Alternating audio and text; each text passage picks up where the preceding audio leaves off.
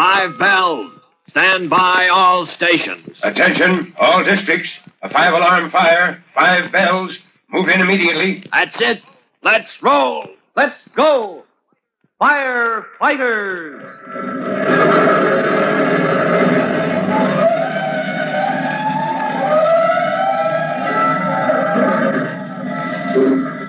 Presenting Firefighters, the true-to-life story of our unsung heroes who stand ready to ride by day or night against our most murderous enemy, the demon of fire.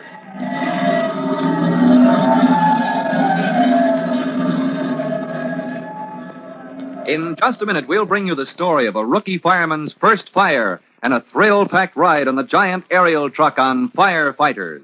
But first, here's a message we hope you find exciting, too.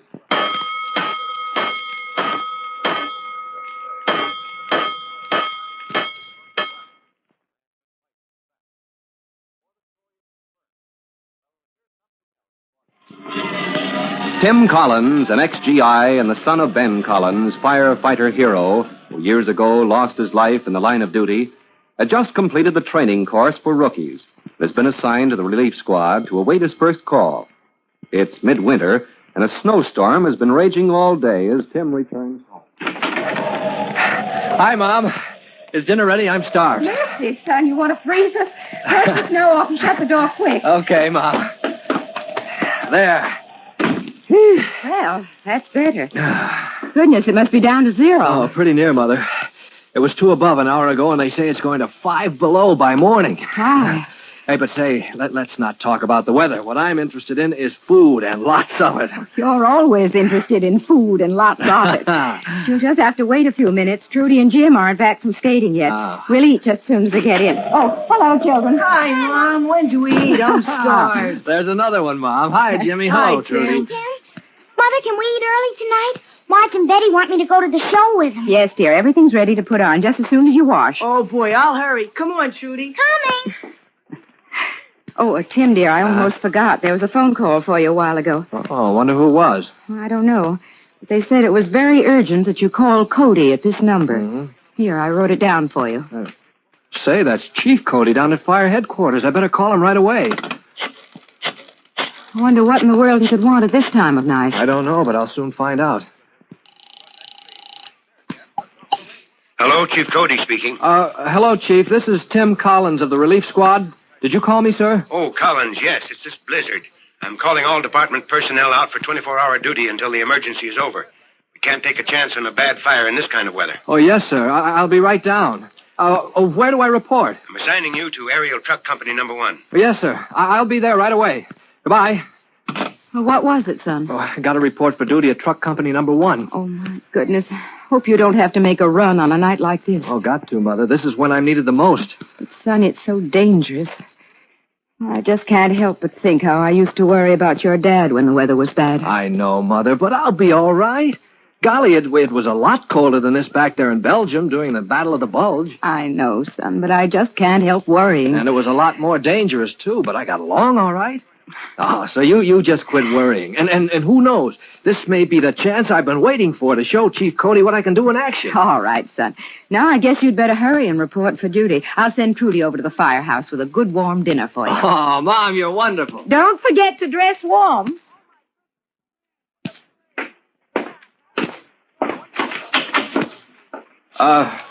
Chief Cody, Tim Collins reporting for duty. Oh, yes, Colin. Sorry to have to start you out on a night like this. But I'm afraid if we have any trouble during this storm, we'll need every man on the force. Yes, sir, I understand. I'm just glad of the chance. That's the kind of talk I like to hear, Collins. You know, you remind me of your dad when he was a young fellow starting out with the department. A great fireman and a fine man, Ben was. Thank you, sir. I only hope I can be as good a fireman. You will, or I'm no judge of men. But now, you know your station? Yes, sir. I've put you with an experienced crew. You shouldn't have any trouble. Oh, here it comes. Looks like you're going to a fire and soon. Yes, sir. Well, that's what I'm here for. Stand by. 8th Street. 8th Street, corner of Maple. All right, men. Let's roll.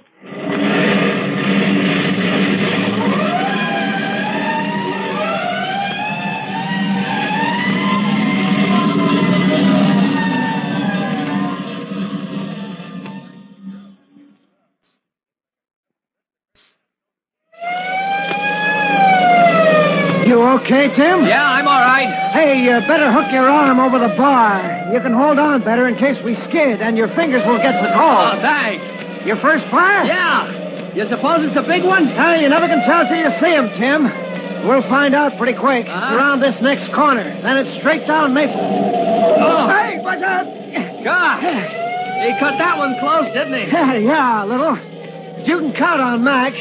He and Lambert, the tiller man, have been working together herding this apparatus through all kinds of weather for better than 10 years. Oh. Only thing I worry about is other drivers. They're what cause all the trouble. Yeah. Hey, look. Huh? That car coming. Oh, look at the fool right in the middle of the street. Hold on, kid. We're going to hit.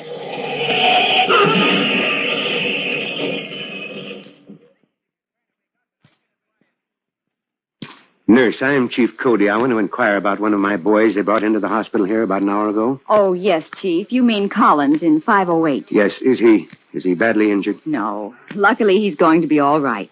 A slight concussion and a broken arm, but otherwise he's in good shape. Would you like to see him? Yes, please. Very well. You just come with me, please. When we picked him up, he was unconscious. I didn't know how badly he might be injured, but I couldn't wait. We had to go on to the alarm. Here we are. This is his room, Chief Cody. Thank you. Mr. Collins, you have a visitor. Hiya, Tim. Oh, gosh, it's you, Chief. I didn't expect you to be coming down here. Well, I got to check up on things, you know. Tell me, how are you, my boy? Oh, gee, Chief, I'm all right, only... Well, this left wing of mine's kind of out of service for a while, I guess. Well, I'm mighty thankful it wasn't any worse. Say, how are the other fellas? Well, did they get hurt? They're okay, Tim. See, the apparatus didn't turn over after the crash, just skidded into the curb. Oh. They hung on and came through with nothing more than a good shaking up. Well, how about the driver in the car that hit us? Yeah, he's all right, too. Only, well, I can't feel very concerned about careless drivers who fail to give the right of way to fire apparatus. Yes, sir. Thoughtless drivers are a greater hazard to us than the worst fires. Yes, sir. Was it a bad alarm, Chief? The very worst kind, son. False alarm. A false alarm? Yes. It's criminal to call fire apparatus out in a blizzard like this, make men risk their lives, waste taxpayers' money, and endanger valuable equipment, just to provide a little excitement for someone who likes to see the fire engine make a run. Oh, gosh, I can't imagine anybody doing a thing like that. Probably some kid. I picked up this red and green knit glove right under the box. Uh-huh. Believe me, I'd like to get my hands on the kid who did it. I'd teach him a lesson and then turn him over to the police. You know, it's a civil offense to ring a false alarm. Yes, sir, I know, but... Well, how do you know some kid didn't... Well, just happened to drop the glove there, while he was playing? I'm afraid not, Tim. We've already had the arson squad working on the case, and they've pretty definitely tied the glove up to the false alarm. Well, then all you have to do now is find the owner of the glove. That's right. It won't be easy, but in a case as serious as this, we won't stop until we've got the guilty party. I'm sorry, Chief Cody, but I'm afraid Mr. Collins has visited long enough for now. Oh, of course, I'm leaving right now. Goodbye, Tim. Good luck. Oh, good night, Chief, and thanks for coming in. Oh, yes, I was about to forget something. Now, hurry up and get that arm in shape, because there's a regular job waiting for you with Aerial Truck Company number 1 when you get well. Hey, did somebody say something about a picture show? Can I go too? Me too. I want to go. It looks like you got a party on your hands, Tim. Okay, we'll all go. Get your things on. I won't be a minute. Yeah, we can make the first show if we hurry. Better put your gloves on, Jimmy. It's pretty cold. He can't, Mommy. He lost them. He lost them? You mean he lost those nice gloves Aunt Ellen sent him for Christmas? Uh-huh. I didn't either. I only lost one of them. See? Here's the other one right here in my pocket. So there. Oh, dear, Jimmy, I declare you're always losing things. Hey, let me see that glove, Jimmy. What for? Come on, let's go or miss the first show. Jim, let me see that glove. What's the matter, son? It's that glove of Jimmy's. Yeah, it's for the right hand.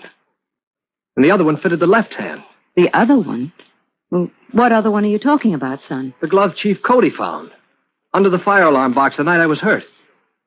Whoever turned in that false alarm was wearing a red and green knit glove. Exactly like the one Jimmy lost.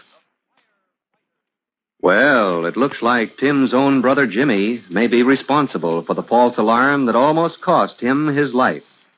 We'll hear more about this when you listen next time to Firefighters.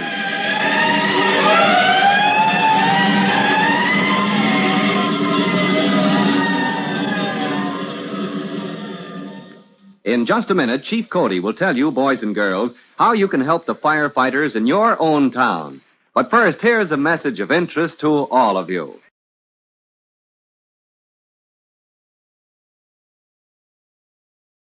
And now, here is Fire Chief Bob Cody. Hello, boys and girls. You know, veteran firemen will tell you that the best way to fight fires is to put them out before they start. And that's how you boys and girls can help us firefighters. Fire prevention starts in the home. And I'd like to give you a tip right now that'll prevent a lot of mighty bad fires. Well, here it is. Go down in the basement and up in the attic or third floor and see if there are any old newspapers or rags piled up in your home. Or if you find any, make it your number one job to get them cleaned out. Waste paper is one of the most common fire hazards found in the average home. Well, that's all for now. I'll see you again tomorrow. And don't forget, I'm counting on you to help prevent fires. So long. Fire Chief Cody and the young rookie fireman Tim Collins will be back at the same station the next time you hear... That's it. Let's roll.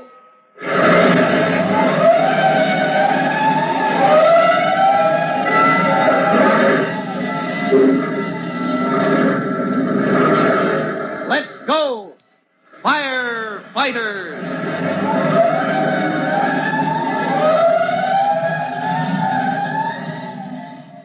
Firefighters is written by Frank Jones and is a copyrighted feature of William F. Holland Productions.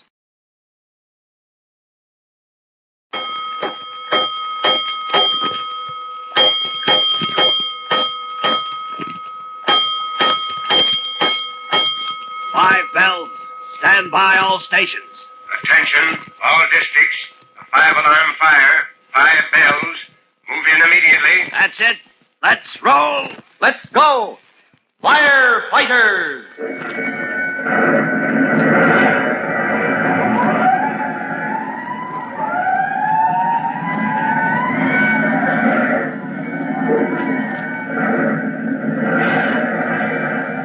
Presenting Firefighters, the true-to-life story of America's unsung heroes who stand ready to ride by day or night against our most murderous enemy, the demon of fire.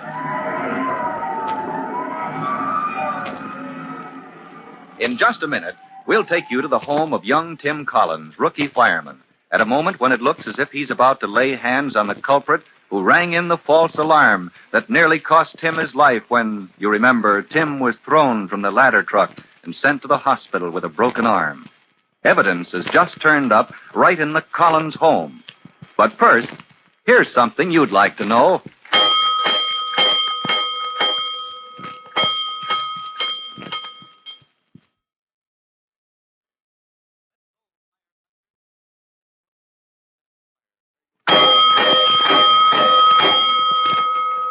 Let's go, Firefighters!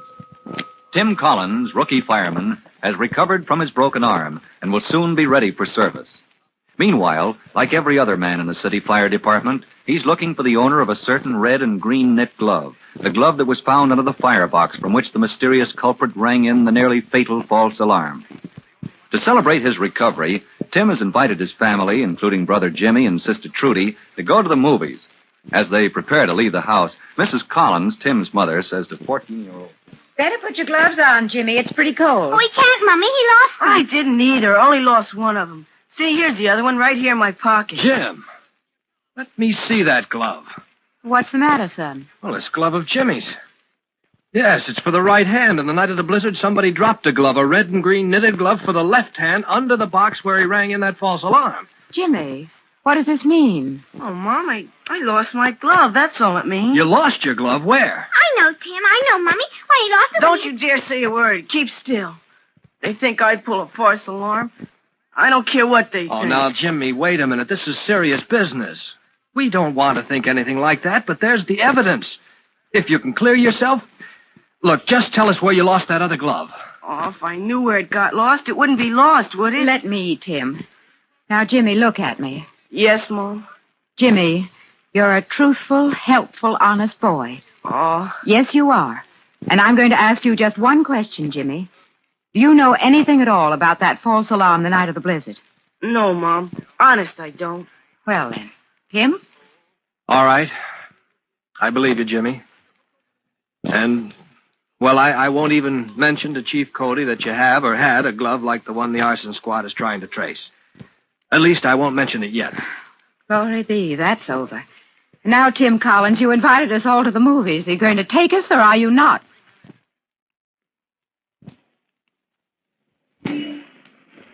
All right, you folks go on into the lobby, Mom. I'll get our tickets. Come along, you two. We'll wait inside where it's warm. 4 seats, please, downstairs. Thank you, miss. Evening, Collins. Who's that? Oh, hello, Chief Cody. You didn't recognize me, huh? Oh, no, sir, not in civilian clothes. Well, say, if you're going inside, why don't you sit with us, Chief? I'd like to, son, but I'm on duty. Just doing a little plain clothes work. Oh, on that false alarm case? That's it. We tipped off the men on duty in theaters and other public places to keep an eye out for the mate to that red and green glove. You know, it doesn't seem likely the culprit would keep it when the pair's been broken. No, it's a thin chance, Collins. Yes, sir, unless... Chief Cody, if there's going to be a wave of false alarms... Right. One glove is enough to prevent fingerprints when the rascal pulls another box.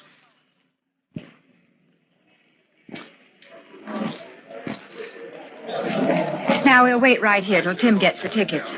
Oh, good evening, Mrs. Cassidy. There's Mrs. Cassidy. She has a recipe I want. Look, Jimmy, Trudy, you stand here and watch for Tim. Oh, Mrs. Cassidy, before you go in, I'd like to... Jimmy. Huh? Jimmy, why don't you let me tell them where you lost your glove? So they can be sure you weren't mixed up in that false alarm. Don't you dare. If anybody tells, it's got to be me.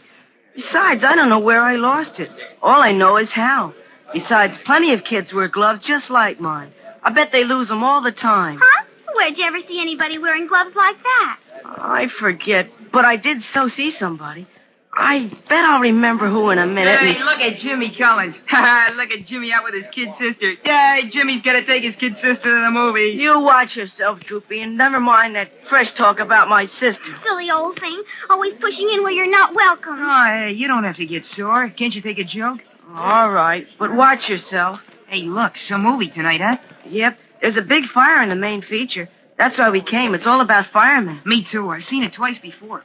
Oh, boy, when the fire trucks come screeching up the street, clang, clang, clang, and the people all screaming and yelling. That's what I like. When they're yelling for help and they got the levers and lights get out of it. Oh, hush, you're making so much noise. Everybody's looking at us. Yeah, well, there'll be more noise than that when the special attraction begins. You'll be screaming and yelling same as the rest. Special attraction. That's good. Oh, that droopy Dolan gives me the creeps. Hey, kids, where's Mom?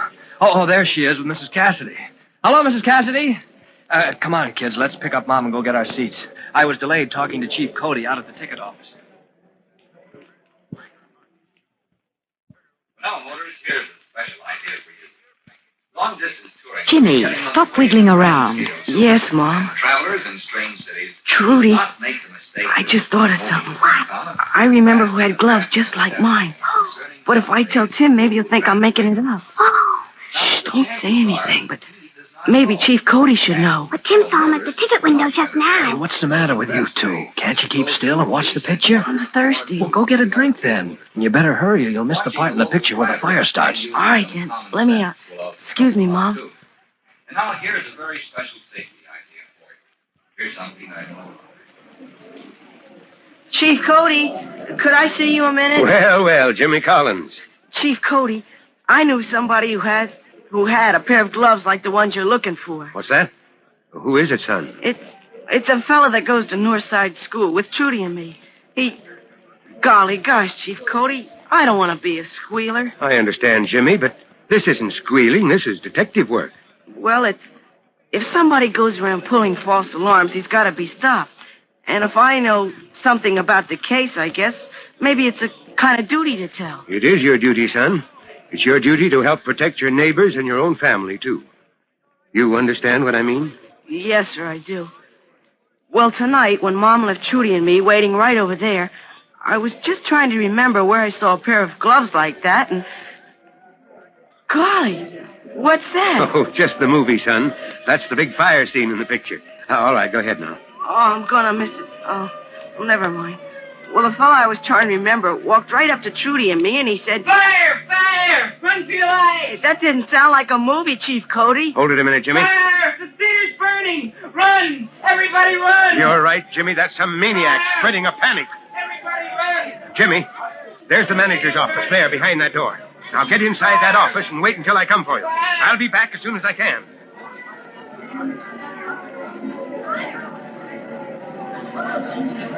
Some fool back there is hysterical. People, Tim, if they lose their heads and start rushing for the exit. Yeah, someone's going to get hurt. Mom, you and Trudy stay here. Don't leave your seats until the aisles are clear. All right. Run, everybody, run! Well, here comes trouble, Mom. Let me out the aisle. Run for your lives! I got you. Hey, let go! Run! Everybody, run! Stop that yelling. You're starting a panic. Lights! Turn on the house lights! Let go! You let me go! I'll let you go when I find it. Hey, come back here. Let me go! I got you. Ease This up time there. you want... Ease up. This is Chief Cody. Oh, sorry, sir. I was trying to... Well, this is Tim Collins, Chief. Oh, good. Just the man I want.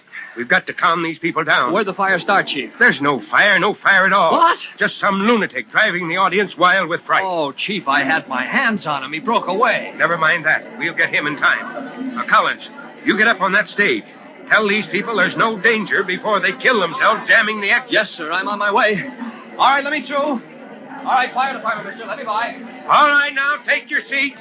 There's no danger. There's no fire. Now, take your seats, please.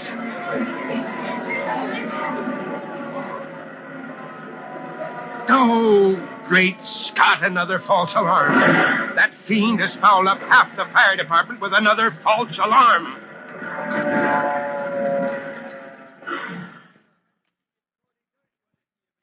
Now there's a case of one person playing a cruel practical joke, threatening the lives of hundreds of innocent people in a theater audience. But Tim Collins and Chief Cody are on the spot. Jimmy Collins, Tim's younger brother, has remembered where he saw a pair of red and green knit gloves like the one the arson squad is trying to trace, and the case is rushing toward its climax. For what happens next, listen to our next true-to-life episode of The Firefighters.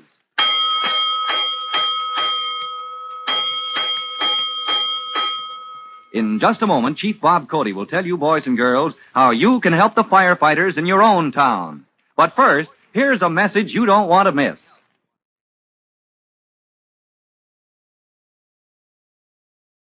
And now, Chief Bob Cody, with a special assignment for all junior firefighters.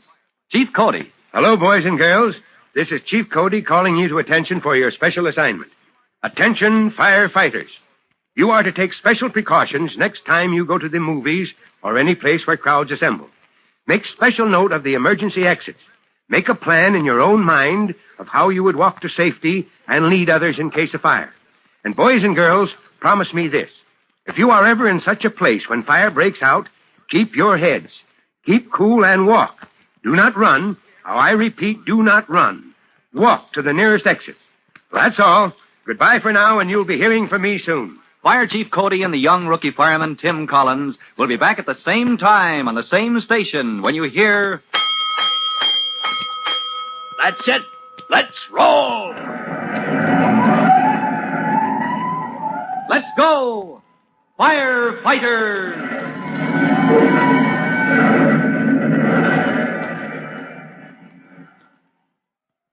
Firefighters is written by Frank Jones and is a copyrighted feature of William F. Holland Productions.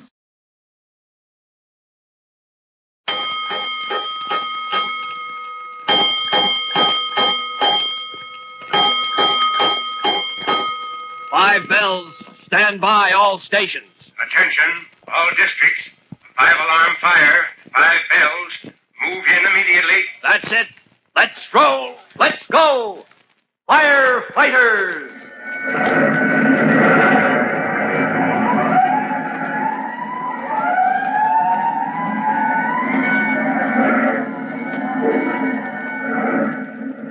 Presenting Firefighters, the true-to-life story of our unsung heroes who stand ready to ride by day or night against our most murderous enemy, the demon of fire.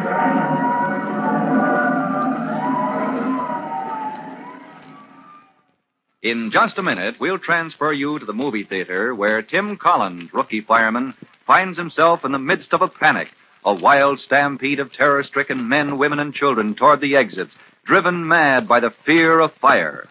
And worst of all, there is no fire. This panic is the work of a ruthless practical joker spreading the false cry of fire, run for your lives. Chief Cody is on the spot to begin his investigation. But first, here's a matter you'll want to investigate for yourself.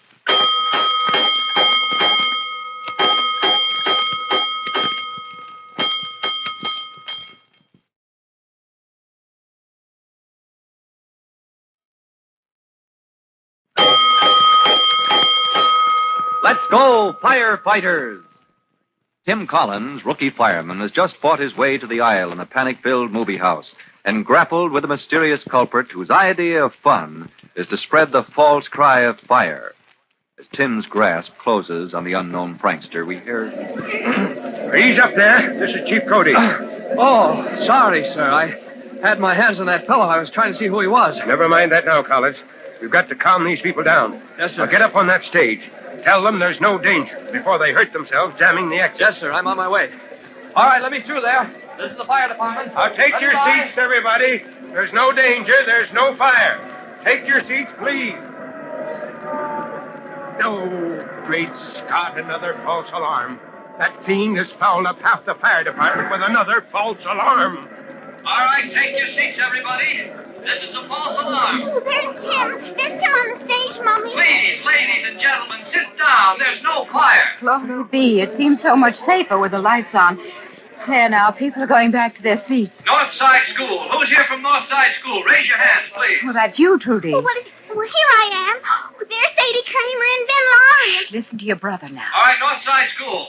Now, this is just like a fire drill. Now, keep cool. Keep quiet. Keep your head. And keep your seats. They're all sitting down again. Well, now, the children are setting their elders a good example. All right, ladies and gentlemen. Thank you. Thank you for your cooperation. Now, a word from Chief Cody. Chief Bob Cody of the Fire Department. Ladies and gentlemen, presenting Bob Cody, your fire chief. Take the microphone, sir. Oh, blast the microphone. I'm not one of those fellows with a pretty voice. Did they hear me? Well, never mind. I've got something to tell them. Ladies and gentlemen, there is no fire. There is no cause for alarm. You have been the victims of a practical joke. Now, as chief of your fire department, I guarantee that we will track down and prosecute to the limit of the law the perpetrator of this wicked, cruel, practical joke. It's only luck that no one was killed or severely injured here tonight. Meanwhile, on with the show.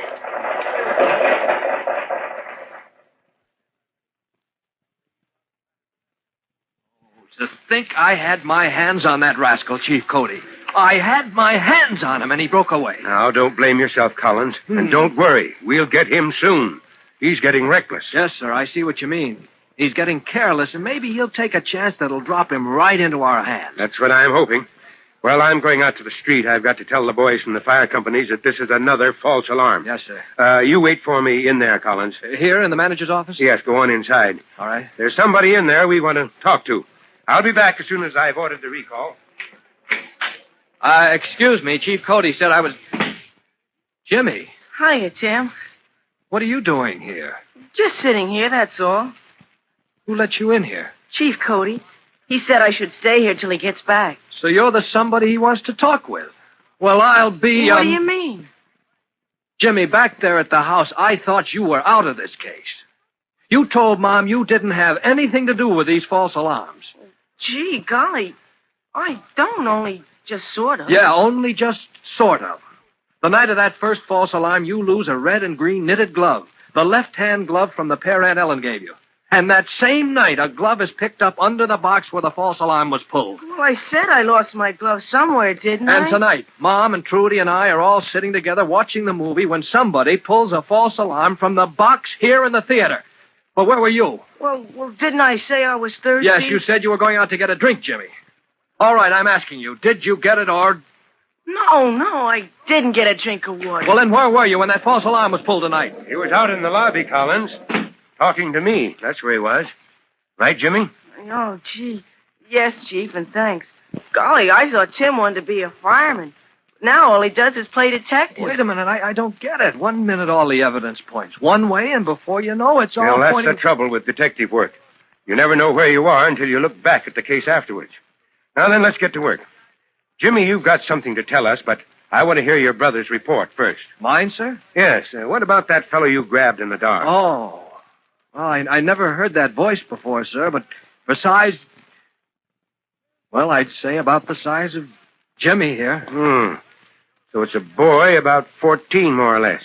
And when we get him, we'll clear up both cases of false alarm. You have proof he's the same fellow as last time? Yes, sir. Plenty of proof. Here, look at this. The other glove. The mate to the glove we found the night of the blizzard. Golly gosh. Where'd you find it? Out in the corridor behind the auditorium, Jimmy. Right under the alarm box where that maniac dropped it. Jimmy, I think you'd better come clean. Come clean about what? Oh, gee, Chief, about my glove. I had a pair like that, only I lost one. And Tim keeps thinking maybe Jimmy, where's that glove you showed us at home? I hope you've got it right there in your pocket. It'll look bad if you haven't. Oh, all right. There it is. Oh, Jimmy, you're in the clear. That proves it. Oh, excuse me, Chief Cody. That's all right, Collins. I'm a little relieved myself. Though it would be hard to suspect Jimmy here, since he and I are working together on this case. Working together? Yes. Well, that's why you had him wait here in the manager's office. Collins, your brother has a line on another boy who owned a pair of gloves like this. He saw that boy here in the movie house tonight, before the panic broke out. He was just about to tell me the name when the false alarm was pulled.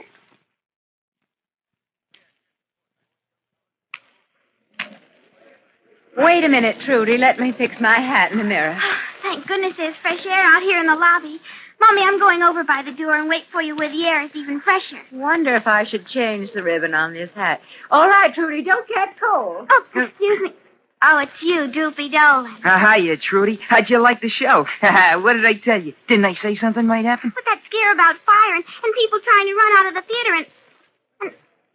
Droopy, how did you know it was going to happen? Oh, me? How could I know?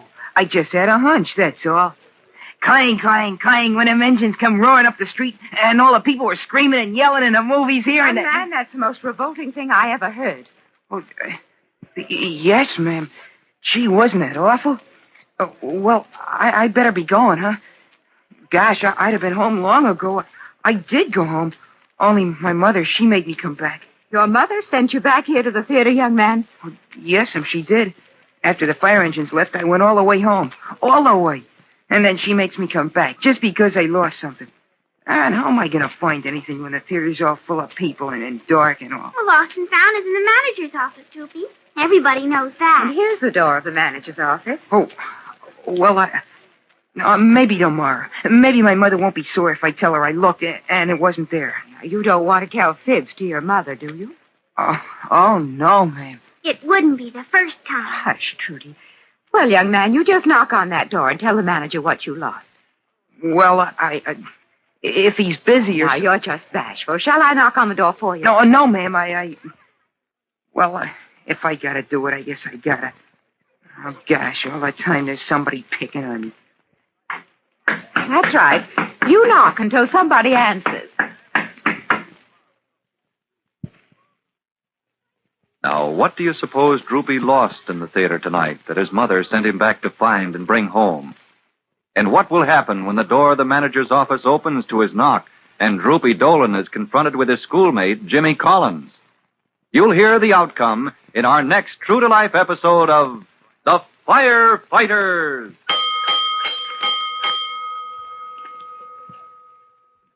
In just a moment, Chief Bob Cody will tell you, boys and girls, how you can help the firefighters in your own town. But first, here's a message for you.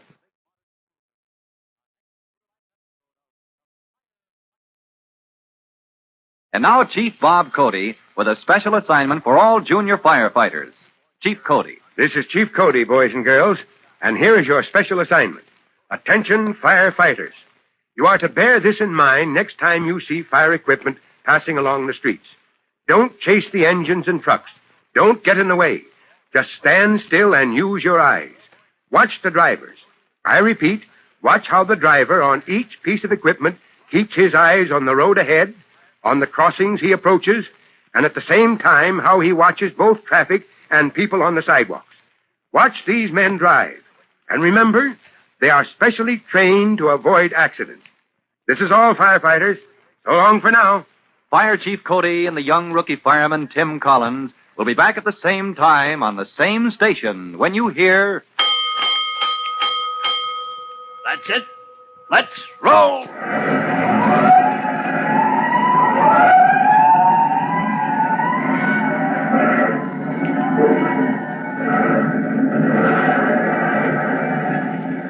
Let's go! Firefighters!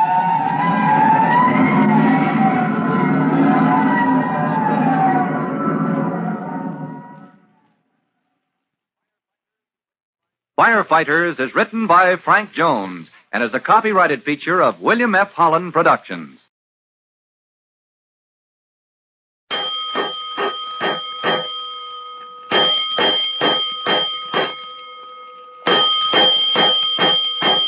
Five bells. Stand by all stations. Attention, all districts. 5-alarm fire, 5 bells. Move in immediately. That's it. Let's roll. Let's go! Firefighters!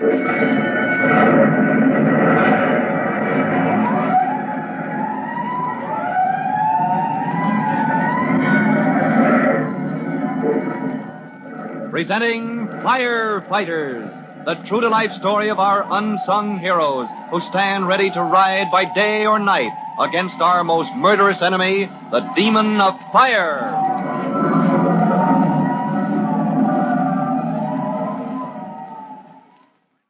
In just a minute, we'll move to the manager's office in the movie theater where Tim Collins, rookie fireman, is up against the hardest duty he has ever had to face. As you remember, all the evidence in the case of the dangerous false alarms appears to point to Tim's brother Jimmy as the guilty person. The investigation by Chief Cody of the fire department is coming to its climax. But before we bring you the details, here's something you'll want to hear.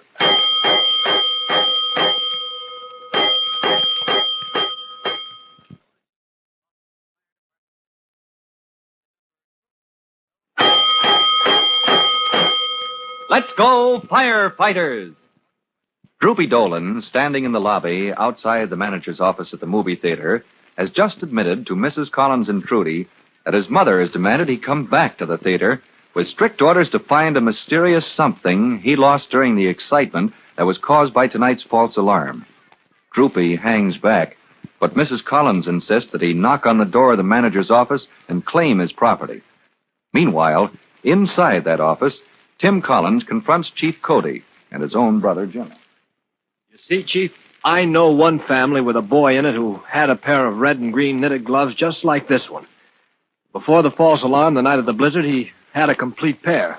And afterwards, the left-hand glove was missing? Oh, gosh, Tim, if you only let me tell what really happened. Don't interrupt him, boy. Go on, Collins. I don't want to go on, but... Well, Chief Cody, tonight this same boy had the right-hand glove before the false alarm was pulled here in the theater. Yes, we've been over all that. We have both gloves. There's the one we found tonight, right there on the manager's desk. But now we've got to find the guilty boy. Well, Chief, I'm afraid the culprit is right here in this room. In here with us? Jimmy, haven't you anything to say? Oh, Tim, I don't know what to say now. You'd only let me tell you before when we were alone, but... What is all this? Collins, you're not accusing Jimmy. You better let me handle this, Chief. Jimmy, tonight before we left home, you had a red and green knitted glove for the right hand. The only one left of the pair Aunt Ellen ordered from the mail order house and gave you for Christmas. Is that true or isn't it? Oh, gosh, Tim, you know it's true. All right. After we got the crowd calmed down, Chief Cody found a glove out in the passageway near the box where the false alarm was pulled. A red and green knitted glove for the right hand. True. Here it is on the manager's desk. Now, Jimmy, if you're not guilty, you still have your own glove in your possession. If you don't have that glove, well, you might as well throw yourself on the mercy of the chief. Here, look at this. Another glove. It's mine. It's my glove. It's been in my pocket all the time. Oh, Jimmy! Oh, even if you never forgive me for suspecting you, I'm the happiest man in the fire department tonight. Yo! Oh, here now. Easy, Collins. We still haven't caught the real criminal, you know. Hold it. There's somebody at the door. Oh, I'll answer it, Chief. I gotta see the manager. Are you the manager, Mr.? Well, no, the manager isn't here. Anything I can do? Yeah. Chief Cody, that's the kid I told you about. That's Droopy Dolan. Oh, what a nickname.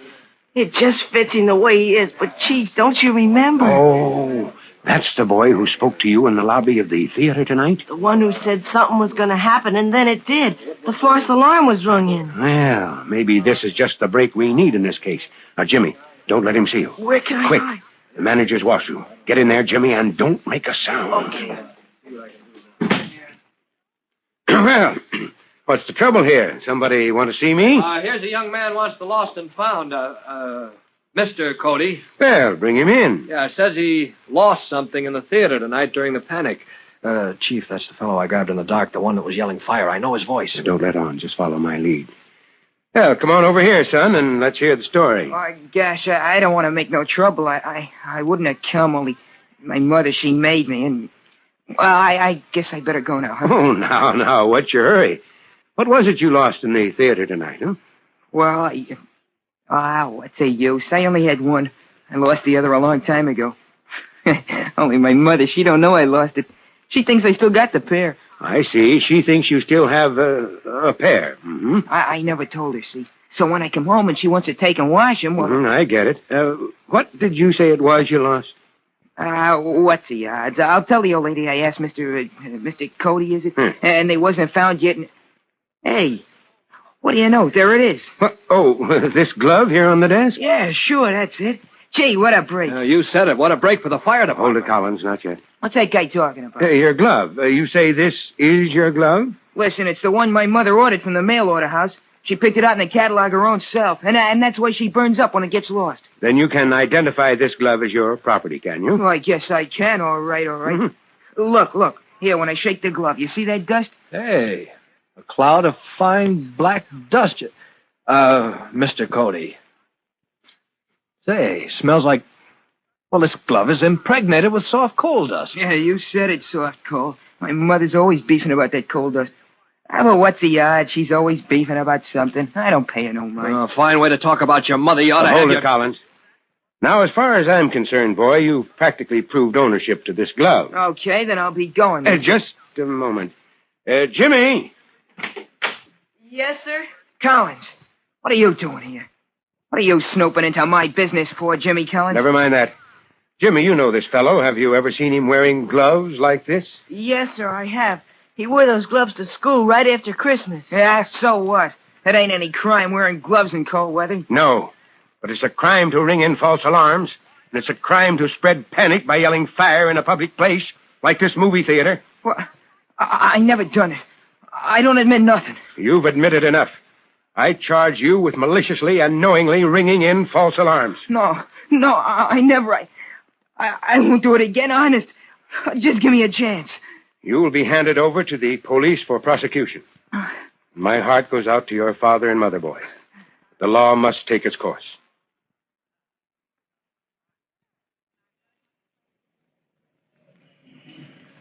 Well, all's well that ends well. Oh, by the way, can I drop you people anywhere, as long as I have my car? Thank you. No, Chief Cody, we're almost home. I'm going to march my family off to bed before anything else happens. Oh, there's just one point I don't understand about this case. Oh, what's that, Chief? Well, how did your brother Jimmy lose his glove the night of the blizzard? How about it, Jimmy? Oh, do I have to tell? Gimmy's ashamed. Gimmy's ashamed. Oh, I am not. It's just, well, that night, remember I went to the movies with Trudy, and she met some other girls, and Jimmy was throwing snowballs at us, and we chased him and washed his face with snow. Oh, I tripped, and then's when I lost my glove. And we made him yell, Uncle. And, oh, Mommy, there were only 6 of us girls. Oh. Well, now, don't laugh at Jimmy too hard. No, Jimmy was a big help in clearing up this case. You bet.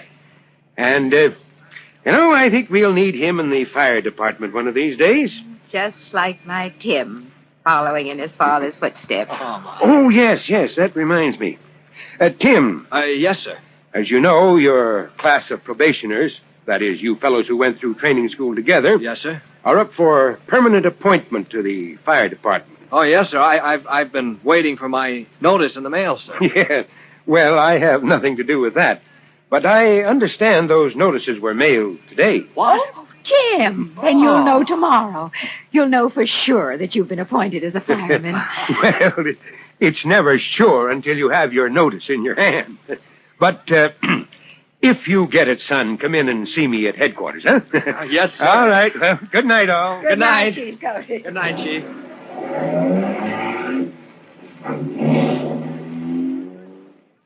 Gee. If I get my appointment. Golly. If I get it. Oh, good grief. Now I won't sleep a wink all night. Now, what do you suppose Chief Cody meant by that if? All along, Tim has counted on getting his permanent appointment on the fire department. And he was sure he was in line for it when Chief Cody called all available men to special duty the night of the blizzard a few weeks back. But now Chief Cody says if. Well, there's only one sure way to find out what happens next. Be sure to listen to our next true-to-life episode of The Firefighters.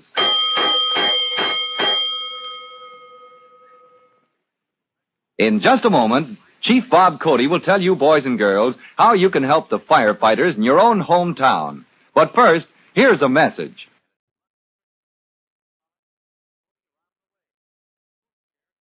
And now, Chief Bob Cody with a special assignment for all junior firefighters. Chief Cody. Hello, boys and girls. This is Chief Cody again. And here's your special assignment. Attention, please. You are to make yourselves familiar with the operation of the alarm box nearest your home. Study the directions on the box until you know just what to do in case of emergency when you must call the fire department. Now, here's the rest of your assignment. Do not touch. Don't touch the fire alarm box, except when you need to call for help. And if you know anybody who thinks it's fun to ring in false alarms, warn him to stop before he gets into serious trouble. Tell him how dangerous it is to us firefighters and to the whole neighborhood when some foolish person rings in a false alarm. Well, that is all, and thank you, firefighters. Fire Chief Cody and the young rookie fireman Tim Collins will be back tomorrow at the same time on the same station when you hear... That's it. Let's roll.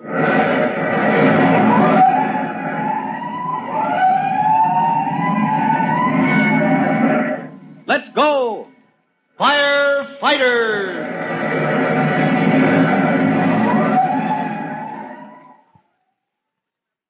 Firefighters is written by Frank Jones and is a copyrighted feature of William F. Holland Productions.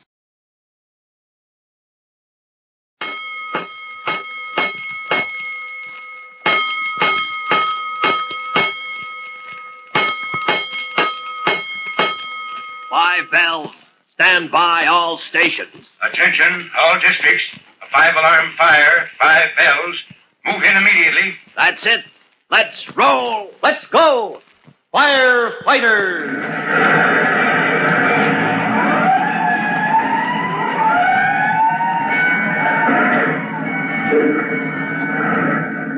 Presenting Firefighters, the true-to-life story of our unsung heroes who stand ready to ride by day or night against our most murderous enemy, the demon of fire.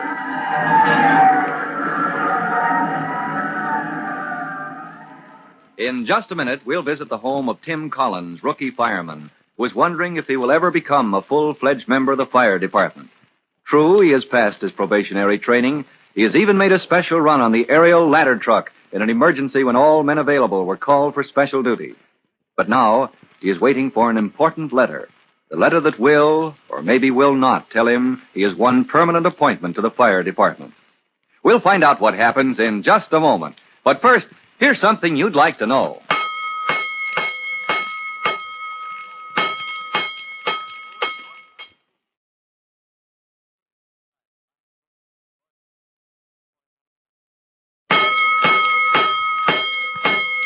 Let's go, firefighters!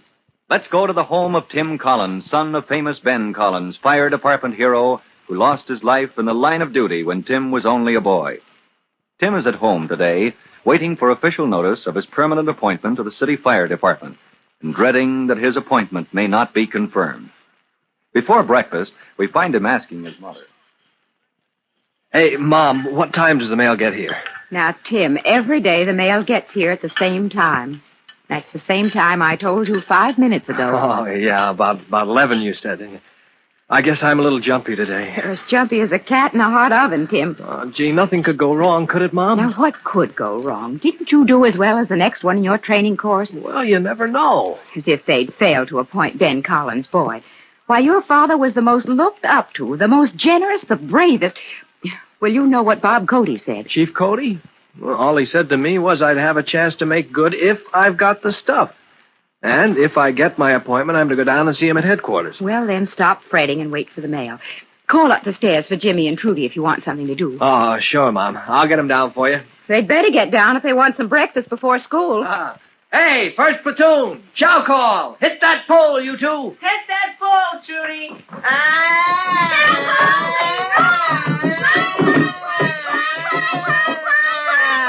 First platoon reporting for chow call, sir. Me too, sir. Oh, hey, Fireman 4th Class Jimmy Collins. Secure that bell cord. Yes, sir. Ouch! Quit pinching. Bell cord secured, sir. Ouch! Now, that's enough. You two firemen stop pinching each other and sit down to breakfast. Glory be, you'll never get to school at this rate. Timmy, did your letter come yet? Are you a real rookie fireman now instead of just a prohibitionary? Probationary, Trudy. And you know very well the mail doesn't come till 11. Mom, can we stay and see what the letter says? Huh, You'll Mom? hear all about it the minute you get home from school this afternoon, children. Gee, Mom, we ought to celebrate. Tim doesn't get to be a fireman every day, I guess, Mom. Now, if you two don't stop talking with your mouths full, we'll celebrate, all right? You wait and see. Yeah, if there's anything to celebrate. Oh, hush, Tim. Gee, with a cake, Mom? A big cake, 4 layers like you make with pink frosting, Mom? And pork chops, Mom. I hate pork chops, but Timmy loves them, don't you, Timmy? Yes. A pink layer cake with pink frosting and all the pork chops Tim can eat. But we'll have the chops first, if you don't mind, and the cake for dessert. And now, will you two finish your breakfast and be off to school?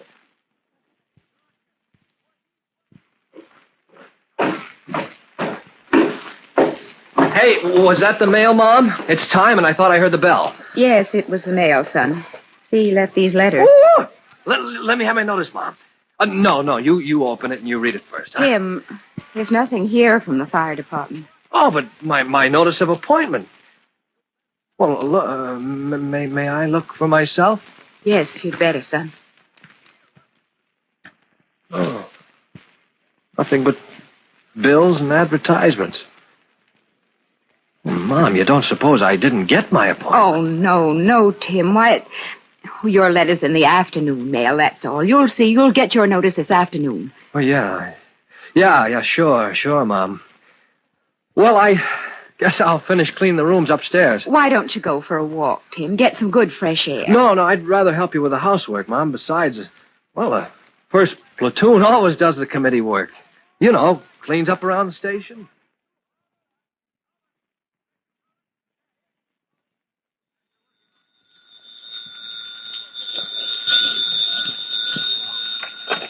Hello? Yeah, this is Tim Collins. Oh, hiya, Pete. What's on your mind? You did? Well, you got your appointment through the mail. Oh, say, that's fine. Congratulations. I'm glad you got... Huh? Well, no. I said no. I guess my notice didn't get into the mail in time. Yeah, well, at least I didn't get any notice that says I've been rejected, so... Yeah, maybe in the afternoon mail. Ought to be here any minute. That's what I'm counting on. Uh-huh. Yeah, sure. Well, there's life, there's hope. All right, goodbye, Pete. I'll be seeing you. Nothing, Mom. Just a fellow from my training class got his notice this morning. Tim, I'm right here behind you. No need to shout. Oh, I didn't hear you come in, Mom. Son, the mailman just went by the house. I called out to him, but there's nothing for us. Well, I guess that's that. I guess I just didn't make it, that's all. Oh, no, Tim, not you. Not Ben Collins' boy. I'm going to call Bob Cody. Let me have that phone. Call Chief Cody. Oh, Mom, you mustn't. These appointments, he hasn't anything to do with them. I don't care. He was your father's best friend. He'll tell us. No, please, Mom. I'd rather ask him myself. I will tomorrow. I got here first. Me first. Let me see your letter first, Timmy. Where is it, Timmy? Did Chief Cody sign it himself, Timmy? Children, Jimmy, Trudy, there's been a delay. Now, don't ask questions, please. My appointment didn't come through, kids. Oh, Tim, what does that mean? You're not even a rookie? Gee, Mom. No cake tonight? No celebration? Cake? Well, yes, the cake's in the oven this minute. Trudy, you'll help me make the frosting. And Jimmy, you can march right down to the store and get the pork chops. We'll celebrate, all right, just to show that the Collinses can hold their heads up whatever happens.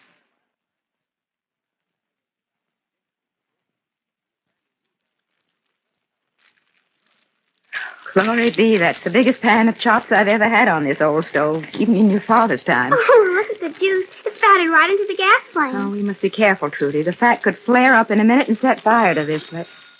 Oh, Glory be, what's that at this time of day? Somebody at the door, Mom. Shall I tend the chops while you answer it? No, your brothers are out there. They'll answer the door.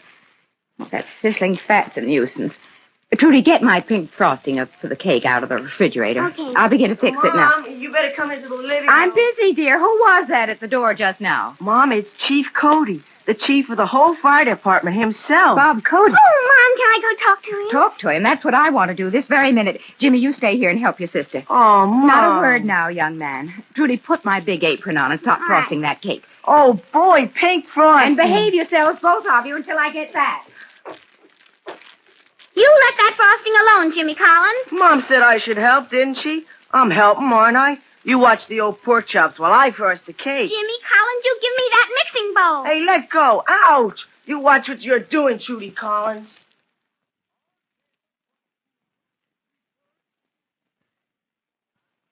No, sir, not a word all day. Oh, Mom, here's Yes, Chief... I see him. I'm glad to see you, Bob Cody, because I have a question to ask.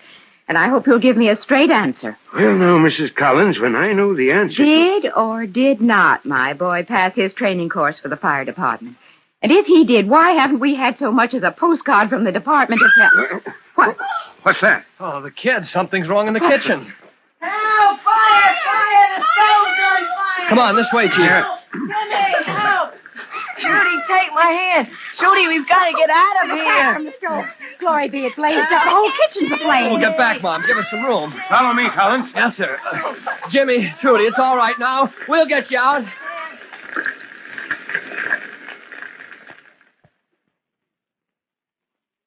Yes, it's all right now, with Tim Collins and Chief Cody coming to the rescue. But there's a dangerous fire blazing in the Collins kitchen where Trudy and Jimmy, struggling over the bowl of frosting for their mother's cake, have upset the fat from the frying pan on the stove. The fat has flared up with explosive fury, and Tim Collins has a hungry blaze to fight right in his own home. Hear how these trained firemen attack the fire in the Collins kitchen in our next true-to-life episode of The Firefighters. In just a moment, Chief Bob Cody will tell you boys and girls how you can help the firefighters in your own town. But before you meet Chief Cody, here's a message you'll find pretty interesting.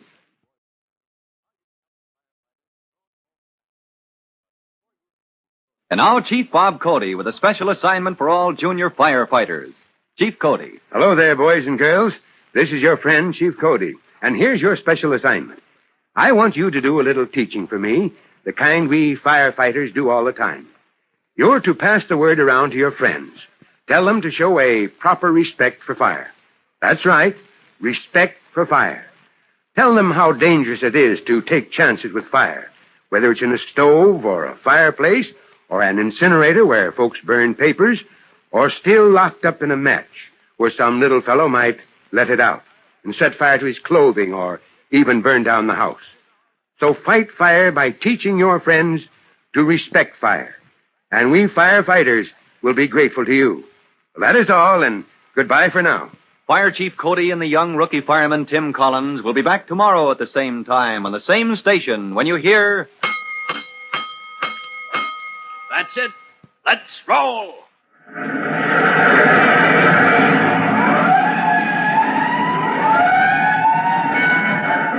Let's go! Firefighters!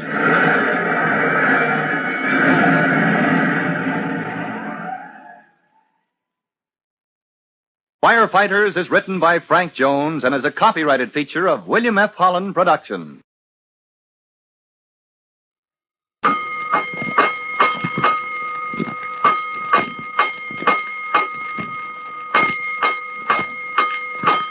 Five bells. Stand by all stations. Attention, all districts. A 5-alarm fire, 5 bells. Move in immediately. That's it. Let's roll. Let's go! Firefighters!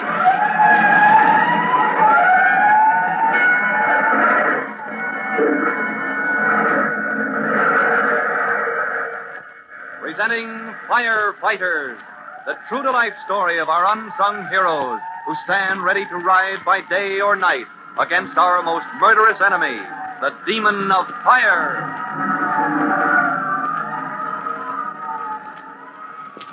In just a minute, we'll report to the scene of action in the Collins home, where you remember Tim Collins, rookie fireman, is about to follow Chief Cody into the blazing kitchen.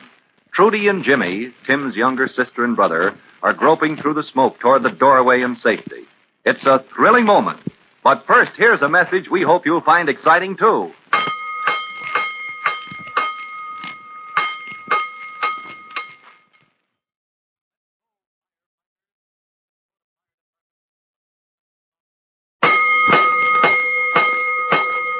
Let's go, Firefighters! Let's go to the home of Tim Collins, where fire has just broken out. In the living room just a moment ago, Tim and his mother were talking to Chief Cody of the fire department. Mrs. Collins, over her son's objections, was just asking the chief why Tim, who has completed his probationary training as a fireman, has not yet received his notice of appointment to the department. And just as Chief Cody was about to give his answer, they heard a scream from the kitchen. What's that? Oh, the kid. Something's wrong in the kitchen. Help! Fire! The stove's on fire! Help! Tim, help! The crack from the stove. Glory be, it blazed up. The whole kitchen's aflame. We can't tell yet till we got that smoke cleared away. Get back, Mom. Give us room. Can't I help? No, stay here. You follow me, Collins. Yes, sir. I'm right behind you, Chief. Help! Judy, stand still. Ouch! Oh, my hand. Stop hitting me. You stop. Judy, that your apron's on fire. Oh, my hand. All right, Trudy. I'll just soak the flames with my coat. Stop it. What are you doing? Oh, no, I'll let you out after I put you out. All right, Collins. I have the girl. Give me a lead toward the doorway. Yes, sir. Smoke, here's my hand, sir. The door's this way. I've got the door, Collins.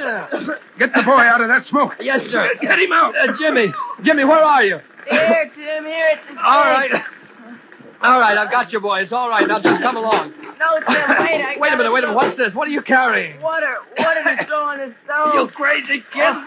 Water on that stove, it'll spit the burning grease and fat. We'll put it out, spread it all over the kitchen. Gosh, I got it. Oh, keep your head down low, Jimmy. Bend down where the air is cleaner.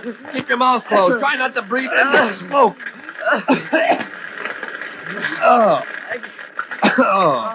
There. All right, Jimmy. You're all right now. Gosh, my eyes are burning. It's like I'm crying, but honest, I'm not. Mrs. Collins, leave Trudy wrapped up in my coat. Get a coat or blanket to wrap around Jimmy. Oh, I know what to do. That's right, Mom. Wrap them up well. Make them lie down. Then you can look them over for burns. They're in safe hands, Private. Yes, sir. Come on, now we have a fight on our hands. Yes, sir. We'll have to ventilate, clear the smoke out, and get a look at the fire. Right. Is there salt in the kitchen? Not enough to put out that fire. Oh, but back in the back entry, there's a half barrel of sand. Good. Then here's our plan. When we go in, I'll ventilate by throwing open the window. Yes, sir. And you make straight for the sand in the back entry.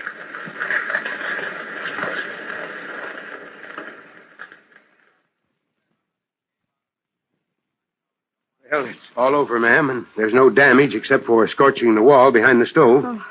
If I'm not mistaken, that's a sheet of insulation, that wall board. Yes, sir, it is. Dad put it in himself. Yes, Ben said he was worn out fighting fires in other people's kitchens. He was blessed if he'd ever have one his own. Oh. What he'd say to me today, I hate to think. Well, there's no loss, except your pan full of pork chops has turned to charcoal. Glory be, I must get busy and clean up the mess. And serve me right, letting my stove get so greasy. It doesn't take much grease to make a stove dangerous, ma'am. I've learned my lesson. If you'll excuse me. No hurry, Mom. But that sand, you must have dumped a ton on my stove to put out a blaze like that. The salvage squad took care of that. You should have seen Chief Cody shoveling the sand on the blaze with both hands. And as soon as the fire was out... The old man just went into reverse and shoveled the sand back into the barrel. So your stove is back in service, Mom. Polished up prettier than new. Well, I never. Nothing like having your own private fire department, so I hope I never need it again. Mom, make Chief Cody come in here.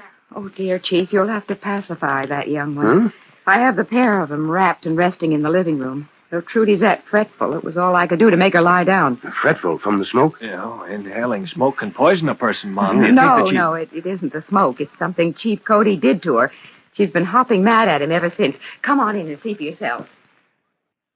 Well, Jimmy, Trudy, your mother says you came out of it with no ill effects.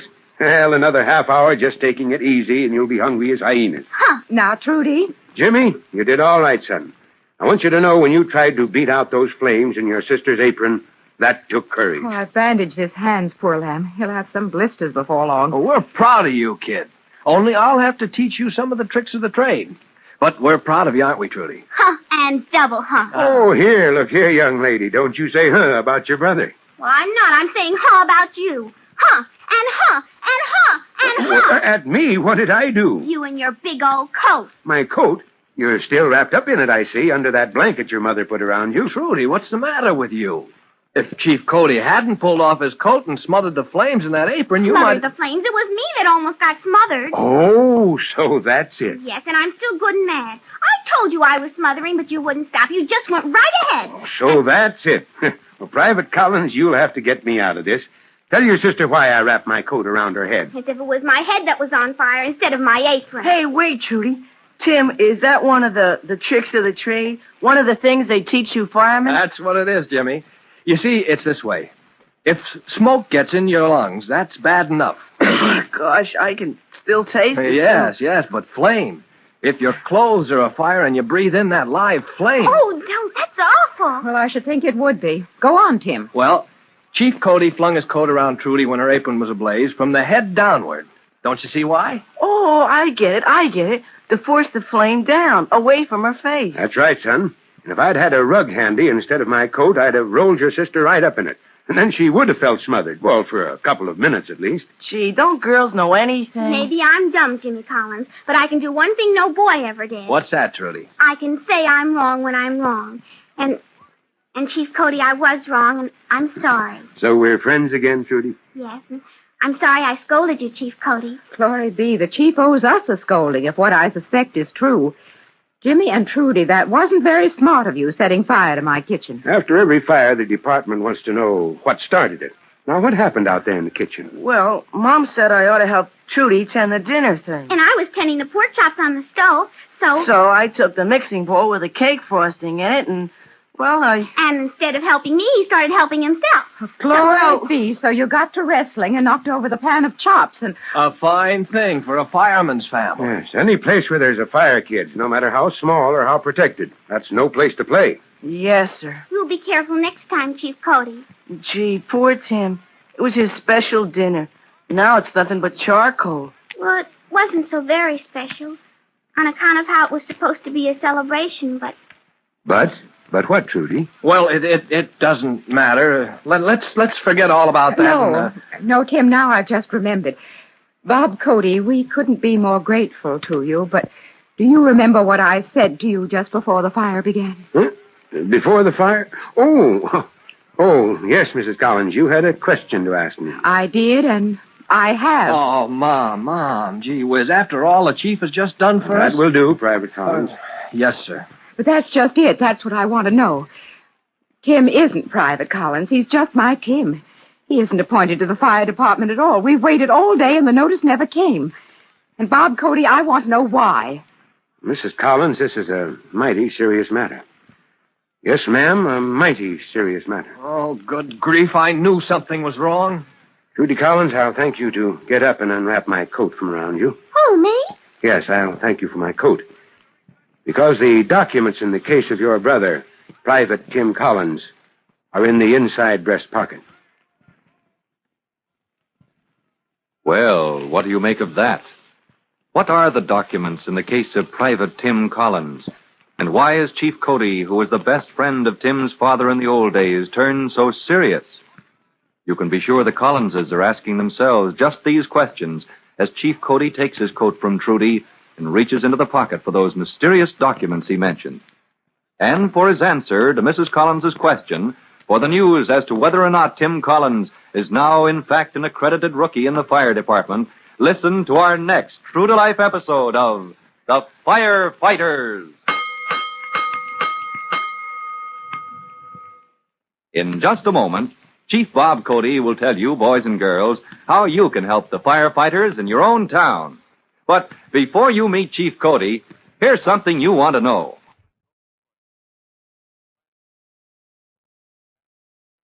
And now Chief Bob Cody with a special assignment for all junior firefighters. Chief Cody. This is your friend, Chief Cody. And here's your special assignment, boys and girls. You are to inspect your kitchen to find possible fire hazards that should be cleared up to prevent the risk of fire. Now, one big risk in every kitchen is the fat and grease that is apt to collect on the stove. Now, this grease is dangerous. At any time, a hot fire, a spark, or flame may touch off this accumulated fat and grease. Now, since fire prevention in time is worth any number of hose trucks and engine companies after the fire starts, here is your assignment. Check up on conditions in your kitchen, and after you check up, clean up. That is all, firefighters, and so long for now. Fire Chief Cody and the young rookie fireman, Tim Collins, will be back again at the same time on the same station when you hear... That's it. Let's roll!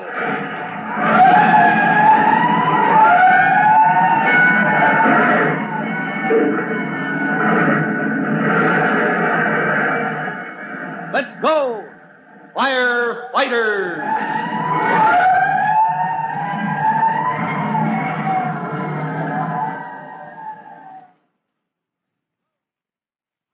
Firefighters is written by Frank Jones and is a copyrighted feature of William F. Holland Productions.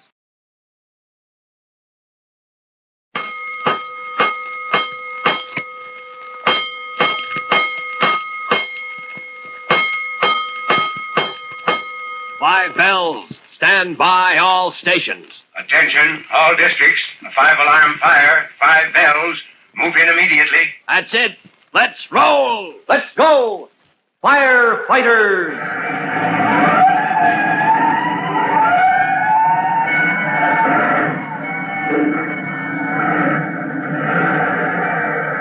Presenting Firefighters, the true-to-life story of our unsung heroes who stand ready to ride by day or night against our most murderous enemy, the demon of fire.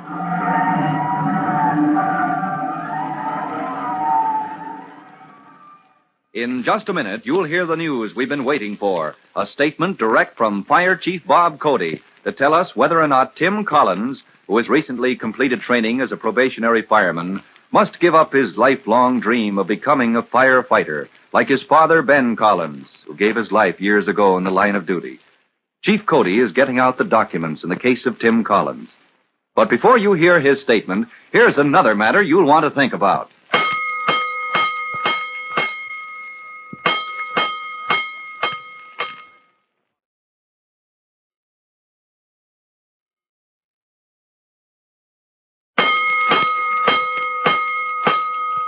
Let's go, firefighters!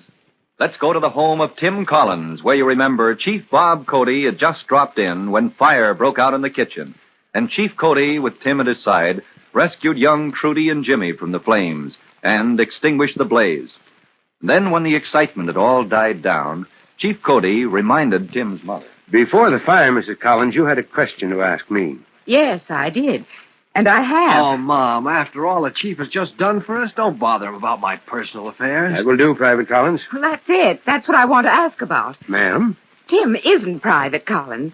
He's just my Tim. Chief Cody, we waited all day for the announcement, and it hasn't come. Announcement? What announcement does your mother mean, Collins? Oh, you know, Chief Cody, the announcement letter from the fire department. You know, the letter that says Tim is okay, that they want him in the department. My goodness, they better say yes, because he has his helmet and boots and his great big rubber coat up in his closet this minute. Golly, I tried him on. The coat looks like a 10 on me. I bet you if I was... Trudy, Jimmy. Yes, Mommy. Oh, so that's it. Well, now, I'm glad you reminded me of Tim's appointment, Mrs. Collins, because that's the matter I dropped in to speak to you about. But you mean you came yourself instead of the department sending a letter? He hasn't. My Tim hasn't been rejected. Mrs. Collins, this is a mighty serious matter. Yes, ma'am, a mighty serious matter. Oh, good grief. I knew something was wrong. Trudy Collins, I'll thank you to hand me my coat. Oh, me, sir? Yes, you, my young friend. I'll thank you for my coat, because the documents in the case of your brother Private Tim Collins are in the inside breast pocket. Private Tim Collins. There, you said it again. If I may have the attention of this gathering... Oh, let's hear it, Mom. And don't look so worried. I don't care. Honestly, if I failed, it doesn't matter. Now, quiet, please. Tim Collins, by the evidence of these documents in my hand, I find that you have recently completed the training course for probationary firemen. Correct? Yes, sir. Well, I thought I did pretty well, too.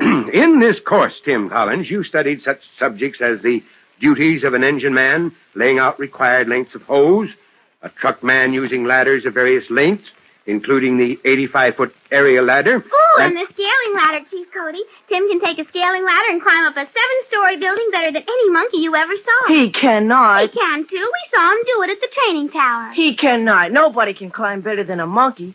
But he's just as good, Chief Cody. Honest, he's just as good as any monkey you ever saw. And I bet you... Oh, stop it, kid. Yes, be still. Bob Cody, we know all this. We know what Tim learned in training school, and he learned it well. But won't you please come to the point? That is the point, Mrs. Collins. Your Tim passed his probationary course with the highest rating any man in training has ever achieved. And I came here tonight to tell you so. To say how proud I am that the son of my old friend, Ben Collins, has made good. But, baby, I'm so choked up I can hardly talk. You, Tim, you understand what I've just said? Well, no, sir. I thought I did all right in training, but... Oh, yeah! Well, I'll be going now, Mrs. Collins. Tim. Yes, sir. Private Collins, come out here in the hall. There's one more thing I have to tell you. Yes, sir. You've got to excuse us, Chief Cody. After waiting all day, the kids and Mom and me, yes, too. Yes, I understand, son, but there's this you ought to know. This high standing of yours, it earns you a special privilege. Sir? You now have your appointment as Fireman 4th Class Private Collins. And I'm happy to be able to offer you the privilege of choosing your own assignment. You mean I can say where I want to serve instead of just going where I'm sent? A post in any firehouse in the city can be made for you, Private. Hook and ladder company, like your father, engine company, salvage squad, anything you decide. Oh, gee. Well, I'd like to think it over, sir. Good. That's good judgment, Collins. All right, report to me in the morning at headquarters. And bring your helmet and boots and that rubber coat that looks like a tent when Jimmy tries it on. Bob Cody, I was afraid you were gone. I'm just going, ma'am. No, you're not going at all.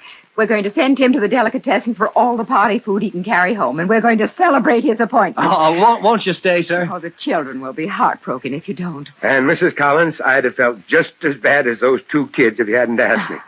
All right, come on, Tim, you lazy bones. We'll go down to the store together and bring back a banquet fit for a fireman.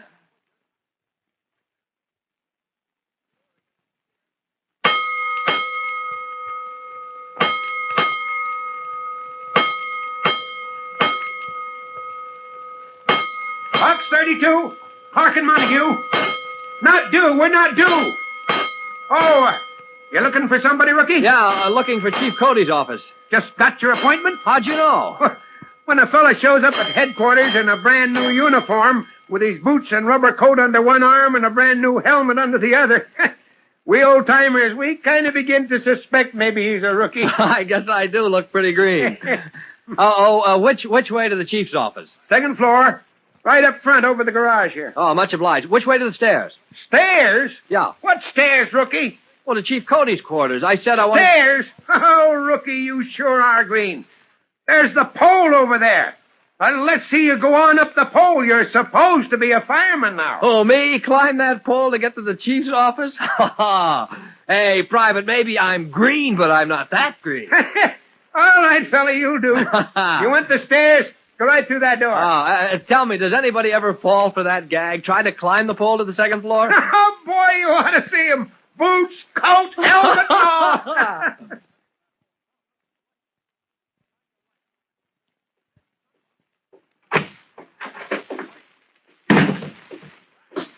Private Collins reporting for assignment, sir. At ease, Private Collins. Yes, sir. Well, son, have you picked out your assignment? Yes, sir. I thought it over and talked it over with my mother last night. Well, you couldn't find a better advisor than your mother, Private Collins. No, sir. I know that. Chief, I'd like to get all the experience I can. I want to know firefighting as well as any one man can know it, but... But what? But last night... Well, I thought it over, and... Chief, I'd like to belong to old 3-1s. That's where Dad began his career, and that's where I'd like to begin mine. Old 3-1s, huh? Yes, sir. That's a mighty smart outfit, son. Mighty smart. Oh, I wouldn't expect him to take me on right away, sir, but... Well, I'd like to know I could work toward a post in 3-1's company, sir. And I would work to earn it, Chief. I'd work hard. I know you would, son. Matter of fact, I had a kind of hunch that's what you might want. You did, sir? Well, do I stand a chance? Well, now, Private, I had the lieutenant of your dad's old company on the phone a while back. Yes, sir. And he said they need a man in the 2nd platoon. He'd be glad to have Ben Collins' boy. Yo! Excuse me, sir. Well, it's yours, boy. Yeah, almost 4 o'clock now, so get along over to 3-1s and report yourself to the 2nd platoon. Yes, sir, from 4 to 12. Yes, sir, I'll get over there so fast that... Hold it, Collins, the 3rd alarm. Oh, box 3-2. That's Clark and Montague again, the warehouse district. That sounds like trouble, Private. Hook and ladder, 3-1s, makes the run to Clark and Montague on the 3rd alarm. Now get over there, Collins, as fast as you can move. Yes, sir. Report for duty at the scene of the fire.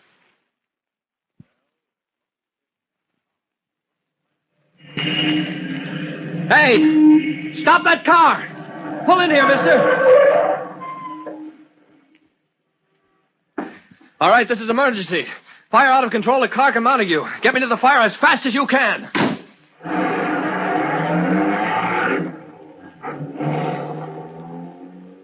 There he goes. That's Tim Collins, rookie fireman, on his way to his first real fire. And it's an emergency. Fire out of control in the warehouse district, where Tim is to report for duty at the actual scene of the blaze.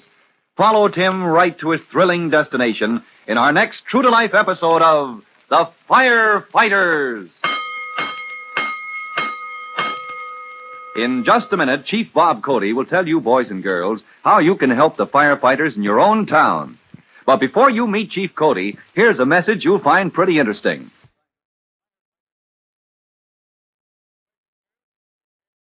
And now, Chief Bob Cody with a special assignment for all junior firefighters. Chief Cody. Hello, boys and girls. This is your friend, Chief Cody. And here's your special assignment. You are to locate the following fire alarm boxes. I repeat, locate these fire alarm boxes. The one nearest your home, the one nearest your school, the one nearest your usual playground or other place you get together with your friends. Now find those alarm boxes, boys and girls, and remember where they are. Because someday, by knowing where the nearest box is and knowing how to use it, you may have a chance to save a life. That is all, firefighters. Be good, and you'll be hearing from me. Fire Chief Cody and the young rookie fireman Tim Collins will be back at the same time on the same station when you hear... That's it. Let's roll!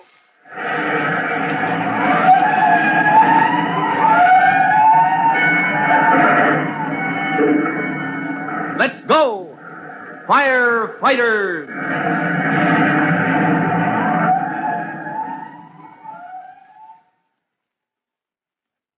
Firefighters is written by Frank Jones and is a copyrighted feature of William F. Holland Productions.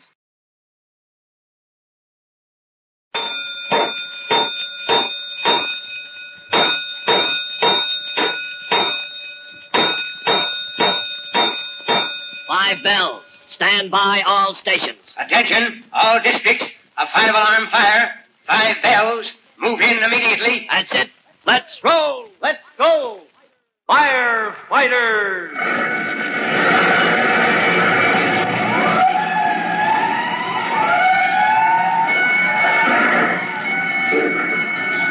Presenting Firefighters, the true-to-life story of our unsung heroes who stand ready to ride by day or night against our most murderous enemy, the demon of fire.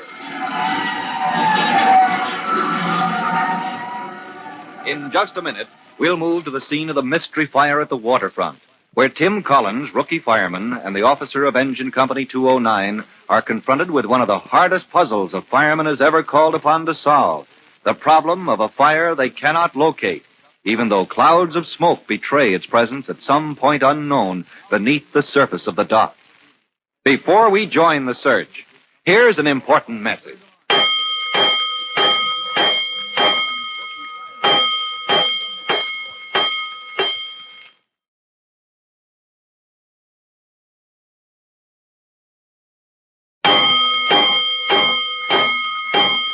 Let's go, firefighters.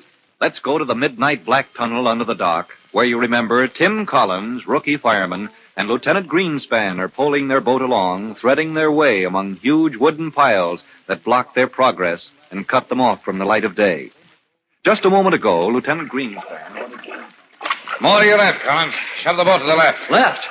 Well, that'll take us out from under the dock. Sure, that's where you're heading now, out toward daylight. There's light dead ahead of us now. Ahead, sir? There, through the gap between the piles. You see that light on the water? I wonder if that... Let me take that hand lamp, sir. All right, but careful. If it goes overside, we'll never find our way out. That's no daylight, sir.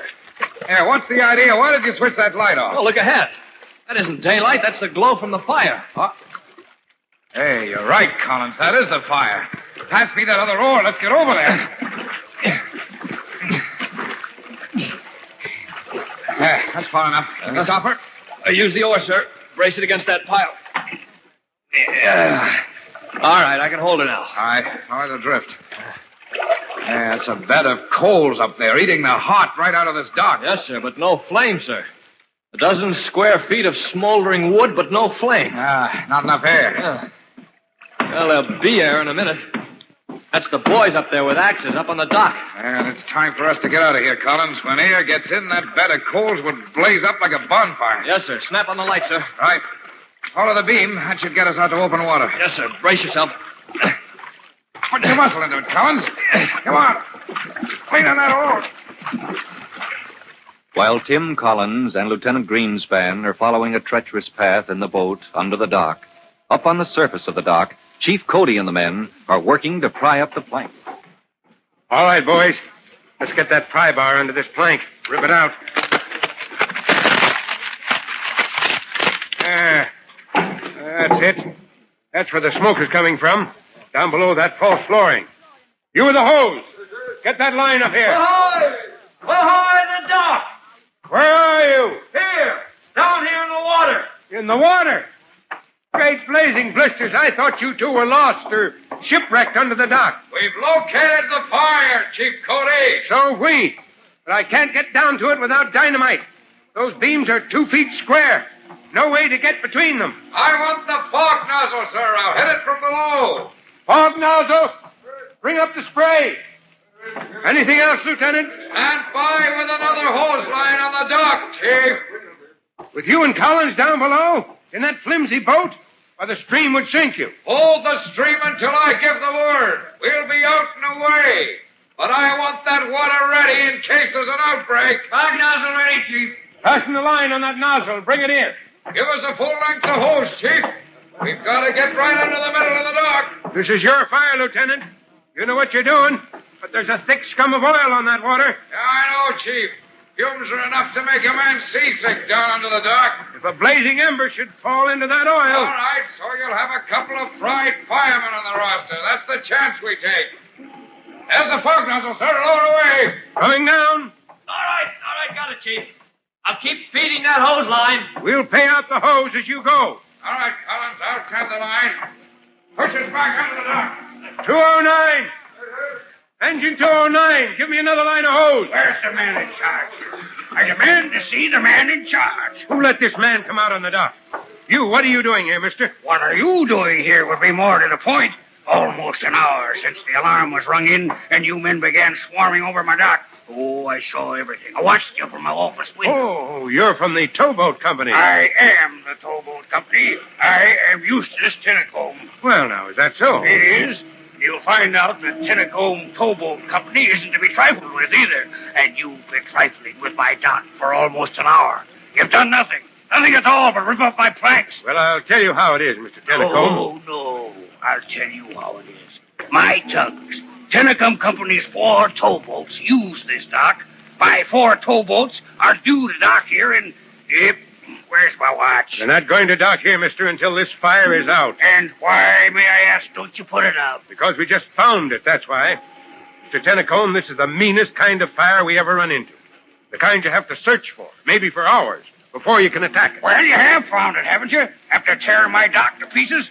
Right down that hole, isn't it? Now I demand that you put that fire out. Mister, 2 of my men are under your dock this minute, risking their lives to put your fire out. Now get off this dock. Maybe it belongs to you, but the fire department is in control right now. You're in the way. You're insolent as well as incompetent, eh? I'll complain about this. I'll carry this right to Chief Cody himself. I'll take it to headquarters. Yes, do that, Mr. Tennacombe. Chief Cody will be glad to see you anytime. Now get off this dock or I'll have you carried off.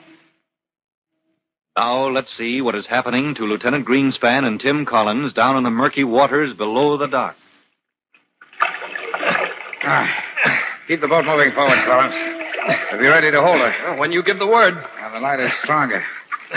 Shove on that oar. Yes, sir. Look, sir. There's flame. Yeah, I expected that. Opening the planks up above, that gave enough air to let her blaze up. She's getting oxygen now. Steady. Let me size this up. Yes, sir. Oh, pieces are beginning to burn off and fall. Look, there's a regular torch. And heat is building up. This oil in the water is beginning to vaporize. Yes, sir. We'll give it vapor, water vapor. Ready with that fog nozzle. Ready, sir. All right, get down. Brace yourself against the side of the boat. Yes, sir. Now wedge the oar against this pile. Keep us in frame. You want me to aim at those timbers where the flames are beginning to run back and forth? No, aim for the center out there, just Yes, like sir. a room with fire and ceiling and floor. I want you to fill it with fog. All right, let her go. Like a room is right. Like a fog in a box. I can't see anything at all. Keep it up, Collins. And fog chokes off oxygen. The fire can't breathe. Neither can we. Shove the boat ahead, sir. Let's get right into the burned area. All right. Get down. Down as low as you can. There's air to breathe. Bottom of the boat. Yes, sir. Shove on that oar, sir. Temperature's dropping. The oil can't burn now. Can't see anything. Where's the hand lamp, Lieutenant? No good. Won't penetrate this fog. Cut it out. Cut off the fog. The oar. Pass me that oar. We're out of it. Here's air, sir. We can breathe. Oh, almost got me. Well, if it got the fire, that's what it's for. Looks like it did, sir. Now, let's try that lamp again. Thick as fog at sea. Choking that fire, soaking into the wood. No sign of fire left, sir. Yeah, that's done it, Collins. Well, how do you like that? Almost an hour we put in finding the fire and less than 5 minutes to put it out. Remember your rule book, Collins? Oh, sure, sir. Locate the fire, confine it, extinguish it. Yep. And the funny thing is, each of those rules is as important as the other two put together. Huh? Did you say that again, Lieutenant? Well, never mind. We've still got work to do. Let's get back to Chief Coley.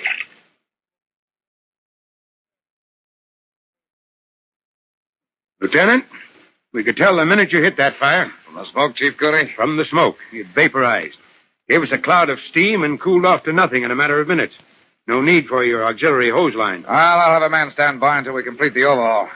Hook and ladder, company. Prepare to overhaul. Collins, get that fog nozzle back to the engine. Yes, sir, but Lieutenant... Get that planking back in place at once. Spike it down. Yeah, that'll please Mr. Tennacombe. Huh? Tennacombe Towboat, the man who owns the dock. Lieutenant Greenspan. Collins, you still here? Let's get that line picked up. Yes, sir, but look, there in the planks. Huh? Looks like ashes. That's what I thought, sir. And there. And over there. Somebody's been dumping ashes on this dock. Ashes by the bucketful. Collins. Yes, sir. Collins, a man named Tennacombe has been in my hair this afternoon. You'll find him in those offices over there. Towboat Company headquarters. Yes, sir. Bring him to me. Right here. You have to bring him under your arm.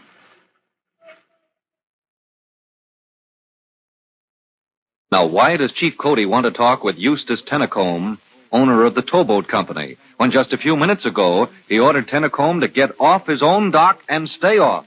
The fire is out, but from the tone of his voice, Chief Cody himself is angry enough to burst into flames. You'll learn the reason for his anger when you listen to our next true-to-life episode of The Firefighters. In just a moment, Chief Bob Cody will tell you, boys and girls, how you can help the firefighters in your own town. But first, here's a message you'll want to hear.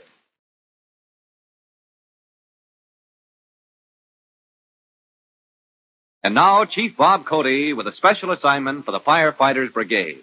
Chief Cody. Boys and girls, this is Chief Cody, and here's your special assignment. Firefighters, attention. Each one of you is to inspect your own home for this special type of fire hazard. Look at the partitions through which heating pipes pass. Are those pipes properly insulated? Remember, heat alone can be enough to start a fire in wood, paper, and other combustible materials. So inspect the heating pipes in your home. That is all. So long for now, and you'll be hearing from me soon. Fire Chief Cody and the young rookie fireman Tim Collins will be back on the same station the next time you hear... That's it. Let's roll.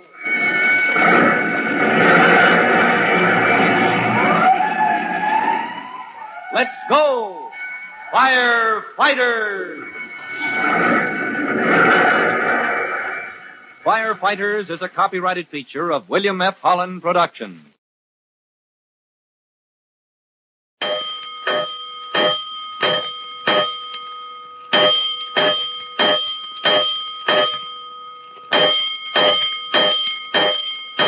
Five bells. Stand by all stations. Attention, all districts. A 5-alarm fire. 5 bells. Move in immediately. That's it. Let's roll. Let's go, Firefighters!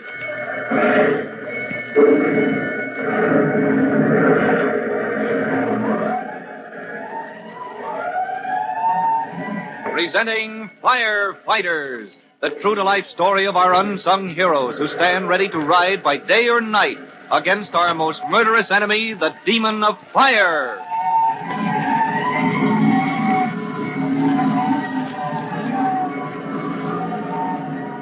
In just a minute, we'll take you to the scene of the fire at the waterfront. The fire under the old wooden dock, which was extinguished by Tim Collins, rookie fireman, and Lieutenant Greenspan when they worked their way under the dock with a rowboat. But before we join Tim Collins, here's a message for you.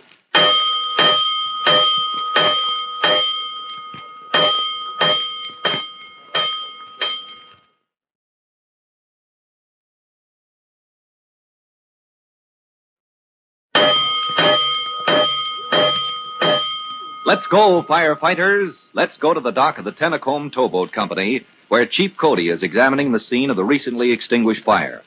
Just a moment ago, you remember, the engine men were ordered to take up their hose lines, and the truckmen set to work replacing the planks they had torn up in the hour-long search for the fire that was eating its way through the beams far below the surface of the dock. But Chief Cody could find no clue to the origin of the mysterious fire until Tim Collins touched his arm and then said... Chief Cody, look over there. Where? Out there? Great blistering blazes. There come the tugboats that tie up at this dock. Tennacombe, the owner, has been in my hair all afternoon. Well, Collins, what about them? I didn't mean the boat, sir. I mean there, on the planks at the edge of the dock. A pile of ashes. Yes, sir, and there, and over there. Somebody's been dumping ashes on this dock. Ashes by the bucketful. Collins, have you ever been aboard one of those tugs? Me? No, sir. Well, I have.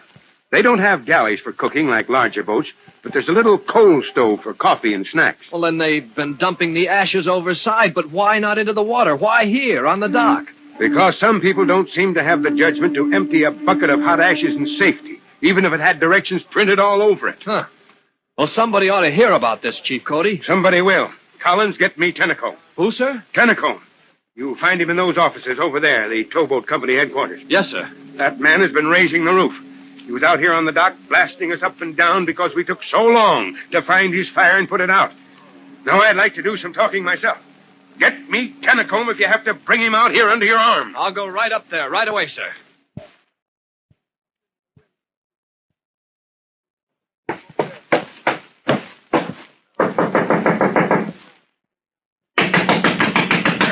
in, don't knock my door down.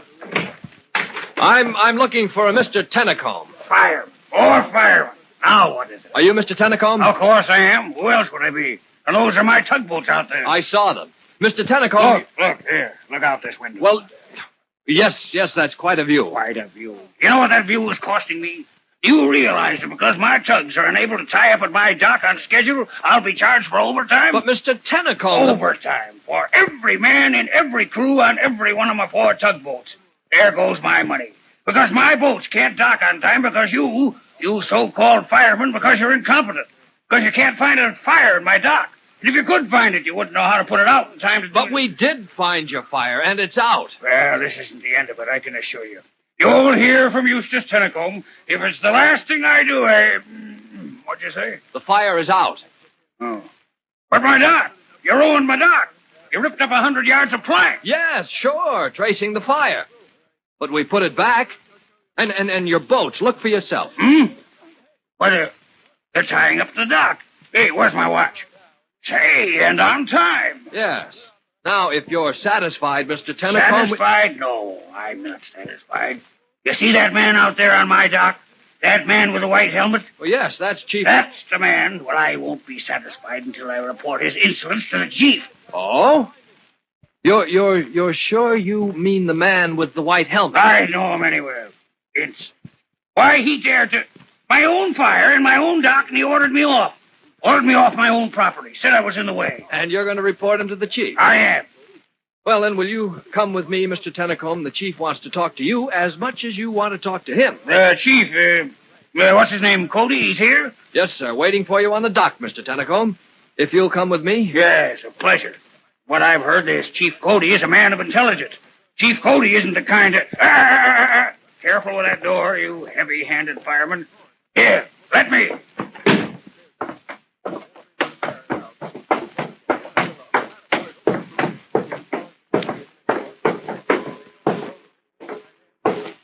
All right, boys, that's all. Okay. Get back to your stations, report in service. There's that fellow with the white helmet. When he hears what Chief Cody has to say. Where is the chief? They're all leaving. Chief Cody, here's Mr. Tennicombe. Well, Mr. Tennicombe, I've been waiting for you. I got nothing to say to you, my man, not a word. What I have to say, I intend to say to...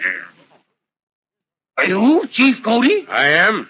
You have something to say before I start talking? I don't know what to say. And that's never happened before. A while ago, you had plenty to say about incompetence. Well, after all... Mr. Tennicombe, we spent almost an hour tracing that fire. All we had to follow was a faint trail of smoke. We followed it under the surface of these planks. We even followed it beneath your dock, with 2 men in a boat. Down there with the fumes of oil so thick, my men were almost knocked out. Well, but after all, an hour... Well, I suppose you know more about things than I do. Admitted, we took almost an hour to locate that fire. And then... Collins. Yes, sir. Collins, you were down under the dock with the fog nozzle and the hose line. After you hit that fire, how long did it take? With that fog, sir? Oh, once we opened the nozzle, the fire was smothered in less than 5 minutes. There you are, Mr. Tennicombe. Now, this was the toughest kind of fire to deal with. The kind we have to hunt down before we can extinguish it. Well, possibly I owe you an apology, Chief Cody. I suppose you did your part. Yes, and how about you? Well, I've apologized, haven't I? What more do you want? A little cooperation to prevent another tough fire like this one. Come over here, Mr. Tennicombe. All right, now, look there, and there. Ashes. Not very tidy. And look here. You see that gap between the planks? You don't expect a dock service to be like a dance floor. Mr. Tennicombe, your men have been dumping hot ashes from the coal stoves in those boats you're so proud of. They've been dumping the ashes here. The live coals have run down between the planks, deep into the substructure of this dock. Why, that's not safe. That could start it. Why, it did. It started a fire. It did, and it's only luck that you've only a minor repair job to pay for. If that fire had spread during the night, you could have lost your boats as well as your dock. Terrible. That's terrible. Must take precautions. Yes, that's what I'll do. I'll take precautions. I'll speak to the men. I'll post a bulletin on the Tennicombe Towboat Company office. Yes, I'll call my captains on the carpet. That's all we ask, Mr. Tennicombe. Chief Cody, I feel I should do something, some token of appreciation. Your cooperation is enough. Yes, but some little... Oh, yes, the fireman's ball. Some tickets, perhaps, for the fireman. You don't owe us anything, Mr. Tennicombe. Come on, Collins. Coming, sir. For at least a cigar. Chief Cody, at least let me offer you a cigar. No, thanks, Mr. Tennicombe. Come on, Collins, let's get away before he offers us a tugboat apiece. Yes, sir. So, where's your company, Collins? Picked up and rolled back to the station, Chief Cody. The lieutenant told me to report back when you're through with me. Get in, then. I'll give you a lift. Yes, sir. Thank you, sir. Oh, here's your hand lamp, the one we used under the dock. Oh, set it back in the rack. Yes, sir. Chief Cody. Yeah? When you ordered me to get Tennacombe from his office, well, I got the idea you were mad enough to bite his head off. Yeah, I was. Gross negligence. Permitting a fire hazard like that. Yes, sir, but when he got there, you weren't easy on him, but you... But I let him live. Is that what you don't understand? Well, with all his complaints... Well, Tim will tell you. It's funny about this business of ours, this firefighting. You have to, take things as they come and just hope enough people cooperate, enough of them take precautions to head off a few fires. Do you think Tennacombe will play ball with the department now? He will. Yes, the department has plans for Mr. Tennacombe. Plans? I hadn't heard about that. No, because it just came to me. But I've got plans for Mr. Tennacombe and his tugboats. And you're going to help me put them across.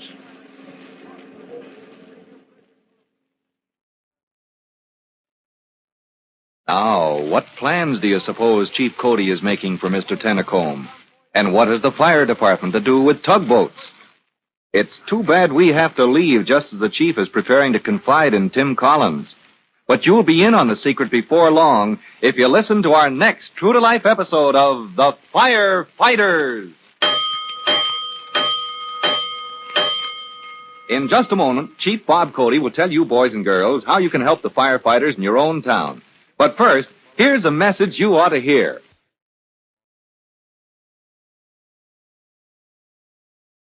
And now, Chief Bob Cody with a special assignment for the Firefighters Brigade.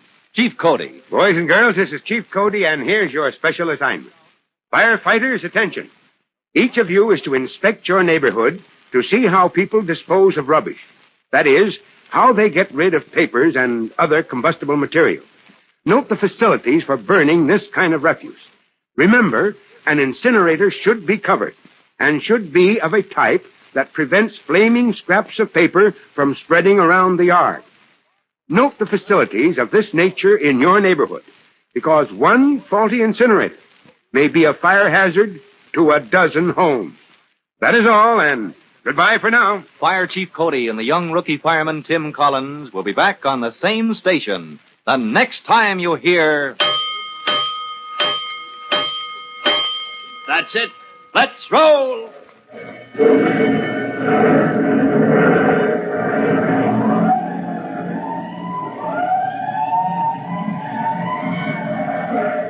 Let's go, Firefighters!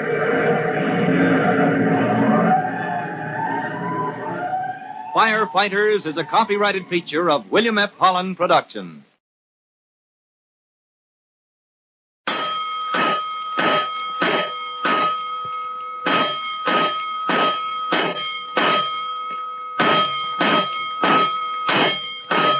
Five bells. Stand by all stations. Attention, all districts. A 5-alarm fire. 5 bells. Move in immediately. That's it. Let's roll. Let's go, Firefighters!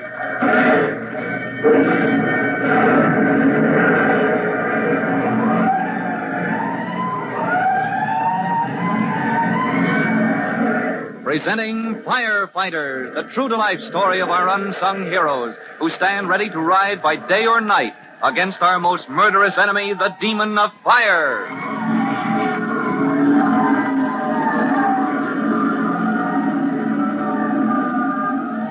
In just a minute, we'll join Tim Collins, rookie fireman, in Chief Cody's car. The chief is about to explain a plan that has just come to mind. A plan for making use of the services of the Tennacombe Towboat Company in the interest of the fire department. But before we hear what Chief Cody has to say, here's another message of importance.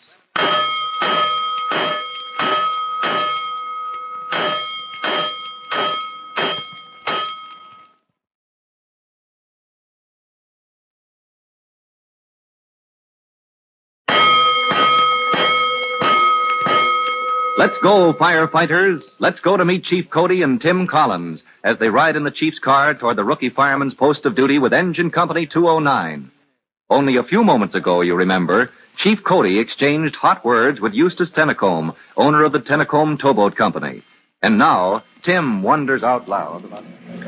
Chief Cody, you know something? Hmm? Well, back there at the dock when you ordered me to get Tentacombe from his office, I had the idea you were mad enough to bite his head off. Well, I was. A man in his position, permitting a fire hazard like that. Letting his men dump hot ashes and live coals on a wooden dock. Yes, sir.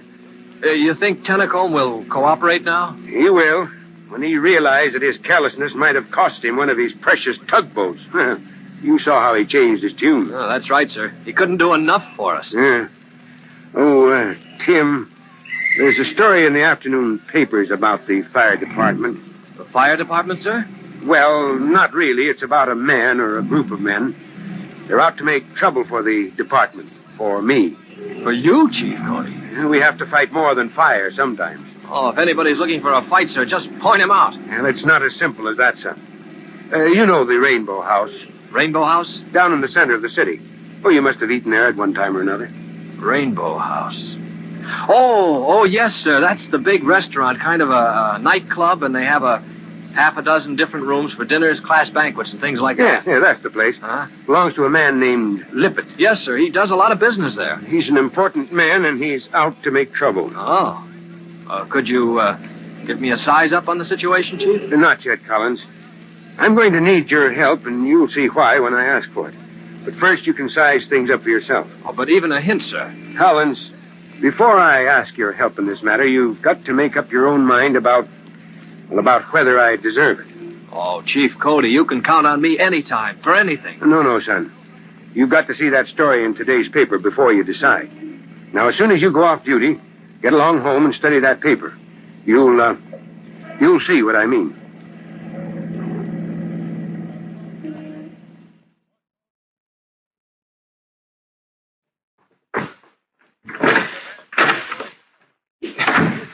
Hey, Collinses, I'm home. Hey, nobody here? Only me, Tim. Oh, hiya, Jimmy. Where are you? Here in the living room. Uh-huh. Hey, where's the newspaper? Hasn't it come yet, Jimmy? There on the table. Huh? Oh, yeah, I see it. Hey, where's Mom? Over at the Riley's. And Trudy's at a meeting. The Ghastly Girls or the Girlish Schools. You know that club they have. Ah, here it is. Plastered all over the front page. Oh, just look. Hey, Jimmy. Here I am. Well, what were you doing under the sofa? Eating an apple. Are you crazy? Who, me? Eating apples under the sofa. Well, listen, I had to get my civics book, didn't I? And that's where I chucked it last night. And I was eating an apple when I crawled under after it, so I stayed there to finish the apple. 'Cause if I came out, I'd have to start studying my civics book. And besides, under the sofa, that's a swell place to think. What's crazy about that? Oh, hey, look, Chief Cody. Hmm? Oh, yes, Chief Cody. All over the front page of the paper. Cody ruling threat to business. What's that mean, Tim? Who's Chief Cody threatening? Read this bit here. Veteran fire chief plots ruin, claims restaurator. That means a man that runs a restaurant, Jimmy. Oh. This man, Lippett, he claims Chief Cody's trying to run him out of business. Let's see. An unwarranted attack, oppressive measures. Gee, Chief Cody must have done something terrible to him. I can't figure it out. Here's this Lippett. He demands a public hearing. Says the chief is trying to ruin him. Cody threatens to close the Rainbow House if Lippett won't obey the fire laws. Oh, so that's it. Close what? Tim, what's he gonna close? The Rainbow House. That's a big kind of Oh, hey, no. Chief Cody can't do that. Oh, that's what you think. If this man won't comply with the fire laws, why... But the Rainbow House. Gosh, plenty of people are going to be sore if Chief Cody doesn't look out. Well, plenty of people are sore already from the tone of this newspaper story. Oh, he can't do it. Gosh, not the Rainbow House. Wait a minute. What's it to you, Jimmy? Where'd you ever hear about this restaurant? Well, golly, that's where we're going to have our class banquet. You kids from Northside School? They all voted, and let's have a banquet downtown this year. We'll all chip in, they said. We'll rent one of those rooms they have at the Rainbow House. Well, at this fire trap? Who says it's a fire trap? Only Chief Cody. And I'm the treasurer, too. You mean you're supposed to be the one that rents the room for this turnout? Yes, for the class. Golly, that's what I was thinking about just now. Under the sofa. How I gotta talk to this Mr. Lippett and fix it up about the room. And maybe a jukebox and all. Gosh, now Chief Cody does this to me. Well, if Many of the people that read this paper think the same way you do. What else can they think? I bet Chief Cody gets into hot water right up to his neck, closing the biggest restaurant in town. Oh, he hasn't closed it yet. But he's going to, if Mr. Lippett doesn't get the mayor to stop him, it says here. But, look, as long as he hasn't closed it, Jimmy, you'll go ahead with your plans, won't you? What's the good? Besides, I was kind of scared. Going downtown all alone to talk to the man that owns the biggest restaurant in town, like it says in the paper. Oh, don't be scared, Jimmy. I'll change my clothes and go along with you. And listen, no mention of my connection with the fire department, huh? Now, let's go. I think we've just got time enough before Mom and Trudy get home. Well, now, if that meets your price, Mr. Collins, I think we can strike a bargain. Yes, Mr. Lippett. 50 guests, choice of 3 desserts, and you let me know 2 days in advance after your class votes as to how many cases of ginger ale. Yes, Mr. Lippett. And you want the room with the solid gold piano. I didn't honestly think it was solid gold. Not all the way through. Certainly not. Well, my young friend, I think our business is completed. Yes, Mr. Lippett. Oh, just one thing more. Oh, yes? Well, I was just wondering, Mr. Lippett. It's quite a responsibility, catering to these boys and girls, 50 of them, packed into one of your rooms for a whole evening. Well, I think your brother will have no complaint about our service, sir. Oh, it wasn't the service I had in mind. Well, my dear young man, every night on the average, we entertain capacity crowds in our Rainbow Club. Yes, sir, we saw it downstairs. Yes, well, capacity is 600, Mr. Collins.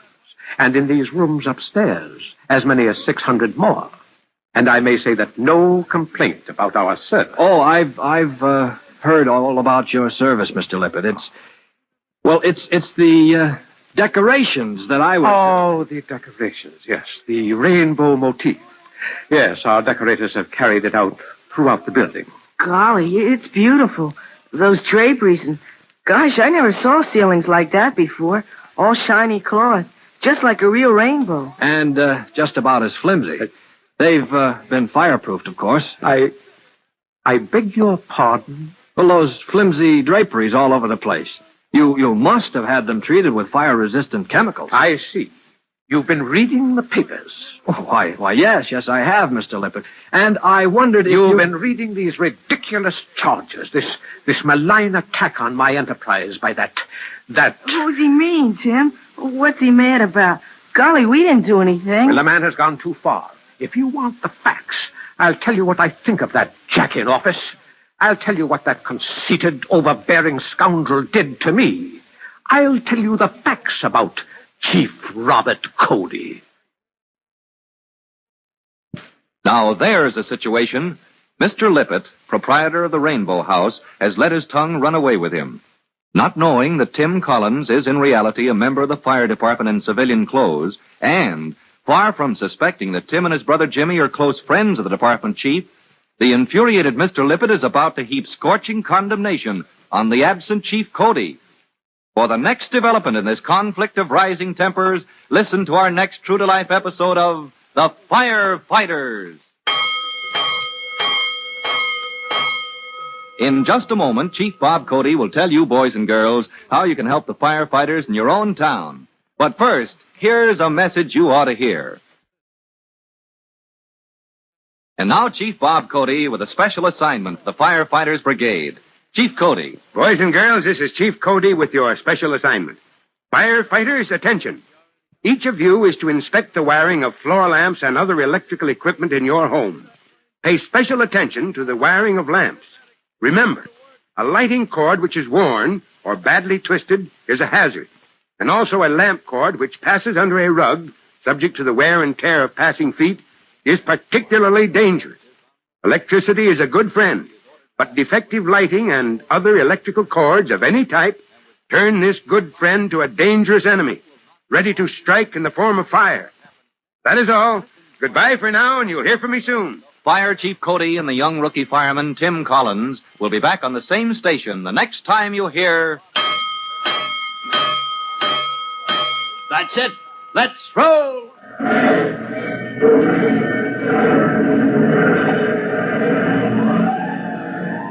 Let's go! Firefighters! Firefighters is a copyrighted feature of William F. Holland Productions.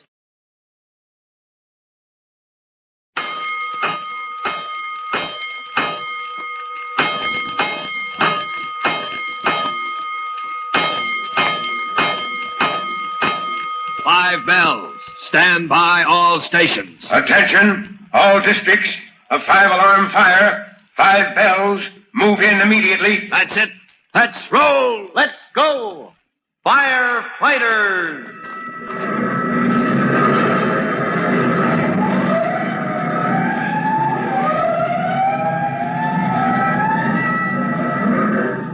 Presenting Firefighters, the true-to-life story of our unsung heroes who stand ready to ride by day or night against our most murderous enemy, the demon of fire.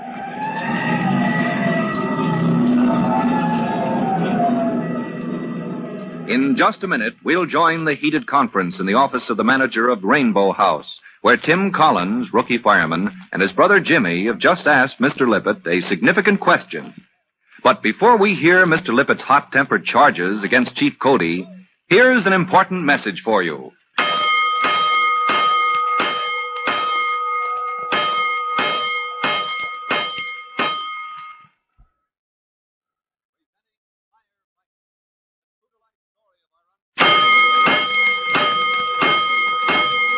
Let's go, firefighters.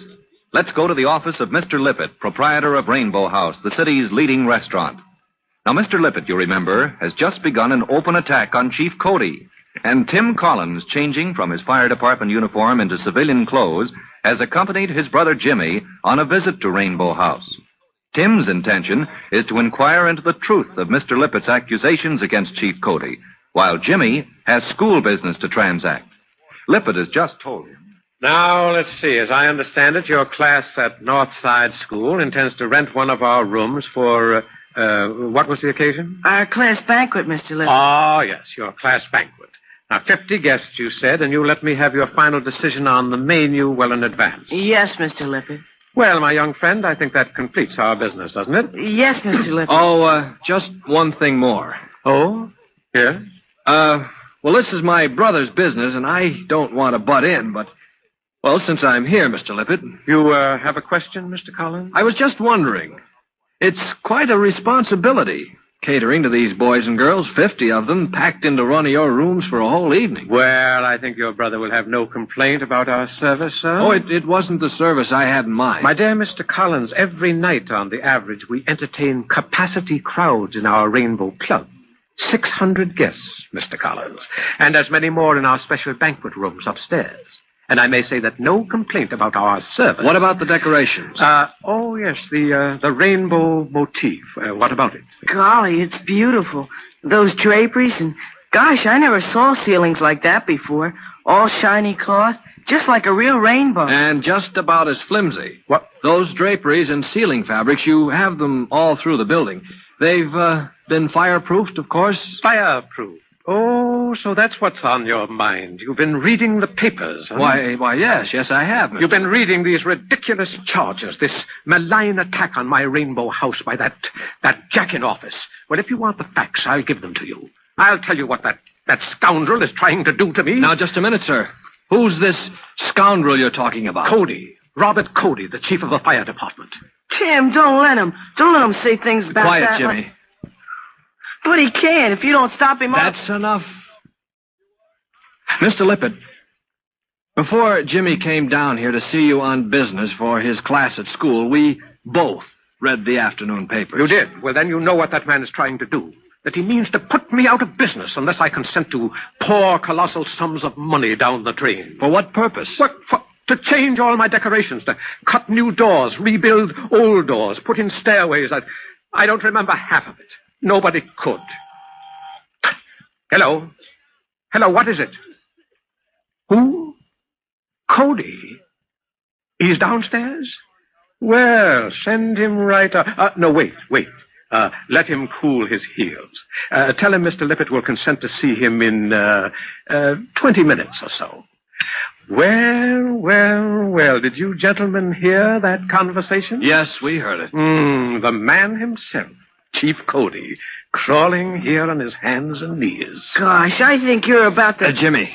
Well, I do. But something you were going to say, young man? No, sir, I guess not. Well, now, since our business is concluded... About renting that room for the class banquet, Mr. Lippett, I've been thinking over and... Huh? Time to be going, Jimmy. Mr. Lippett is a busy man. Oh, we're never too busy to conduct a little business, you know. Say, since you're interested, it's too bad you can't stay for my interview with Chief Cody. Yes, that's the door. Good day, gentlemen.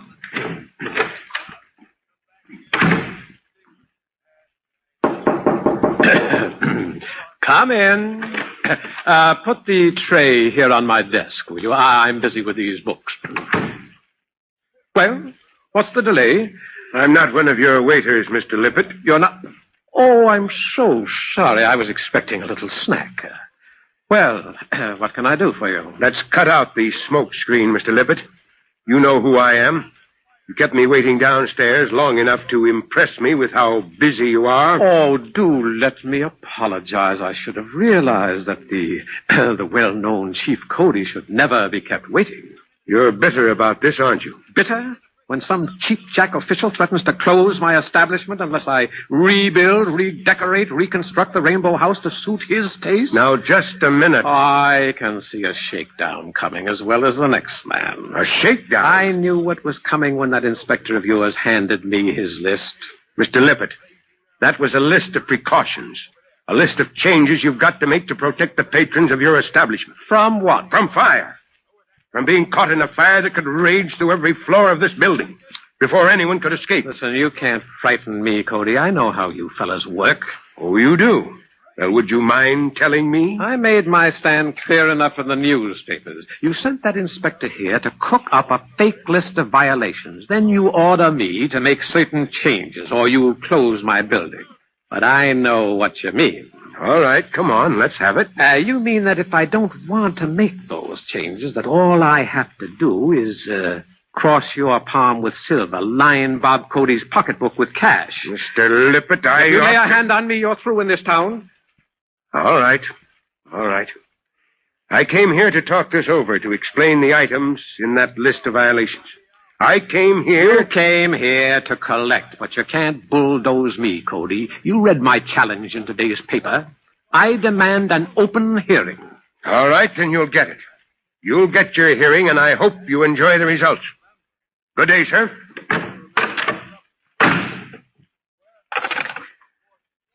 08572. Hello? Hello, Wrigley and Riddlesford? I want McLean. Just going home, we'll catch him. Call him back. Certainly it's important. This is Lippett at Rainbow House. Well, then get him. I'll hold the line. All right, come in. Oh, hello, Max. About that party in number 9 for tonight. Yeah, I know. I'll be with you in a minute. No, don't go. You'll want to hear this. You were here when the inspector from the fire department gave... hello? Hello, McLean. Get this, Max. You don't want to miss this. Hello, McLean. Listen, we've got our friend Cody right where we want him. Well, listen to me, will you? All right, now look. He was in here not 5 minutes ago for the payoff. That's right, the payoff. Well, he didn't actually come out and ask for money to buy him off, but... Well, no. He pretended that he wanted to explain that list of changes he'd ordered us. Well, all right then. How about this? He's been spying on me. I said spying. He sent spies to talk to me before he came in. Yeah, a man and a boy. Said they were brothers, called themselves Collins. Yeah, that's right. They had the nerve... Huh? Well, how should I know what they were after? But Cody sent them. Now, listen. Listen, I stood here at my office window looking out when Cody left. And these two, these Collinses, he picked them up and they all drove off in his car. Well, all right, then. Get busy. Get a line on these Collinses. And look, draw up those charges against Cody for the hearing. Why, we'll charge him with soliciting a bribe, and we'll make it stick. Now there's a double order of trouble for Chief Cody and Tim Collins. Mr. Lippett, refusing to listen to the reason for the necessary changes Chief Cody has ordered to make Rainbow House a safe place for people to congregate, has declared open war on the fire chief. He plans to blacken the chief's good name with charges of taking bribes and also to smear Tim Collins. For the next phase of this important case, listen to our next true-to-life episode of The Firefighters. In just a moment, Chief Bob Cody will tell you, boys and girls, how you can help the firefighters in your own town. But first, here's a message you ought to hear.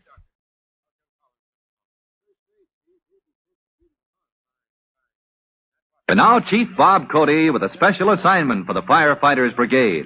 Chief Cody. Boys and girls, this is Chief Cody with your special assignment. Firefighters, attention. You are to lend a hand every chance you get to help with the unending campaign of education. That's right. You are to be teachers, explaining to younger boys and girls the rules for fire prevention. Now, for example, you can teach them to be careful with matches. When a little fellow finds a match, he should be taught to leave it alone, never to take chances in playing with it. Remember, a single match is enough to set a house on fire. And you, better than anyone else, can teach younger boys and girls to be careful. Well, that is all. So long for now. Fire Chief Cody and the young rookie fireman Tim Collins will be back on the same station the next time you hear... That's it. Let's roll!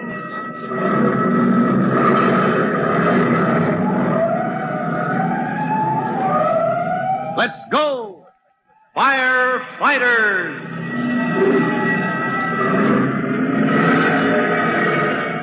Firefighters is a copyrighted feature of William F. Holland Productions.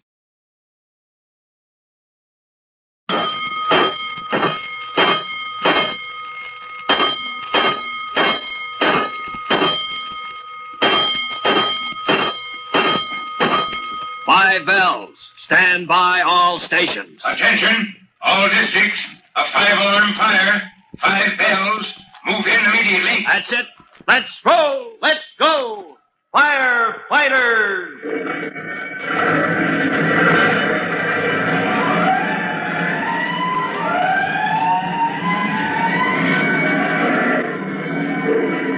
Presenting Firefighters, the true-to-life story of our unsung heroes who stand ready to ride by day or night against our most murderous enemy, the demon of fire.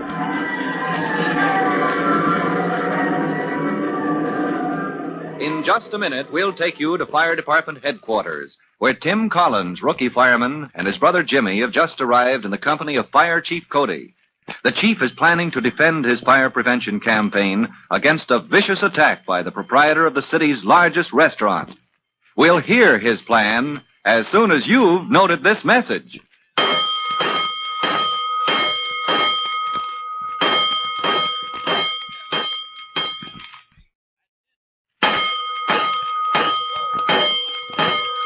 Let's go, firefighters. Let's go to Fire Department headquarters, to the private office of Chief Cody. Tim Collins, rookie fireman, and his brother Jimmy sit in silence while their friend Chief Cody stands looking out the window. Until suddenly, 14-year-old Jimmy bursts into speech. Gosh, I don't see what you're both so gloomy about. You don't?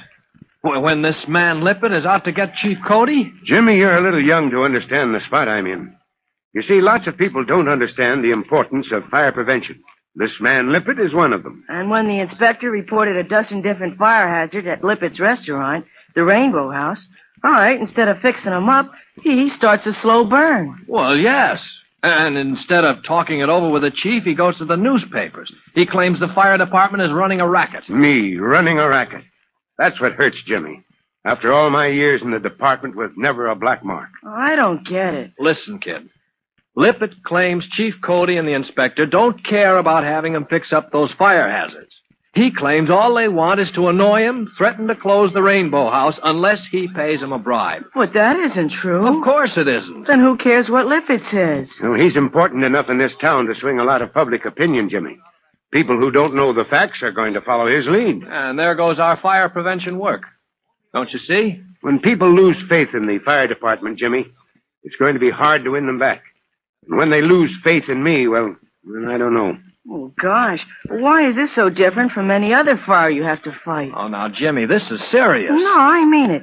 Seems to me you're all kind of confused. Oh, look here, kid. This is no time to... Well, maybe he's got something, Collins. Let's hear what he has to say. Go on, Jimmy. How is this just like a fire? Well, like I said, Mr. Lippert, he's doing a slow burn, so you know where the fire is. And when you see a fire, well, what do? You get in there with a hose line and knock it down. All right. So instead of a stream of water, you get in there with a stream of facts.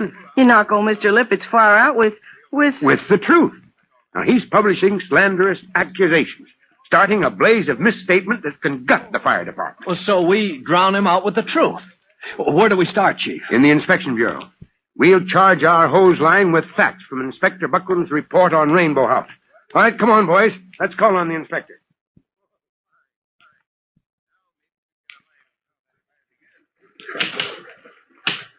There's Inspector Buckram, Chief Cody. Hey, look at him type with one finger. The old hunt and peck system, Jimmy. But he turns out some mighty fine reports. Oh, Inspector Buckram, could we interrupt you? Oh, yes, sir, Chief. Sit down, Inspector. We've got a little problem on our hands. Yes, sir. Rainbow House? Rainbow House it is. Now, department policy is to keep all inspection reports confidential. That's right, sir. And you're famous for that golden silence, Inspector. Oh, hello, Hooksy. Oh, you know Collins, Inspector. Well, this is his brother, Jimmy. Hello, Jimmy. Hi. It's all right for you to talk freely in front of these two. Right, sir. Now, here's the size-up on the fire we've got to fight. Lippert at Rainbow House is out to embarrass the department. Now, we've got to fight back. But our hands are tied because department policy is to embarrass no private citizen if we can avoid it. No hearing? Oh, yes, Lippert is demanding a hearing, but But he's fighting his case in the papers in advance. He threatens to bring charges that I've been soliciting bribes, that the department won't force him to reconstruct his restaurant if he pays us off. Oh, but his place is a fire trap. Well, of course it is. But are the facts in your report strong enough to convince the public?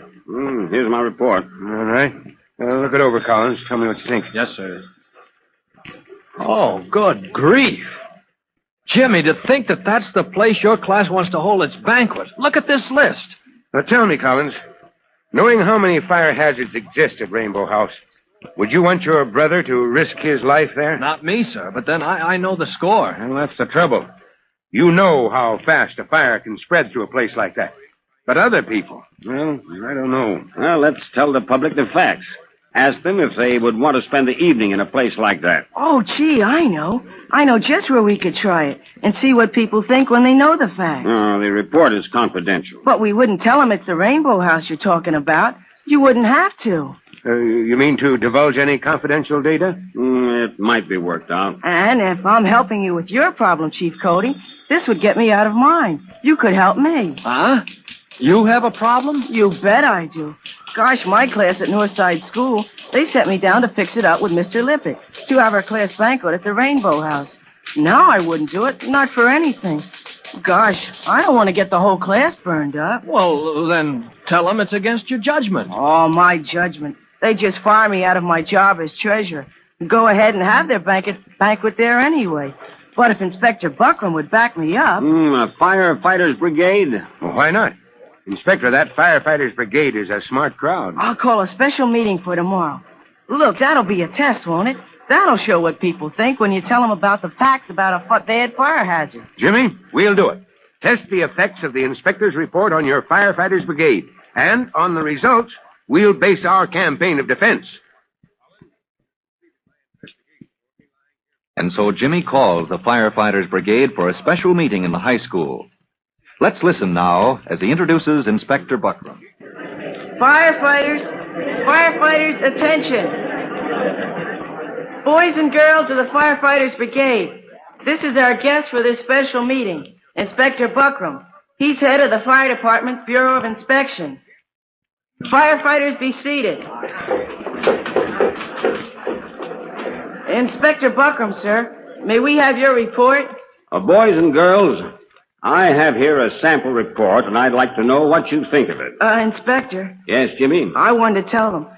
This is a report on a certain restaurant, a sort of big nightclub. And they have rooms upstairs you can rent, well, for banquets and stuff. That's right. Now, never mind what the name is. It's a pretty well-known place. Maybe 1,000 people in and out every evening. Now, here is our inspector report on fire hazards. Such and such a restaurant, such and such a date. Doors, not enough escape doors direct to street. Doors open inwards, not outwards. Now, in case of fire, these doors will get jammed.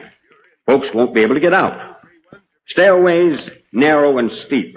In case of fire, these could be a death trap. Decorations, draperies, cloth-covered ceilings all through building are not fireproof. If somebody drops a lighted match or a cigarette, we would have a serious fire on our hands with possible loss of life. That gives us the idea, Inspector. Want me to tell you about the kitchen? Conditions there are very bad. No, I think that's all we need to know, Inspector. So I'm going to ask the brigade a question. Firefighters, this is just supposing.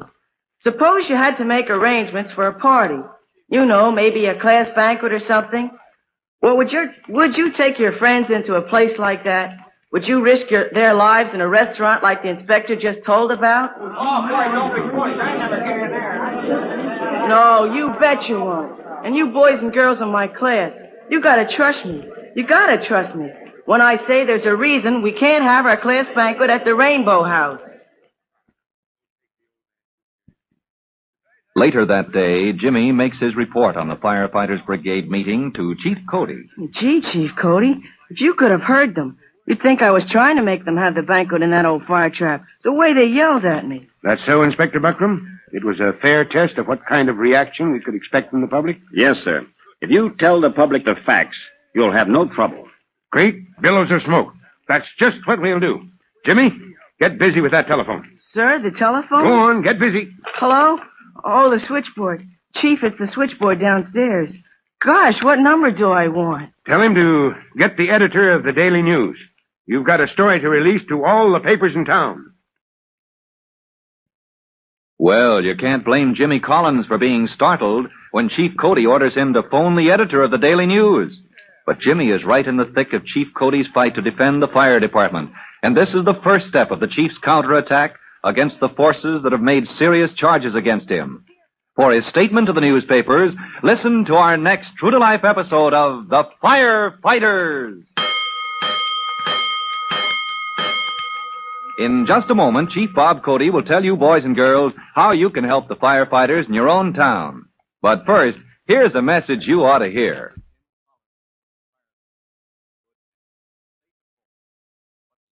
And now, Chief Bob Cody with a special assignment for the Firefighters Brigade. Chief Cody. Boys and girls, this is your friend Chief Cody with your special assignment. Firefighters, attention. Each of you is to take special note of the doors, the outside doors that lead to the exterior of your school, the theaters you attend, and other places where people get together.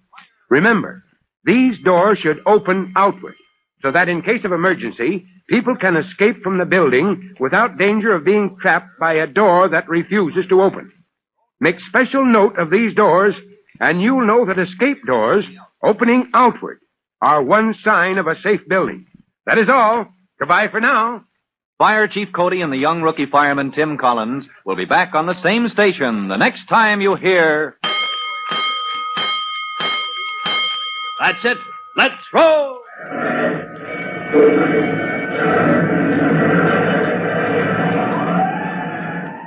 Let's go!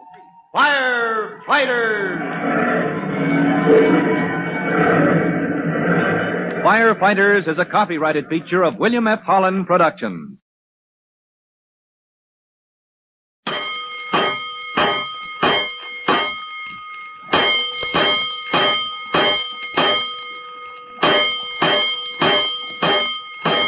Five bells. Stand by all stations. Attention, all districts.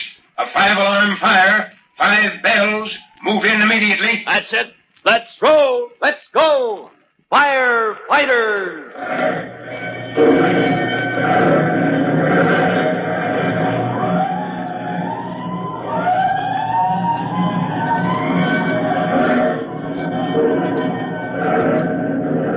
Presenting Firefighters, the true-to-life story of America's unsung heroes who stand ready to ride by day or night against our most murderous enemy, the demon of fire.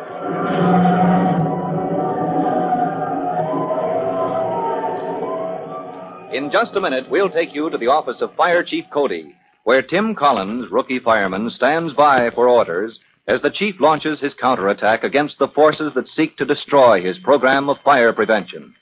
But before we join the battle, here's a message you ought to hear.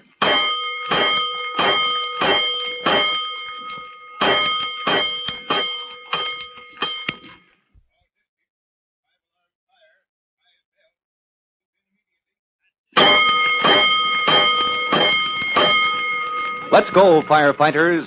Let's go to Fire Department headquarters, where Chief Cody has begun his fight to save his program of fire prevention. As you remember, Mr. Lippett, owner of the Rainbow House, has made a vicious attack on Chief Cody, a smokescreen to hide the fact that Lippett's Rainbow House nightclub is a fire trap, which Lippett refuses to make safe. But Jimmy, 14-year-old brother of Tim Collins, has brought the issue out into the open. He has laid the facts before the Firefighters Brigade of Northside School. And just a moment ago, the fire chief ordered young Jimmy Collins to telephone the editor of the Daily News and tell him the story. Well, when the paper came out, everybody knew that the Firefighters Brigade had petitioned the mayor for action, and the parents of the firefighters demanded a showdown between Chief Cody and Lippett. Later, the mayor announced that a special hearing would be held in his office. Let's join Chief Cody and Tim as the mayor raps for order. Are you ready, Mr. Lippett? I certainly am, Mr. Mayor. Chief Cody? Ready, sir? You young man, I don't know you. Have you an interest in this case? I have, sir. Private Tim Collins, Fire Department. I'm here because he's Cody's front man. He's in this racket up to his neck. That will do. I'm sorry, Your Honor. I'll have plenty to say when the time comes. You'll wait for the proper moment. Gentlemen, this hearing will be conducted informally, but I shall insist on order. Well, all right. Now, with that understanding, we may proceed. Chief Cody? Your Honor, the case is perfectly simple. This man is the owner of a well-known restaurant, Lippett's Rainbow House, a nightclub in the heart of the city. As a matter of routine, we inspected his place. Collins, you have Inspector Buckram's report. Right here, sir. Well, give his honor the inspector's recommendations. Yes, sir. New escape doors and the present doors to be changed to open outwards, so people can get out quickly in case of fire. Stairways are too steep and narrow, need rebuilding. Decorations are combustible, should be made fire-resistant with chemical treatment. And, Mr. Mayor, this is an attempt to force me to spend a couple of $1,000 to rebuild and redecorate my place of business. One moment, please. Mr. Lippett, if these conditions do exist in your restaurant, you admit that they violate safety regulations? Regulations? It's a racket. Now, hold on, Lippett. You've used that word once too often. Chief Cody.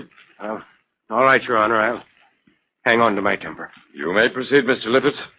You've made a very serious charge. I'll make it more serious, Mr. Mayor. I say this man, Cody, is running a racket to compel people like me to contract for expensive jobs of reconstruction or else. I claim that he can be bought off. I claim he's a crook. Lippett, you've gone too far. Chief Cody, take your seat. I demand an investigation of Chief Cody and his alleged safety regulations. Lippett, you will eat those words. Chief Cody, that will do. My record is clean. Nobody can accuse me. That will do. Mr. Lippett, you can compel an investigation. I must warn you, however, that it will consume a great deal of time. Mr. Mayor, it's my duty to insist. It was my hope to clear up this situation quickly. You realize that an investigation may drag on for months.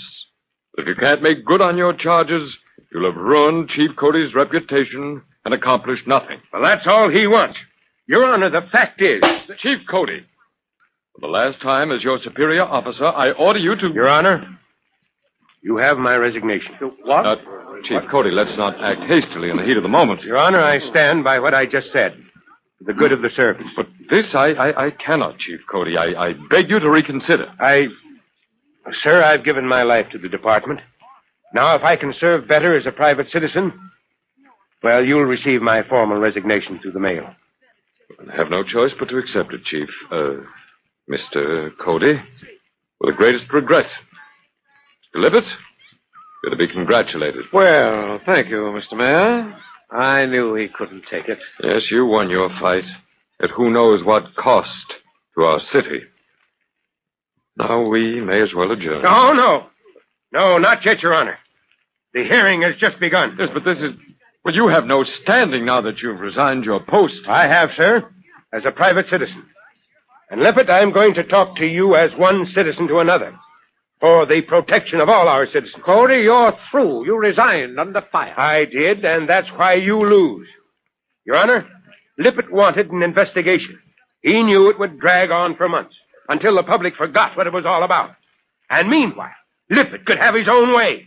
He could defeat the whole purpose of our safety campaign. I see. With time passing, his position would become stronger every day. Yes, but now I'm out of the fire department. There's nobody to investigate but Lippett himself. Oh, you can't do that to me. Mr. Mayor, I demand protection. Mr. Lippett, you brought this on yourself. Now, you go on, Cody. Thank you. Today, the very minute I leave this office, I mean to begin a fight that will close down Lippett's Rainbow House if need be. Already the Firefighters Brigade and their parents are clamoring for action. But that's unfair. You'll ruin me, Cody. Yes, I'll ruin you if I have to rouse our people to the need for safety regulations. Mr. Mayor, you heard him threaten me. I demand protection. Lippett, your only chance is to protect yourself. Well, how can I if Cody turns the whole city against me? You can protect yourself by doing now and without delay what you should have done in the first place. You can follow the recommendations of the fire department to make your Rainbow House safe against fire. But why, that means rebuilding. Then you'll rebuild. Or every ounce of authority I can assemble will be thrown into the fight on Cody's side. Now, do you understand me? Well... Do you understand me? Yes, Your Honor, I'll do it. I have no choice. It is for you, Bob Cody. Yes, sir? I think I understand you. No sacrifice you could make would be too great to protect your fellow citizens against fire.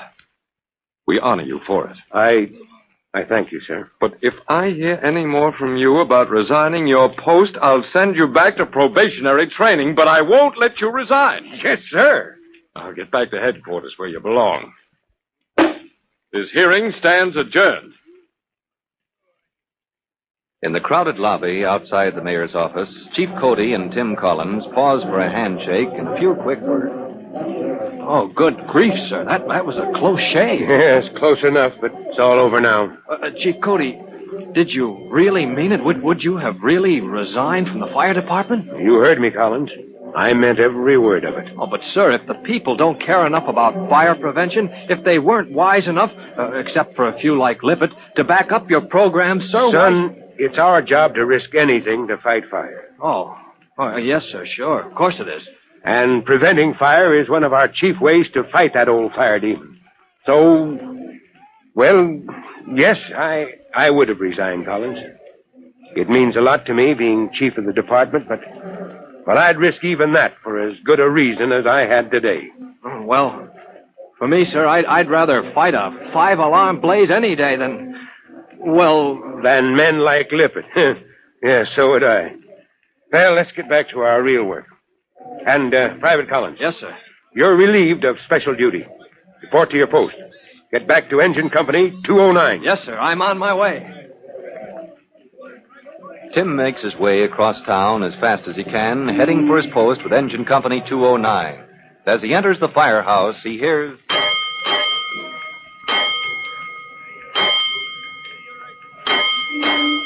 211. That's for us. Let's roll.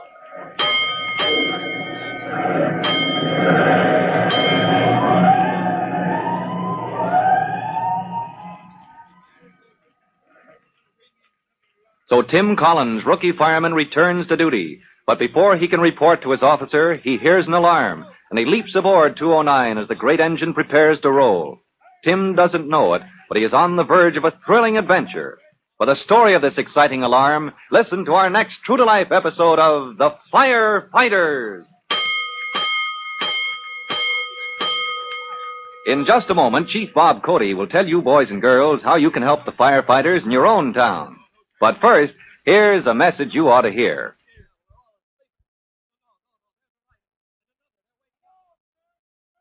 And now Chief Bob Cody with a special assignment for the Firefighters Brigade. Chief Cody. Boys and girls, this is Chief Cody. And here's a little trick I want you to know. Sometimes we firefighters get into a spot where the smoke is so thick we can't see where we're going. So when we first go in, we pay special attention to the floorboards. That's right. We feel around to see which way the floorboards run. That is, if they run from the doorway to the opposite wall or crosswise. Then, when we want to find the door, we just feel our way, getting the direction from those floorboards. Now, you might remember that in case it comes in handy someday. Well, so long for now. You'll be hearing from me. Fire Chief Cody and the young rookie fireman Tim Collins will be back on the same station the next time you hear... That's it. Let's roll!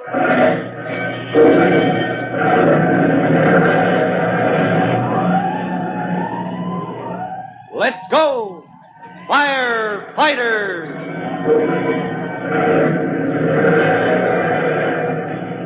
Firefighters is a copyrighted feature of William F. Holland Production.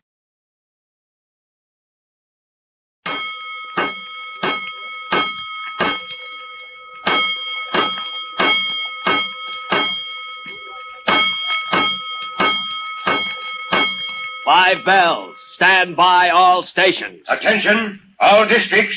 A 5-alarm fire. 5 bells. Move in immediately. That's it. Let's roll. Let's go. Firefighters!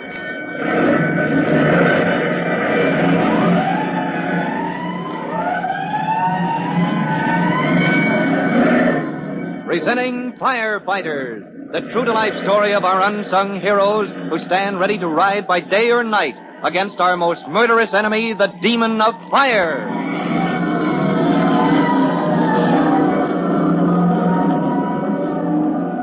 In just a minute, we'll visit Engine Company 209, where Tim Collins, rookie fireman, is quartered when on duty. Tim has been on a special assignment by order of Chief Cody, but is on his way back to the fire station now. And before he gets there, we have time for this message.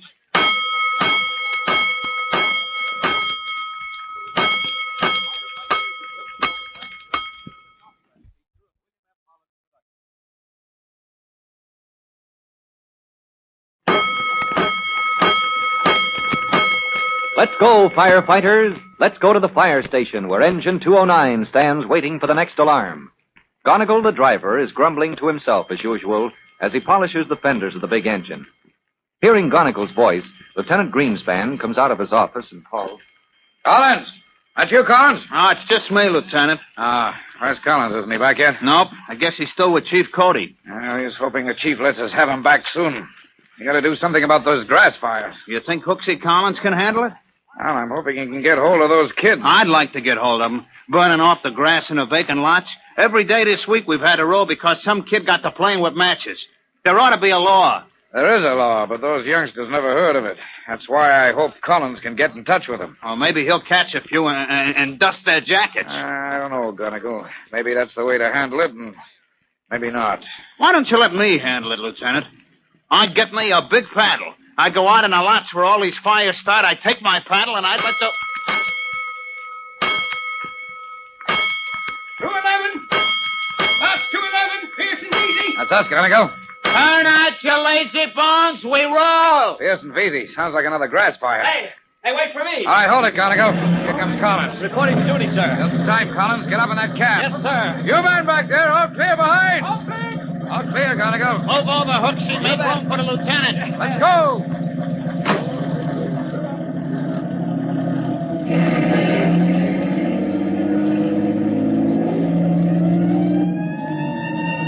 Pearson Veazey. Ha! What do you mean, ha? What's biting you, Gonigal? The same thing as biting the whole company, Collins. Box 211, that's the Green Hills district. Every run we make, it's always Green Hills. Out the edge of town? Oh, what's the matter, Gonigal? Don't you like the great open spaces? We're getting fed up with them, Collins. While you've been on special duty with Chief Cody, we've been running to grass fires every day. Grass fires? Near those oil tanks? That's right. Any day one of these fires might sweep up the hillside before we get there. And touch off a few million gallons of oil and gasoline. Well, can't we head off those grass fires? Somebody's getting pretty careless. Well, we're going to that later, Collins. When we get to the scene of the fire, keep a watch for a gang of boys. We got to get hold of them before Green Hills goes up in smoke. As Engine 209 roars toward its destination in the Green Hills district, Chief Cody is checking on the alarm. Miles away, in his office at Fire Department headquarters, he studies a huge map of the city, quickly locates Box 211, and then reaches into his information file for a card. He shakes his head and calls out to his clerk in the outer office. Glover, get me the records office on the inside line. Want the dope on what's going on out at Green Hills. Chief Cody, records office? Yes, what reports do you have on oil and gasoline stored in those big tanks out at Green Hills? Oh, wait till I get a pencil. All right, go ahead. All storage tanks in use, huh? How many? Oh, 3 of the big oil companies. Right. Anything else? I mean, any other kind of supplies that might give us trouble? Unity Chemical Company, huh? Shed full of chemicals. What? No watchman. Won't they ever learn? No, that's all I want. I'm much obliged. Glover, give the garage a ring. I want my car. Going out to Green Hills. Got to look into this outbreak of grass fires before we have a situation out there we can't control. And as Chief Cody makes ready for a fast run in his department car to the Green Hills district, where vast supplies of oil and gasoline are stored in huge black tanks among the open fields, Engine 209 pulls up at the scene of the fire, and Lieutenant Greenspan quickly sizes up the situation. Just as I thought. Fire creeping across the vacant lots. You want a line, sir? No, we don't need a hose, Gardigal. You men back there, brooms and rakes. At the upper end of the field, sir. Fire's almost reached that pile of brush. Get the small extinguisher, Collins. We'll stop that fire before it gets into the brush and begins to leap up the hillside. Yes, sir. Steve, unship that small extinguisher. All right, you men, you know what to do. Take those brooms, get ahead of that flame, and beat it down. There they are. Good, Gardigal. That gang of boys, Lieutenant, halfway up the hill. Where? I don't see anybody. No, they ducked out of sight behind that big shed. You want me to go up there, sir? No. Stand by your engine. Watch them, but don't let them get the idea you're watching. You know what I mean? I get it. If we can identify one, we'll catch them all. Collins! Ready, Lieutenant? Let's go. We'll get ahead of the fire and stop it dead in its tracks.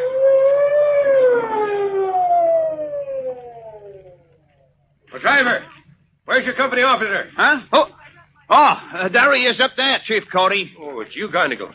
First time I ever caught you asleep on the job. Not me, Chief Cody. I was just concentrating.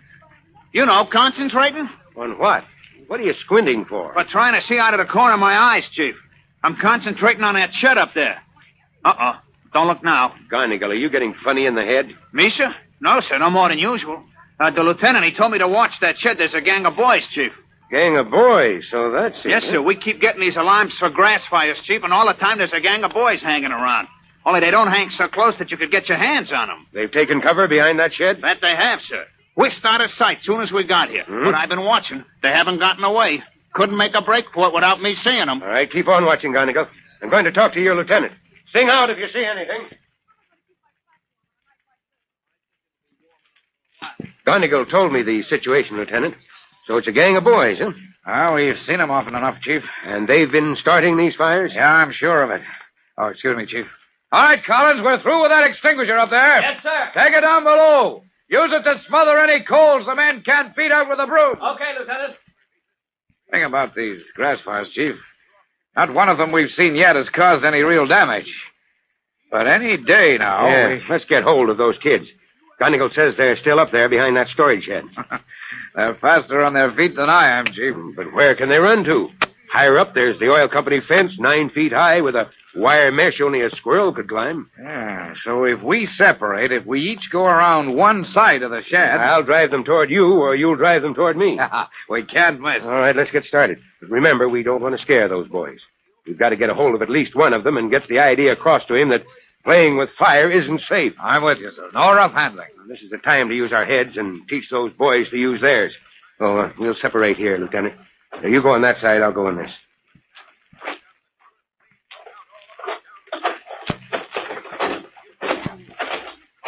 Well, almost there.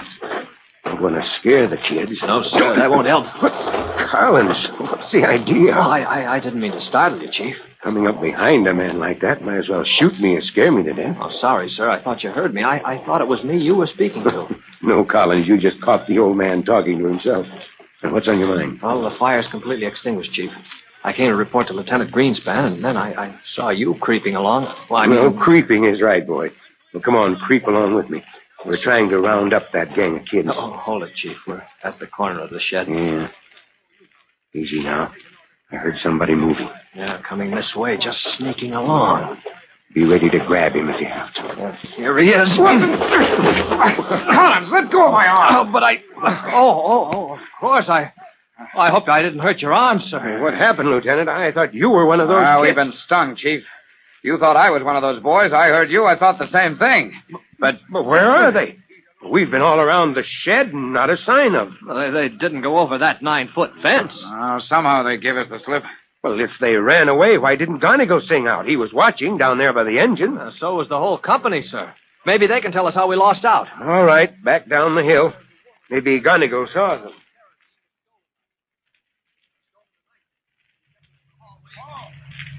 So you can't help us, Gonigo. You didn't see those boys run away? Chief, never once did I take my eyes off that shed up there on the hill. Never once did... Hey, there they go! Oh, good grief, half a dozen of them, like a flock of sparrows. But it's impossible. We were there and they weren't. But they were there, all right, and there they go. Now, how did they put it over on us like that? Well, that settles it. We've got to put somebody to work on this case before those boys cause real trouble. I got a good man to handle it, Chief Cody. Collins, how about it? You tackle this case? Now, that's putting it up to Tim Collins in no uncertain terms. When the lieutenant of Company 209 and Chief Cody himself are baffled, can Tim find some way to get in touch with the gang of boys? There's no time for delay, because their dangerous game of starting grass fires may become deadly serious when flames reach the area where millions of gallons of oil and gasoline are stored. For Tim's approach to this case, listen to our next true-to-life episode of The Firefighters. In just a moment, Chief Bob Cody will tell you, boys and girls, how you can help the firefighters in your own town. But first, here's a message you ought to hear.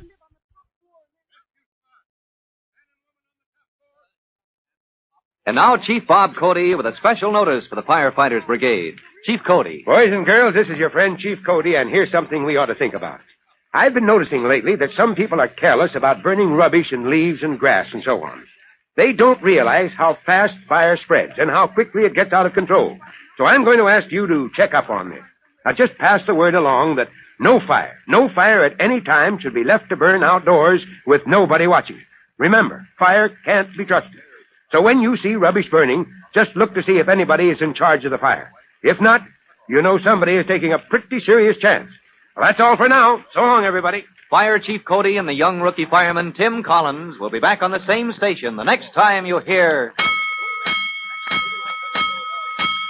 That's it. Let's roll!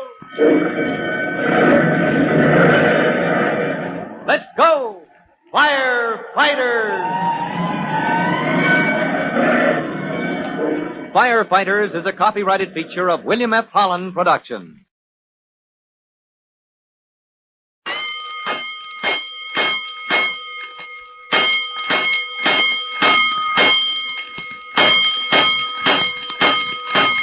Five bells. Stand by all stations. Attention, all districts. A 5-alarm fire. 5 bells. Move in immediately. That's it. Let's roll. Let's go! Firefighters!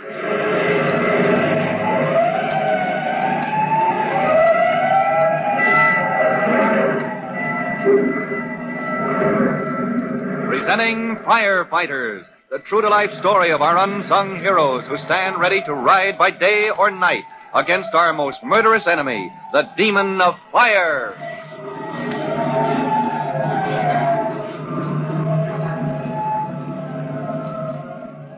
In just a minute, we'll rejoin Tim Collins, rookie fireman, at the scene of the tenement fire. Chief Cody estimates that the building will become a total loss because fire, from its point of origin in the cellar, is now racing up the stair shaft of the flimsy structure. But there's an emergency to meet, because the rumor has just spread that in the top story, 5 floors above the ground, a man and his wife are trapped. Before the story is confirmed, well, here's something else you ought to know.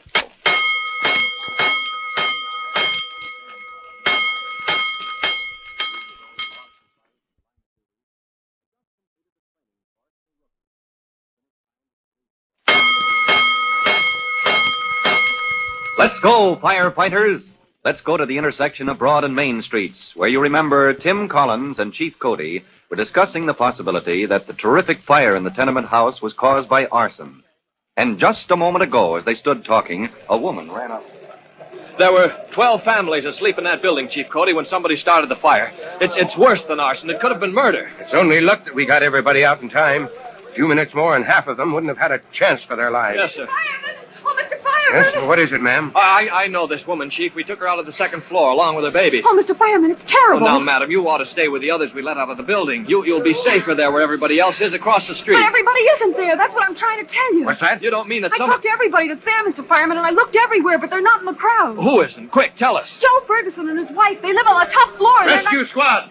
Man and woman on the top floor. Tell me, ma'am, top floor, front, or rear? Quick, ma'am, it makes a difference. Why, the rear. They have the back rooms on the top floor. And I don't see what difference it makes at all. But I guess you know what you're doing. Oh, if they're in the rear, Chief, that's going to be tough.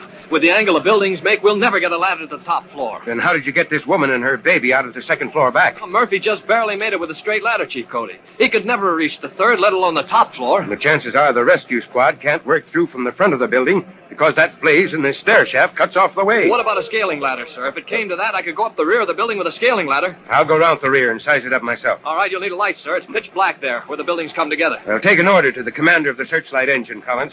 I want a floodlight at the rear of this building. Yes, sir. Maybe it's only 4 o'clock in the morning, but I want that black angle lighted up brighter than day.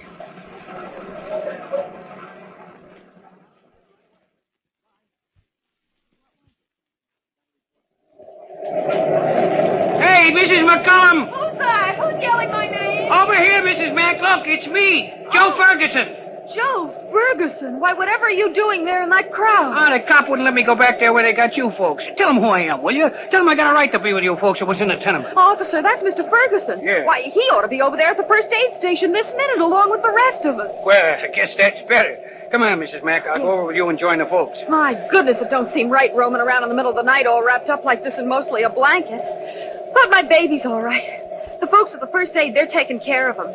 They wouldn't let me go at first, but I said to them, this is life and death, I said. I gotta tell that young fireman about... Oh, my goodness. Man, what a blaze. Oh, well, you bet the whole tenement don't cave in. Maybe crash down right on them fire wagons, huh?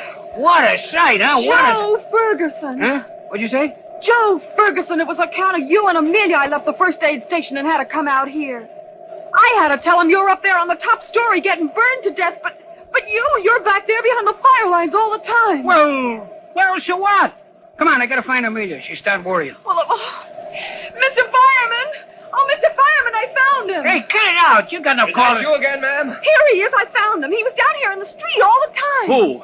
Wait a minute. This isn't Ferguson. Whatever it is, answer me that, huh? Why shouldn't I be down here in the street, huh? Oh, mister, I think Chief Cody'd like to talk to you.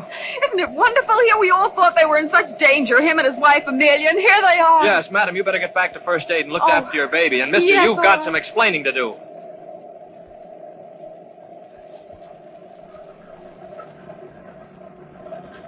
Chief Cody, here's our man. This is Ferguson, the man who's supposed to be trapped on the top floor. Well, that's a break. Mister, we were just trying to figure out how to get you out. It looked like a tough nut to crack. And so does he, Chief. Take a look at him. Hey, listen, what's the idea? Let go of my... I'll let you go when the chief says so, Mr. Ferguson. Well, now that's interesting.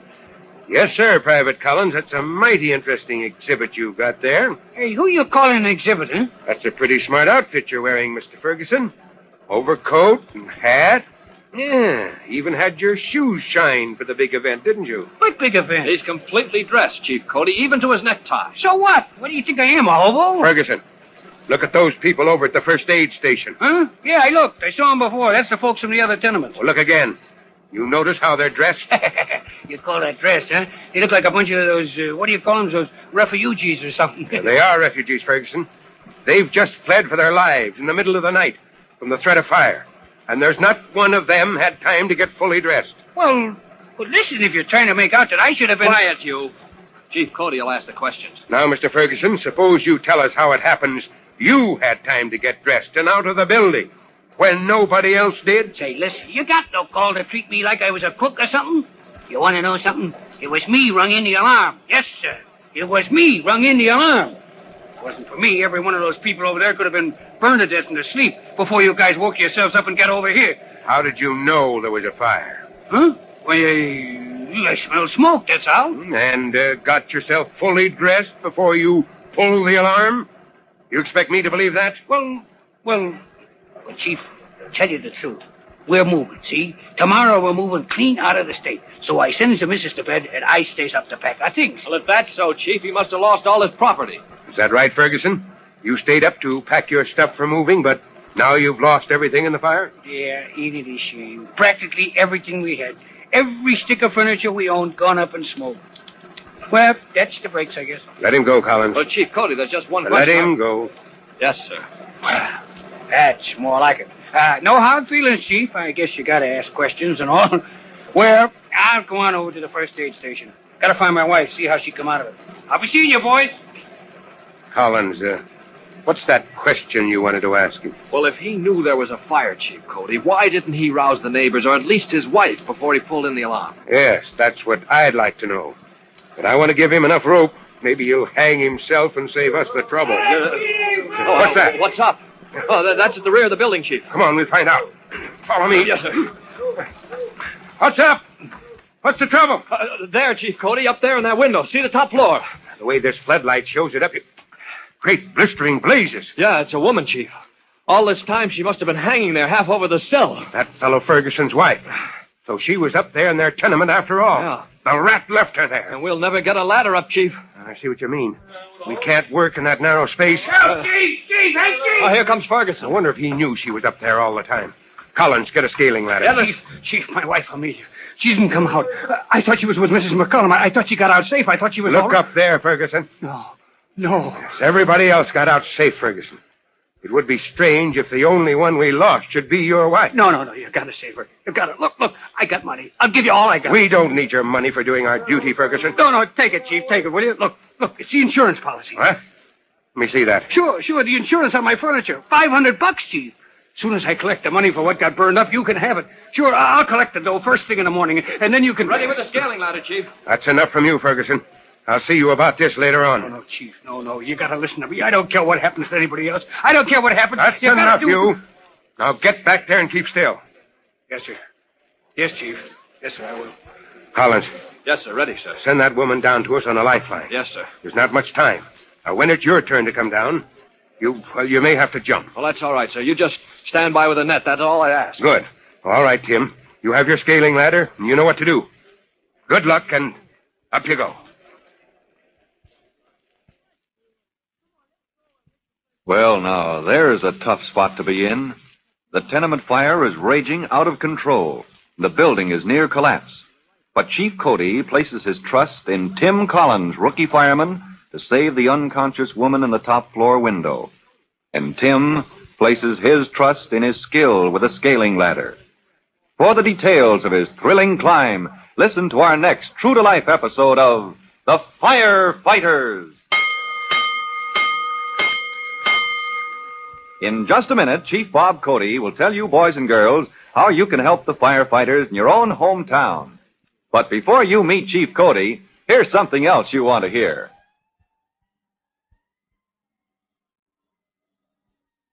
And now, Chief Bob Cody with a special assignment for all young firefighters. Chief Cody. Hello, boys and girls. This is Fire Chief Cody, and here is your special assignment. Attention, firefighters. The important thing to remember about fire prevention is that you must always be alert. Now it's time to inspect your home again for accumulations of paper and other waste material. Don't let papers pile up where they can be a fire hazard. Collect them in one place, as safe a place as you can select, and then dispose of them. The safest place for old papers and other waste is outside the home. So inspect, collect, and dispose of these hazards. Well, that is all. Goodbye for now. Fire Chief Cody and the young rookie fireman Tim Collins will be back on the same station the next time you hear... That's it. Let's roll.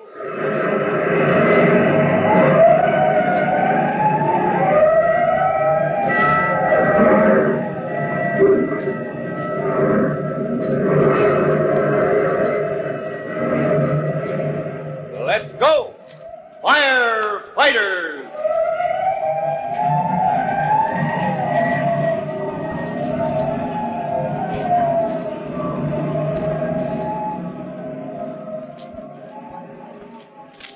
Firefighters is written by Frank Jones and is a copyrighted feature of William F. Holland Productions.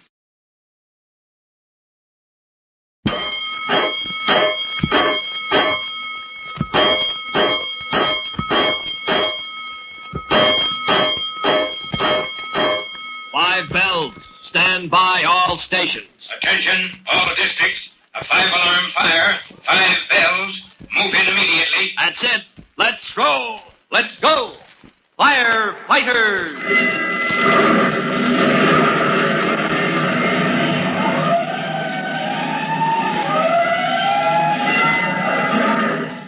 Presenting Firefighters, the true-to-life story of our unsung heroes who stand ready to ride by day or night against our most murderous enemy, the demon of fire.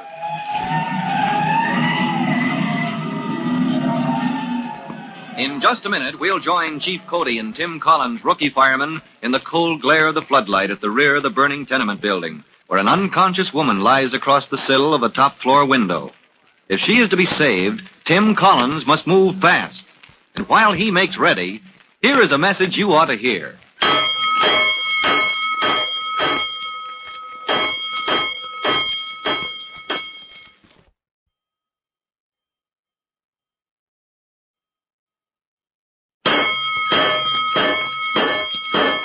Let's go, firefighters.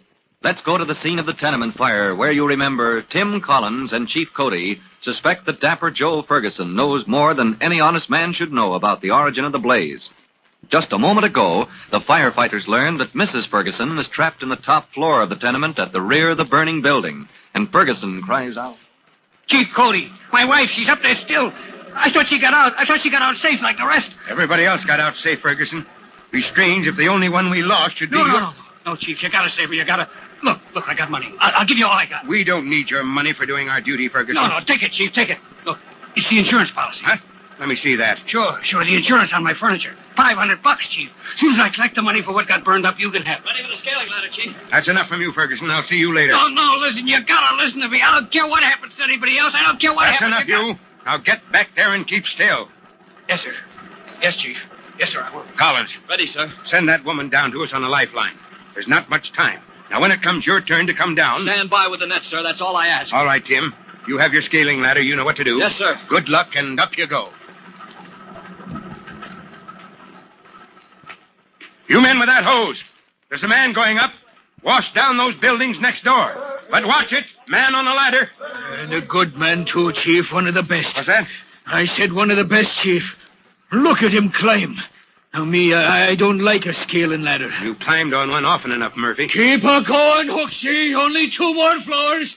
Oh, sure, Chief. Often enough. But what I like is a real ladder, not one of those poles with the rungs sticking out on each side like a fish pole with handles on it all the way along. Watch him go. Straddle the windowsill. That's right. Pull up the pole.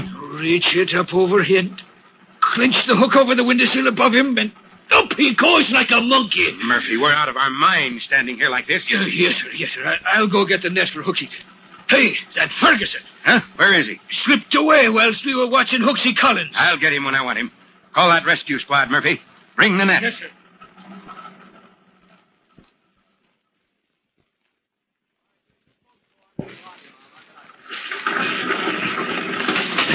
Oh, man, it's hot here.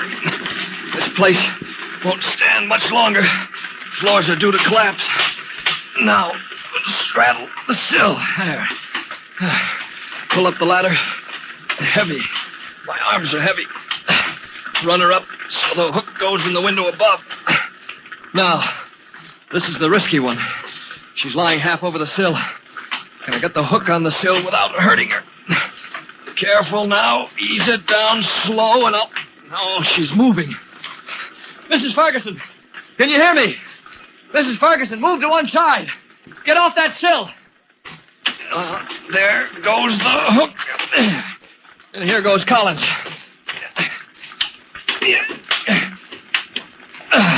There.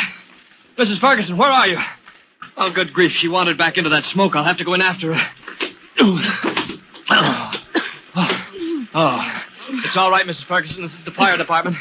Now, look, I'm going to send you down to the men on the ground. I've got to put this rope around you. There. Now we snub the end around this iron bedstead here. There. Ready below. Let her come. Now, Mrs. Ferguson, can you hear me? Joe isn't bad. Don't you understand? It's just the gambling. It's the gambling makes him do terrible things. Huh? Oh, look, Mrs. Ferguson, try to understand what I'm saying. Can you hold the lifeline here with your hands? Oh, good grief, she's dropped off again. Well, never mind.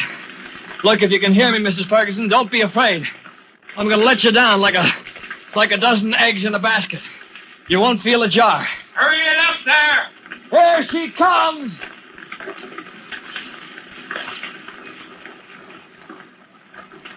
Chief, the net. We can't spread the net in that angle. One thing at a time. Get that woman down safe. First aid! Bring the stretcher! Don't be frightened, Mrs. Ferguson.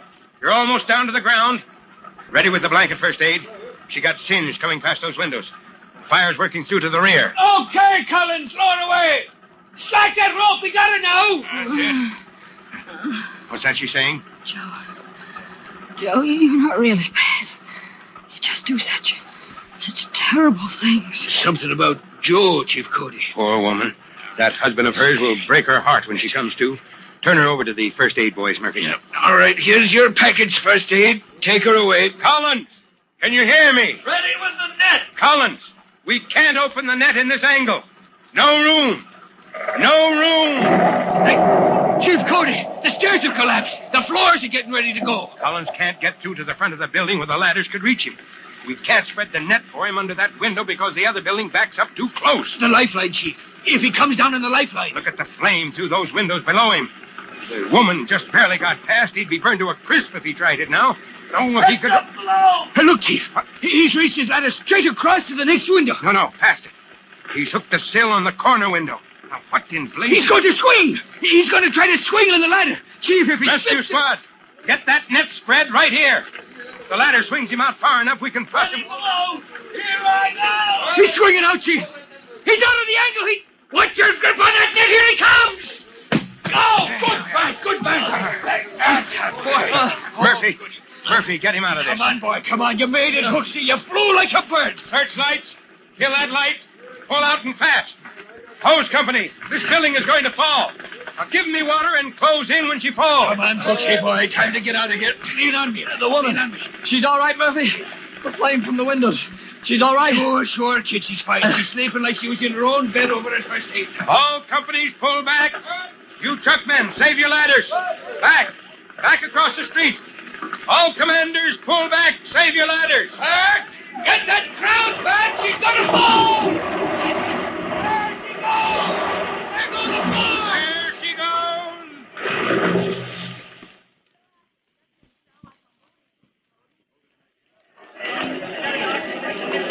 Over here, Chief Cody. Here at first aid. Oh, Collins? Yes, sir. I was looking for you. Any damage? No, sir. She collapsed into the street. Hose 209 knocked down the embers. Looked as if they'd spread into those little shops over there, but they... Yes, I know. I've got eyes. The whole street is blocked with wreckage, but the boys will take care of that. I mean, any damage to you? Oh, no, Chief. Only this. Great blistering blazes. What's that, mittens? First aid wrapped up my hand, sir. A couple of scratches when I swung out on that ladder. A couple of scratches. When I thought you were going to break your neck. Well, all's well that ends well, if it ends at all. Yes, sir. Now, where's that Ferguson? I want to put an end to him. Murphy went scouting for him, Chief Cody. He'll bring him here, if he can find him.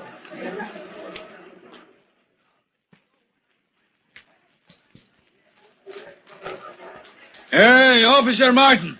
Tom, have you seen a short, wide little rascal with a... Well, what do you know? Put him down. And who are you? Them's my suitcases. I left them here. I ought to know. Well, now, if that's the case, maybe you can identify them 2 bags. Maybe you can tell me what's in them. Sure I can. This one, the heavy one, that's my tools for my trade. I'm a mechanic when I'm working. And this one here, this is my clothes, mine and my wife's. Oh, now, if you're telling the truth, that's easy found out. Before I'm asking you to open them 2 bags, tell me another thing. Listen, it's cold. It's late. It's almost morning. You're supposed to be here watching the fire line. Go watch it. And lay off people that lost everything they own in the fire. Lost everything they own, is it? Except maybe a couple of suitcases that just happened to be sitting behind a signboard across the street. Well, now, Chief Cody might be interested in a sad case like yours, mister. Murphy, will you look what I got here? I've seen him before, Tom. And I've got a hunch Chief Cody does want to see him again. Bring him along, Officer Martin, and let him carry those bags along, too. There isn't much doubt that Joe Ferguson is implicated in the case of the tenement fire from which 12 families were rescued in the nick of time. But to prove Ferguson guilty of setting the fire is the problem that confronts Chief Cody and Tim Collins, rookie fireman.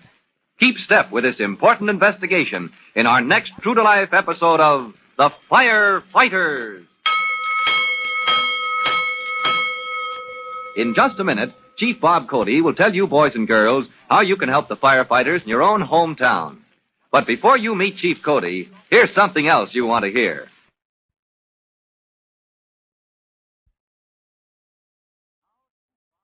And now, Chief Cody with a special assignment for all young firefighters. Chief Cody. Hello, boys and girls. This is Chief Cody, and here is your special assignment. You are to examine your local newspaper for a report of fires for the last 24 hours. Read this report and note whether or not any false alarms have been pulled. Remember, a false alarm is a safety hazard, and to pull a false alarm is a disgraceful as well as a criminal act. So check up on the report of fire alarms in your community and do your part to keep that record clear of false alarms. That is all, firefighters. Goodbye for now. Fire Chief Cody and the young rookie fireman Tim Collins will be back on the same station the next time you hear... That's it. Let's roll!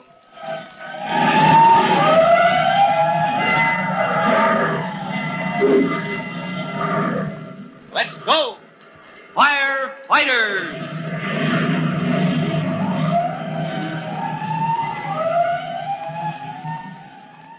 Firefighters is written by Frank Jones and is a copyrighted feature of William F. Holland Productions.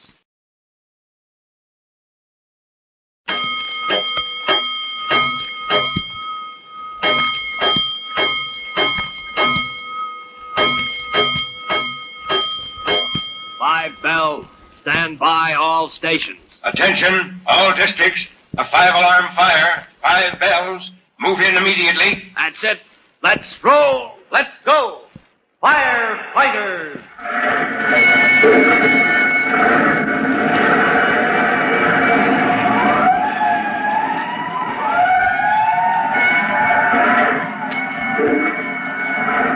Presenting Firefighters, the true-to-life story of our unsung heroes who stand ready to ride by day or night against our most murderous enemy, the demon of fire.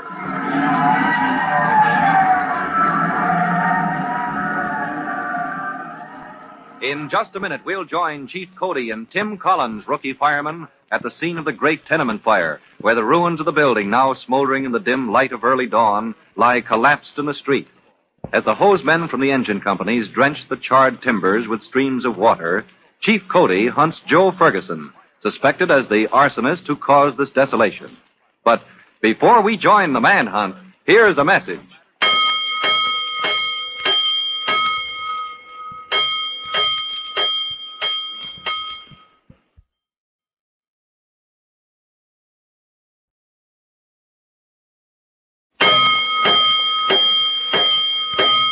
Let's go, firefighters.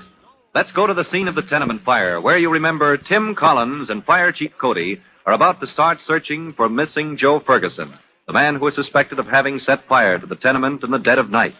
And just a moment ago, a short distance away, Private Murphy of Hook and Ladder Company 3-1s heard a familiar voice raised in argument with the police officer. So what, officer? Them 2 suitcases belongs to me. Well, what do you know if it ain't my pal Joe Ferguson and Officer Martin has him by the collar? Listen, it's cold. It's late. It's almost morning. You're supposed to be here to watch that fire line. Now go on and watch it. Lay off people that's lost everything they own in the fire. Well, now, Mr. Ferguson, that sure is tough. Huh? Hey, you was there, fireman. You saw how everything I owned got all burned up in that fire. Creepers, I almost even lost my wife. Yeah, you lost everything you owned except those 2 suitcases you had stacked here across the street behind a signboard. Come on, Ferguson, you better come along with me. Chief Cody wants to talk to you.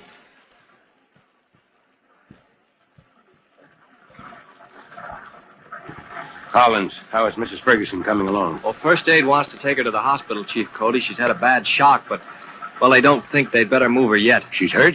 No, sir, just minor burns from flame that reached out through the windows when we sent her down the lifeline from the top floor of that tenement. Then why don't they take her to the hospital? She refuses to go, sir, until her husband turns up. Poor soul.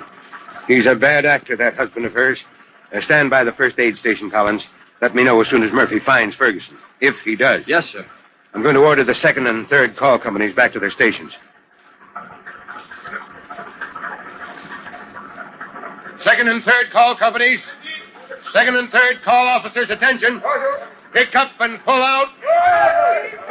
2nd and 3rd call companies, return to your station.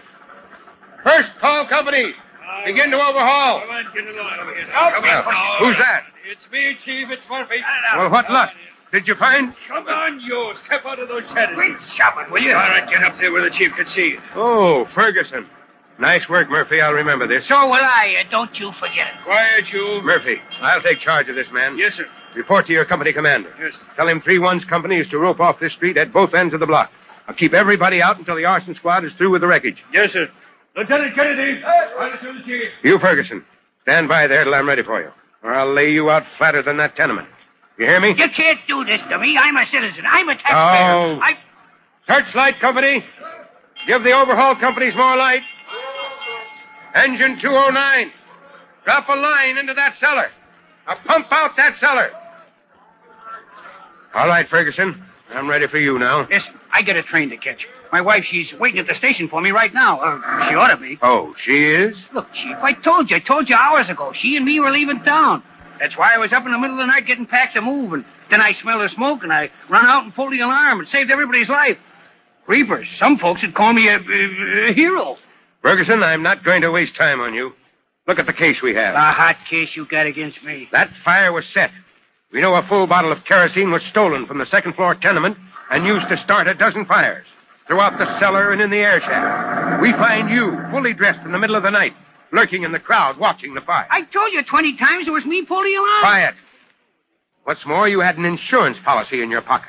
A policy covering your furniture that got burned up.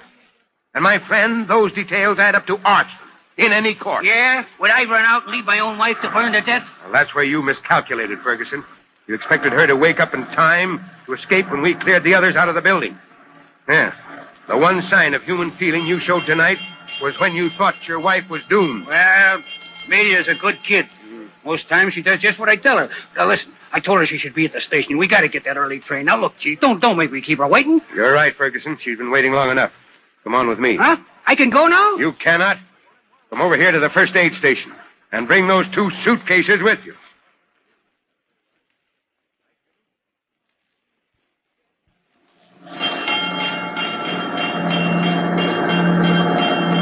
Hey, Collins. Hooksy Collins. Huh? You calling me, Murphy? Wake up, kid. You want to fall off the truck? Oh, hang on yourself. What's the idea, riding along with your eyes closed? Oh, man, if we got a call right now to a 5-alarm fire, you know what I'd do? Oh, lie down right in the middle of it and go to sleep. You said it. Ah, what a night. There's one good thing. It's almost 8 o'clock. All right. First platoon is coming on duty. It's up to them to clean up the truck and put her back in service.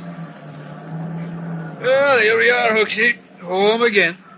Swing off the truck there so Pete can back her in. Yeah. All clear, Pete. Back her in. Oh, first platoon, turn out. Break out that polish. You got housework to do. Look at their faces, Murphy. Come on, you housemates. You want all 3-1s all shined up when we get back tonight. Oh, hey, Hooksy, how about some breakfast? I'm going home for a break. Yeah, I'm going home and pound a hole in my pillow until report time tonight.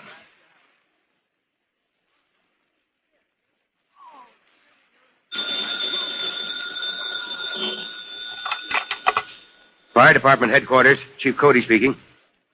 The Daily Press? Oh, hello, Murchison. Well, this fellow Ferguson made a full confession. Yes, like most of these arsonists, he must have a screw loose somewhere. Yeah, married to a fine woman like that wife of his, and yet he dreams up a crazy plan that might have destroyed a dozen whole families, as well as that tenement they lived in. Yeah, all for the sake of a few dollars insurance money. Oh, yes, of course. I want young Collins to get full credit. It was a mighty fine job he did, mighty fine. Yeah, that's right, son of Ben Collins. You know, Ben was chief of the department for years. Write it up any way you like. Count on me for cooperation anytime, Murchison. Anytime at all. All right, goodbye. Well, guess my report is complete. Rover! Where in blazes is that clerk of mine gone? Come in. Just when I want him. Well, who's this? The whole Collins family? Oh, no, Chief Cody, only me. Well, you're welcome as the flowers in spring. Where's Jimmy? Where's your brother, Judy? Oh, they only sent me, Chief Cody. Jimmy was mad, but they said one was enough. I said I was sure you'd do it if I asked you. Do what, Judy? Anything I can do for an old friend, just say the word. Chief Cody, sir, I am not here as an old friend. I am here as What? We're not friends anymore, Trudy? Well, now, that's bad news. What have I done? Oh, no, Chief, we're still friends, but, well, they sent me, don't you see? They? Now, who's they? All the kids at Northside School. So I'm not a friend, Chief Cody. I'm a delegation. Oh, I see. Yes. A delegation to ask for what? For you to come to Northside School to be our fire prevention speaker tomorrow. It's 11 o'clock sharp. I mean, assembly is. So will you please say yes?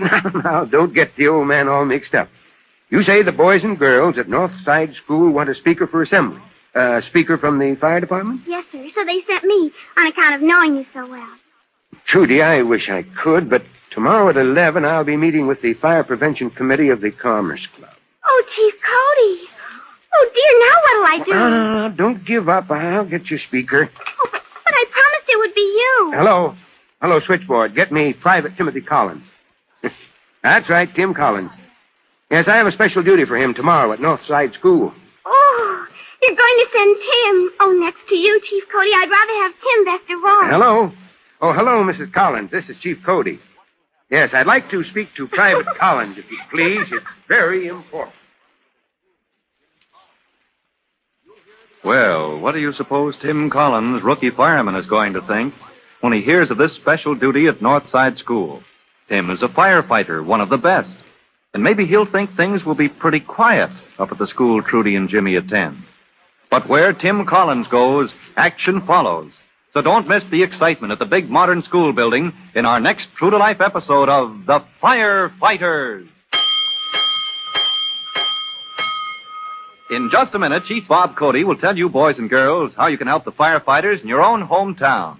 But before you meet Chief Cody, here's something else you want to hear.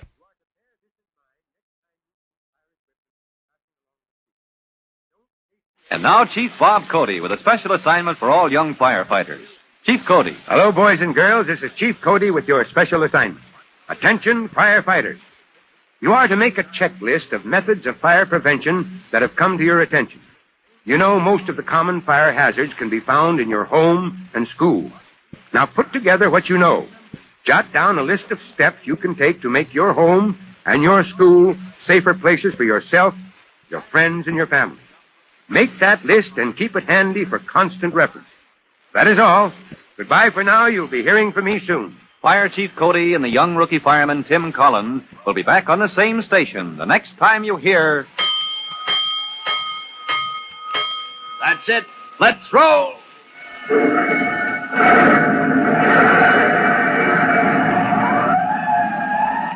Let's go. Firefighters.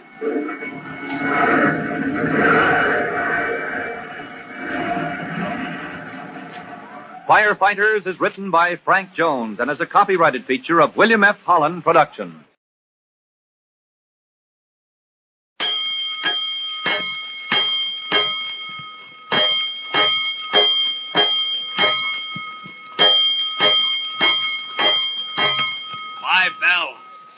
by all stations. Attention, all districts. A 5-alarm fire. 5 bells. Move in immediately. That's it. Let's roll. Let's go. Firefighters!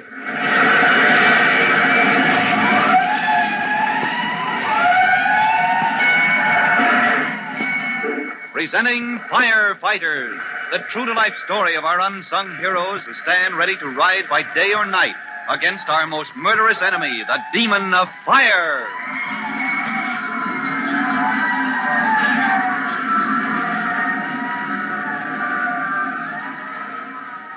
In just a moment, we'll transfer you to the private office of Chief Cody at Fire Department Headquarters. Chief Cody has just picked up the phone to make an important call to the home of Tim Collins, rookie fireman. But before we listen in on that phone call, here's a message especially for you.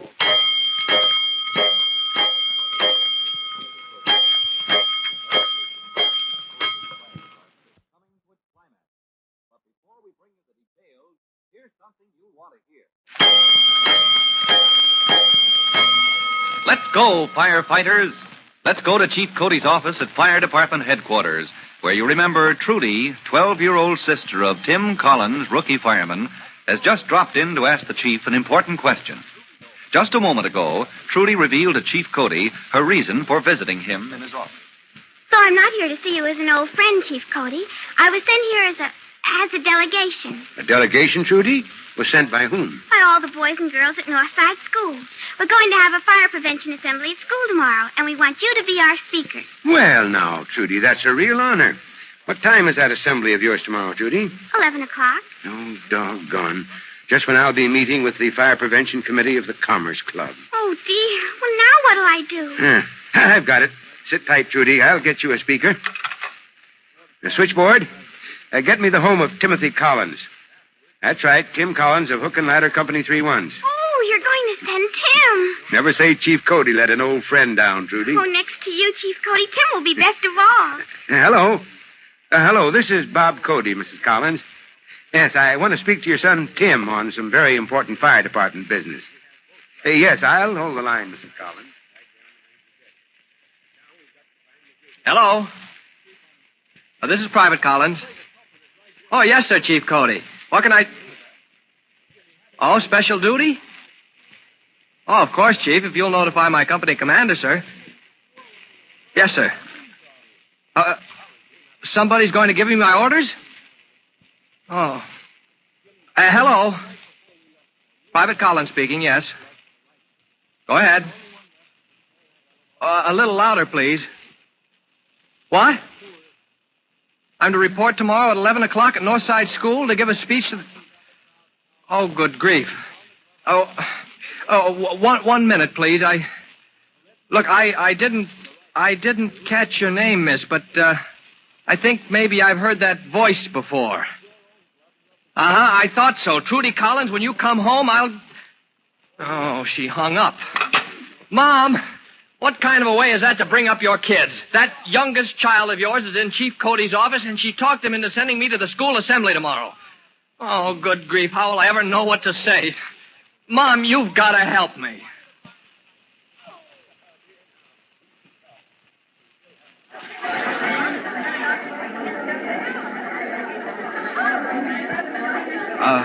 Miss Braddock. Yes, Tim? Miss Braddock, they aren't bringing in the kids from the junior high, too, are they, from the other building? Why, of course. Both junior and senior high school attend these special assemblies. You'll have an audience of, I'd say at least 2,000 boys and girls. Oh, good grief. I beg your pardon? Well, it's bad enough just sitting here on the platform, Miss Braddock, but to get up and talk to a crowd like that? Now, Timothy, it's your duty.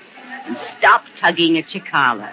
Yes, Miss Braddock. My goodness, when you were here at Northside 4 years ago, you never minded a little thing like an audience. Oh, there's your brother, James. Huh? Oh, yeah, and Trudy, the little monkey. Oh, good grief, they're closing the doors. It's going to begin. It'll be over before you know it, Timothy. Now, just remember not to twitch at your collar. Yes, Boys and girls. Boys and girls, we have the honor and privilege today of hearing a few remarks from a very special guest, a former student of our school who has made a name for himself as a member of our city's fire department. I have the pleasure to introduce to you Mr. Timothy Collins.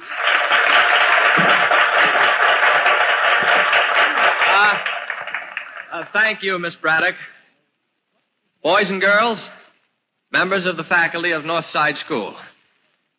Boys and girls, I wonder if you know what fire is. I know. Hey, I know. Oh, who's that? You out there, you want to tell us? I'm Whitey Williams. And a fire, that's oxidation. When something combines with oxygen, that makes heat. And if it combines fast enough and makes enough heat, that's a fire. Oh, that's right. That's right. That's just what it is, Whitey. Now, listen carefully, boys and girls. From what he just said, here's what you need to cause a fire. I know, Tim. Let me. Jimmy? Oh, all right, Jimmy, you tell us. Well, you need something that will burn. Enough oxygen around to combine with it, and enough heat to start it burning. Aha, that's right. Well, now we know the chemistry of fire. And as for fighting a fire, there are three things we can do. We can remove that combustible substance. We can shut off the oxygen with foam or water spray to stop the burning. Or we can reduce the heat below the burning point. Now, who can tell me what... Not everybody at once. Take it easy. All right, that's better. Now, let's see who can answer this one. And think before you raise your hand. In the case of a fire in a... Fire drill. Now, why would the principal call fire drill now, right in the midst of assembly? Oh, good idea, Miss Braddock. They ought to be ready for fire drill any moment without warning. Well, you just watch how well they behave, Tommy. I'm watching. Dead silence from the first alarm. Orderly passing. No shoving or skylocking. And you'll see how they move right out into the street without a... Oh, dear. Somebody dotted out a line. Yes, and I'm very much afraid it was your sister, Trudy. Huh? Oh, she knows better than that. Where did she go? Into that corridor that leads to the... Why, here she is. Oh, Trudy, what's the idea? Why'd you run back here? Don't you know how to act in a fire drill? I came back to make a rescue. Huh? You and Miss Braddock, you need to be rescued. Else why didn't Miss Braddock go to her post the minute fire drill began? Oh, Trudy, you're right. Standing here watching everybody else like a silly old thing when I should supervise passing at the main door. Rescue your brother, Trudy. Lead him out the back way. You win, Trudy. I'm in your hands. Which way do we go? But Tim, wait, it isn't a fire drill. What do you mean? Back where I was sitting, back there by the ventilator, I smelled something hot. And then it got worse and... Oh, wait a minute. Who's that coming back into the hall? Oh, that's Whitey. Whitey! Right beside you, that ventilator thing. Well, the smoke's starting to come out, Mr. Collins. Something combustible must be combusting. Come and see. Oh, come on, Tim. It is. It's a real fire. Hold it, Trudy. Where's that back way out Miss Braddock said to take? Oh, Tim, you're not going to make me go out. This is an order, Trudy. You're to get out that back way as fast as you can. Report to the principal that there's a fire in the ventilating system and rejoin your group. Oh, fiddlesticks. I never have any fun. Come on, let me see you go fast. Okay. All right, Whitey. Let's see where that smoke is coming from.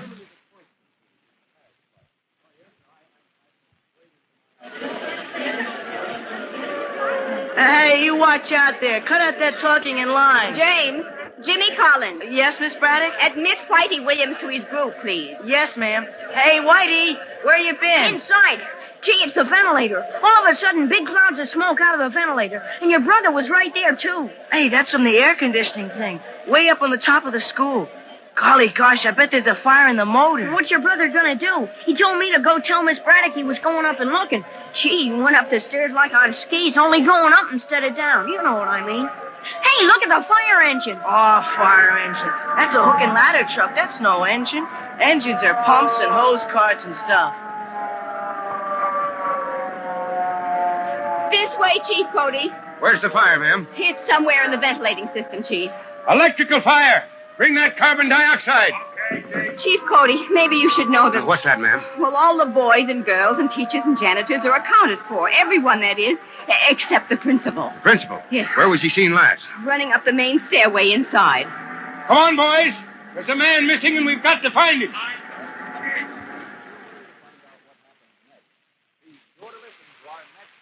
Now, in a big modern school building, just as anywhere else, the wisest course for any civilian to take is to call the fire department and then leave it to the professional firefighters to confine the blaze and put it out. But the principal of Northside School, in his eagerness to protect his building, has taken a chance. And it's lucky for him that Tim Collins and Chief Cody are on the way, as you'll hear in our next true-to-life episode of The Firefighters. In just a minute, Chief Bob Cody will tell you, boys and girls, how you can help the firefighters in your own hometown. But before you meet Chief Cody, here's something else you want to hear.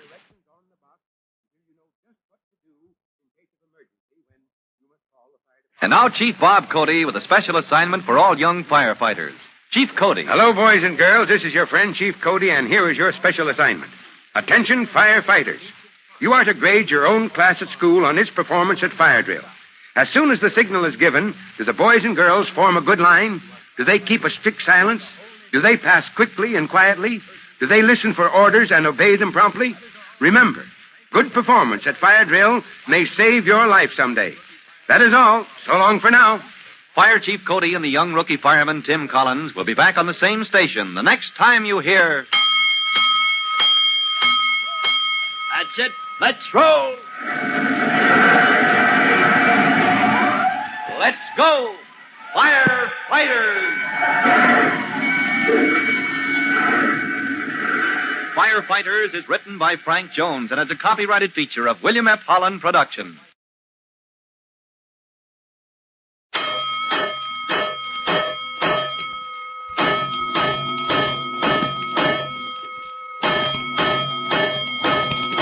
Five bells. Stand by all stations. Attention, all districts. A 5-alarm fire. 5 bells. Move in immediately. That's it. Let's roll. Let's go. Firefighters.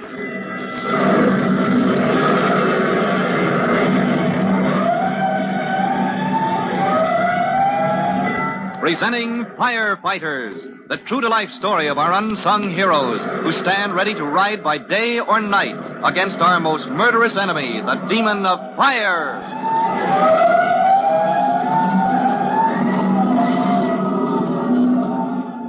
In just a minute, we'll move to Northside School, the big modern school building where Tim Collins, rookie fireman, was addressing the assembly when the alarm bell rang for fire drill. But it was no mere drill, as Tim Collins learned when smoke began to pour into the auditorium from the ventilation panels in the wall. Before we help Tim trace that smoke to its source, well, here's some information you should have.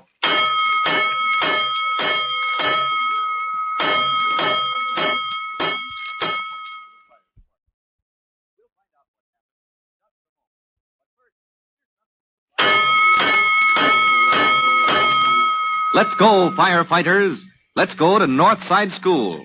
Tim, you will remember, is inside trying to locate the source of the smoke that was pouring out of the ventilator system.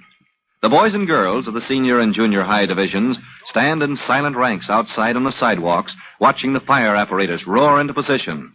First to arrive is Chief Cody in his bright red sedan, and Miss Braddock.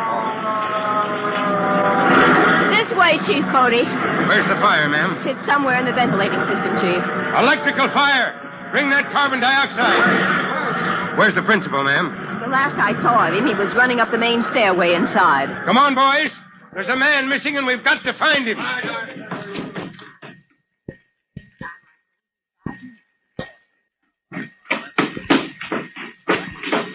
Hey, halt! You! Running up those stairs! Who's that? Is that you, Jensen? Yeah, it's Jensen, the head janitor. Who are you up those stairs? This is the principal, Jensen. Dr. Bradley. You better get out of the building. This fire may spread. Oh, yeah, doctor. So why you don't run outside, huh? Because it's my building. I'm responsible for it. Northside won't burn, Jensen, but no building is so fireproof throughout that it can't be damaged. Oh, we go see, yeah? Very well. If you won't get out, let's have a look at that air conditioning plant.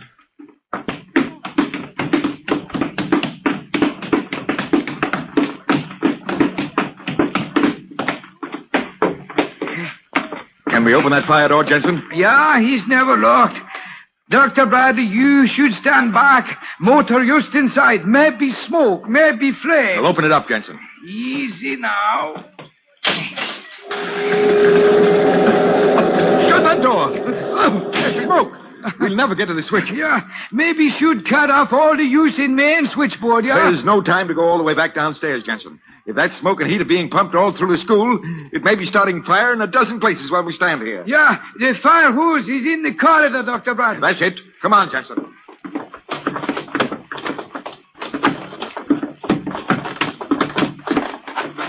You want I should take him? No, give me that nozzle. Now stand here, Jensen. When I say the word, spin that wheel to start the water. You understand? Yeah, I understand. The second I call, turn that water on full.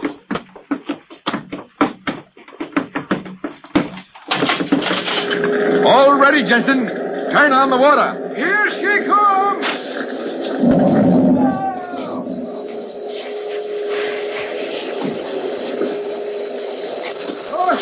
Dr. Bradley, Doc, what do you do? Hey, no, let that water alone. You'll get a shock. Doc, what do you do? Come on, drag him out of there. Yeah. That hose will beat him to death. Yeah, fireman, I drag. Doctor, what do you do? All right, he's clear now. Lay him down there. Yeah, but what he do? This I never see before. He make yell, he jump, he throw away hose. He got a shock, that's what. What do you expect, turning a stream from a hose on an electric motor? This is so, yeah. Water, that carries the juice. You bet it carries the juice. Dr. Bradley here got a full dose of it.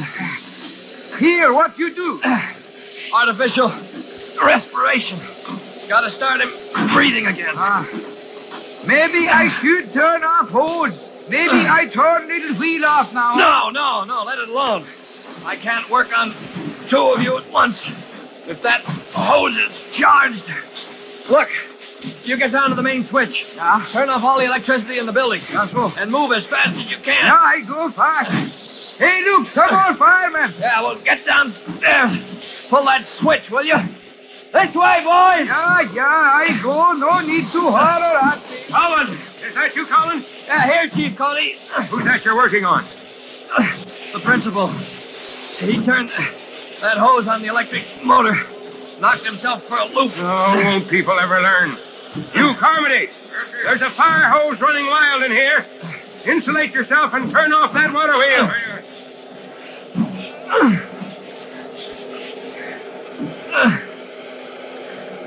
All right.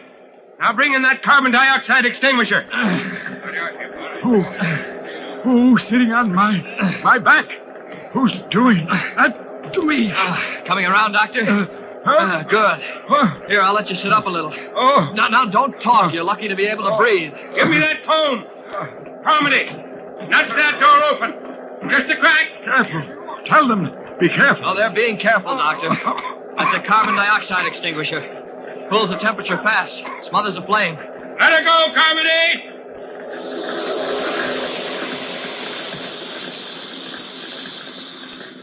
All right, that's that. Those blower fans are dead. Janitor must have cut off the juice at last. You men, open all the windows. Clear out this smoke. Truckman, work down through the building. Follow the ventilator shafts. Make sure no fires work through the system. Dr. Bradley's come out of it, Chief. Yes, I seem to have regained my senses, Chief Cody. And I think even my common sense. I've made a fool of myself, I'm afraid. I know well enough that water conducts electricity. I'm afraid I lost my head. Oh, don't blame yourself too much, Dr. Bradley. We all make mistakes. And some of us are fortunate enough to live through them. But since you're here, Chief Carmody, I'm going to ask you for a special favor on behalf of all the boys and girls of Northside School. I'd like to call them in and have you say a few words, if you will. Well, I'll be glad to, Doctor. Thanks. Private Collins reporting, Chief Cody. Special assignment, Collins. You're to be detached from 3-1s temporarily to organize the firefighter brigade at Northside School. Oh, good grief, sir. After what happened there last time, I was afraid they'd think I was a jinx. No, I'm assigning you by special request, Collins. You're the man they want. Now, boys and girls, when you pull a firebox, the impulse is transmitted to signal headquarters in the form, shall we say, of buzz, buzz, buzz. Now, in this instance, 3 buzzes denote box number 3, and promptly, signal headquarters transmits to those fire companies which are scheduled to respond to a call from that box. Thank you, Timothy. We shall now examine the mechanism of a typical alarm box. You will note the directions which tell you to break glass and pull hook. And there is one other thing. In handling a fire extinguisher, remember, its purpose is to reduce the temperature and smother the flame. The soda and acid extinguisher and the foam extinguisher are in common use. But in any fire in which electrical equipment is involved, never use these types of extinguisher as their contents conduct electricity, because you run the risk of receiving a shock which might well be fatal. Now I show you just what we do. All papers from schoolroom we burn in incinerator. And on incinerator in which we burn all paper from schoolroom always is a cover. Otherwise, boys and girls, otherwise, maybe whoosh, burn up my school. This is wrong, Mr. Fireman Collins. Oh, that's right, Janitor Jensen. Right as rain. Private Collins reporting for assignment to duty, Chief Cody. At ease, Collins. Yes, sir. Well, boy, you've done a fine job at Northside School. Oh, not I, sir. It's the Firefighters Brigade. They know our business as well as I know it myself, sir. Well, now, that's what I want to see you about, son. When you got your permanent appointment, you wanted an assignment to Hook and Ladder 3-1s, where your father got his start years ago. Yes, sir. Well, now that you've been temporarily detached, what will it be? 3-1s again? Well, Chief Cody, sir, I've been thinking about that, and well... Go on, Collins. Well, sir, I'd like to make an unusual request. Now, what do you suppose Tim Collins, rookie fireman, has in mind? Is he going to ask for a transfer to some new kind of duty?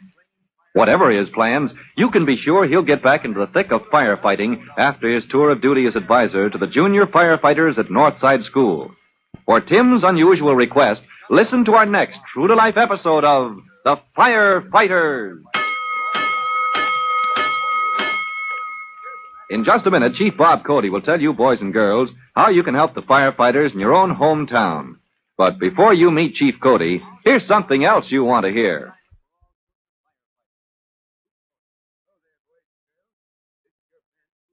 And now Chief Bob Cody with a special assignment for all young firefighters. Chief Cody. Hello, boys and girls. This is your friend, Chief Cody, and here is your special assignment. Attention, firefighters.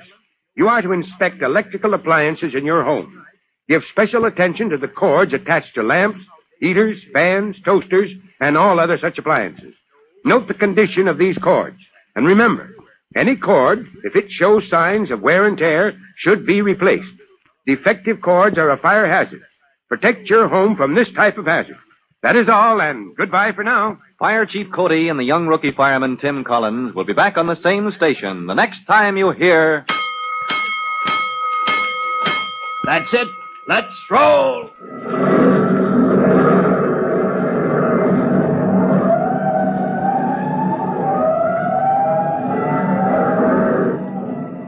Let's go, Firefighters! Firefighters is written by Frank Jones and is a copyrighted feature of William F. Holland Productions.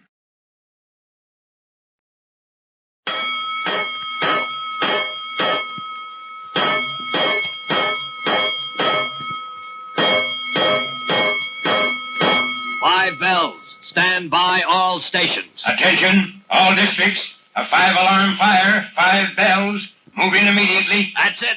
Let's roll. Let's go. Firefighters.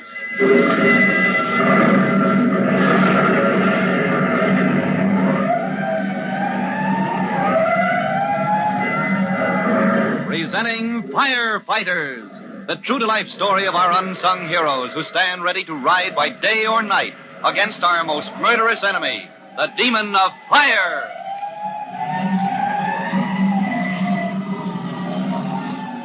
In just a minute, we'll take you to the office of Chief Cody in Fire Department headquarters, where Tim Collins, rookie fireman, has just reported for assignment to duty. Tim has been on a special assignment, and now he has an important question to ask Chief Cody. But before we hear that question, here's the answer to another question, one that you may have been asking.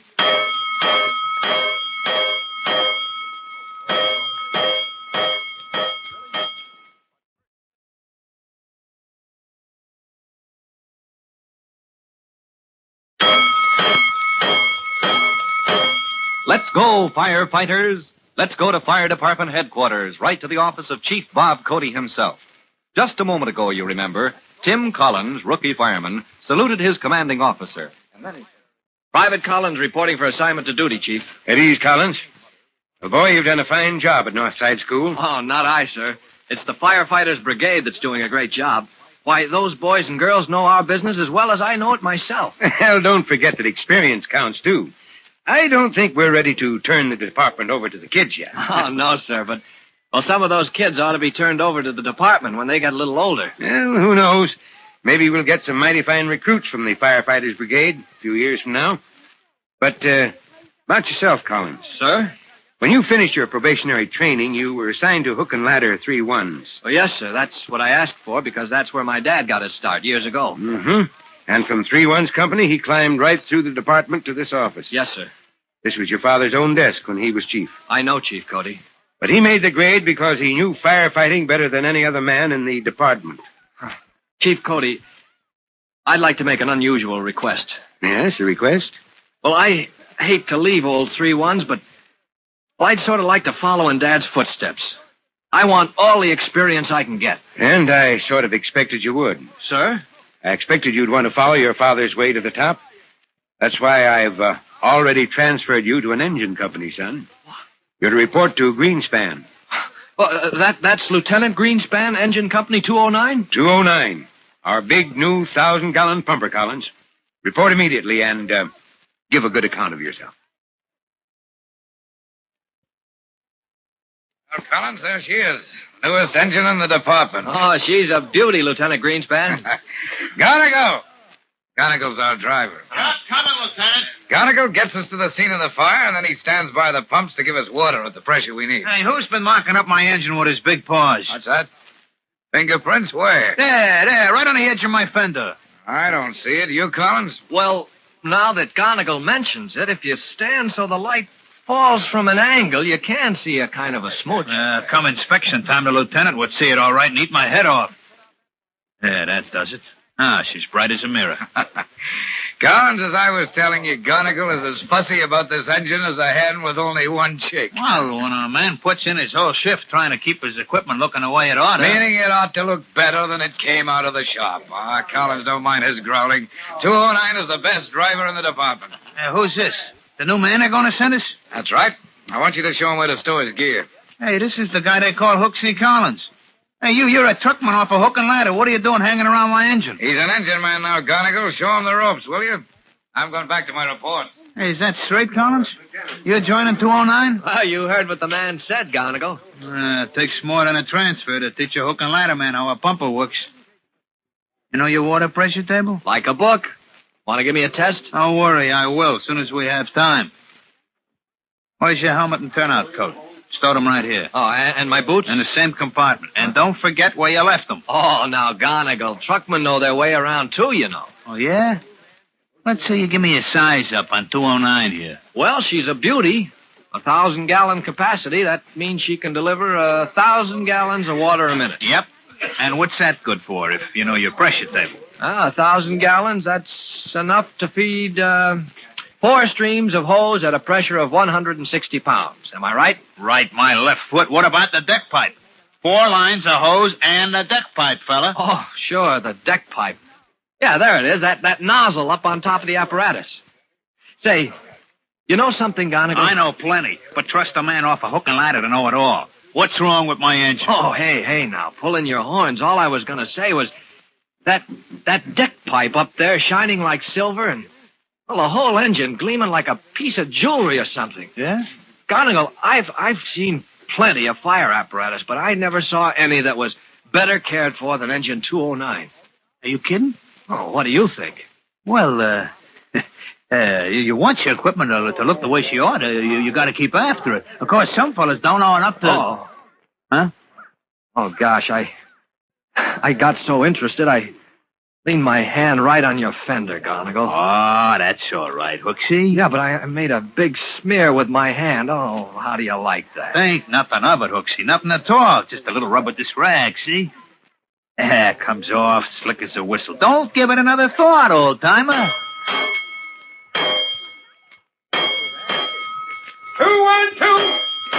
Freeman. We are not due. We are not due. Oh, Everett and Freeman. That's way uptown, Gonigal. Huh? Not for us. Not except on a fourth alarm. We're fourth due for 212. Mm-hmm. Now, look in here, Hooksy. Oh, in the hose bed? Yeah. Oh, carries plenty of hose, doesn't she? 1,500 feet you're looking at right now. Uh-huh. 2.5 inch, huh? And some odd sizes, too. And mind you, and 3 types of extinguishers and more kinds of nozzles than you ever saw before. How you making it, Collins? Oh, I'm learning a lot, sir. How about it, Gonigal? Think Collins is going to fit in? Well, now, Lieutenant Greenspan, I've been thinking, of course, Hooksy here, he's young and all that, but, we're going to need a relief driver someday. Oh, you mean to spell you in your job, huh? Well, somebody that's been trained right, you know what I mean? If I know what you mean, it would have to be somebody you trained yourself. Sure. And why wouldn't it be Hooksy? Well, I'll be doggone. Collins, what have you done to my driver here? Sir? To Gonigal, sir? Why, I've seen the day when he'd eat a rookie for lunch and ask for more. Hey, now, Lieutenant. It's a fact. Gonigal's the best driver in the department, and, also the hardest man to get along with. And here he wants to take you under his wing. Oh, now, Lieutenant, you don't want to go in Well, it beats me. Beats me. All right, Gonigal, if you want to train Collins here as your relief,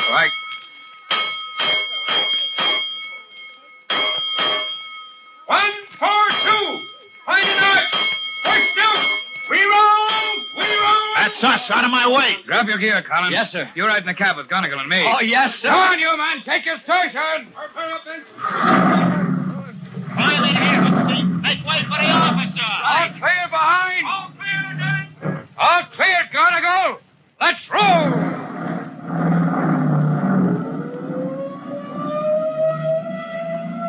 Pine and Arch. That's the waterfront, Hooksy. Maybe it's the docks again. You know, that's tough work getting a fire under those docks. You should complain, Gonigal. All the water in the world. Just drop your suction pipe in and let her pump. Oh, the docks, that calls for the cellar pipe, doesn't it, Lieutenant? Well, if we're lucky, that's all we need. Just chop a hole in the dock, drop the cellar pipe through, and let her go. Sure, Hooksy. They stand around while I drown a fire for them. Me and 209, and they call themselves firemen. All right, pipe down now. Pipe down. We're coming to the box. That man, sir, he's pointing. Which way? Where's the fire? Oh, it's the docks, all right. There it is. There's smoke billowing out from underneath. Hydrant right ahead, sir. Never mind the hydrant, Gonigal. Take me as close to fire as you can. Well, the edge of the cement pier is all, Lieutenant, but no farther. This engine weighs 9 tons. Ah, that wooden surface out there is rotten. You're right. We'd crash through. You man back there, give me 5 lengths of hose. This is the edge of the cement pier as far as we dare go. Get that suction pipe overboard. Give me pressure to reach that spot where you see the smoke. Yes, sir. Come on, Hooksy. Lend a hand. Right. Ready with that hose. Walk your line out along the dock. Stand clear of my suction pipe. Keep your big feet off of my pipe. Ah, there she goes. Ready with water, Lieutenant. Collins, break out that cellar pipe. Hook and ladder. You with the axe. Get out there fast. Give me a hole in that dock. I want a hole for the cellar pipe. You'll have his pipe, man, Collins. Ever handle a cellar pipe? Yes, sir, in training school. Control of that pipe and let's go. Right. If this fire's just started, we can knock it down before it spreads. But if it's eating its way into that timber, you'll need everything they ever taught you. Yes, sir. Because dock fires can be bad. And I mean bad.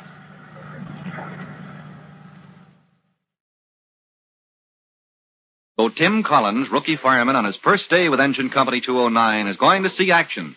As the lieutenant says, a dock fire can be bad because heavy timber, often soaked with oil, can conceal fire from view, and the engineman's task is to trace it to its source, even if that source is deep down where the light of day never penetrates. For Tim Collins' hunt for the source of the dock fire, listen to our next true-to-life episode of The Firefighters.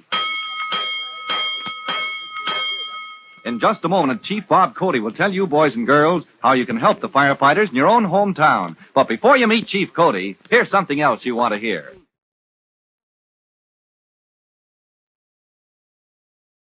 And now, Chief Bob Cody with a special assignment for all members of the Firefighters Brigade. Chief Cody. Hello, boys and girls. This is Chief Cody with your special assignment.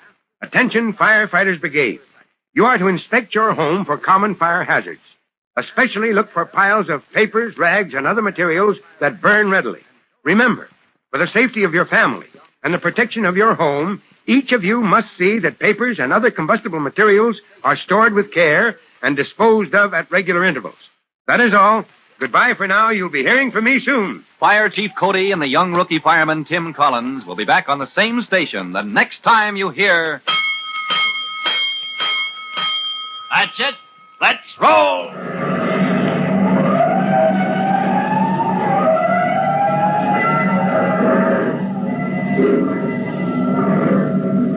Let's go, Firefighters!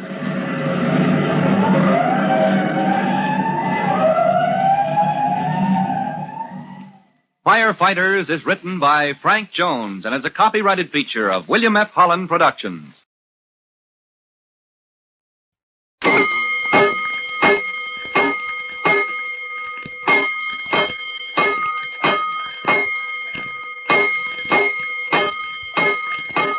Five bells. Stand by all stations. Attention, all districts. A 5-alarm fire. 5 bells. Move in immediately. That's it.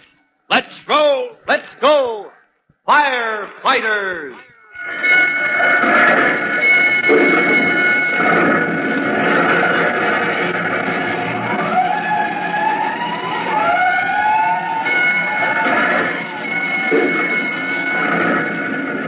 Presenting Firefighters, the true-to-life story of our unsung heroes who stand ready to ride by day or night against our most murderous enemy, the demon of fire.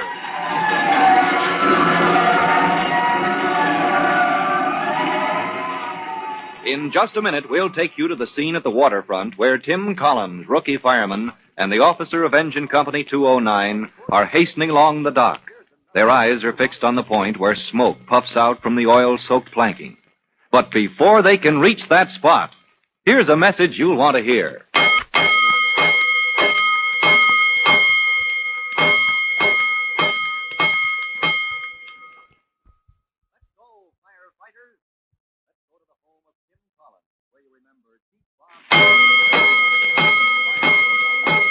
Let's go, Firefighters. Let's go to the waterfront where a wooden dock as long as a city block juts out from shore, and a cloud of smoke shows that fire somewhere below is eating through the oil-soaked timber.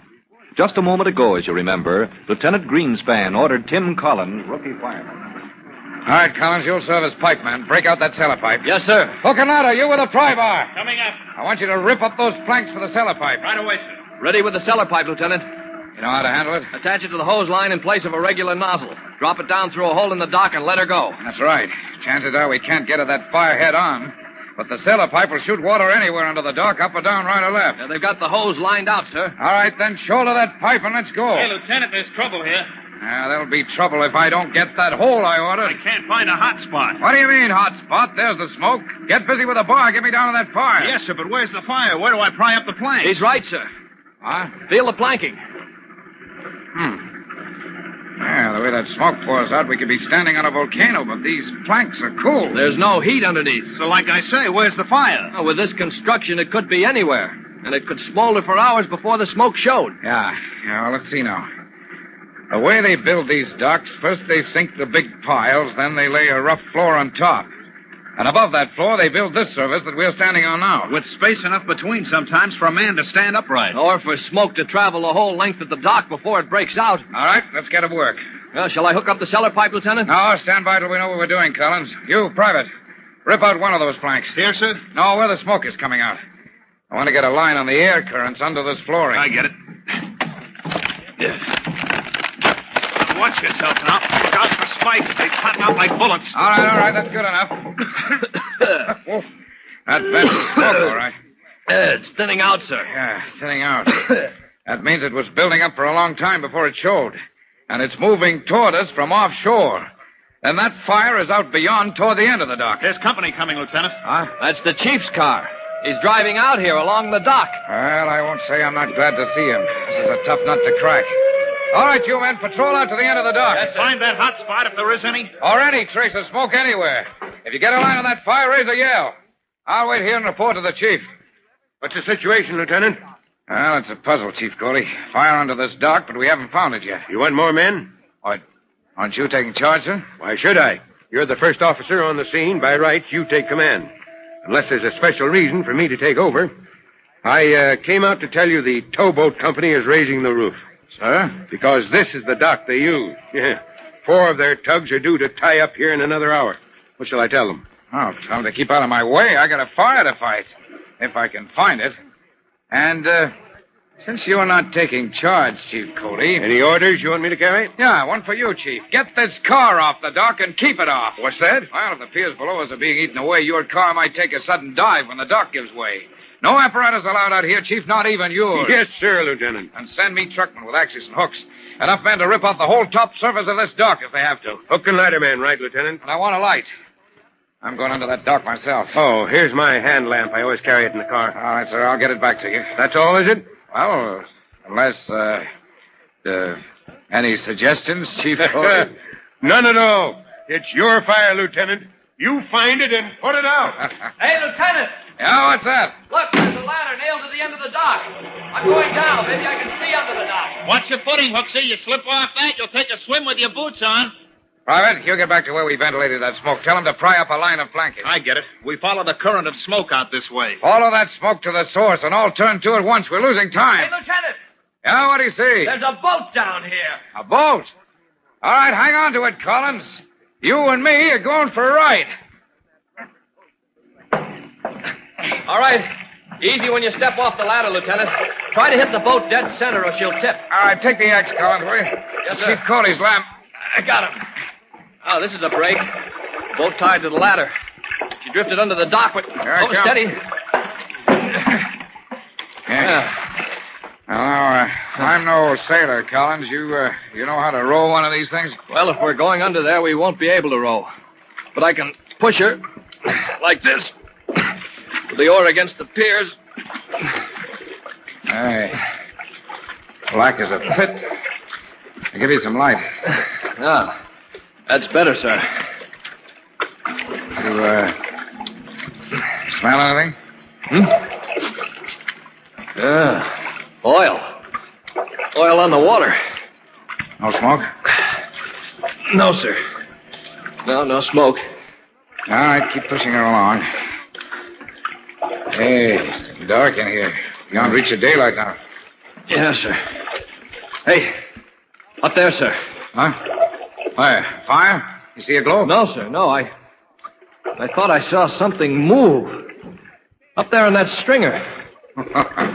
Now, don't start seeing things, Collins. All we want to see is that fire. Wait a minute, sir. Now, there they are. Huh? Where? The boys up on top. Up on the dock with the axes. Oh, yeah, sure, I hear them. Hey, smell anything? Maybe. Oh, maybe I just think I do, Lieutenant. No, that's smoke, Collins. It's faint, but we're going in... Wait a minute. Up there, sir, over your head. Where? Which way? Up there. Something did move. Get busy with that oar. No, sir, the light. Shine your light up on that stringer. There's something... What? Oh, you're right, there's something. Rats. Rats? Yeah. Look. See those shadows? Oh, yes, sir. Rats. Running away, sir. Yeah, they're all running the same way. You know what that means, Collins? What, sir? They're running away from the fire. So it must be dead ahead. Oh, hold tight. No. Move to your left. Shove it to the left, Collins. Left, sir? Well, that'll take us out from under the dock. That's right. That's where you're heading now. There's daylight ahead of us. Ahead, sir? There, through the gap between the piles. Don't you see that light on the water? Oh, that isn't daylight, sir. That's the glow from the fire. What? You're right, Collins. That's the fire, all right. Pass me that other oar. Yes, sir. There's our fire, and it's eating the heart out of this dock. The men with the axes, sir, they're almost overhead. I wonder if...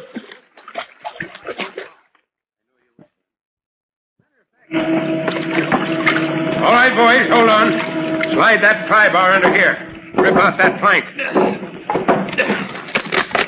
There's the source of the fire, Chief Cody. Here's where the smoke comes from. Can you see the flame? No flame, but plenty of smoke. Yeah, boiling up from beneath that false flooring below the dock surface. You with the hose. Get that line up here. No room for a man to get down in there, Chief. No, but I've already got 2 men down there. Down there somewhere.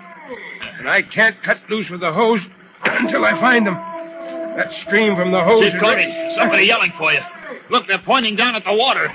Great blistering blazes. Speak up there! What have you found?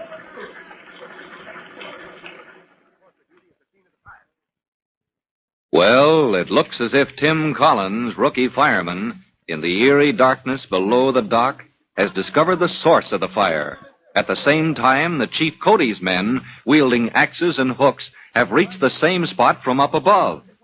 But that call from the edge of the dock where the hook and ladder men cluster, pointing down at the water, brings a startled call for information from the Chief. For the answer to Chief Cody's question and his plan of attack against the fire that is eating into the foundations of the dock, listen to our next true-to-life episode of The Firefighters. In just a moment, Chief Bob Cody will tell you, boys and girls, how you can help the firefighters in your own hometown. But first, here's a message you don't want to miss.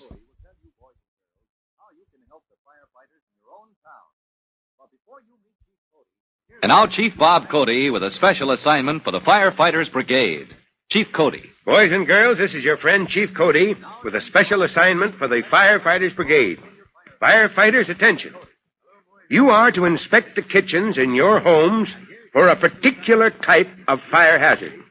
Notice the position of the kitchen stove in relation to the windows and in relation to racks or other devices for drying dish towels, clothing, and other combustible materials. Now, be sure to notice, do curtains ever sway in the breeze so that they might possibly reach the burners of the stove? Is it possible, by any chance whatsoever, that some article of cloth might fall from a drying rack upon the surface of the stove? Now, if so, your kitchen is a danger spot, and you know what to do about it. That is all. Goodbye for now. Fire Chief Cody and the young rookie fireman Tim Collins will be back when you hear... That's it. Let's roll!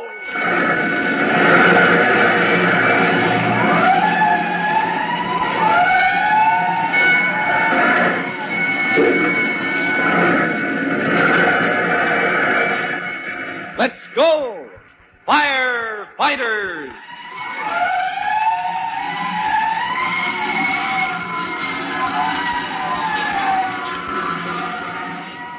Firefighters is a copyrighted feature of William F. Holland Productions.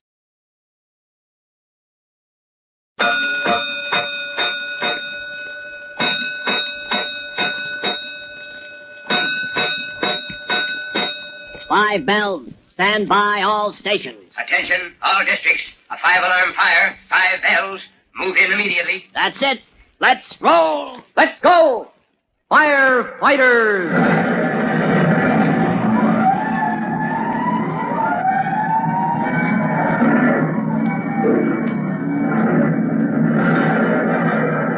Presenting Firefighters, the true-to-life story of our unsung heroes who stand ready to ride by day or night against our most murderous enemy, the demon of fire.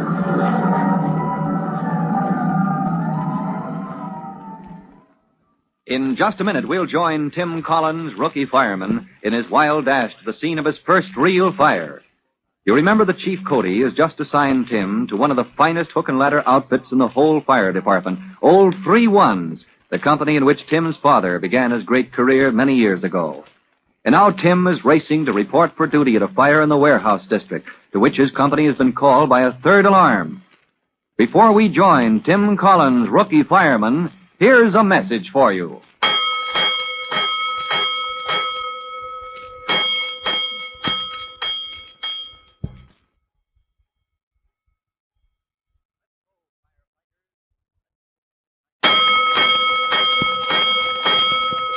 Let's go, firefighters!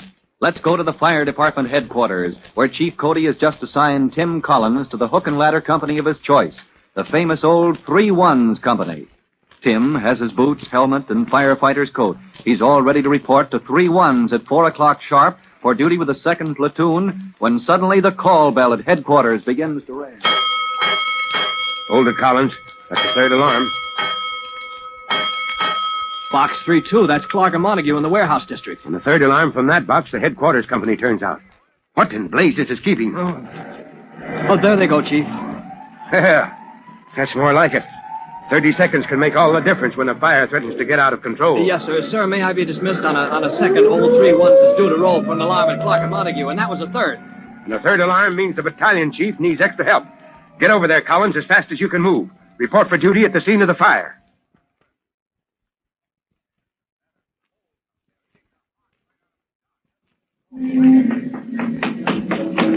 Hey, stop that car.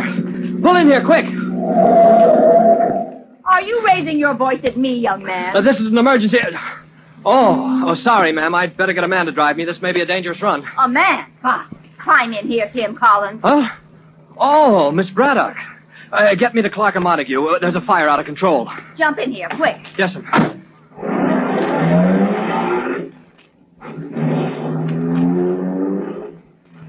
We'll turn at this corner. Yes, sir. Take it easy, Miss Braddock. Don't you tell me how to drive, Tim Collins. I was driving my own car before they ever enrolled you in my class at Northside School. Careful now, don't hit my elbow. Sorry. Just getting into my boots. There. Now to get my jacket off. Throw it in the back seat. I'll take care of it for you. All right. If you'd leave it at the firehouse. You know, old 3-1s. I'll leave it on my way home. Now, you just wiggle into that rubber coat. Yes, I'm all set. Then hold on. Only 6 more blocks to go. Miss Braddock, pull over. Pull over to the curb. Nonsense. That siren is clearing the way for us. Let them get by. That's a salvage squad. Watch me beat them to Clark and Montague. No, ma'am. Pull over. Get out of their way. Oh.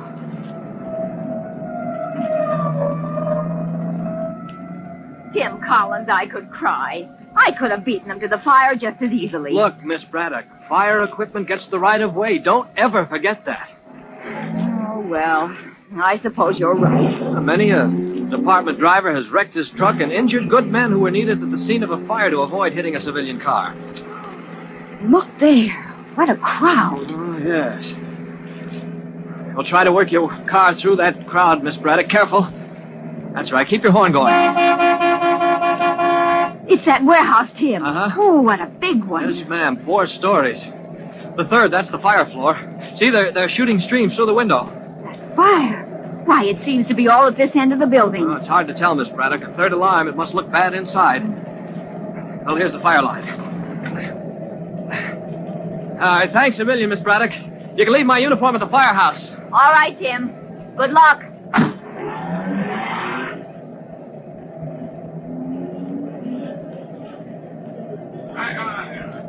Private Collins, sir. Reporting for duty with the Hook and Ladder Company, 111. I'm Lieutenant Kennedy.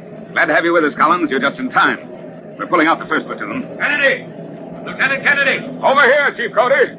Oh, there you are. Where's the battalion chief? Directing the engine men with the hoses at the front of the building, sir. What's the situation? Fire out of control in the 3rd story of this warehouse, Chief. In the front, toward the street, and working backward through the building. The building is a whole block long. You ventilated the roof, of course. We opened the roof over the front of the building, but there's a maze of partitions on that 3rd floor. So gases and smoke are building up, huh? We've got to open the roof near the rear. Do you need more ladders? Not yet, sir. There's a fire stairway up the rear to the roof. I have a truckman up there now with an axe. I'm just sending this rookie to relieve him. Private Collins, you know what to do? Yes, Chief.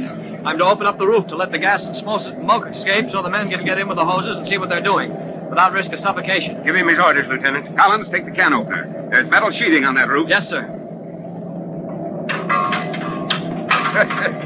That's a bigger can opener than you ever saw in your mother's kitchen, boy. Yes, sir. Big enough to rip open this warehouse roof. Now get up there and relieve Private Murphy. And watch yourself going past the 3rd floor. That door may be ready to blow out.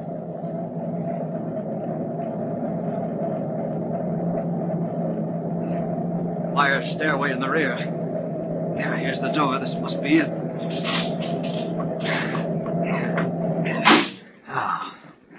Oh, man, it's black as night in here. I gotta unsling my flashlight. There. Yes, sir, there's the stairs.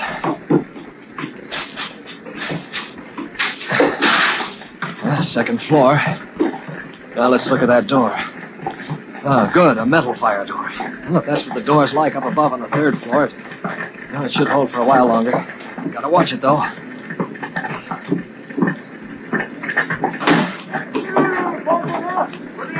Who's that? Who's down there? Engine company! Coming in with the hose! Who are you? Collins! Hook and ladder, 3-1s. Any smoke? No smoke, not here, not yet. 3rd floor. Man, it's hot. Well, that door is open. No, it isn't. Better see if it's holding. Better feel, see if it's... Oh, man, that's hot. Hey, you below! You with the hose! Huh? Watch this door, it's hot! There's smoke and gas piling up behind it. When she lets go, she'll blow out like a cannon shot. Okay, Hooksy, we'll watch it. I better watch it myself. This is no place for Mrs. Collins' boy, Tim. 4th floor. The door holding fast. Now, let's see. It's hot, but not scorching. Must have filled with gas and smoke from the other end of the building. We gotta let it out through the roof before the fire mushrooms. Ah, now, what's up above?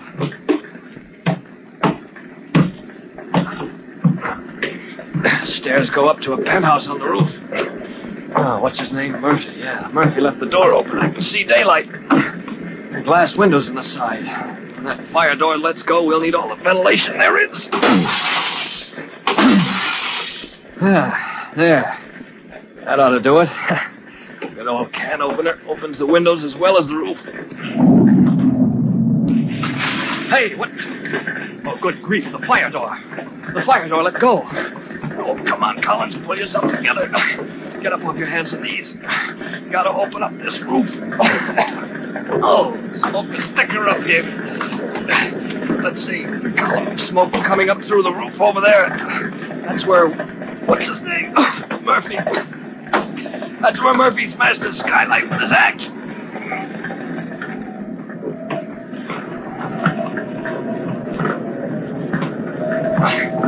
Wind coming up. Oh, that's all right. Clears out the smoke and gas.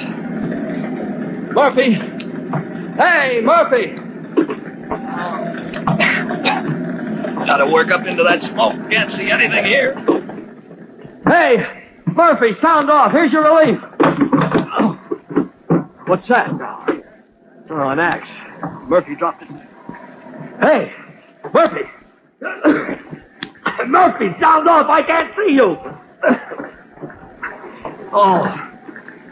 Oh, good grief, here he is. He's out cold. The smoke must have knocked him out.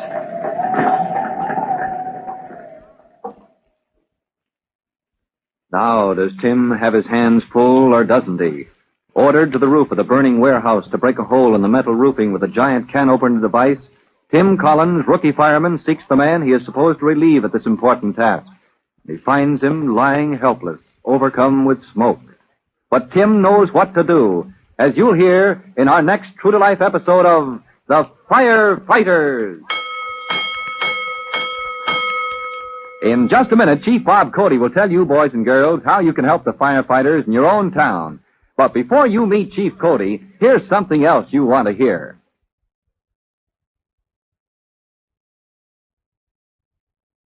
And now, Chief Bob Cody with a special assignment for all young firefighters. Chief Cody. Hello, boys and girls. This is your friend, Chief Cody, with an important assignment for you. Attention, firefighters. You are to inspect your homes for these special fire hazards. Cleaning fluid that is not carefully confined in a bottle or can with a tight cover, paint in cans whose lids are not tightly closed, and rags or cleaning cloths that have been stored carelessly. Remember, the fumes of cleaning fluid and paint are dangerous. A spark is enough to cause an explosion, and cleaning cloths don't need a spark. They can catch fire through spontaneous ignition when not properly stored. Now inspect your home for these fire hazards. That is all, and goodbye for now. Fire Chief Cody and his young rookie fireman, Tim Collins, will be back tomorrow at the same time on the same station when you hear... That's it. Let's roll!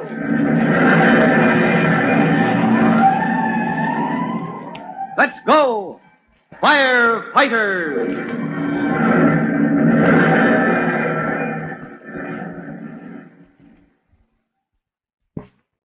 Firefighters is written by Frank Jones and is a copyrighted feature of William F. Holland Productions.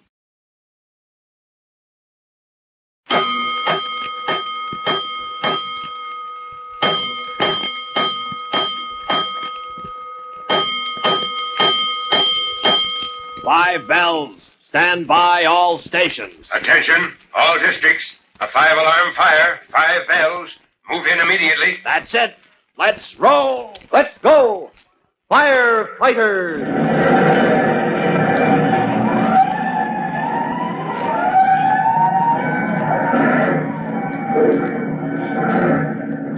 Presenting Firefighters, the true-to-life story of our unsung heroes who stand ready to ride by day or night against our most murderous enemy, the demon of fire.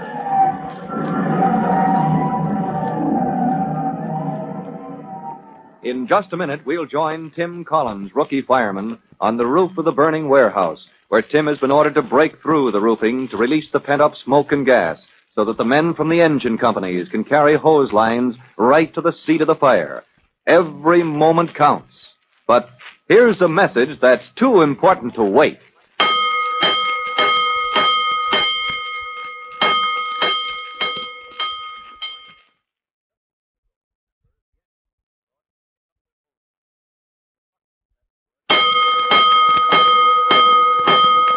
Let's go, firefighters! Let's go to the roof of the burning warehouse, where you remember Tim Collins, rookie fireman, just a moment ago, began searching for the fireman he is supposed to relieve. He can see a shaft of smoke rising from the other end of the roof, where the hook and ladder man smashed the skylight. But as the wind rises, the smoke smothers him in a billowing cloud. Murphy! Hey, Murphy! Oh, I've got to work up into that smoke.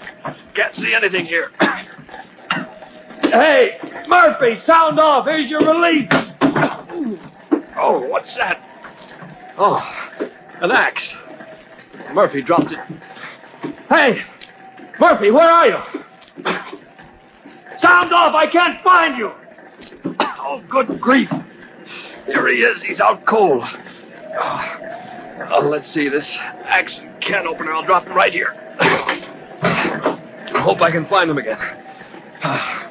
I'll get my arms under him. A good man. He has a coil of rope fastened to the tools and let it pay out behind us. Yeah. Okay, Murphy. Here we go. I'm going to lift you. Oh, up we go, Murphy. Up. Now to work through the smoke. Up into the wind, Murphy. We'll get behind the smoke there. Oh.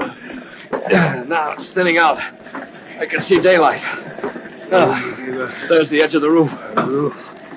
Edge of the roof? Yeah. Yeah, we're almost there, Murphy. Hey, you answered me. Oh, who are you? I'm your relief. Oh, but never mind now. I'll sit there. Let you down. Now I'll sit there and breathe.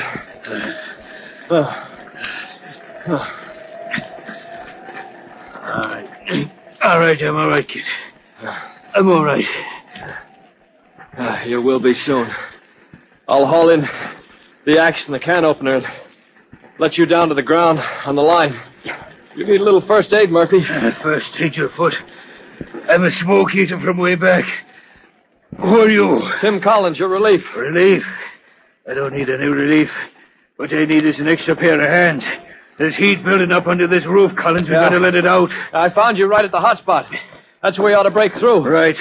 Come on, Collins. I'll show you how to use that can opener. All right. Hey, Murphy, take it easy. My legs gave out. Yeah, well, you'll be all right in a minute. You sit here and clear out the rest of that smoke from your lungs. You know what to do? You punch through the roof. We'll work ahead of the smoke so the wind pulls it out like the draft in a chimney. Yeah, I know. Work right into the smoke, even if it chokes me. All right, when you're ready, you come ahead. I'll leave the lifeline so you can find me.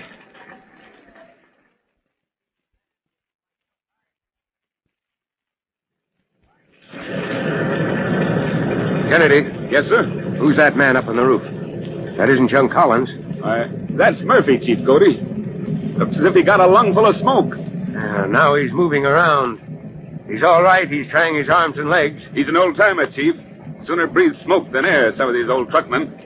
Sir, the boys with the hose lines at the back of the warehouse... Haven't they hit that fire yet? The fire door on the third floor blew out just after Collins climbed past them. What's keeping them? Why haven't they gone into that third floor at the back? Smoke's too heavy, rolling down the stair shaft.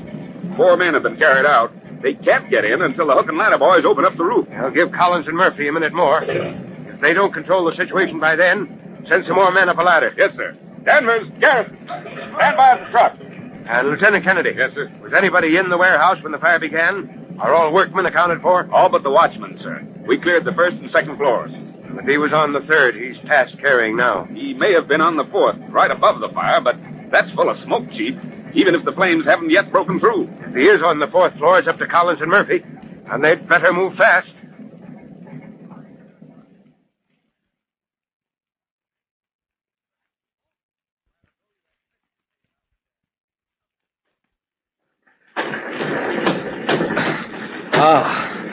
Here are the tools, thanks to this lifeline. I'd never find them if I better leave the axe lashed to the line. We may have to haul it out. Oh, blast that smoke. Oh, come on, can opener. Let's get going and get this over with. Let's rip it up.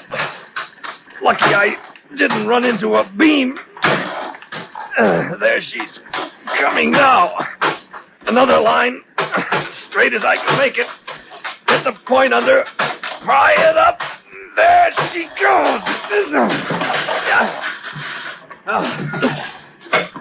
That did it. Murphy! Murphy! Got you, kid. Don't try not to break. I'll drag you. Okay. Okay, I can breathe now. That's better, kid. Look, smoke is going up. The wind is taking the web away from us. Are you feeling better? Yeah, I'm okay.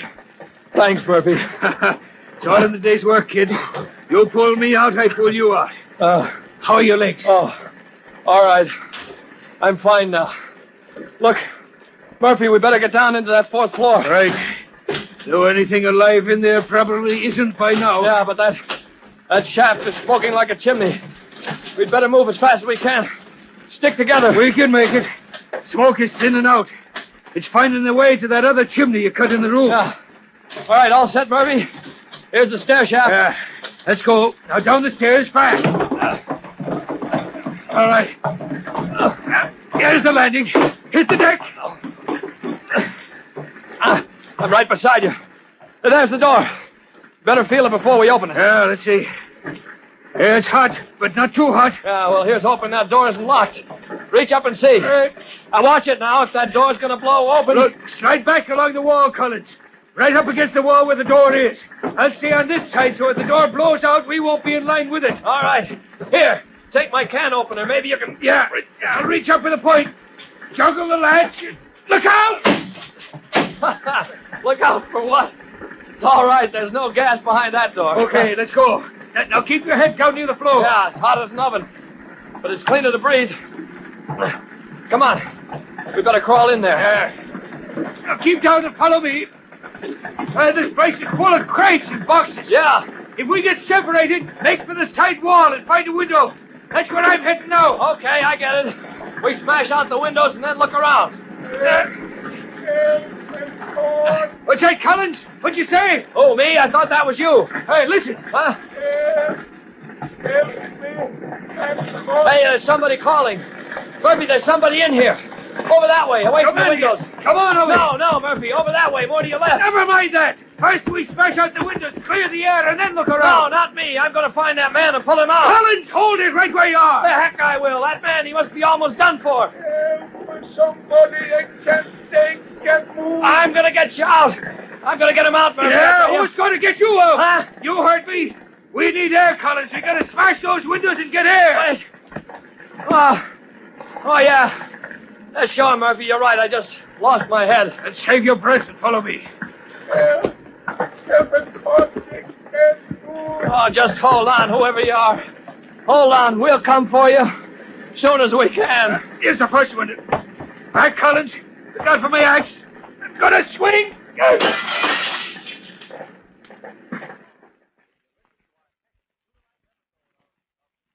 Crawling through the smoke-filled fourth floor of the warehouse, crawling along the floor, because even the superheated air at that level is better to breathe than the smoke and fumes, Tim Collins follows Murphy to the line of windows, even though off in the murk and gloom they hear distant cries for help. Will they be in time to locate the source of those terrified calls for aid before fire breaks through from the floor below?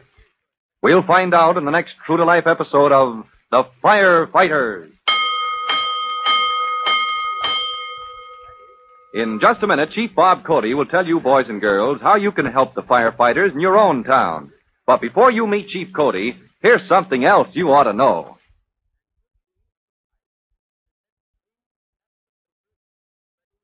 And now, Chief Bob Cody with a special assignment for all young firefighters.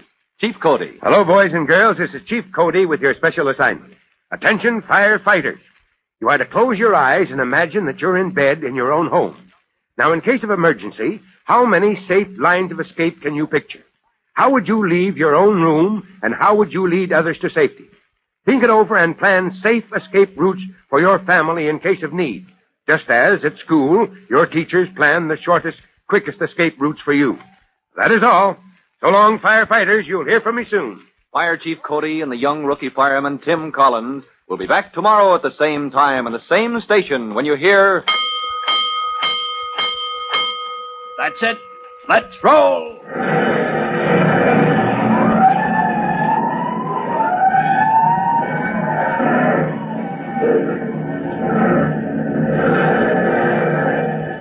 Let's go, Firefighters!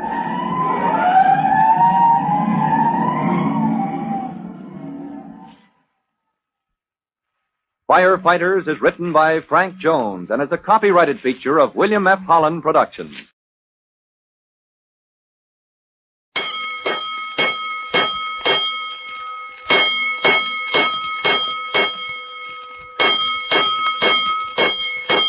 Five bells. Stand by all stations. Attention, all districts.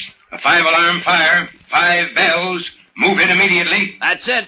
Let's roll. Let's go, Firefighters!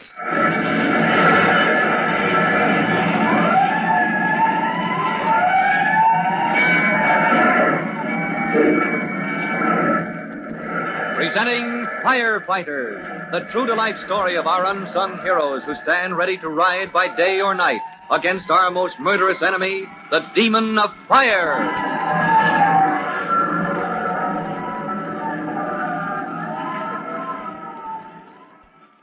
In just a minute, we'll join Tim Collins, rookie fireman, in his fight for fresh air in the 4th floor of the burning warehouse. The floor below is a raging inferno from which smoke and terrific heat rise to impede the progress of Tim and Fireman Murphy toward the windows they must shatter to admit clean air. As the firefighters grope through the murk and fumes, well, we'll take just a pause to bring you this message.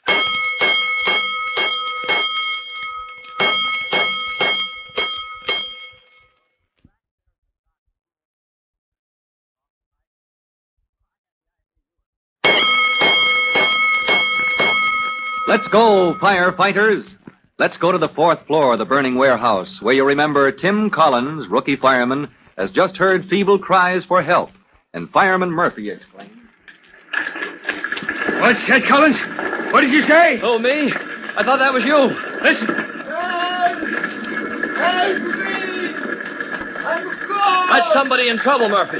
There's somebody in here. Someone caught among those big crates and boxes. All right, come on, Collins. Crawl on your chest. Keep your face down where the air is cleaner. Hey, no, Murphy, over that way. That voice is over there to your left. Never mind that. First, we gotta smash out this window. But whoever that is, he must be nearly done for. If we don't get fresh air and clear out this smoke, we'll all be done for. Now, back, Collins. Look out for my axe. I'm gonna swing.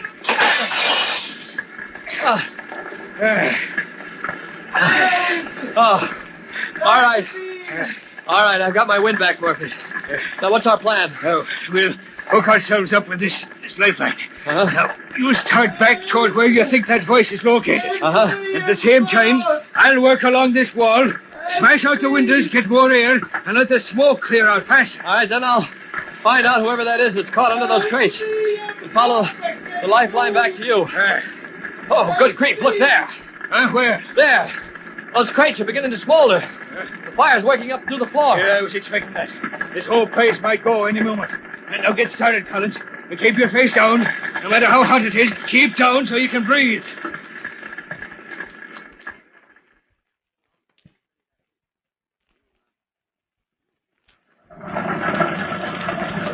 Fourth call, commanders. Fourth call, commanders, this way. This is a bad fire, boys. A tough one. Now, here's the situation. First and second alarm engine companies are working the stairs at each end of the warehouse. carrying hose lines as close as they can to the seat of the flame. All available ladders are at the third floor windows. Now look up there, you men. You see, third alarm engine men are pouring water through those third floor windows. But there's trouble on the fourth floor. Chief Cody. Chief, there's Murphy now. Where? Good man. He's breaking out the fourth floor windows. Can't we run ladders up there, sir? Boys, that's our trouble. We sent out the fourth alarm because we need ladders at those windows. But no water. We can't send water yet into that floor. No, we can't send water in yet. Because Murphy and young Collins from 3-1's company are working that floor. And the stream from a hose could kill them both. So get those ladders out. But you engine company commanders, hold those hoses back, you understand me? Until I say the word. Oh, Murphy's signaling, Chief. Stand by that window. We're coming up. He heard you. He waved his arm. But what in blazes? He's left the window. Look, that smoke is getting thicker. If the fire is breaking through, Chief, those men are goners. Not yet. Those floors were built to resist fire. And they're resisting so far. No knowing how much longer, but just... But there's conduction, Chief. Because that terrific heat is conducted through the flooring. If those crates of merchandise on the fourth floor get hot enough... I know. They'll burst into flame from heat alone. You don't have to teach me how fire acts, Lieutenant Kennedy. There go the ladders. Now we'll get those men out in a hurry.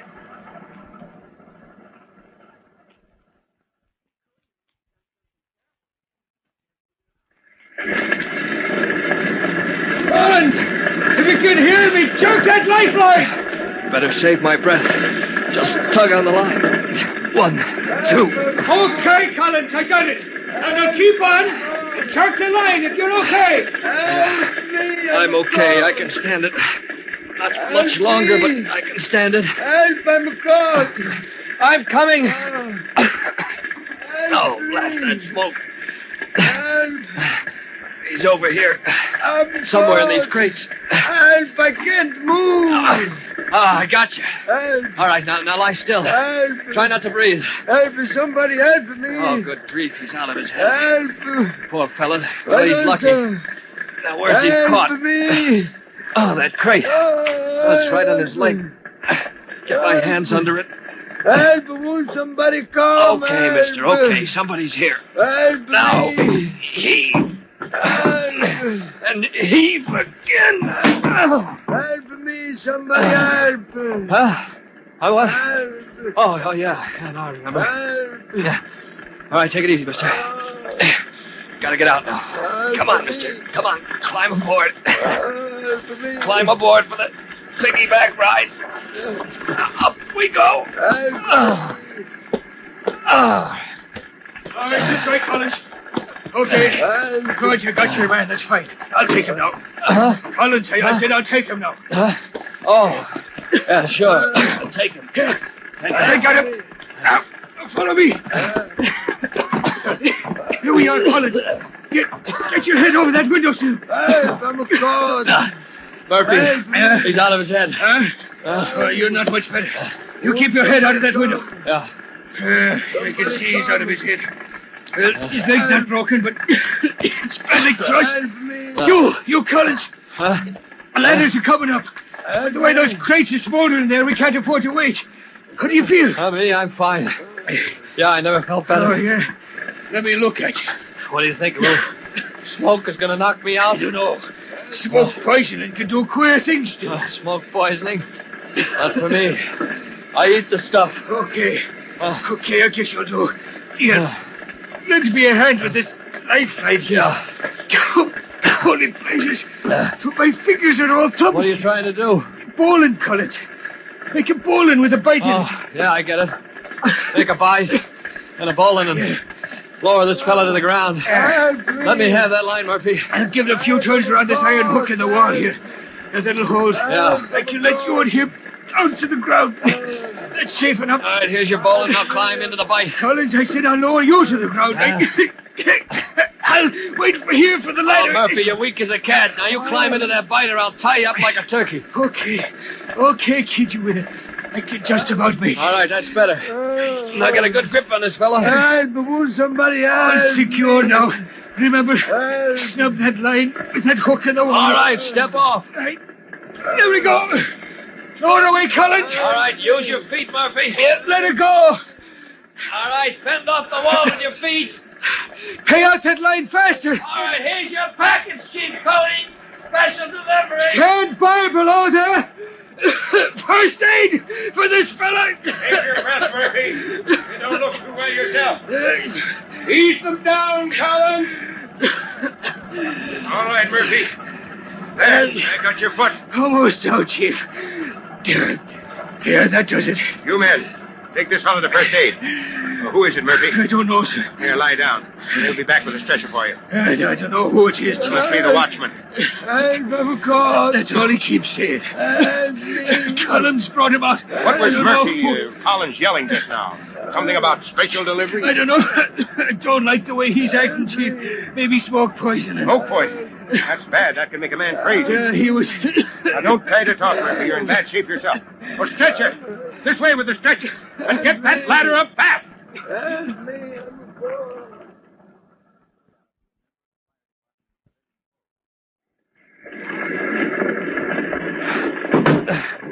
Get at the fire. That's what the rules say. I'll find the fire. I'll find the fire. Knock it down. I can knock 1,000 fires, 1,000,000.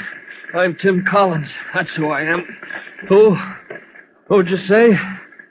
I said Tim Collins. That's who I said. Yeah, never heard of him.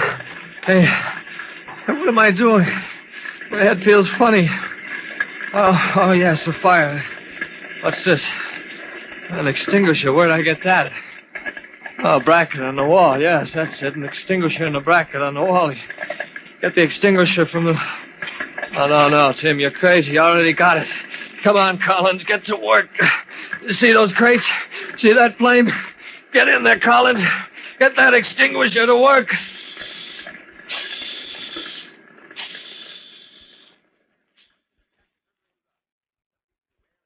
Tim Collins is in a bad spot, but help is on the way because Chief Cody has ordered ladders raised to the 4th floor windows of the burning warehouse. And with Chief Cody in charge, Tim's rescue will not be long delayed. For what happens next, listen to our next true-to-life episode of The Firefighters.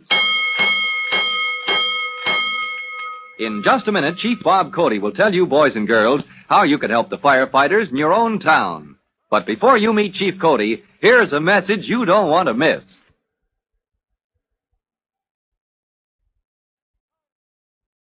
And now Chief Bob Cody with a special assignment for all young firefighters. Chief Cody. Hello, boys and girls. This is Chief Cody speaking, and here's your special assignment.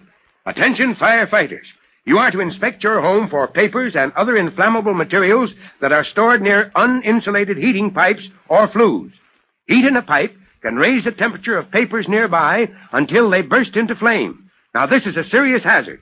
That is all, firefighters, and goodbye for now. Fire Chief Cody and the young rookie fireman Tim Collins will be back at the same time on the same station when you hear... That's it. Let's roll. Let's go, Firefighters!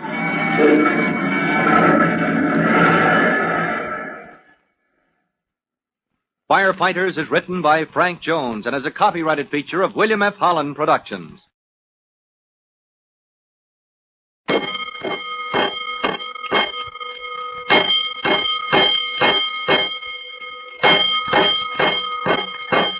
Five bells. Stand by all stations. Attention, all districts. A 5-alarm fire. 5 bells. Move in immediately. That's it. Let's roll. Let's go, Firefighters!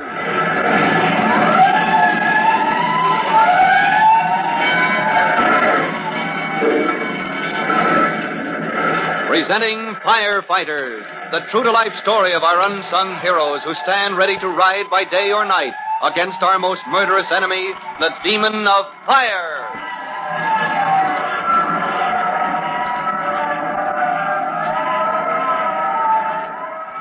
In just a minute, we'll join Tim Collins, rookie fireman, at the scene of his epic battle against the fire demon in the burning warehouse to which Chief Cody has called all available apparatus with a special 4th alarm. Tim, apparently out of his head with smoke poisoning, is alone on the 4th floor of the building. Before rescue begins, we'll take just a minute to bring you this message.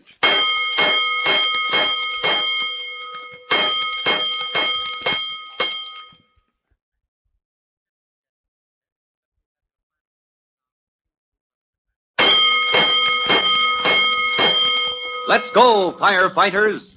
Let's go to the spot outside the burning warehouse where Chief Cody is planning his rescue of Tim Collins. A few minutes ago, you remember, Tim lowered to safety his comrade, Private Murphy, who cradled in his arms the semi-conscious form of the warehouse watchman. As the two men swung from the end of the lifeline, Chief Cody reached up to ease them to the ground. All right, Murphy. There, I've got your foot. Almost down, Chief. There, that does it. You men, take this fellow to first aid. Who is it, Murphy? I don't know, sir. Here, lie down. They'll be back with a stretcher for you. I don't know who he is. Must be the watchman. He was pinned under a packing case, sir. Collins found him in the smoke and brought him out. I don't like the way Collins is acting, sir. What do you mean? That boy's a brave one. You don't mean I mean, he's acting kind of wild, sir. The smoke, it might be smoke poisoning, sir. Smoke poisoning? That's bad. That can make a man crazy. He was... Collins Now, don't try to talk, Murphy. You're in bad shape yourself. Stretcher! This way with the stretcher. Get this man to first aid. And you there, you men. Get that ladder up fast, because I'm right on your heels.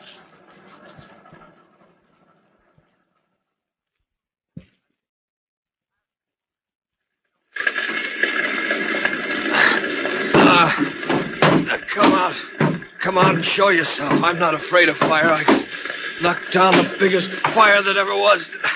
Come on, you fire. Show yourself if you are. Colin, over here. Huh? Who's that? Who said that? Colin, come out of that smoke.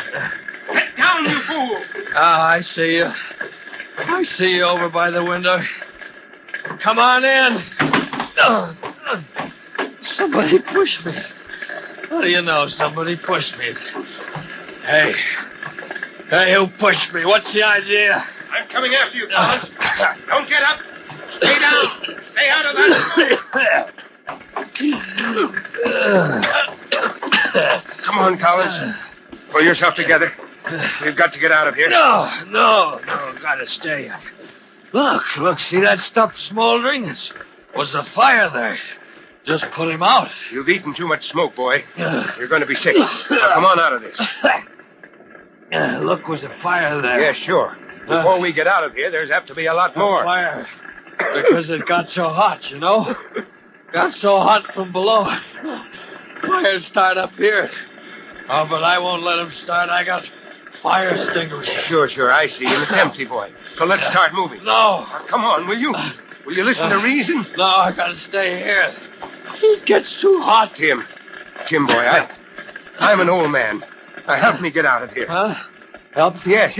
Help me get over to the window, Tim. Oh, sure, Chief, sure, I'll get you out. Strong as a horse, that's Tim Collins. I'll get you out and then come back here with my extinguisher. That's right, anything you say. Yeah. Only come on. Get me over to the window. Yeah, good old Chief. You just leave everything to Tim. Tim will take care of you, good old Chief. You men, lend a hand here. Got you, Chief Cody. Hey, you can stand up now. The air's all right here by the window. You let me alone. Let me go back. Let me back. Knock down that fire. Watch him. He's full of smoke. When that air hits his lungs, he'll... Let me out. Let me...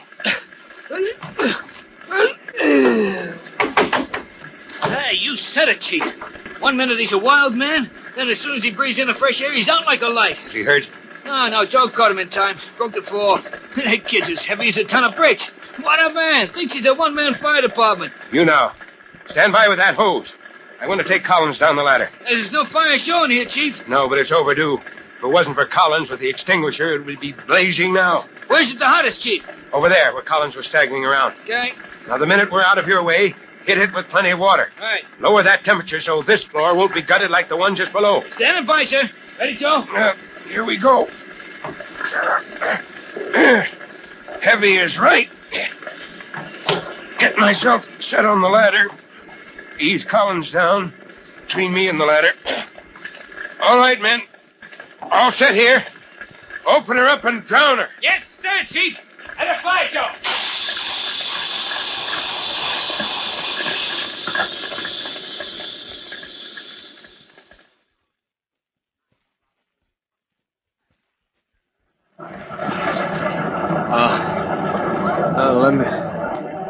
me out. My arms are tied. Take the ropes off. Hey, let me out. Hey, Mr. Fireman, it's all right. You should lie quiet. Who's that? Who's there? It's only me, Napoleon Bonaparte. Huh? It's only Napoleon Bonaparte? Ah, now you wake up for true, huh? You don't remember it, huh? Remember? I remember I was up in that warehouse up on the 4th floor. It was full of smoke, and I was with Murphy. Yeah, it was Murphy. And... Oh. Huh? What is the make of this? Oh. My first real fire, and I must have passed out.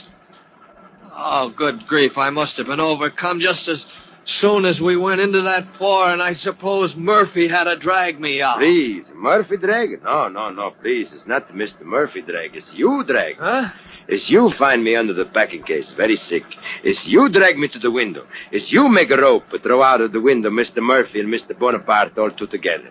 Bonaparte? That's the second time you said that. For why no? It's my name. Mr. Fireman, pleased to make acquaintance of Mr. Napoleon Bonaparte, your very good friend. Ah. You're good friend forever because you saved me when I burned. I did? You did for true.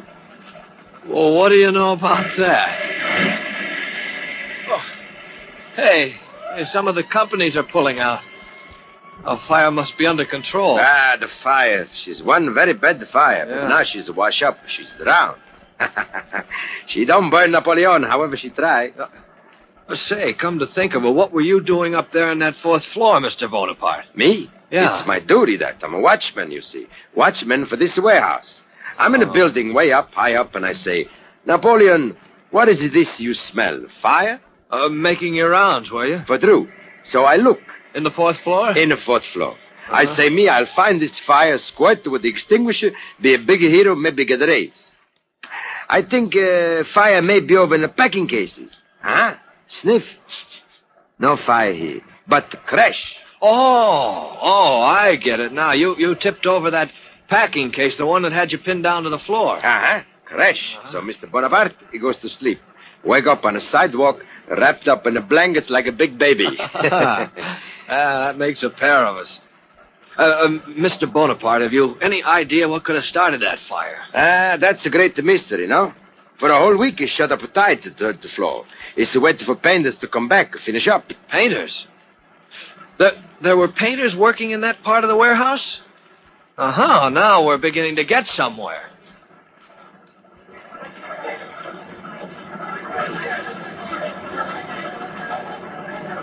Pick up your hose lines.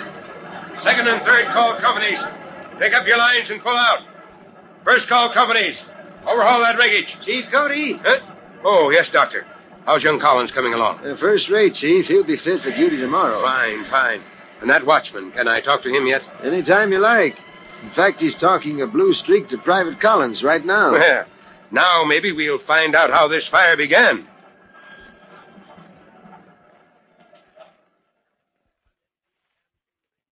Now, that's one thing the fire chief always wants to know. Just how did the fire start? And here, the watchman insists that the origin of the fire is all a great mystery. But maybe Tim Collins and Chief Cody are on the right track. From the clues you've already heard, see if you can figure it out yourself. And to confirm your conclusions, listen to our next true-to-life episode of The Firefighters. In just a minute, Chief Bob Cody will tell you, boys and girls, how you can help the firefighters in your own town. But before you meet Chief Cody, here's something else you should hear.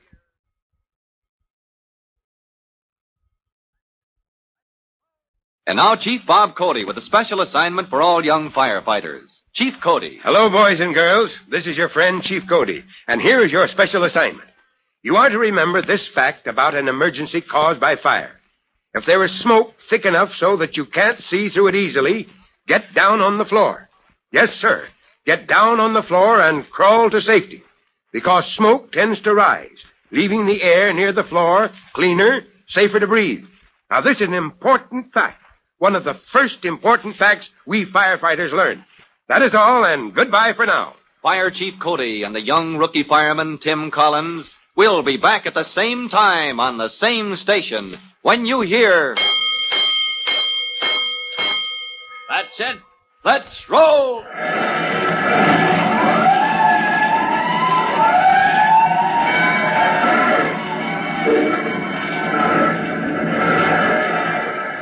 Let's go! Firefighters!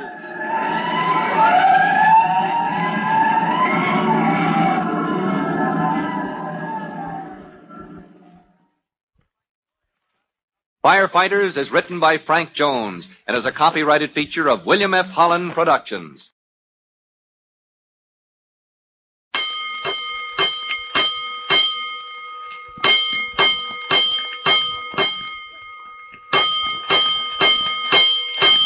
Five bells. Stand by all stations. Attention, all districts. A 5-alarm fire. 5 bells. Move in immediately. That's it. Let's roll! Let's go! Firefighters!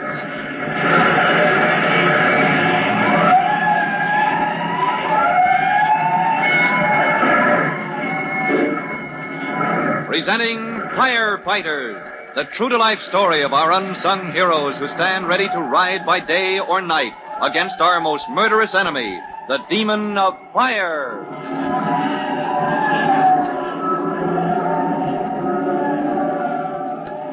In just a minute, we'll take you to the corner of Clark and Montague, where Tim Collins, rookie fireman, lies on the sidewalk, wrapped up in a blanket to protect him from the after effects of an overdose of smoke and fumes.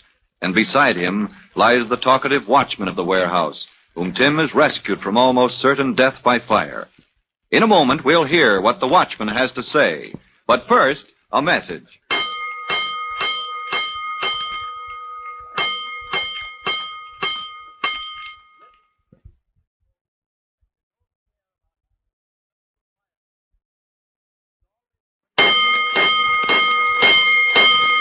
Let's go, firefighters!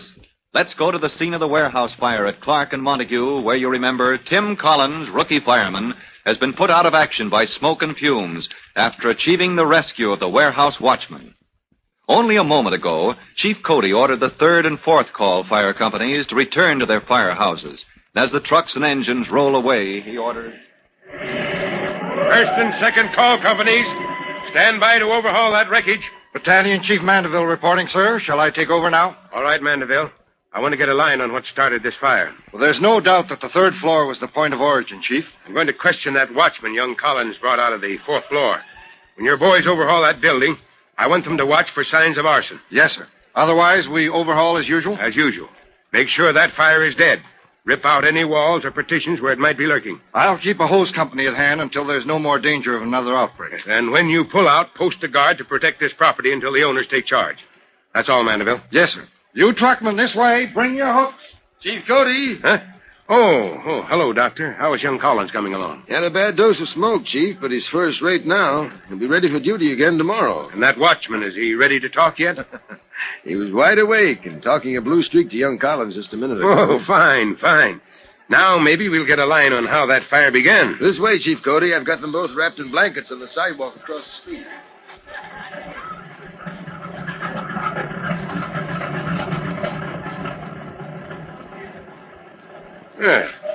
Right here, Doctor? Where's that watchman? All I see is Collins. Well, I'll be... He's gone, blanket and all. You looking for Napoleon Bonaparte, Doctor? What's that? Doctor, is this boy still delirious? I'm all right, Chief Cody. That's his name, honest. Napoleon Bonaparte? That's right. That's what he gave me for the medical report, but... Collins, what happened to him? He wasn't in any shape to walk. Oh, not with that injured leg, sir. It was your assistant, Doctor. They picked him up and the ambulance rolled just after the 3rd and 4th fire companies pulled out. Huh? Stealing my patient, eh? That man had a bad leg wound. I want to tend to it myself. So long, Chief. Here, hold on.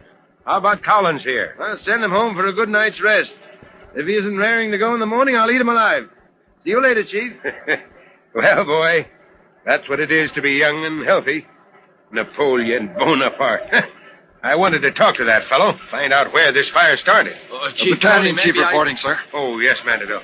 Any line yet on how that fire started? No signs of arson, Chief, but it's hard to tell. The fire floor was thoroughly burned out, huh? It was, Chief. We can tell the fire got a terrific start, possibly from some type of explosion. Lucky that building was constructed to be fire-resistant, or the whole business would have collapsed. Perhaps with our men inside. Yes, sir. But the funny thing is, nothing stored in there was particularly explosive. Oh, Chief Cody. As you were, Private, I am taking this officer's report. Yes, sir. Mandeville. Yes, sir? Have the salvage squad go over that floor inch by inch. Right, Chief. Have them identify every type of substance and material that was stored in that third floor. Yes, sir. I'll send them in there right away. Explosion, was it? Well, you don't have an explosion without cause. Chief Cody, sir.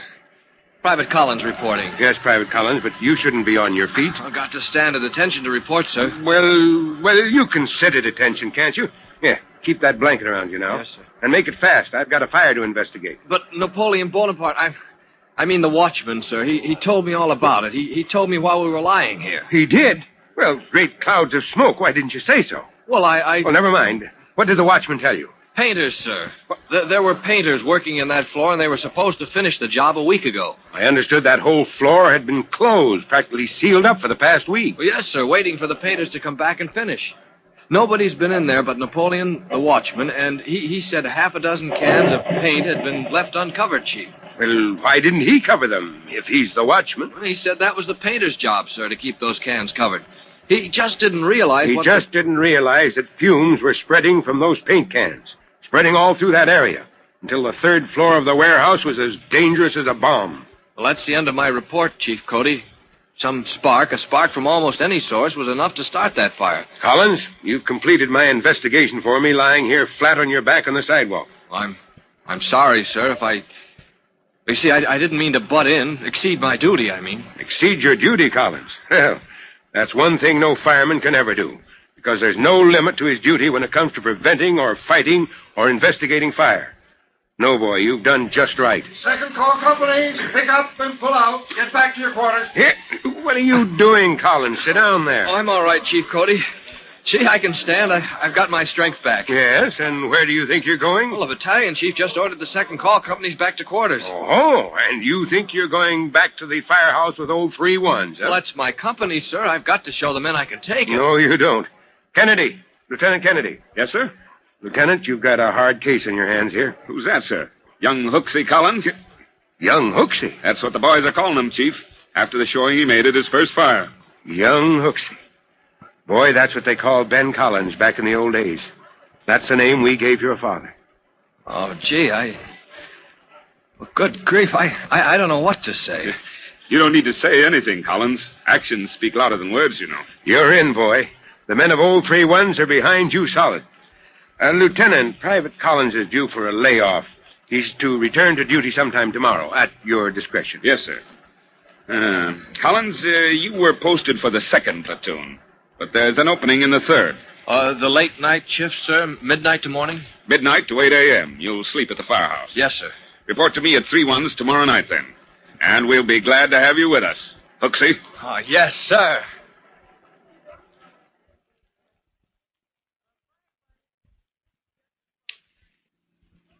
We turn here, driver.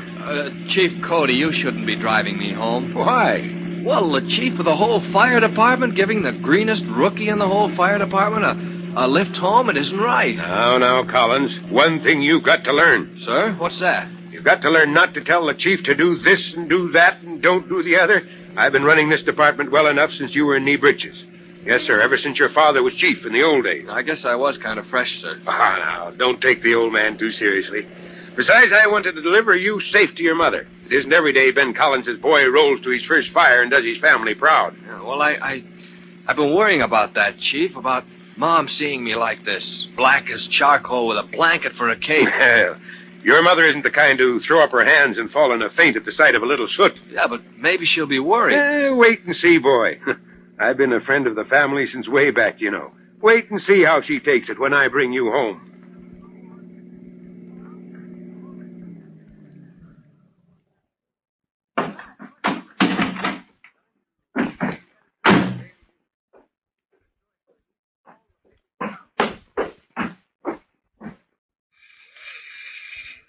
Gosh, if Mom sees me like this, Chief Cody, all soot and smoke and... Well, here she is. Good evening, Mrs. Collins. Why, Bob Cody, it's you, and... Mom, don't you know me? Glory be, it's my Tim. Well, Tim, you look like a scarecrow. It's Tim, all right. Home from his first fire. Is he hurt? No, Mom, Hush, boy, if there's smoke in your lungs. Chief, Help him over the threshold. The boy's falling asleep on his feet.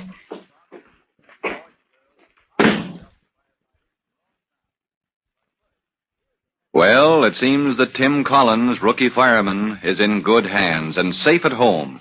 But the exciting fact is that tomorrow night he is to report to Old 3-1's Hook and Ladder Company 111 for the 3rd platoon. And that means that he will sleep in the firehouse, ready to hit the pole the moment the firehouse call bell rouses his company from sleep.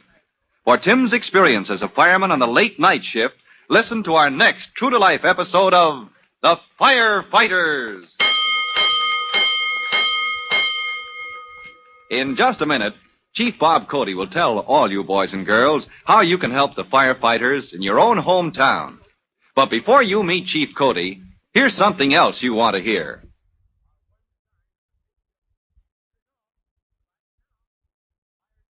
And now Chief Bob Cody with a special assignment for all young firefighters. Chief Cody. Hello, boys and girls. This is Chief Cody with your special assignment. Attention, firefighters. You are to inspect your home and your family's garage, or any other outbuildings, for cans of paint. Now check carefully. Be sure the lid of each can of paint is in place. Now if it isn't, put the cover on and fasten it tight.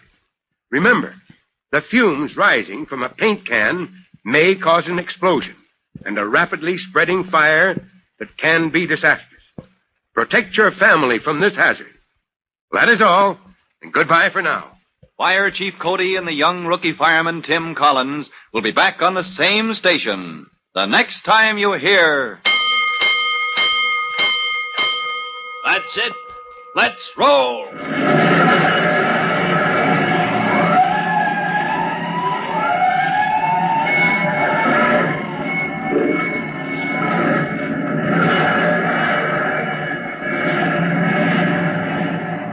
Let's go, Firefighters!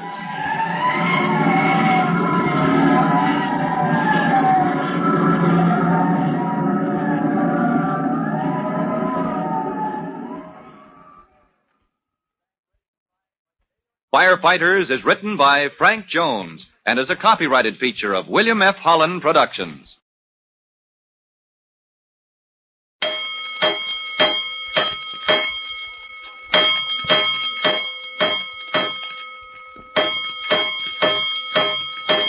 Five bells. Stand by all stations. Attention, all districts. A 5-alarm fire. 5 bells. Move in immediately. That's it. Let's roll. Let's go, Firefighters!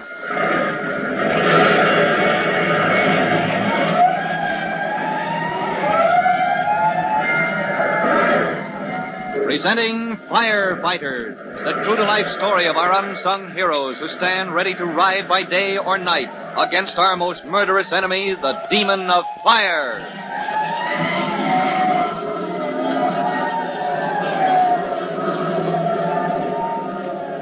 In just a minute, we'll move to the home of Tim Collins, rookie fireman, where Tim's mother is taking charge of the young firefighter, almost asleep on his feet after the strain and excitement of his first real fire. Chief Cody has a lot to tell Tim's mother, but before we hear the chief, this is something else you ought to know.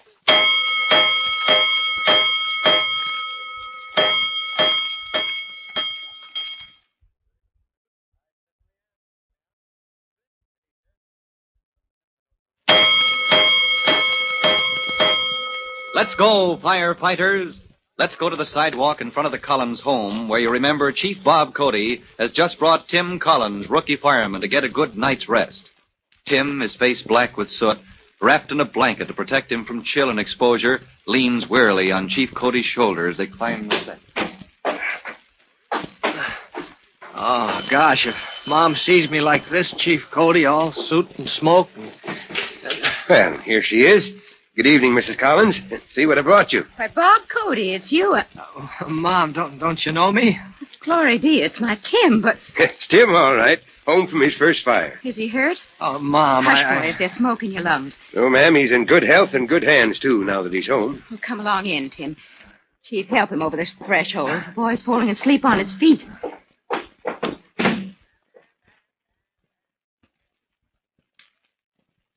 You asleep now, Mrs. Collins? He's washed clean as a lamb, tucked in like a baby, and snoring like a buzzsaw. Or a fireman, Mrs. Collins.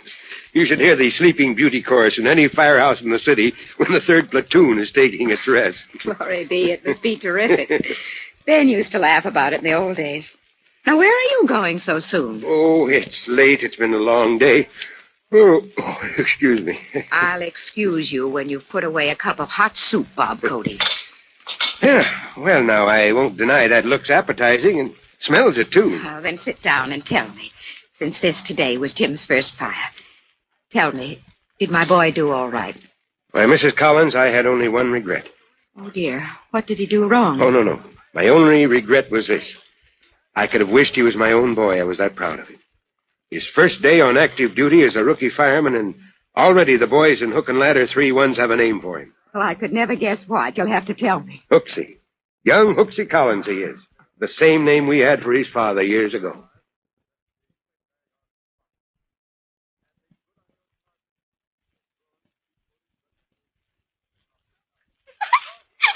Isn't he funny? Well, if I ever made a noise like that. Golly gosh, won't he ever wake up? Hey, Tim. Timmy, wake up. It's 8 o'clock. Tim, look. Open your eyes. It's us. It's Jimmy. And Trudy. Oh, dear, I want him to wake up and say hello before we go to school. Once he goes on that old 3rd platoon, we'll just never see him for a week. I know, Trudy. Look, firemen always wake up for an alarm. Ooh, let's. What'll it be, a 3rd alarm? No, a 5th. A 5th? Well, that hardly ever happens. Then it's just what Tim needs to wake him up. Come on now. 1, 2, 3. Clang, clang, clang, clang, clang. 5th call, we roll! Hit that pole. Oh, no! Coming, Lieutenant. Where are my boots? Be careful, it's only Who took my boots? Give me back. Hey, Trudy, Jimmy, Hey, what goes on here, you two? Oh, we've got to go to school, Tim, and we wanted to say hello, so we woke you up, that's all. Gosh, you're hard to wake up, Tim. Oh, I am, am I? Now I've got to go to my hair again for school. Gee, Tim, you don't know your own strength. Look, are you going to sleep at the firehouse, honest? That's right, yeah. Long as I'm in the 3rd platoon starting tonight. Timmy, tell me something. Hmm? Timmy, when you're sleeping in the dorm... What's it? She can't say dormitory. Dormitory. Dormitory? That's what I said, practically. Well, anyway, when you're asleep and the call bell rings, how do you get your face washed and your hair combed and everything and still get to the fire so fast? Golly gosh, Trudy, don't you know? Oh, now, Jimmy, nobody knows everything. I bet you don't know the difference between a cellar pipe and a rotary pump. Come right down to it. Oh, sure. Yeah. See, Smarty? So there. Well, anybody knows that firemen don't stop to shine their boots and have breakfast and read the morning paper before those trucks roll. He's right there, Trudy. You see, when you turn in to go to sleep, you tuck your trousers legs right into the legs of your boots. You see what I mean? Oh, so they're just like one piece. Boots and trousers together. Mm-hmm. And when the bell rings, in you jump. That's right. In you jump and hit the pole. Timmy! Trudy! Oh, we're in Tim's room, Mom. Time for school. Better not be late. Well, so long, kids. Bye now. Take care of Mom while I'm away. So long, Tim. I'll race you down, Jimmy. Come on, Oh, what a pair. I guess I'll catch another 40 winks. Or 20 at least. Tonight I'll be sleeping at the firehouse. Sleeping. Maybe, that is. You never could tell.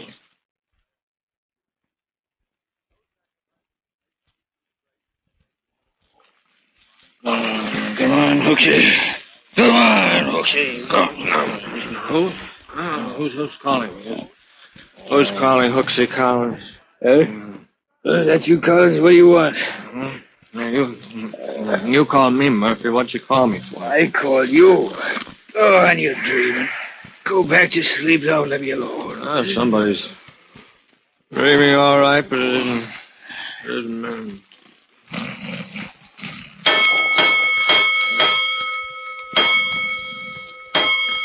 Hey, come on, Hooksy. Jump into your boots. I'm way ahead of you. 1,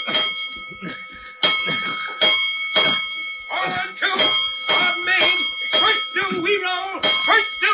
Now hit that pole, Murphy, or get out of my way. Let's see you get ahead of me. Heads below. Here comes Murphy. Heads up, Murphy, right behind you. Come on, come on. Have you lost your legs and arms? Climb up on that truck. Ready here? All set, Lieutenant. Let's go.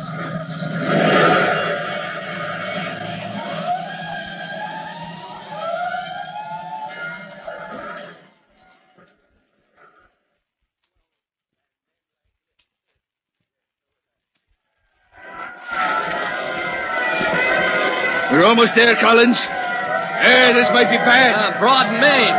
Yep, a lot of little stores and workshops. It's worse than that. Tenements. 4- and 5-story tenements made of kindling wood. Yeah, and all jumbled together. A fire in one of those tenements. Yeah, with a bad wind behind it tonight. Yeah. Oh, brother, this may be bad. Here we are. Rail your eyes, Collins. We got to spot that fire fast. Well, there's the alarm box, but nobody's standing by to direct us. Lieutenant, shall we scout around for the fire? Oh, if this is a false alarm this time of night. Hey, hold it. There's a place. Huh? Lieutenant, behind those cellar windows. Oh, fire in the tenement cellar. You're right, Murphy. This could be bad. There goes Lieutenant Kennedy. He's going to ring in another alarm. Well, that leaves you, senior truckman. What orders, Murphy? Stand by. I'm going to need you. Hey, Darby, Malloy, get a ladder up against that house. Mark the house for the hose company. I'll get an axe, Murphy. Okay, kid. Hey, Vincent, locate that hydrant. Stand by to guide the hose, men. Already here. Hey, come on. We'll size up the situation and report back to Lieutenant Kennedy. Here comes the first hose company. Hey, Murphy, that cellar's full of fire. It's blazing in a dozen places. Oh, that fire was set. This here's an arson job. Yeah, shall I call the lieutenant? Oh, no time to waste. We gotta scout the fire and roust out the people upstairs. Yeah, well, they're all asleep. No. There's a light and another. They're waking Hello up up there. Turn out. Fire. Shouldn't we go in, Murphy? No, not yet. Not until we know what we're up against. Collins, go round to the back and see how close this building stands to the one next door. All right, I get it, so we can tell the hose men if they've got to drench the other buildings to save it, Yeah. huh? Okay, Murphy, I'm on my way. Hurry it up, kid. Report back to me here. Hello up there. Turn out the... Oh, good grief, this is going to be tough. Buildings all jammed together. That angle up there, hardly room to squeeze through. I better get back and get... Oh. Hello up there. You on the second floor. Go down those stairs. Get out. Fireman, help! Mr. Fireman! Hey, no, don't throw it, whatever it is. Catch him! Catch my baby! No, madam, don't throw... Ooh. Oh, I caught it. Oh, good grief, I caught it. Well, what do you know? I caught it. I mean him or her.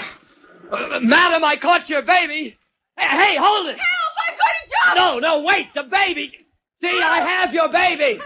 Look, madam, if you jump, you'll hurt the baby. Do you understand? You don't want to hurt the baby. Mr. Fireman, I'm going to jump! Madam, look. Here's your baby. Your baby's all right, and you will be, too, if you wait.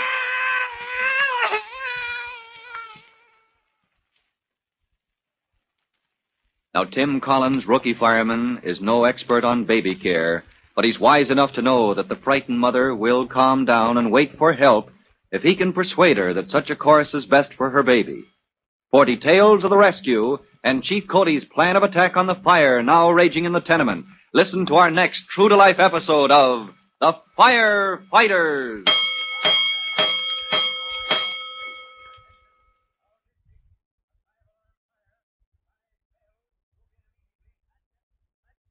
And now, Chief Bob Cody with a special assignment for all young firefighters. Chief Cody. Hello, boys and girls. This is Chief Cody with your special assignment. You are to inspect your homes to see what protection your house offers against fire spreading upward from the cellar. Inspect the cellar door to see if it is so constructed and so located that it would serve to hold a fire at bay long enough for your family to reach safety. Remember, a fire in the cellar must be blocked off below stairs as long as possible. That is all. So long, you'll hear from me soon. Fire Chief Cody and the young rookie fireman Tim Collins will be back on the same station the next time you hear... That's it. Let's roll. Let's go. Firefighters. Firefighters is written by Frank Jones and is a copyrighted feature of William F. Holland Productions.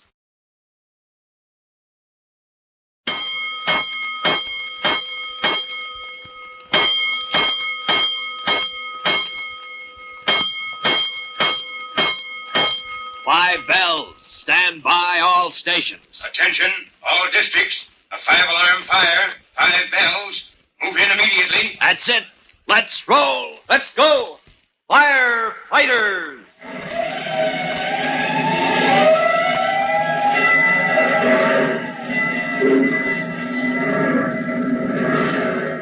Presenting Firefighters, the true-to-life story of our unsung heroes who stand ready to ride by day or night against our most murderous enemy, the demon of fire.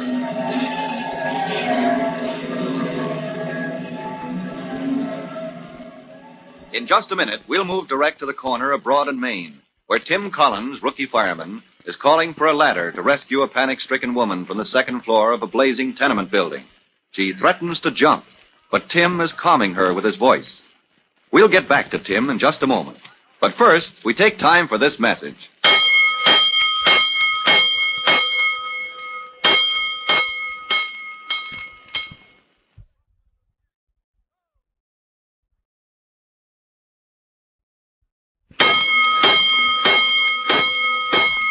Let's go, firefighters!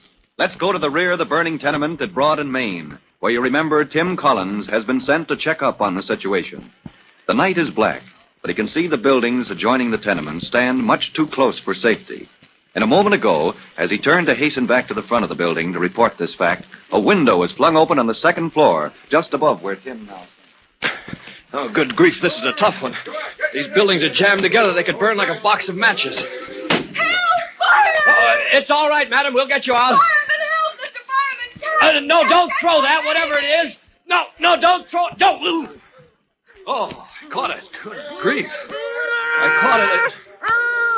Well, what do you know? It's all right, ma'am. I caught your baby. Help! I'm going to jump! No, wait. If you jump, you'll hurt the baby. I'll hurt the baby? Yeah, that's right. Now listen to me. Now listen, you wait. We'll get you down. We'll get a ladder, you understand? Yes, a ladder.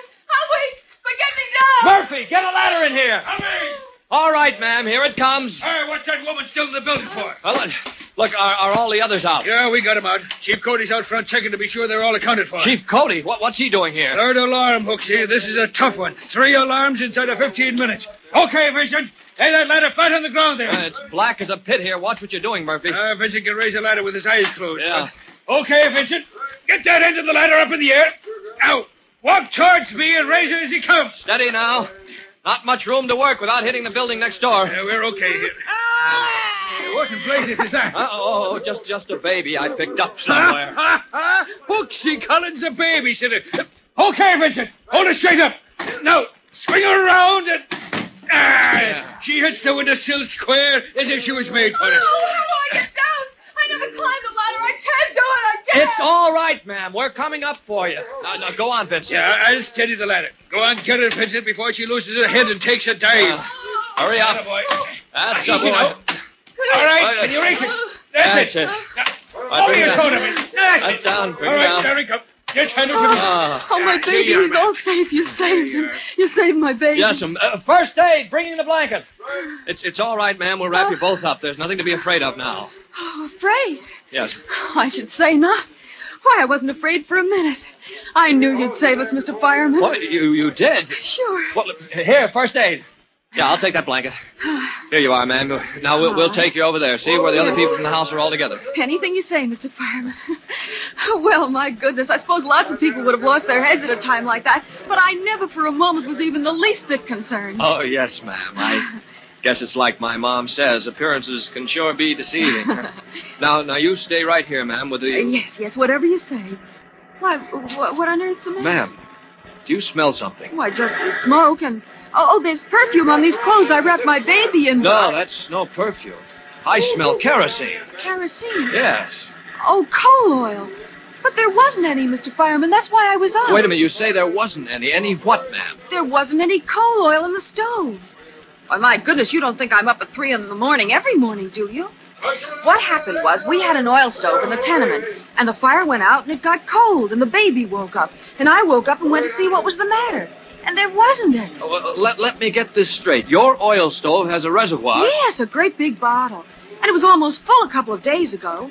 But last night it ran out, and there wasn't any on the stairs either. You keep a spare bottle on the stairs? Isn't it dreadful? Somebody stole my coal oil. Yes. Yes, I think maybe that is pretty bad. The idea, stealing people's kerosene. How am I going to keep my flat warm on a night like this? No, I think it'll be warm enough for a while, ma'am. Look there, the fire is breaking out all up and down the stair shaft.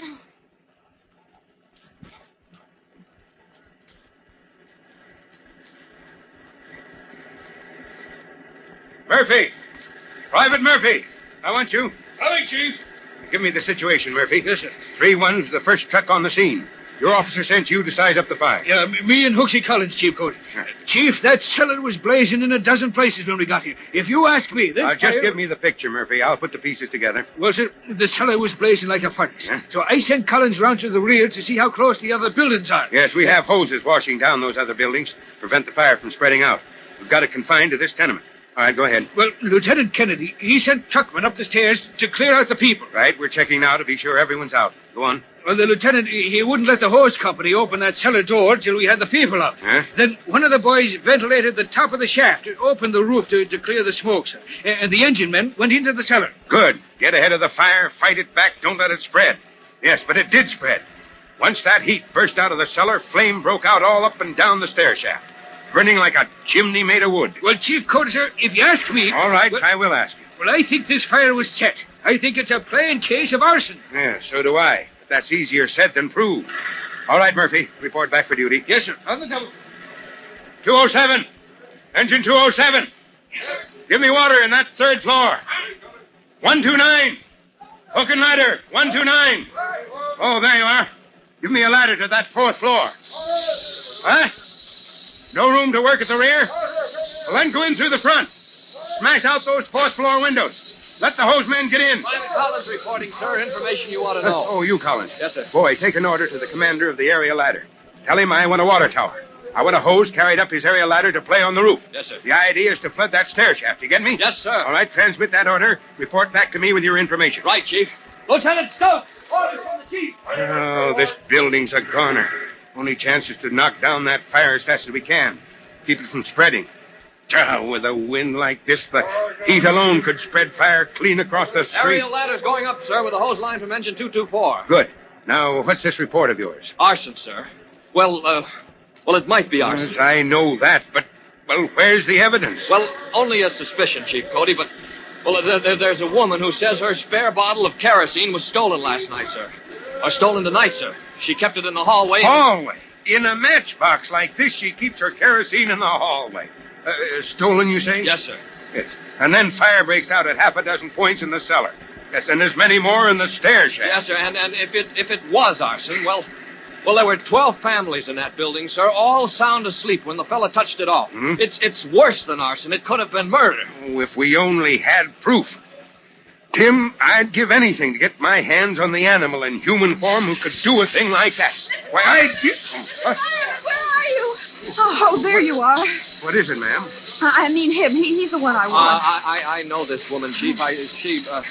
Madam, you ought to stay with the others. You'll be safer there, but where everybody else is. Yes, but everybody isn't there. What's that? Oh, they said everybody was out of the building. You don't mean that they're I still... talked to everybody that's there, Mr. Fireman. I told them how you saved my baby and how you got the ladder, and I came down the ladder just as... Come to the point, ma'am. Well, if you're going to growl at me like an old bear, I don't think I can... Collins, ask her what she's talking about. Yes, sir.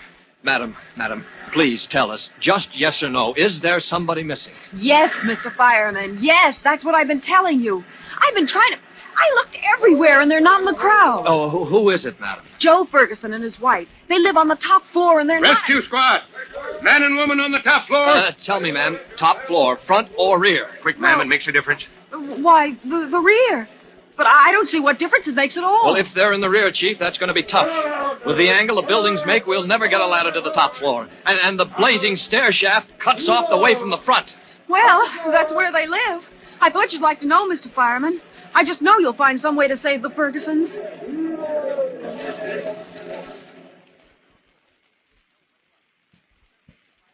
Now, there's a problem for Chief Cody and Tim Collins to solve. Joe Ferguson and his wife are reportedly cut off in the top floor of the tenement building. But the woman Tim Collins helped to rescue is confident her hero will find some way to save her neighbors as well. For what happens next, be sure to listen to the next true-to-life episode of The Firefighters.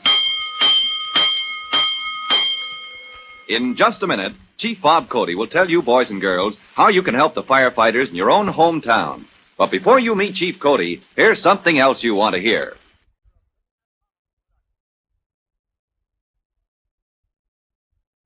And now, Chief Bob Cody with a special assignment for all young firefighters. Chief Cody. Hello, boys and girls. This is your friend, Chief Cody, and here's your special assignment. You are to inspect your homes for those gadgets we call space heaters. Oil stoves or heaters that burn kerosene or other inflammable liquids. Now, check up on the conditions of such heaters to be sure that fuel does not leak. And check up on storage, because kerosene that is allowed to spill or to release its fumes anywhere in your home is a fire menace. If you use oil stoves or heaters in your home, take proper precautions now. That is all, firefighters. So long, I'll be in touch with you soon. Fire Chief Cody and the young rookie fireman Tim Collins will be back on the same station the next time you hear... That's it. Let's roll.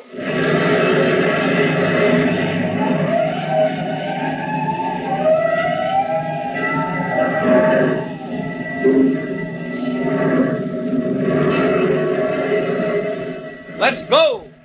Firefighters!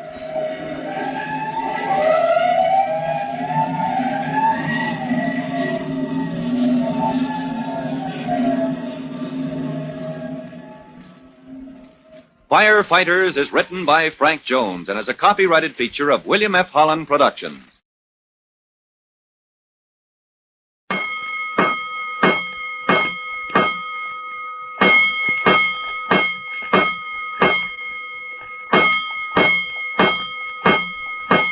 Five bells. Stand by all stations. Attention, all districts. A 5-alarm fire. 5 bells. Move in immediately. That's it. Let's roll. Let's go! Firefighters!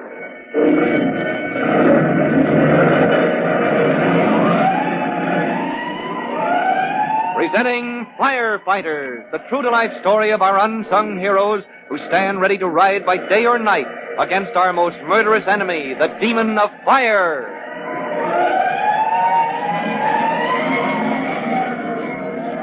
In just a minute, we'll listen in on an important secret conference in which Chief Cody and Tim Collins, rookie firemen, make plans to put an end to the dangerous outbreak of grass fires in the Green Hills district.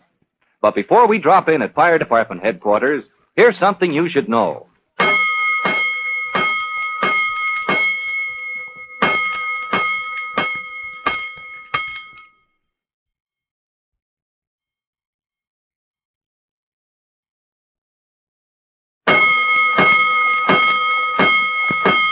Let's go, firefighters. Let's go to Chief Cody's office at Fire Department headquarters, where Tim Collins and the chief stand looking at a huge city map that hangs on the wall. Chief Cody points at the Green Hills district and explains. That's our danger spot, Collins. That's where all these grass fires start, right there in the open lots. Yes, sir. And that's where such a fire could be more costly than anywhere else in the city. Oh, it could cost millions, Chief Cody, if a grass fire got started among those big oil storage tanks. Right. Now, look here. Follow my finger on the map. Yes, sir. That's the hillside where we put out the fire yesterday. It is. Now, on the top of the hill, now, here. Oh, those are oil tanks surrounded by a high wire fence. And down here, you see this little dirt road that winds up the hill? Yes, sir. That's the shed we saw yesterday, where that gang of boys hid from us after they started the fire in the grass. Right again. Do you know what that shed is, Collins? Oh, some kind of storage shed. I noticed yesterday the door was locked, so it must be in use. It belongs to the Unity Chemical Company. Does that mean anything to you? Good grief. Yes, I see it does mean something.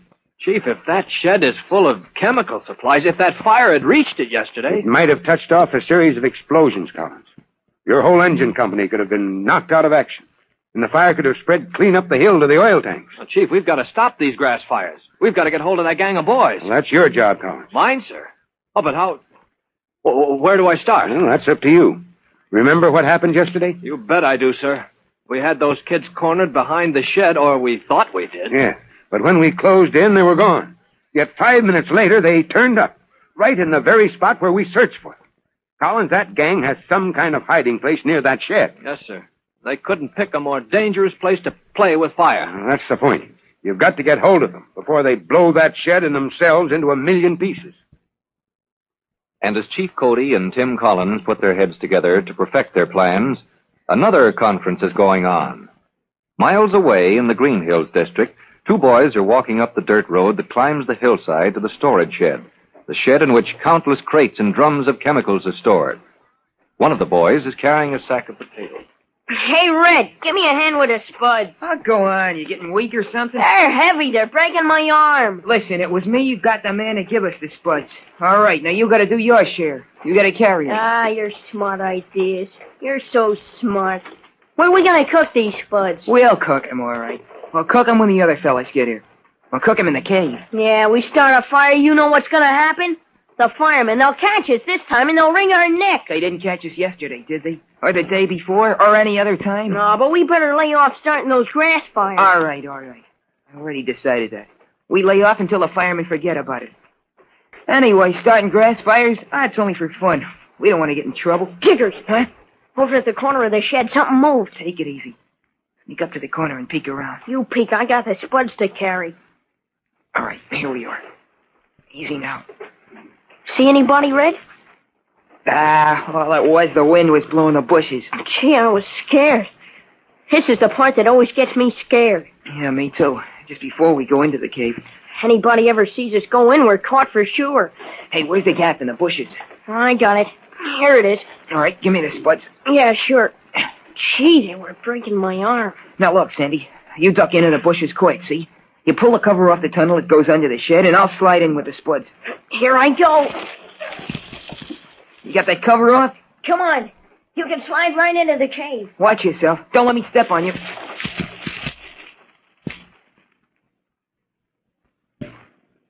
Red and Sandy, carrying their bag of potatoes, disappear into the tunnel that leads to the cave their gang has hollowed out beneath the shed where dangerous chemicals are stored. Meanwhile, Chief Cody at Fire Department headquarters is completing a phone call to Lieutenant Greenspan, officer of Tim Collins' engine company. Collins is working on the case, Lieutenant. He just stepped out to get some kind of equipment. I told him to pick up anything he needs and report back to me. Well, just a minute. Somebody in the outer office. Looks like a tramp. Huh. Grease all over his face, seedy clothes, a slouch like a bag of meal. Trampiest looking tramp I ever saw. My clerk isn't here. I'll have to get rid of him myself. Stand by, Lieutenant. I'll call you back. Hey, you. You looking for somebody, mister? Hey, Chief, don't you know me? Collins! That's me. Collins, I was on the point of throwing you out of my office. In this disguise, sir, those boys won't suspect I'm on a job for the fire department. I certainly hope not. If anybody suspects that you're a private in the department, we'll never live down the disgrace. Well, sir, I guess I better be going. I think I'll hide out in that shed over in Green Hills. So long, Chief. So long, Collins. Keep in touch with me. That is, if the police don't run you out of town. Tim Collins, rookie fireman, slouches away from the fire department headquarters in the convincing disguise of a seedy, down-at-the-heels tramp. Before long, his disreputable figure appears on the hillside near the oil tanks and furtively disappears behind the storage shed of the Unity Chemical Company.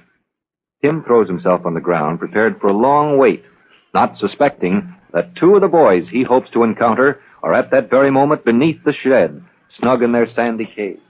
Hey, Red, I'm hungry. Who isn't? We don't start cooking the spuds until the rest of the gang show up. They ought to be here now. It's getting late. They'll be here. I told them to. But look, maybe they can't get here. Maybe something happened, Red. All right. Let's have a look. You first, in case there's somebody outside. All right, scaredy cat. Come on, we'll go look outside the tunnel. Look out you don't make a noise. Look out you don't drop that tunnel cover into the bushes. Pipe down.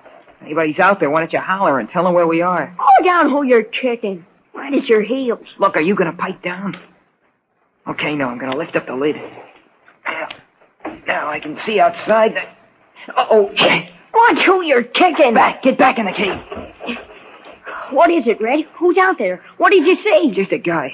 A tramp. Gosh, did he see you? No, he's asleep. He's lying down out there near the bushes. I guess it's some tramp. Gosh, what a tough-looking guy. Well, that's why the gang hasn't showed up, huh, Red? No, they won't come near the cave. Not with that guy hanging around. Oh, and neither can we get out. What are we gonna do, Red? Let me think, will you? I'm hungry. Hey, that's what we'll do. Huh? Look, we gotta stay in the cave until that tramp gets tired of sleeping. So let's eat. Let's roast the potatoes. Here in the cave? Sure, why not? We got all the firewood we need, all the stuff I had you guys bring in to dry. And we can bury the spuds in the sand, huh? Right in the floor of the cave. Look, we're some kind of Indian, see? Come on, help me bury the spuds. Yeah, you're doing fine. Put in a couple more. Yeah. Now, kick the sand over them, and then we'll pile the sticks on top so they'll roast. And we better be careful. We don't want to set the whole wood pile on fire. Gee, there's not much room. Oh, it's okay if we keep an eye on it. We won't let it spread. Give me a match, Red. I got the sticks piled up. What do you mean, give you a match? I'm gonna light it. Ah, hey, who did all the work? Go on. Don't joggle my elbow. There. Easy now. Ah, that wood's just right. Good and dry. Hey, look at it burn. Hey, look, we're Indians, see? An old paleface outside. He don't know we're safe in our cave. But how safe are the boys in their sandy cave, with a blazing fire of twigs and dry wood beneath the floor of a shed stocked with tons of dangerous chemicals? Outside the mouth of the tunnel that leads to the cave, Tim Collins abruptly springs to his feet. Where's that smoke coming from it? Oh, good grief, it's in those bushes. Maybe I can stamp it out. No flame, but plenty of smoke. Uh-oh, there's a fire beneath the shed. Help! Hey, mister, pull me out! Oh, good grief, where'd you kids come from? Or give me a hand. Anybody else down that hole? Only me. Never mind, mister, I can make it. I'm out. Jiggers, Red, run for home! No, not so fast, not so fast. Now stick around. I want to talk to you two. And Tim Collins, rookie fireman, has a firm grip on both Red and Sandy, members of the gang that has been setting a series of grass fires. But there's no time to go into that now, because clouds of smoke gush from the tunnel that burrows beneath the shed where dangerous chemicals are stored. To forestall a violent explosion, Tim Collins must move fast. Be sure to listen to our next true-to-life episode of The Firefighters. In just a moment, Chief Bob Cody will tell you boys and girls how you can help the firefighters in your own town. But first, here's the message you ought to hear.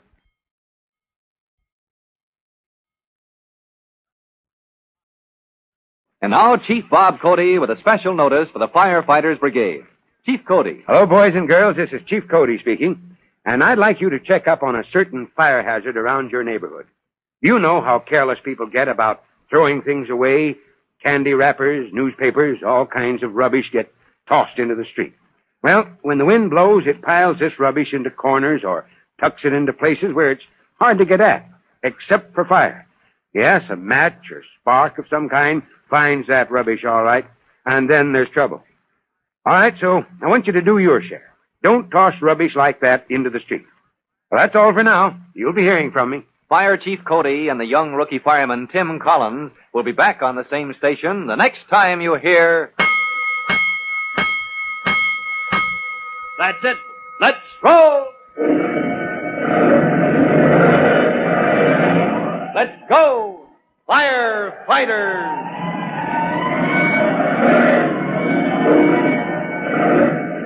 Firefighters is a copyrighted feature of William F. Holland Productions.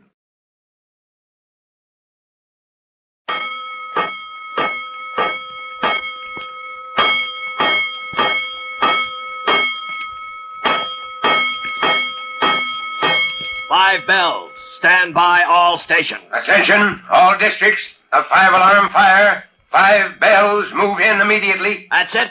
Let's roll. Let's go. Firefighters!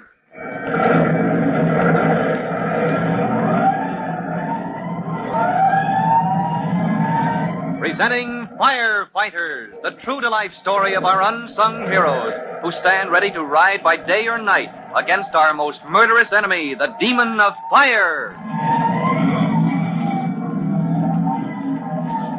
In just a minute, we'll go straight to the Green Hills district, where Tim Collins, rookie fireman, disguised as a disreputable tramp, seeks a solution to the problem of an outbreak of grass fires that threaten to cause terrible destruction if they cannot be stopped.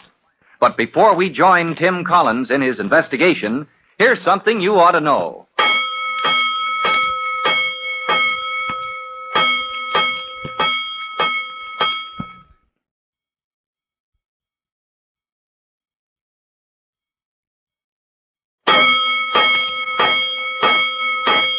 Let's go, firefighters. Let's go to the hillside where Tim Collins, in tattered old clothing with grease smeared on his face, keeps watch outside the shed in which tons of dangerous chemicals are stored.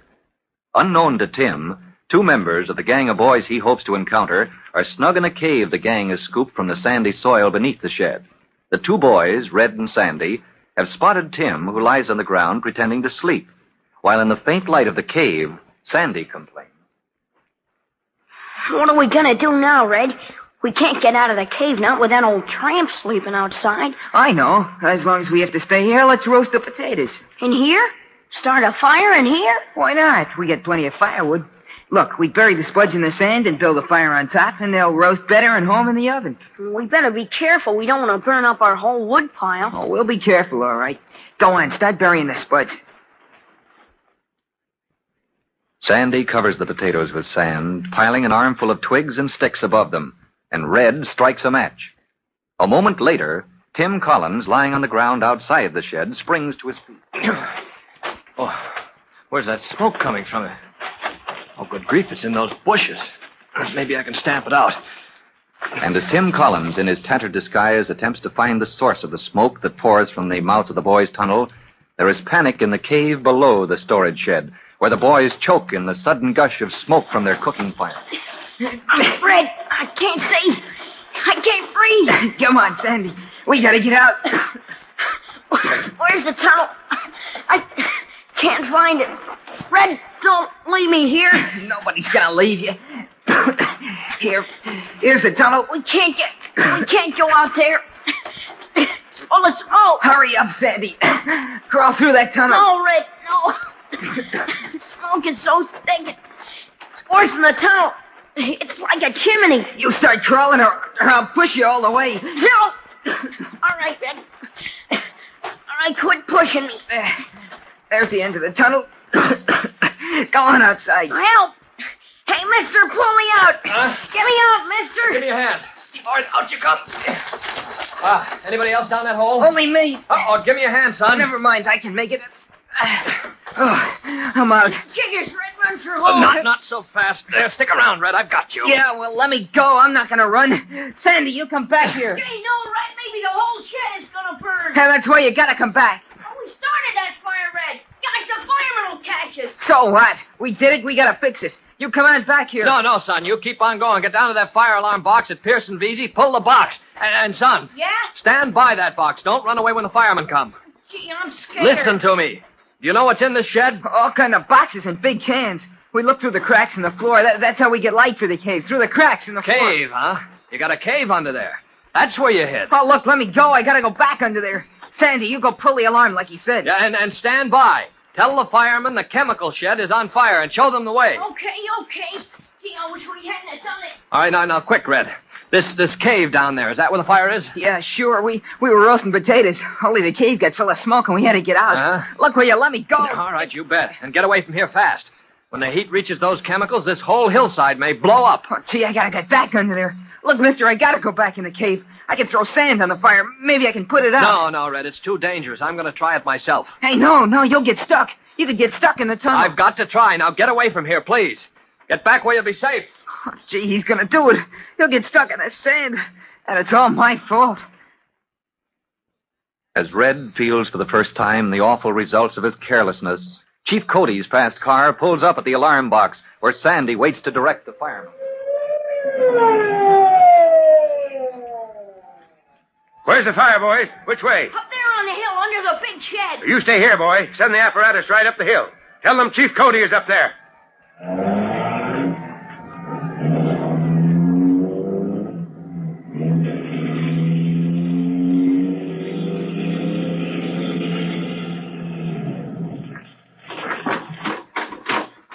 You redhead there. Where's the fire? Back here, mister. Come on back here. Where do you mean? I don't see any smoke. It's down below in the cave, but I think it's out. Out? What makes you think so? All of a sudden, the smoke started coming. I think he put it out. He? Yeah, the guy that went down the tunnel. Look, I was going down and throw sand on the fire, but he wouldn't let me. And I told him he'd get stuck, and he is. Now, give me this straight, son. There's somebody down there, one of you boys? No, just some guy, a terrible, dirty old tramp. Must be Collins. Huh? Never mind. This man, this tramp, he's under the shed. Is that right? Yeah, that's what I said. And the smoke started coming out, so maybe he stopped the fire. But then the tunnel... Oh, what tunnel? You can't see it now because it caved in. Right where you're looking. That's where it started. But it's all caved in.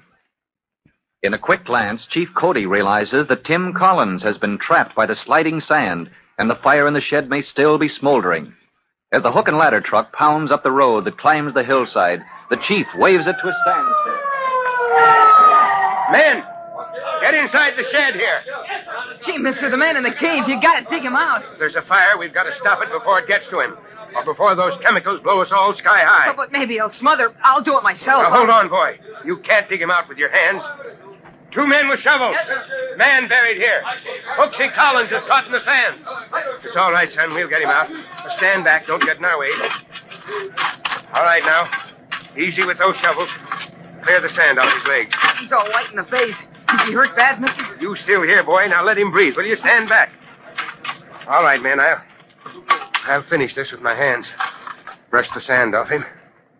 All right.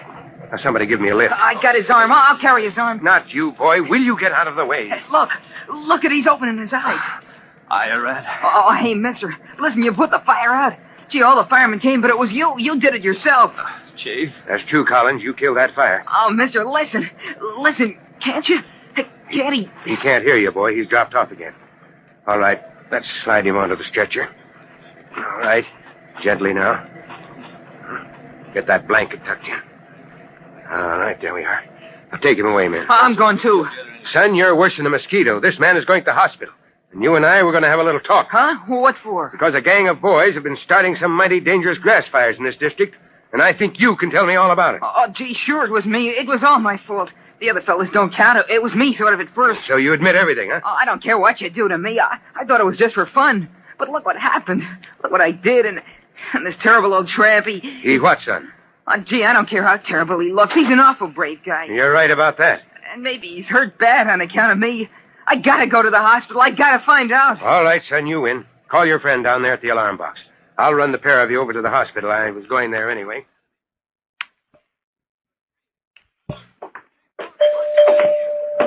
Here's what they call the emergency room, boys. The doctors are through with him. No broken bones. They left him to rest on one of the cots. Now, quiet now, you boys. Pipe down, Sandy. I didn't say anything. Here he is. Hello, Collins. Hello, Chief.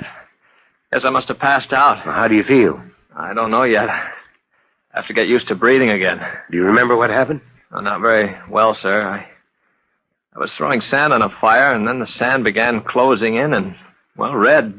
What about Red? That's a game little kid, that Red. Chief, he wanted to tackle that fire himself. Yes, all kids are game, Collins. Only sometimes they play on the wrong team. Well, Red would play on the right team, Chief, if he had a chance. But you want to give him a chance after all the trouble he's caused the fire department and sending you to the hospital, Collins? Oh, gee, mister, I didn't know. If I had it to do over, I would never do it like I did. Not ever again. Oh, Red, you here? Me too. Yes, and this kid Sandy, too. Oh, mister, maybe the chief has to have me arrested, but I don't care. I don't care if they lock me up for 90 years. I'm awful sorry I got you hurt. It was me that did it, and, gee, I never meant any harm. Me neither. Honest, mister, it's no fun at all when something turns out as bad as this. You're going to turn him into the police, Chief Cody? Well, they seem to be your pals, Collins. It's up to you. Chief, you sent me out to put a stop to those grass fires. Well, there won't be any more of them. Gee, no. Me too. Gosh, no. Chief Cody, we've cleaned up the trouble in Green Hills District, and I say the case is closed. Matter of fact, we made a profit on the deal. A profit, Collins? What do you mean? Well, Chief, with Red and Sandy playing for our team, we'll have a whole gang of new recruits for the Firefighters Brigade. And with the case of the grass fires at Green Hills brought to a successful end, Tim Collins can rest up and regain strength for his return to duty with Engine Company 209. And his company needs him, because before long, 209 must fight the mysterious fire in the Ghost Factory. Don't miss our next true-to-life episode of The Firefighters. In just a moment, Chief Bob Cody will tell you, boys and girls, how you can help the firefighters in your own town. But first, here's a message you ought to hear.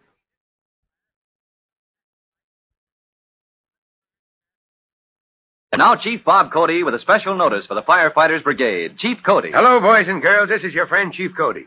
You know how little fellows like to dig tunnels and caves. Well, one of the things you learn when you become a firefighter is that those tunnels and caves are dangerous.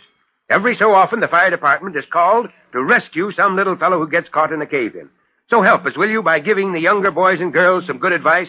Well, that's all, and so long for now. Fire Chief Cody and the young rookie fireman Tim Collins will be back on the same station the next time you hear... That's it. Let's roll. Let's go, Firefighters! Firefighters is a copyrighted feature of William F. Holland Productions.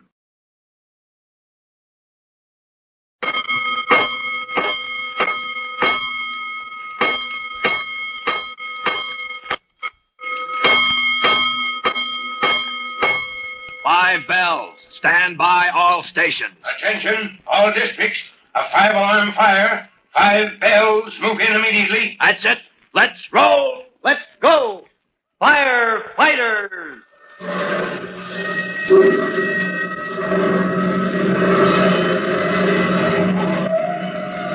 Presenting Firefighters, the true-to-life story of our unsung heroes who stand ready to ride by day or night against our most murderous enemy, the demon of fire.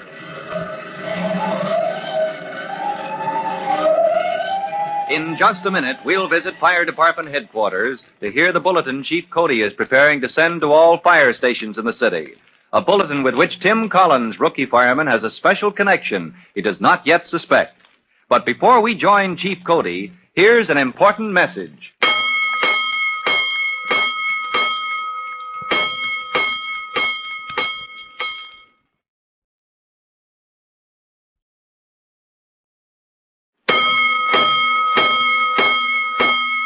Let's go, firefighters!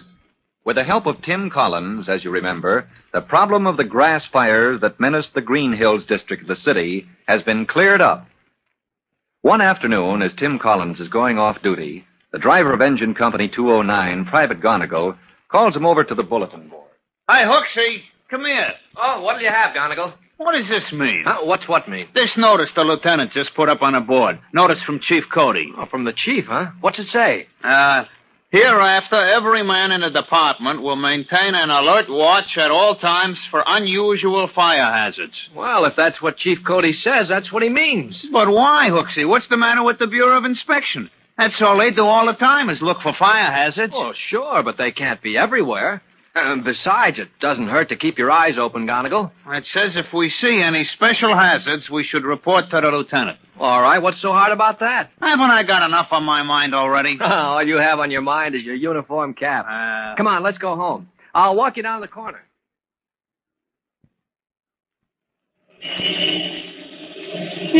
Hooksy, look. Huh? What? Where? A fire hazard. What is? That whole side of the street. That block of little stores over there. Oh, no, Gonigal. You got it all wrong. What do you mean I got it all wrong? Look at those shops. All kinds mixed together. Offices and workrooms and stuff on the second floor. The whole shebang's so flimsy you could touch it off with a cigarette lighter. No, look, Gonigal. The chief said unusual fire hazards. That's what we're supposed to look for. Unusual, get it? No. Well, look. Take that tailor shop on the corner. Now, suppose they lay in a stock of cleansing fluid. Keep it on a shelf where it might fall off, smash the container. Look, upstairs over the tailor shop. Yeah, some kind of little workshop. What about it? Watch that window. Huh? Well, that's fire, Gonigal. A flare. Hey, it's gone. Come on, Hooksy. Let's get over there.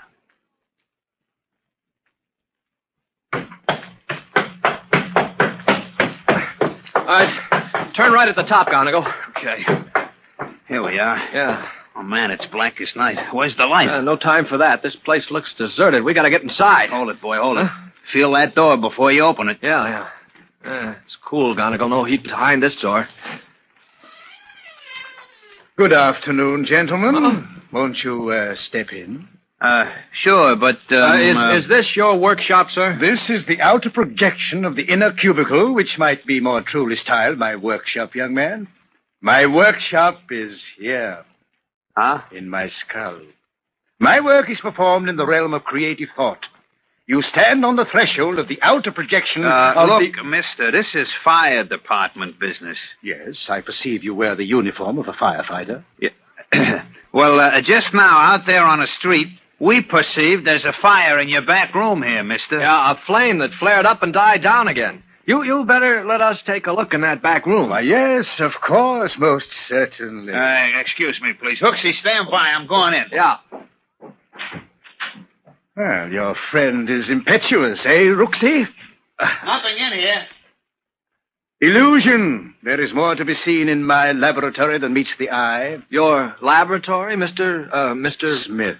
Henry Smith. Oh, well, Mr. Smith, we've made a mistake if that's a laboratory. If you were working in there and we just happened to see what we thought was a fire, we're a couple of dopes. No. By no means, young man. I am flattered. Indeed, I am honored that my simple illusion has so completely deceived two such professionals as yourselves. Illusion, huh? Just what is it you do here, Mr. Smith? Well, let me show you. The hope of finding a fire... not hope, Mr. Smith. Fire, that's something we hope not to find. This laboratory all walled in with fire brick, huh? Won't you, step inside, Mr. Hooksy? Oh, yeah, I'd like to see it. Mm-hmm. Fire brick, as your friend says. I believe I take all reasonable precautions when I, create fire. You create the stuff? I don't get it, mister. Allow me to demonstrate. The fire you saw from the street, you say it flamed and vanished? Yep. And I said to myself, there is a blaze that's cut loose in an empty room. Give it another 5 minutes, I says to myself, we'll have 2 alarms on our hands. Yeah, there's no doubt we saw it, Mr. Smith. But, just a trick, I suppose. As you say, just a trick. For instance, you see this, pellet or pill. What's that, a headache tablet? One to cause headaches, perhaps. Observe. I cast it on the floor. What's that for? Trample it under your heel, my friend. Grind it. Trample it. Oh. All right, I'll try it. I'll step on it, like this. Hey! Oh, smokes. What was that? And flame shoots up all about you, my friend. A shimmering scarlet curtain. A flash of flame. Instantly gone. Gonigal, are you burned? No, I'm not burned, Hooksy. Never touched me. Ooh, how do you like that? I don't know. Though it does seem safe enough. Your friend took no risk, I can assure you. Merely an illusion. One of many perfected and produced for the trade by the great Vesuvio. The great who? Vesuvio, sir. My name in the trade. The magic trade. My card, gentlemen? Oh, thanks, sir. The great Vesuvio. Magic novelties, ghosts, high-class illusions only. Ask for catalog. Look, Mr. Smith. Smith is my alias. Vesuvio is my alter ego. Call me whichever you will. Well, look, all magic aside, now, look at all those chemicals on those shelves. You know, you slip up sometime with one of these illusions of yours, and you'll need more than fire brick to save this place. There's phosphorus in that big jar of water, isn't there? I prefer not to discuss my experiments, nor the materials I use, nor the use to which I put my materials. What's he mean, Hooksy? Well, he doesn't want to talk about his experiments. Mr. Smith, we don't care about your experiments or inventions or whatever. All we care about is preventing fires. A good day, gentlemen. Look, all we want is to get a line of what goes on here. You know, what unusual hazards you have, like the bulletin from the chief says. Good day, gentlemen. I have been honored by your visit. We have chatted most amicably, and now, good day.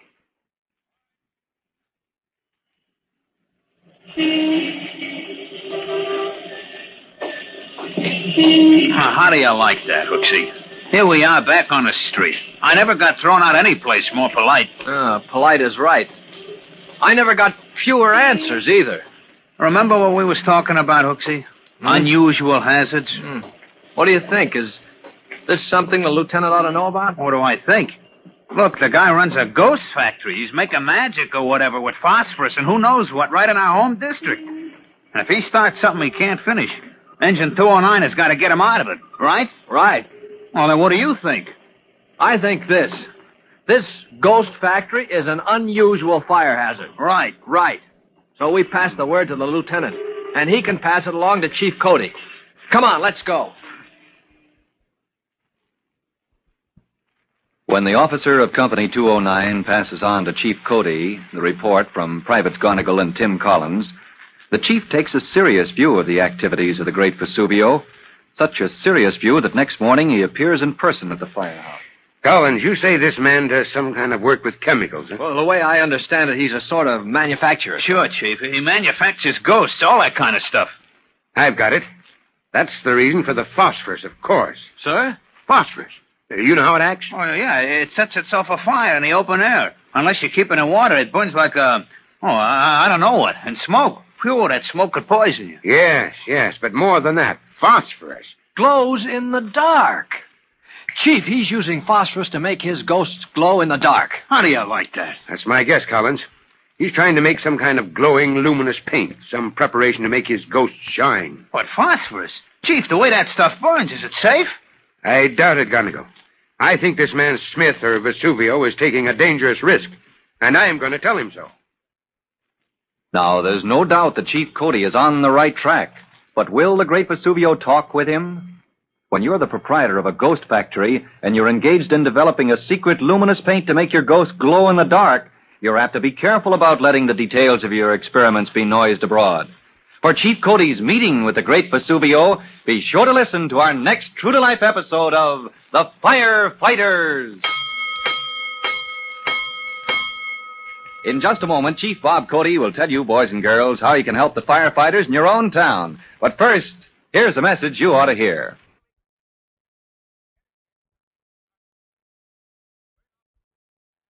And now, Chief Bob Cody with a special notice for the Firefighters Brigade. Chief Cody. Hello, boys and girls. This is your friend, Chief Cody, and here's something I want to mention. I know that for birthdays and so on, one of the presents you might get is a chemistry set. But remember, real chemists don't try any experiments unless they try to rule out all possible accidents. And one of the accidents they dread most is the chance of starting a fire. Now, when you try your hand at those chemical experiments, do it right and take no chances with fire. Well, that's all for now. You'll be hearing from me soon. Fire Chief Cody and the young rookie fireman Tim Collins will be back on the same station the next time you hear... That's it. Let's roll!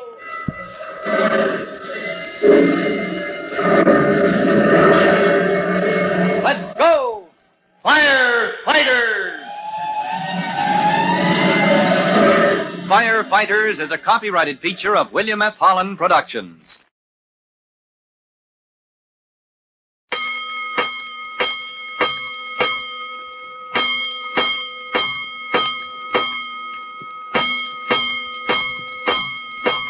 Five bells. Stand by all stations. Attention, all districts.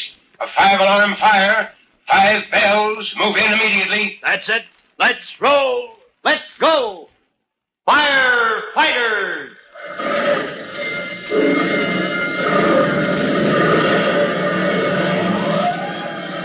Presenting Firefighters, the true-to-life story of our unsung heroes who stand ready to ride by day or night against our most murderous enemy, the demon of fire. In just a minute, we'll take you to the quarters of Engine Company 209, where Chief Cody is questioning Tim Collins, rookie fireman, about his meeting with the great Vesuvio, proprietor of the Ghost Factory. But before we visit the fire station, here's something you'll want to hear.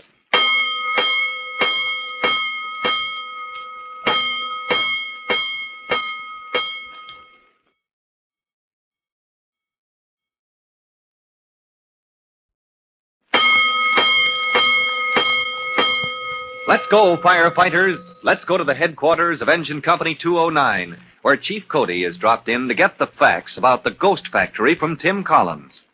As you remember, Tim has talked with the great Vesuvio, also known as Henry Smith, who runs a peculiar manufacturing business in his workshop on the second floor of a ramshackle business block.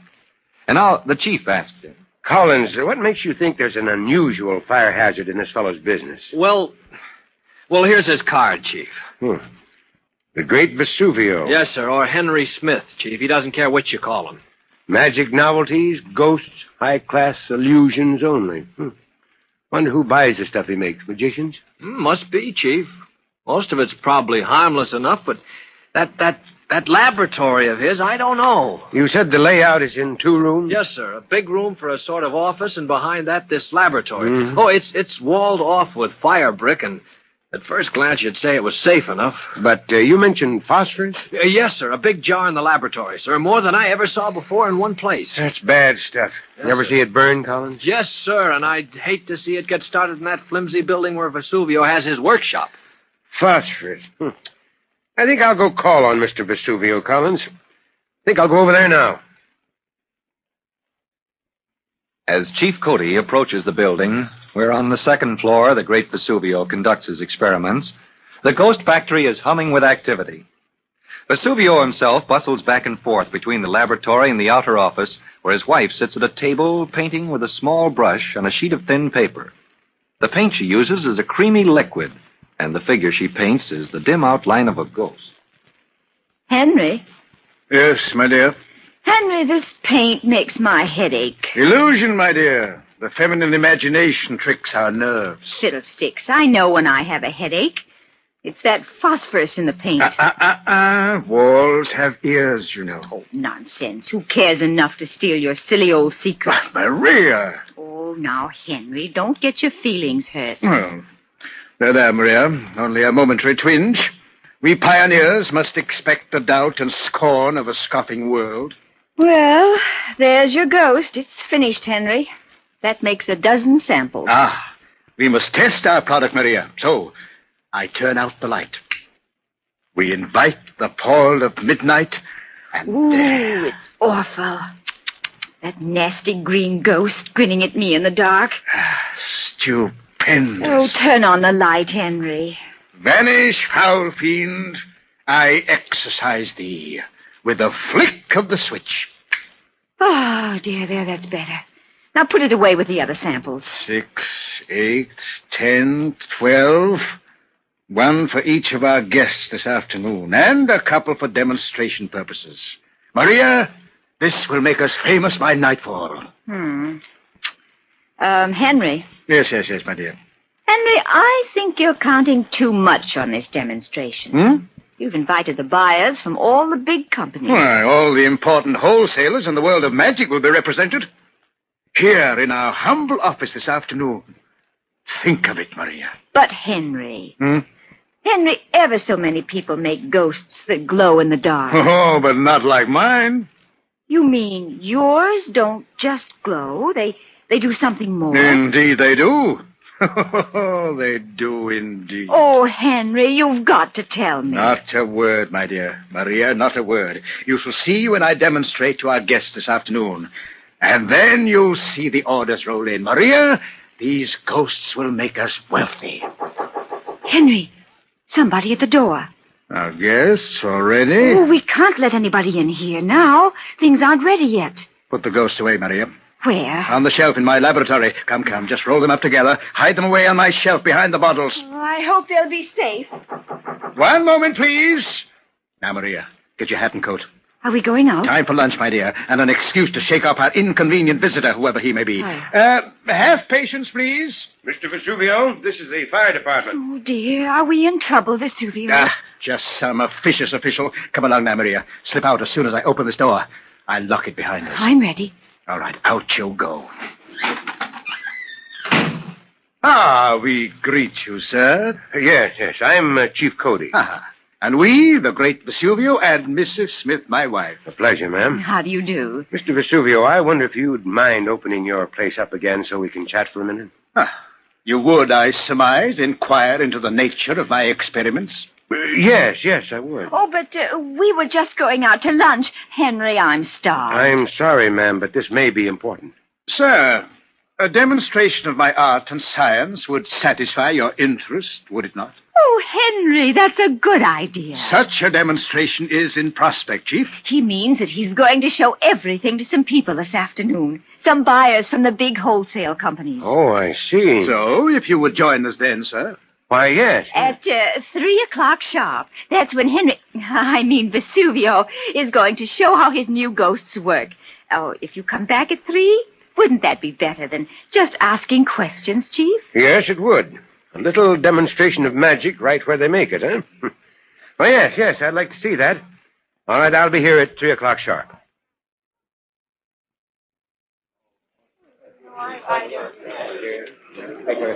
Well, we're right on the dot, Collins. It's exactly 3. Oh, good grief, who are all these people? Buyers from the wholesale houses. Oh. They're the important people in the magic business. If they give Vesuvio some nice orders, he's made.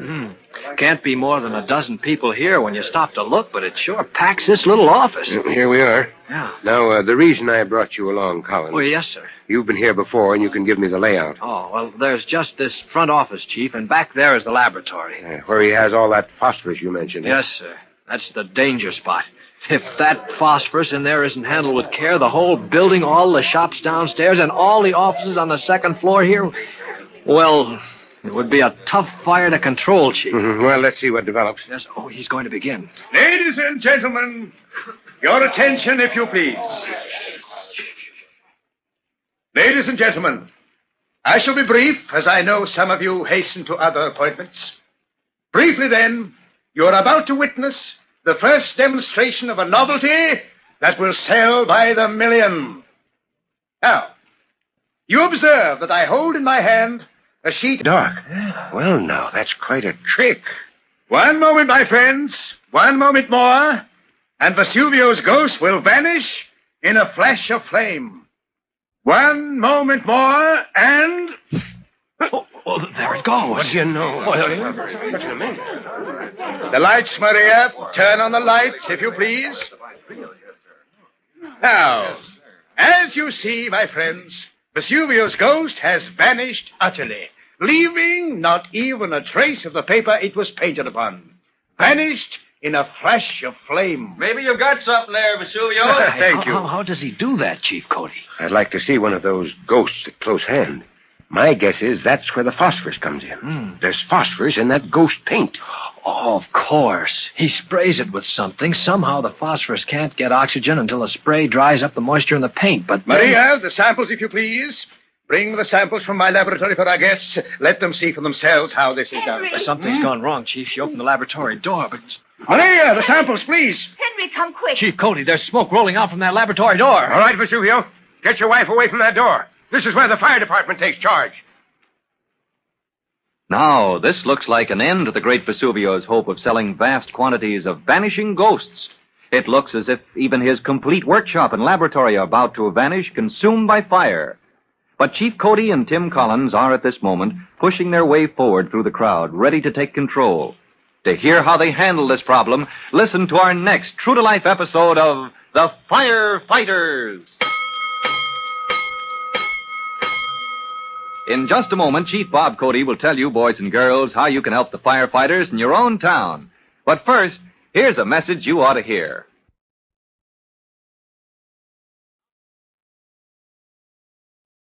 And now, Chief Bob Cody with a special notice for the Firefighters Brigade. Chief Cody. Hello, boys and girls. This is your friend, Chief Cody, and I'm going to tell you something that sounds so simple you may think it's foolish. But here goes. Here's what I want you to remember. Gas is combustible. We use gas for cooking, sometimes for lighting, often for heating, and even refrigeration. And everybody knows that gas burns. But that's a fact some people forget when they try to trace a leak. Now, boys and girls, if you ever see anyone looking for a leak in the gas line with a lighted match or any other uncovered flame, stop him. Extinguish that flame before you have a fire or explosion. Well, that's all for now. I'll be in touch with you soon. Fire Chief Cody and the young rookie fireman Tim Collins will be back on the same station the next time you hear... That's it. Let's roll!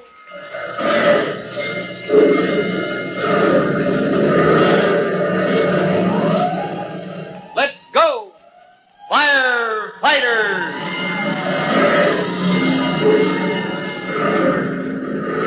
Firefighters is a copyrighted feature of William F. Holland Productions.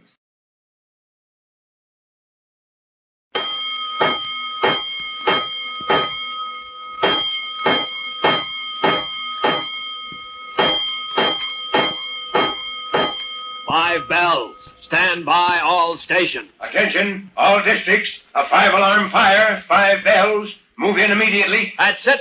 Let's roll. Let's go. Firefighters!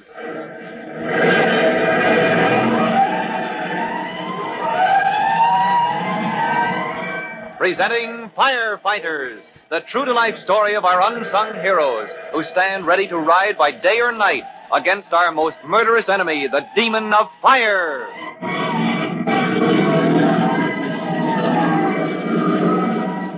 In just a minute, we'll go direct to the workshop of the great Vesuvio, where a demonstration of his new invention, the phosphorescent ghost that vanishes in a crackle of flame, has gone seriously wrong. But Chief Cody and Tim Collins are on the scene, and while they size up the situation, we'll take time to give you some important information.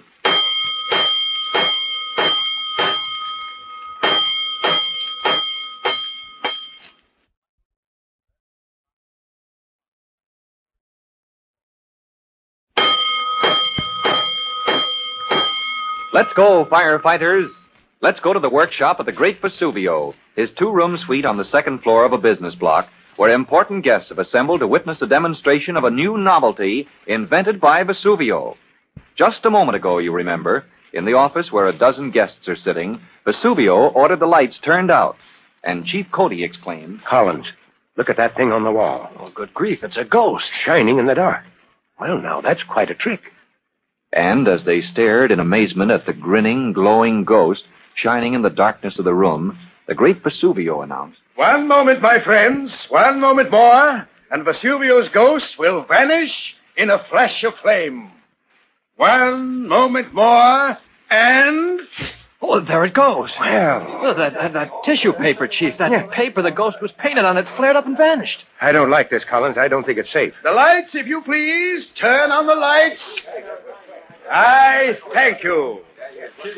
And now, in the light, you see that Vesuvio's ghost has vanished utterly, leaving not a trace of the paper it was painted upon. Vanished in a flash of flame. And as the great Vesuvio bows to the assembled guests, delighted with the success of his vanishing ghost, Tim Collins wonders aloud. How does he do that, Chief Cody? My guess is that's where the phosphorus comes in. All that phosphorus, that big supply he has stored back there in his laboratory? Right. He's perfected some kind of paint, and there's phosphorus in that paint. Oh, of course. He paints the ghost on tissue paper, sprays it with that stuff to dry out the water that keeps the phosphorus from burning, and then... Then, as soon as air gets at the phosphorus, there's a flash of flame. As the experienced old firefighter shakes his head in misgiving, the great Vesuvio puts out his hand to open the door of his laboratory. Ladies and gentlemen, you have observed the performance of Vesuvio's vanishing ghost. A novelty, I can assure you, which will sell in the millions. Before inviting you to place your orders with me, I shall give each and every one of you a free sample. Now, if you will excuse me, I shall step into my laboratory and... Chief Cody, there's smoke. Vesuvio, shut that door! Shut that door! Collins, get hold of that man. Don't let him go in there. All right, let me through, please. Let me through. Fire department coming through. All right, everybody. Keep your heads. All right, I got you. Let me go. Let me go. I must save my ghost. All right, easy now. Easy. Take it easy, mister. The chemical smoke would poison you. Attention, everybody. Walk out that door. Walk downstairs. Now keep calm. Get out of the building. Now this way, everybody. Come follow me. As Chief Cody urges the crowd of alarmed and bewildered guests to safety, Tim Collins holds the hysterical inventor in a tight grasp. Go, let me go. Chief Cody, I can't hold him much longer. Let me go. My ghosts, my treasures. I must save my ghost. All right, Collins, those people are all out. What if I let him go, Chief? He'll plunge through that door into the laboratory. Vesuvio, listen to me. Stop wrestling. Listen to me. All right. I'm listening, sir. Let him go, Collins. He's all right now. Yes, sir. Now, Vesuvio, get down to the street. Watch for the firemen. As soon as they get here, tell them Chief Cody says to throw a ladder up to that laboratory window. Now, this is important. Very well, Chief. All right, Collins, he's out of my way now. Yes, sir. I phoned in the alarm, Chief. Good man. What equipment did you call for? Regular still alarm, Chief. Ladder, truck, and hose companies. And I called for smoke helmets. Right. Now, you've been inside that laboratory. What's the setup? Oh, a workbench with a lot of glassware on it, the stuff chemists use. And shelves. Half a dozen of them with jars and boxes of chemicals. And that supply of phosphorus? In a big jar on the top shelf. No fire precautions? Fire brick, Chief. The floor and halfway up the walls. It's all fire brick. Well, then that's our hope. If that brick can act as a container... Oh, but the heat, Collins, the heat alone can touch off the ceiling and upper walls. Yes, sir, but this window here, Chief. Here in the office. What do you mean, Collins? The ledge outside this window, Chief. Huh? It's wide enough to stand on, and I can work my way over to the laboratory window. Wait a minute now. Let's see. Huh? Now, you have about 10 feet to go. Yes, sir. Oh, no, Collins. That ledge is too narrow. Wait for the ladder truck. Oh, I've done tougher stunts, Chief, just for practice and training school. Well, maybe you can make it. Well, every moment counts, Chief. And if we can see what's happening in there... All right, Collins, we'll try. We've got to knock down this fire fast to lose the building and 24 different stores and offices. Yes, sir. I'll slip off my shoes, sir. All right. All right. Now, if you'll steady me. I'll try that ledge before you put your weight on it. Yes, sir. I think it's... Yes, it's solid. Any hold for your fingers? Well, there's a phone cable, Chief, if I can reach. Oh, I got it. Yeah, it's strong as a lifeline, Chief. I can make it all right. And good luck, boy. Be careful. As Tim Collins inches his way along the narrow ledge, using the phone cable above his head for a guide, the ladder truck and engine companies pull up in the street below. Tim edges toward the window of the laboratory, careful not to look down lest he lose his balance, knowing that any moment the glass of the laboratory window may crash outward in a terrible explosion. As his fingers touch the window frame, he snatches them back. The heat is so intense. Tim braces his feet on the ledge, grasps the phone cable firmly, and risks a quick glance into the inferno of the laboratory. Momentarily blinded by the glare, he turns his face away from the Holocaust and reports, "It's a furnace in there, Chief. Every color of smoke you ever saw, and flames, too. White, blue, red, green. Looks like fireworks." How about the walls and ceiling? Oh, they're not involved yet, Chief. We can confine it if we get a fog in here fast. Stand by, Collins. Get those ladders up here. I want 2 ladders. 2 ladders! Get them all! Smoke helmet. And give me 2 lines of hose. Send up your fog nozzle. All right. I'm coming back, Chief Cody. Stand by, Collins. Stay where you are. Wait for the ladder. Hey, what are you doing? I'm coming out. Going to join you, Collins. Chief Cody, don't. This ledge isn't safe. It looks safer than that office, Collins. The fire's come through the door, and that smoke is more than I can take. Clinging to their narrow perch, Chief Cody and Tim Collins are midway between the ladders that are thrown up to reach the windows of the office and the laboratory.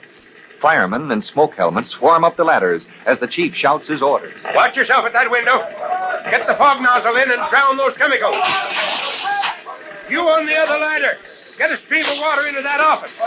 Cool it down. Drive that fire back into the laboratory. They're into the office, Chief. They got the hose over the sill. That clears the way for us, Collins. Yes, sir. Come on. We can get down that ladder now. Yes, sir. Coming, Chief. So easy does it. Inch at a time. All right. Here. Reach this way. I can give you a hand now. Yes, sir. All secure, sir. All right. Let's get down the ladder to the street. Yes, sir. Oh, man, this ladder is like a staircase in a palace after that ledge. When they reach the street, Chief Cody casts an alert glance upward to judge the progress of his men in fighting the second-floor blaze. He sees that the smoke is already turning to steam, and the fire has been knocked down. And as he turns, he stumbles. Oh, careful, Chief. Hey. Say, are you all right? You didn't inhale any of that chemical smoke. No, son, just forgot something. Guess I'm too old to be running around barefoot. Barefoot? Oh, our shoes. We slipped them off. Good grief, our shoes are up there in that office. Oh, no. Here they are, hanging around my neck. Yours and mine. Oh, well, that's a relief. Although if we could come through a fire like that without losing anything more than our shoes... Gentlemen! Huh? Well, that's Vesuvio. Oh, well, Vesuvio. You've lost your business playing with fire, but you're lucky to have your life. Ah, yes, and with life, always there is hope. Hope of what? Hope of new inspiration, gentlemen. Oh, no, not any more flaming ghosts. Ghosts? Ah, child's play. My next invention, gentlemen, will be an automatic fire extinguisher. An extinguisher for laboratories such as mine. Maybe this time he's on the right track, Chief. Maybe, but Vesuvio... Sir? Vesuvio, the fire department, has a laboratory of its own, and some experts that can give you a few pointers. Hereafter, before you start dabbling with chemicals, you're going to talk it over with the boys in the department lab. Always a pleasure, sir, to talk with fellow investigators of the wonders of nature. Yes, well, you'll take their advice hereafter, or we'll make this town too hot for you, Vesuvio, before you make it too hot for everybody else. So Chief Cody and Tim Collins have settled the case of the vanishing ghost at considerable risk to their own lives. And from that case, the chief's new idea for explaining the work of the fire department to the public had its inspiration. There's always action when the chief has a new idea, as you'll hear in our next true-to-life episode of The Firefighters.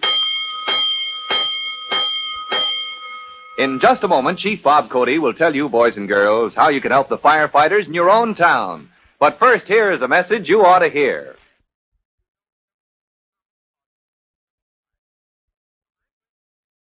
And now, Chief Bob Cody with a special notice for the Firefighters Brigade. Chief Cody. Hello, boys and girls. This is your friend, Chief Cody, with something we ought to talk about. You know, candles make a mighty pretty decoration. But I don't know of anything that gives us firefighters more trouble. So I want you to think it over about the fire hazard of candles on a Christmas tree or on a table where curtains might blow into the flame. Or perhaps just standing on a table when you youngsters are giving some kind of a dramatic performance. That candle flame is pretty dangerous, too. So let's use electric lights instead, whenever possible. Well, that's all for now. You'll be hearing from me soon. Fire Chief Cody and the young rookie fireman Tim Collins will be back on the same station the next time you hear... That's it. Let's go!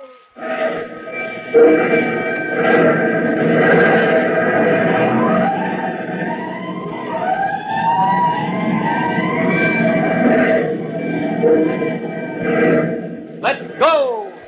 Firefighters!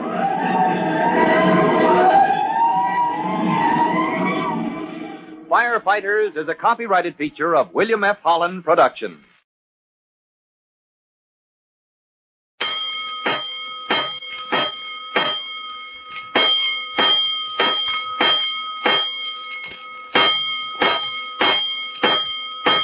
Five bells. Stand by all stations. Attention, all districts. A 5-alarm fire. 5 bells. Move in immediately. That's it. Let's roll. Let's go! Firefighters!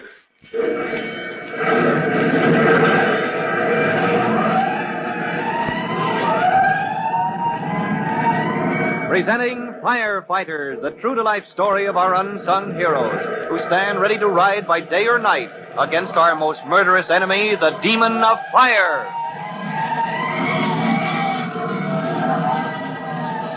In just a minute, we'll take you to the home of Tim Collins, rookie fireman, where an important conference is about to take place. A plan session that involves Tim Collins, his 14-year-old brother Jimmy, and the guest of honor, Chief Cody. But first, here's some information to help you make some plans of your own.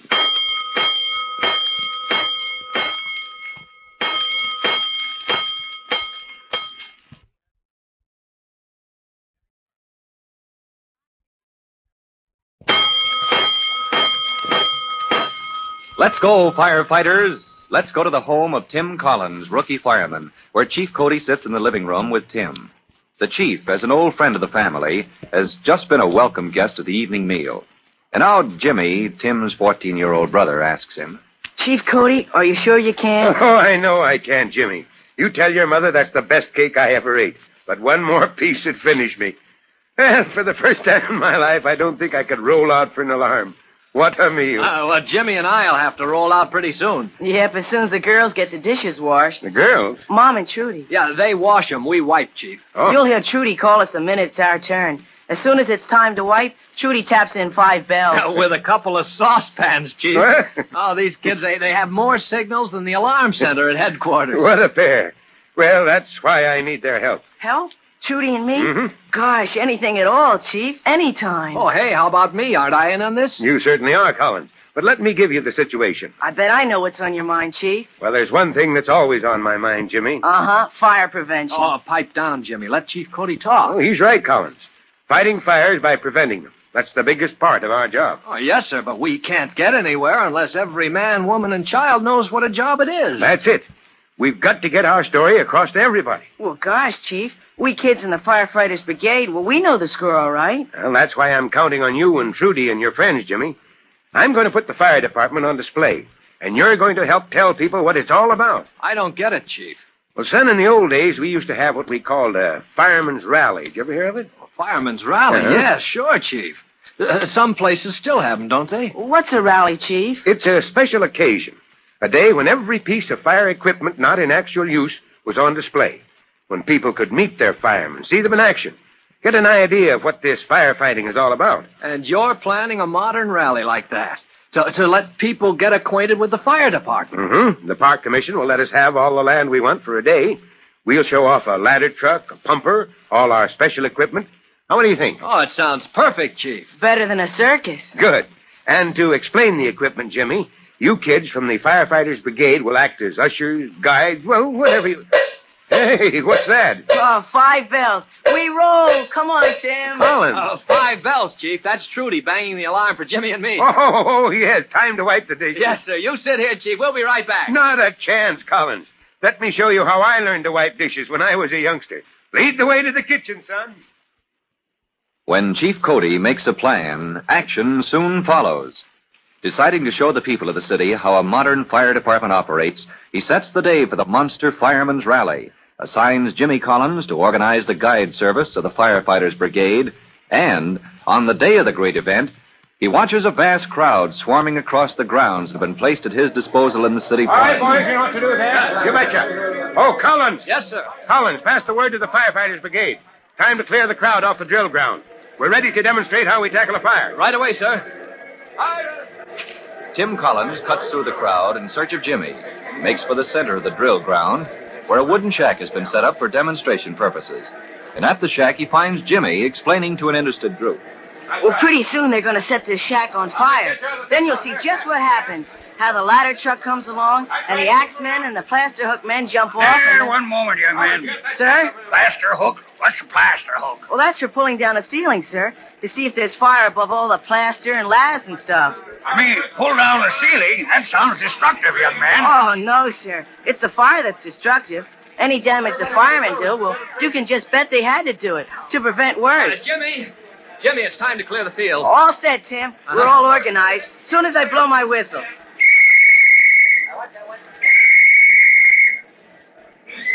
Well, hey, you're organized, all right. Who thought of that? Oh, I'm not so dumb. See, all over the field, the kids are moving the crowd back. Another question, young man.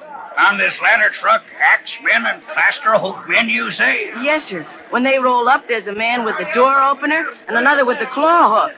6 men, and they jump off. 6 men with all these tools, but no ladder.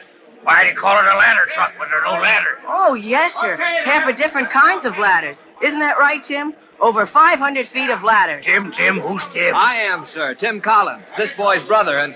Well, aren't you Mr. Tennacombe? I am that. Eustace Tennacombe. Of the Tennacombe Towboat Company. Do I know you, Mr. Collins? Well, no reason why you should, sir. I knew you because of that fire at Tennacombe Dock a while back. How do you like our display? Well, not satisfied. Something missing. Something seems to be missing. Sir? Never mind. I'll put my finger on it sooner or later. And when I decide what's missing, your chief will hear about it. You can be sure of that. Yes, sir. I'm sure of it. Jimmy, take care of Mr. Tennacombe. Show him anything he wants to see. All right. Come along, young man. Now, just one more question. Yes, sir. See you later, Tim. Coming, Mr. Tennacombe. Huh. Something missing, he says. Well, I can't worry about that now. Tim Collins checks hastily to make sure that the wooden shack is ready for the demonstration. Inside, Excelsior is scattered on the floor.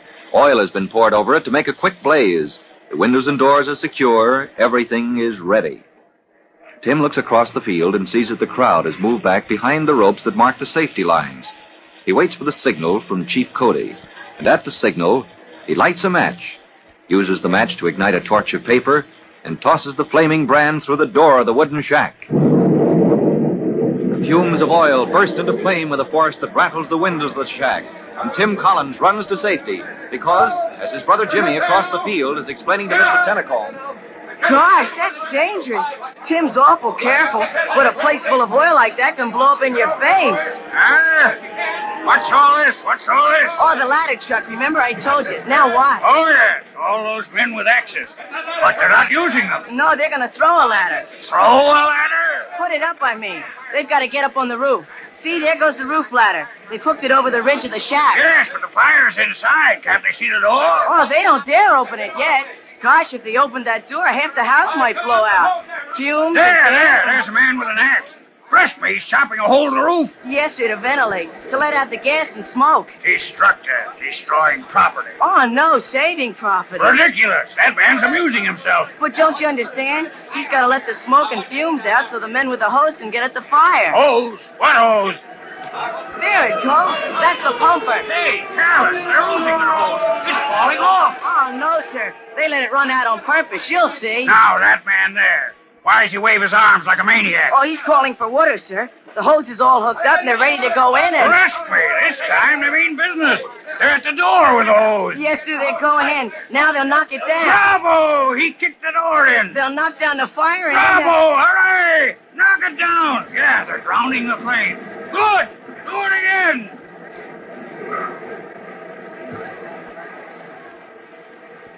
Well, Collins, what do you think? Does this crowd understand us better now? Oh, they certainly do, sir.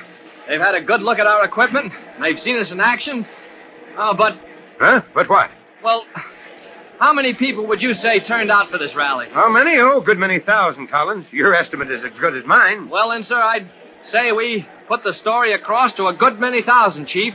A good many less one. What are you talking about, Collins? Eustace Tennacombe, Chief. Tennacombe? Oh, yes, Tennacombe Towboat Company. Yes, sir, he's here, sir. He had Jimmy in tow answering 60 questions to the minute. Good. Tennacombe is the kind of man we want to reach. If he's in sympathy with our program... I'm afraid he isn't, sir. What? No, sir. He looked over everything we had to show, sniffed in that superior way of his, and said, there's something missing. Oh, he did, huh? Something missing. Yes, sir. What's missing, Collins? Well, he'll have to tell you himself, sir. He didn't say. So he doesn't feel satisfied with our demonstration, huh? There he is now, Chief. Where? Poking around the ruins of the demonstration. Good, good. Come on, Collins. I'm going to interview Mr. Tennacombe. We'll find out what's missing, and maybe Mr. Tennacombe can supply it. Yes, sir. You know, I've had plans for him and his towboat company ever since that fire at the Tennacombe dock. The Monster Firemen's Rally has done just what Chief Cody hoped it would do, to rouse people's interest in the problems of the fire department. And maybe it has done more, because it has opened the way for Chief Cody to talk with Eustace Tennacombe. He's long had a plan for using the Tennacombe Towboat Company to strengthen the city's defense against fire. For what happens when Chief Cody and Eustace Tennacombe get together, listen to our next true-to-life episode of The Firefighters. In just a moment, Chief Bob Cody will tell you boys and girls how you can help the firefighters in your own town. But first, here's a message you ought to hear.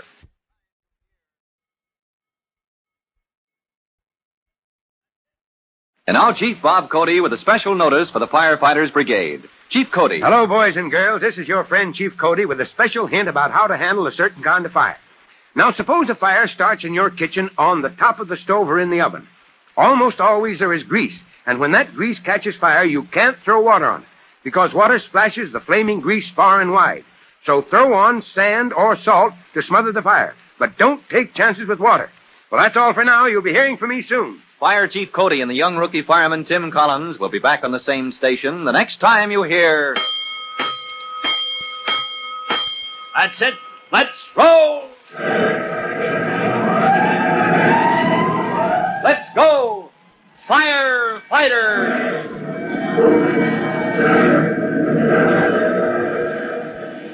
Firefighters is a copyrighted feature of William F. Holland Productions.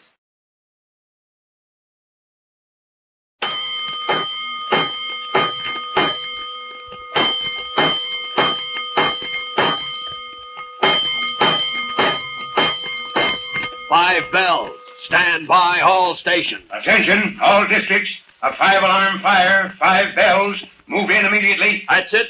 Let's roll. Let's go! Firefighters!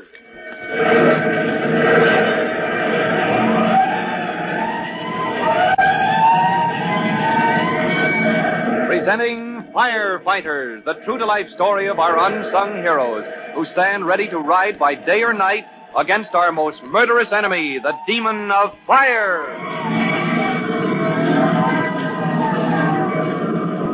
In just a minute, we'll take you to the scene of the Firemen's Rally in City Park, where the fire department is putting on a monster demonstration of firefighting methods. Chief Cody has just heard some interesting news from Tim Collins, rookie fireman. But before we listen in, here's something you ought to know.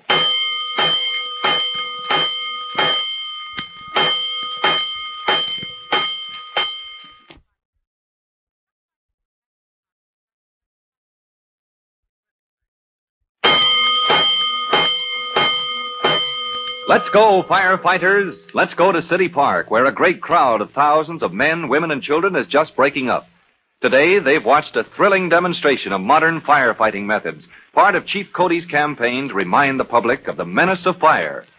In all the vast crowd, only one person has expressed anything but high praise for the fire department.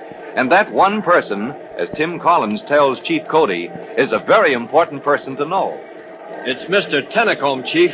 Eustace Tennecombe. Tennecombe? Oh, yes. Tennecombe Towboat Company. Yes, sir. He's here, Chief. He had my brother Jimmy guiding him around. Good. Tennecombe is an important man in the city. If he's in sympathy with our program... Well, I'm afraid he isn't, sir. What? No, sir. He looked over everything the fire department had to show, sniffed in that superior way of his, and said, there's still something missing. He did, huh? Something missing? Yes, sir. Well, what's missing, Collins? Well, he'll have to tell you himself, sir. He didn't say. So he doesn't feel satisfied with our demonstration, huh? There he is now, Chief. Where? Out there in the drill field. Good. Come on, Collins. I'm going to interview Mr. Tennecombe. We'll find out what's missing, and maybe Mr. Tennecombe can supply it. Sir? Never mind. You'll see what I mean. I've had plans for him and his towboat company ever since that fire at the Tennecombe dock. Let's head him off before he leaves the park. Well, Mr. Tennecombe, I hear you're not satisfied with our demonstration. Satisfied? Well, sir, my verdict is so-so. So-so? All well and good as far as it goes, but there's something missing, Chief. Well, you've seen our equipment, first aid and salvage, rescue squad, and the searchlight company. And the ladder truck and engine? You saw how we roll to a fire and knock it down. Yet there's something missing. Now, I'm not a fault finder, Chief Cody, but, well, to a man in my position... To a man in your position, there's a serious weakness in our fire department, exactly. Chief Cody, Mr. Tennecombe, maybe it's none of my business, but I don't get it. Put yourself in my position, young man. Sir? You are Eustace Tennecombe. You are the proprietor of Tennecombe Towboat Company. 4 tugboats, a fine dock, coal yard, lumber yard, extensive interests, all along the waterfront. Extensive interests that extend themselves as more shipping increases the traffic. Oh, I get it now. The waterfront is getting more important all the time. More boats and barges and other traffic on the water. And the more important it gets, the less we can protect it. If we had a fire in some vessel anchored beyond reach from shore... In the past, Chief, my men have served more than once. My tugs are equipped with fire hoses. Yes, but we've never really had a really serious fire on the water, not yet. Not yet, Cullen, but we will. Sooner or later, where there's risk, there's fire. Well, we need a fireboat. We need a boat that can act as a floating pumper, ladder truck, a combination fire company. But where can we find what we need? That is the problem, gentlemen. What can be done about it? No, that's our problem, Tennecombe. What are we going to do about it, you and I? You and I? You would permit me to assist? You have the boats, Tennecombe. You know the situation. We have the equipment to refit one of your tugs. Turn it into an auxiliary fire company, if you will go along with the plan. Why, Chief Cody, I hadn't hoped. This has been one of my projects, but... Why, Chief, by all means, my fleet is at your disposal. Great blazing blisters. Tennecombe, why didn't I mention this to you months ago? It had occurred to you, really, to invite my assistance. My whole plan for protecting the waterfront depends on your assistance, Tennecombe. I've been trying for months to figure out how to get you interested when all I had to do was get in touch with you and say, let's go. Ah, by all means, let's go. With Chief Cody, to make up his mind is to act. And for once he has met his match. Tennecombe falls in eagerly with Chief Cody's plan to refit one of his tugboats as a floating firefighter. And the men put their heads together over sheaves of blueprints. And in due time, the chosen tugboat, the Eustace T, is sent to the shipyard for refitting. Powerful pumps are installed. Deck guns to direct a terrific force of water in any direction are in place. Lengths of hose and all the equipment of a pump engine and ladder truck combined are stowed aboard. Then comes the problem of manning, the newest piece of apparatus in the fire department. But, Chief, I insist. The crew must be firemen. No, Tennecombe. Now, if this were a fireboat, plain and simple... But it is! I place it fully and freely at the service of the fire department. The Eustace T is yours. No, sir. You'll keep her in service as a tugboat, except in emergency. But I insist! No, so do I. Now, don't you see? The way the Eustace T is fitted, she can work the waterfront as usual. Earn her keep. Then, in emergency... You expect my crew to fight your fires? They can take her to the scene of any fire. And anywhere in range of the waterfront, I can have a fire company aboard her in 5 minutes. By launch? By speedboat. That makes the Eustace T just what we need. A valuable auxiliary, always on hand. What confound it, Chief Cody? What do my men do? Twiddle their thumbs until the firemen get there? Well, of course not. They grapple the burning ship, throw the pumps into gear, hook up the hose line. They do. And where, may I ask, did they learn all these skills and abilities? They've been trained. They've been drilled. When there's an alarm on the waterfront, they get to the scene, get set up for my men to take over. They've been trained, have they? When were they trained? Where? By whom? I'll show you. I've got just the man for the job. Oh, Glover. Confound that clerk of mine. He's never at his desk when... Oh, there he is, coming out of the file closet. Oh, yeah. Oh, Glover, get hold of Private Collins, Engine Company 209. Make out an order assigning him to special duty. I've got a job for young Collins to handle. Next morning, following Chief Cody's order to report for a special assignment, Tim Collins makes his way to the waterfront. He is ahead of time, but already Chief Cody and Eustace Tennacombe are standing on the Tennacombe dock, waiting for the Eustace T, refitted as an auxiliary fireboat, to arrive from the shipyards. Tim approaches his commanding officer and salutes. Private Collins reporting for special assignment, Chief. At ease, Collins. Yes, sir. Morning, Collins. Good morning, sir. All this formality, Chief Cody. Salutes and reports and so on. Yet, between you and your men, complete understanding, friendly as an old shoe. Everybody puts his shoulder to the wheel. How do you train them? Any good fire department has discipline, Tennacombe. How about it, Collins? Oh, yes, sir. When we get an order, we jump. You may not know what it means, but your officer does. So, well, you jump. But that's not all, Tennacombe. These men of mine, they can use their heads, too. Like the captains of my tugboats. Heads hard as rocks, but useful. Captain Juckle's the man you'll be working with, Collins. You follow the plan we laid out. Train Juckle and his crew to work the Eustace T as an auxiliary fireboat. Yes, sir. And during this course of training, Captain Juckle takes his orders from you. Now, there's a problem, Chief Cody. What problem? I thought we had everything ironed out. Juckle, good man, best of my tugboat captains, comes from a long line of seafaring men, officers in coal barges, lumber floats, tugs. Well, that's what we want, isn't it? A real sailor. Juckle's headstrong, Chief. Strong head, Collins. Chief Cody says you can use your head. Sooner or later, you'll bump heads with Captain Juckle. Well, I'll do my best to get along with him, Mr. Tennacombe, but... But what, Collins? Well, but if they do bump heads, you needn't worry about Collins, Tennacombe. That's why I picked him for the job. He can handle it. Well, I hope we can handle Captain Juckle. There she comes. Who? Oh, the Eustace T. Oh, look there, Chief, just coming into sight. And coming fast. That's a pretty sight, Tennacombe. Beautiful. Beautiful. Oh, boy, what a boat. That's power, my boy. Strength in every line. And how she gleams. How the sunlight glitters on her deck.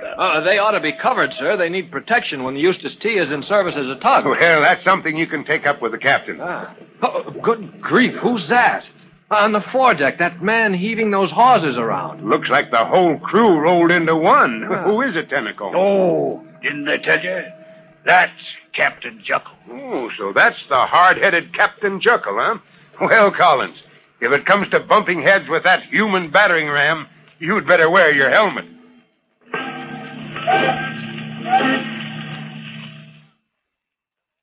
Tim Collins, rookie fireman, is about to run into a difficulty that Chief Cody didn't foresee when he assigned Tim to train the crew of the fire department's new auxiliary, the tugboat Eustace T. For Tim's first meeting with a hard-headed Captain Juckle, be sure to listen to our next true-to-life episode of The Firefighters.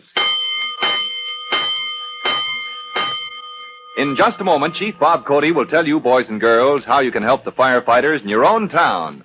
But first, here's a message you ought to hear.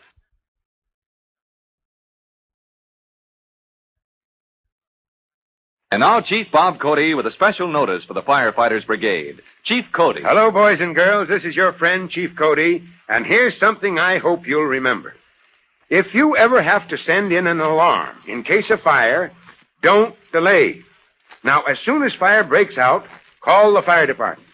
We don't mind if we find the fire has been put out before we get there. But we do want to get there in time, in case the fire should be too much for you to handle. And those first few minutes are the most important. So give the firemen a chance. Don't hesitate to ring in that alarm at the first sign of danger. Well, that's all, and so long for now. Fire Chief Cody and the young rookie fireman Tim Collins will be back on the same station the next time you hear... That's it. Let's roll.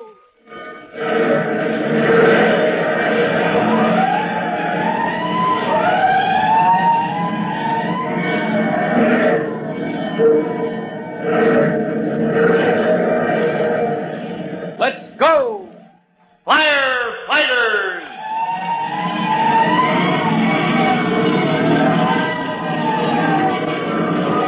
Firefighters is a copyrighted feature of William F. Holland Productions.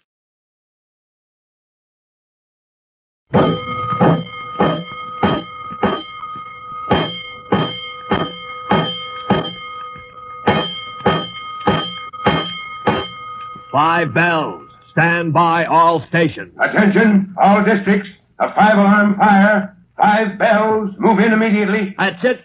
Let's roll. Let's go. Firefighters!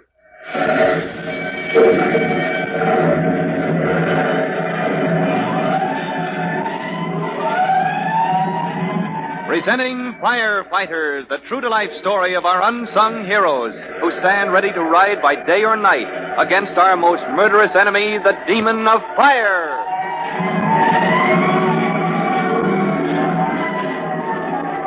In just a minute, we'll take you to the waterfront, to the Tennacombe dock, where Chief Cody and Tim Collins, rookie firemen, stand watching the approach of the new auxiliary fireboat, the Eustace T.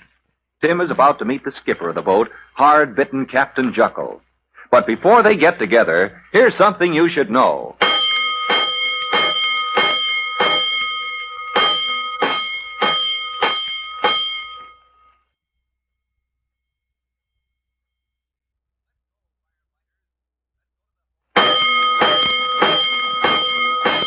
Let's go, firefighters. Let's go down to the Tennacombe dock, where Chief Cody and Tim Collins are waiting for the Eustace T, the powerful tugboat which has been refitted to serve as a much-needed auxiliary fireboat. Mr. Tennacombe, proprietor of the Tennacombe Towboat Company, has explained that Captain Juckle, skipper of the Eustace T, is a good sailor, but a rough and ready waterfront character. And when Tim first saw Captain Juckle bringing the Eustace T up to the dock, he marveled. Oh, good grief, what's that? Look, Chief, that man on the foredeck of the Eustace T. Yeah, he looks like the whole crew rolled into one. Yes, sir. I wonder if that's Captain Juckle. I'd better introduce you, make sure he knows what's expected. Oh, I don't know about that, Chief. Huh? Well, look at him, glaring at us. Yes, a hard case, Collins. Though Tennacombe says he's the best tugboat captain on the payroll. A hard case, huh? And it's up to me to get along with him. I think I'd better start from scratch, if you don't mind. Well, I mean... You mean you don't want me in the way when you bump heads with Juckle. All right, Collins, you have your orders. Yes, sir. You're to train Juckle and his crew of 3 men to work that vessel as an auxiliary fireboat. Now, I'll back you. The whole fire department will back you. But since you prefer it that way, you're on your own. That's the way I want it, Chief. All right, then. Well, good luck, boy. I'll leave it to you. As Chief Cody walks briskly away, Tim Collins makes a quick size-up of the situation. His orders are to train the crew of the Eustace T in basic firefighting skills, but he can teach these men nothing if he cannot win their confidence. It's plain already that Captain Juckle will resent any stranger aboard his boat. In the midst of a hostile silence, Tim boards the Eustace T and approaches Captain Juckle, who towers above the deckhands Tim is expected to train. Well, my name is Collins. You're Captain Juckle? Yep. I'm Captain Juckle. Yep, he's Captain Juckle. I'm Mr. Luby. I'm first mate. Oh, glad to know you, Mr. Luby. The third mate, Scotty, he's down below. He's the engineer. That's where he stays, see? Down below. Basil. Yes, sir? Why ain't you swabbing down the deck? You growed roots or something? Get 'em over. Basil, second mate. Luby. Yep. Get to polishing that bright work. Okay. What's the rush? I want to see what happens to the new guy. Luby, you want I should massacre you with a new guy looking at? Okay, I'm going. I was just going to watch. And now, you. Me? Who do you think I mean? Oh, now, look here, Captain. Let's get off on the right foot. You know what I'm here for. Let's hear you tell it. Oh, well, Chief Cody sent me to show you and your men how to work the Eustace T as a fireboat. Yeah? Why pick on us? Well, your owner, Mr. Tennacombe, picked you. And he picked you and your boat because he says you can do the best job. As for me, I'm not looking for trouble. I'm just following my orders. Orders, huh? Now listen, Collins. Yeah, you listen to the captain. Luby, what are you sticking your beak in for? Oh, go on, Captain. I want to watch you massacre him. All right. Stick around. Now listen, Collins. I don't take orders from nobody. Unless it's Mr. Tennacombe himself. Yeah, that's right. And me, I don't take no orders from nobody unless it's Captain Juckle.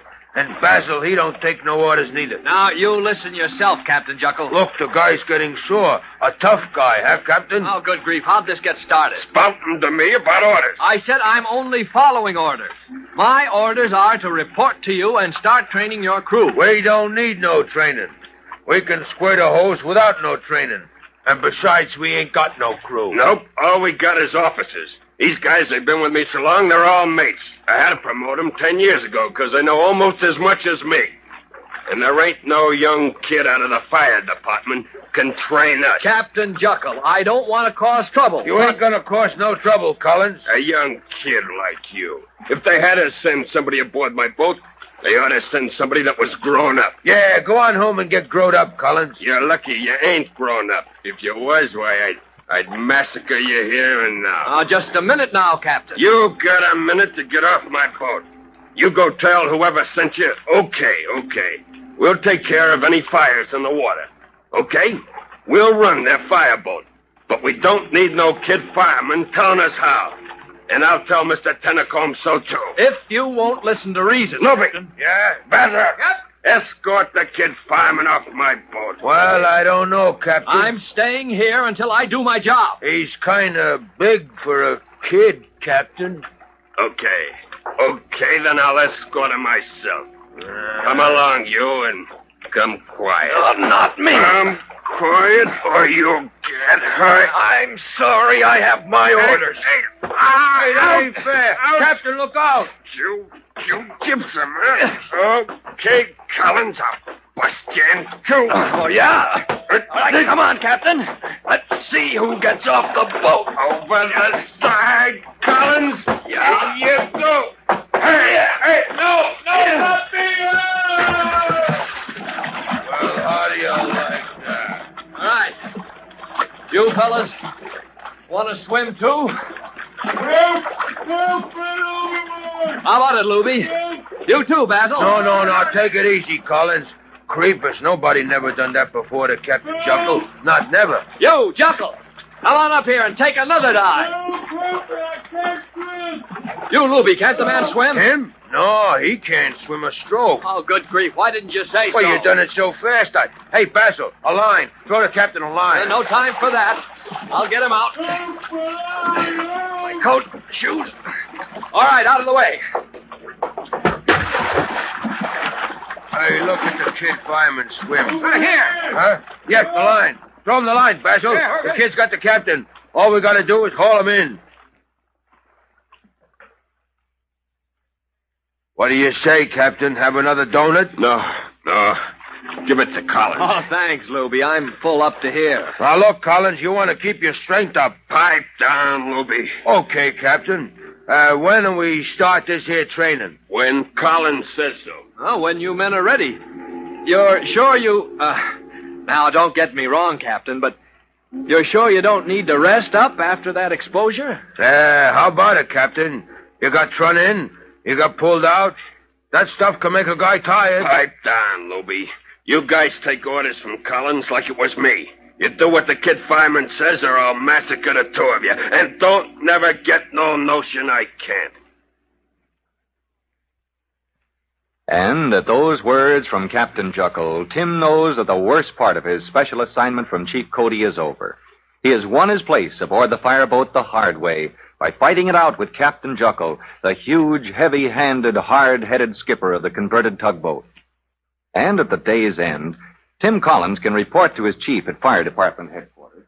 Well, we're making progress, Chief Cody. We, Collins? Who's we? Oh, Captain Juckle, the boys and the crew of the Eustace T.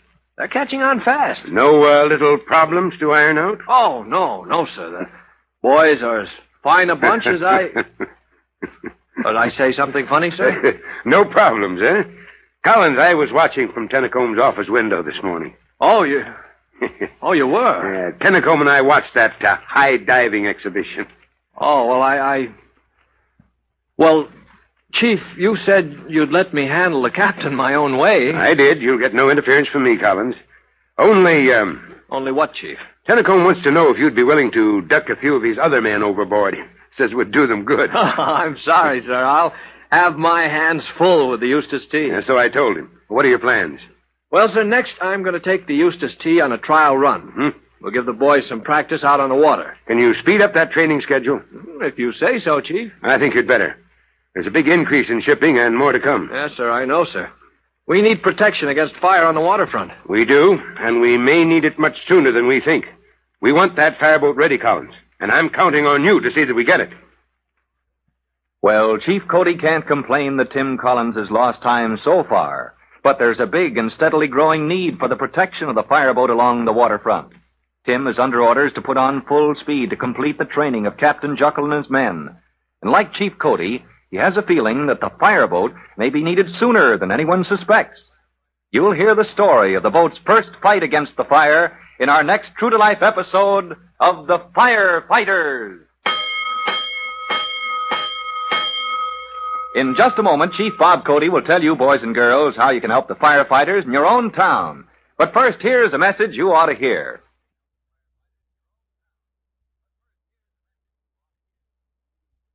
And now, Chief Bob Cody with a special notice for the Firefighters Brigade. Chief Cody. Hello, boys and girls. This is your friend, Chief Cody, and here's something I want you to know. One of the real troubles every fire department must face is the false alarm. When somebody pulls a false alarm, equipment and men roll to answer the call, and they're out of service when a genuine alarm comes in. Now, because of that false alarm, property and lives are endangered. Time and money are wasted.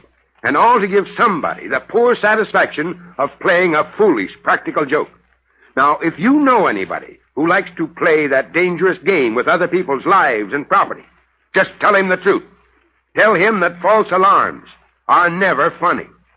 Well, that's all for now. You'll hear from me soon. Fire Chief Cody and the young rookie fireman Tim Collins will be back on the same station the next time you hear... That's it. Let's roll!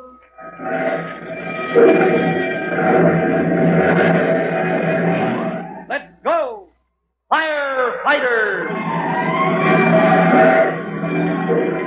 Firefighters is a copyrighted feature of William F. Holland Productions.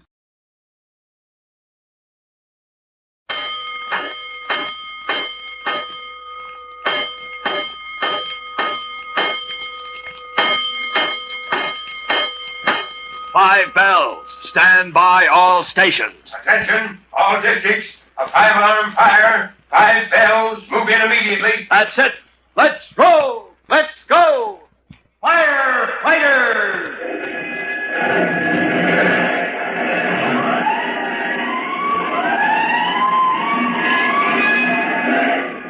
Presenting Firefighters, the true-to-life story of our unsung heroes who stand ready to ride by day or night against our most murderous enemy, the demon of fire.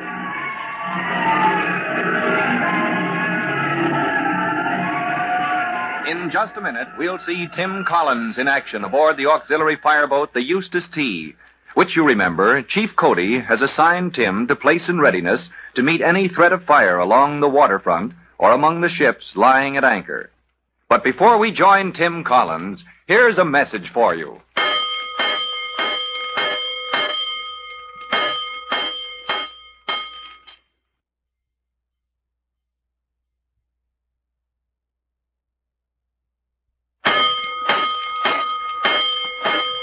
Let's go, firefighters.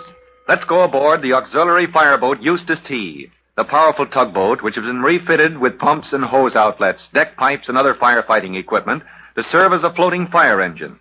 Not long ago, you remember, Tim Collins reported to Chief Cody. The boys are catching on fast, Chief Cody. Can you speed up that training schedule, Collins? Oh, I can if you say so, Chief. I think you'd better. We need fire protection along the waterfront. We want that fireboat ready, Collins, and I'm counting on you to see that we get it. And Tim pitched in to ready the crew of the Eustace T for action, explaining to Captain Juckle. Now, remember, Captain, 90% of the time your boat is a Eustace T. Just one more tugboat. What do you mean, one more tugboat? Why, she's the flagship. He's the powerfulest tug in his towboat in the Tennessee fleet. I know. But when you get a call on that shortwave radio, when you hear that alarm from the fire... Hey, that's the radio now. Fire department calling engine 210. Fire department to engine 210. What do I do now, Collins? What do I do? Flip that lever, Captain. This one? That's right. Now answer. Engine 210. That's me. What do you want? Fire department to engine 210. Testing. Do you hear me, 210? Okay, fire department. I hear you. That is all, 210. Sign off. Huh? Sign off, 210. Oh, yeah. Engine 210. Signing off. That's the idea, Captain. I did all right, eh? You did fine. And look now, remember, when that radio box begins to squawk, you're not running a tugboat anymore. You're working engine 210. Yeah, I get it. Engine 210. And she heads for the fire. Yes, sirree. And in 5 minutes, Chief Cody will have a company of firemen aboard. Whether 210 is standing by at the docks, grappling a ship in midstream, or anywhere else you go in fire department service. And in practice drill, Tim puts the crew of Engine 210 through their paces until they can clear ship for action in their sleep. Clear ship! All right, Luby. You and Basil, hook up that 3.5-inch hose. Scotty, stand by the engine. Ready with the hose line, Captain? No nozzles on the line. What's the matter, no nozzles? Open butt, Captain. You don't need a nozzle when you want to flood the hold of a burning ship. Then we're all set, huh? Yep, sir. Let her go, Captain. Let her go, Scotty! Give us the water! And then, at last, comes Engine 210's first trial by fire. Tim's tour of duty aboard Captain Juckle's boat is almost done.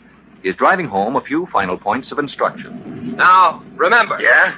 A modern fire engine can pump 1,000 gallons of water a minute, feeding 4 lines of hose, maybe as many as 6, along with the turret pipe. And we can pump 10 times as much. Why, we got 10 outlets for hose, 2 turret pipes on the pilot house, and Big Bertha up in the bow. That makes 3. Yes, and look out for Big Bertha, Captain. The stream from that pipe up forward there can knock down a brick wall. Hey, what was that? An explosion. Say, that sounded close to the waterfront, Juckle. Close? It's right on the front. Huh? Look there. What? Well, that ship at the dock. That's a Lazy Jane loading grain at Pier 14. Well, let's get over there, Juckle. There's a cloud of smoke pouring up from the hold. Oh, there goes a piece of her deck. Scotty! Engine room! Give me full speed! That's spontaneous ignition, Captain. That grain dust in the hold has exploded. Clear ship! Hold up that hose!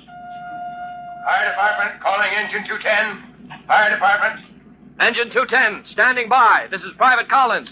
This is Chief Cody. Where are you, Collins? Heading for Pier 14, Chief. Less than a quarter mile off. Good work. Explosion in the hold of a grain ship, Collins. Tie up to the ship. We'll meet you at the fire company. Right, Chief.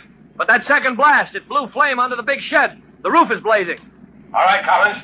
You get to Pier 14. Fire department signing off. 210 off.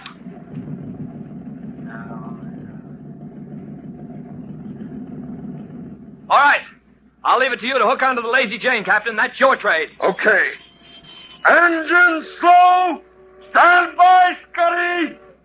You men on deck! Stand by with those lines! I'll hold her against the Lazy Jane until you make fast! Get those lines aboard! Heave! Okay. You on the Lazy Jane! Make us fast! All secure, Captain. Now look, I'm going on deck. I'm going to get our hose lines aboard the Lazy Jane. Scotty! Scotty, give us a plumb! Okay, Collins, we got pressure. We'll give you water when you say the word. All right. Open butts, men. We don't need nozzles. Hook up hose lines to all outlets and bend lines to the hose. Collins, you there on 210? Huh? Chief Cody? Up here, Collins. Up on the ship. We need those lines. Yes, sir. Coming up, sir. All right, ready, boys. There's our fire company up there with the chief. Right. Now heave those hand lines. Right. All set, Collins. Right. Haul away. Drop those lines down the hatches.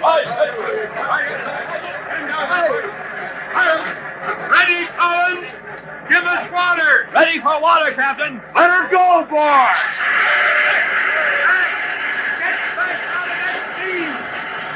Company 209! Get a line inside that deck house! Drive that fire back into the hold! Collins, we can't take it! What's the matter, Juckle? You're doing fine! But the smoke...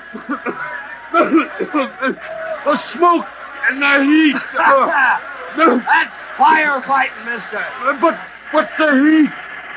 It could set us afire. Our own self. All right. Take the small hoses, Juckle. Wet her down. What you say? Wet her down? What do you mean? What do you mean, wet her down? I mean, reduce the temperature on our own boat here. Order your crew to wet her down. Oh, why didn't I think of that? All right.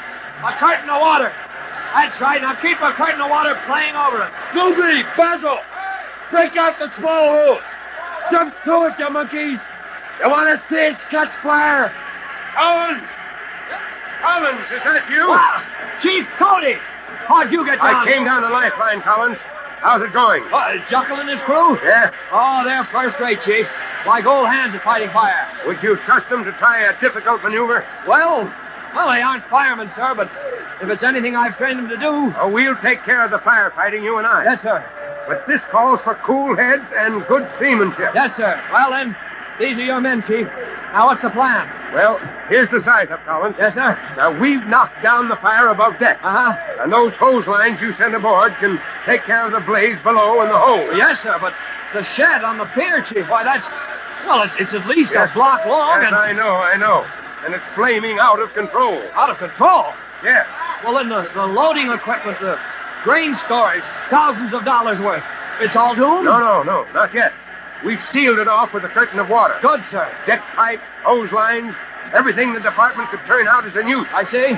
But that shed... I see what you mean, sir. You can't spare lines to knock down the fire in the shed. And if you don't, the blaze will spread from that wooden roof. Right.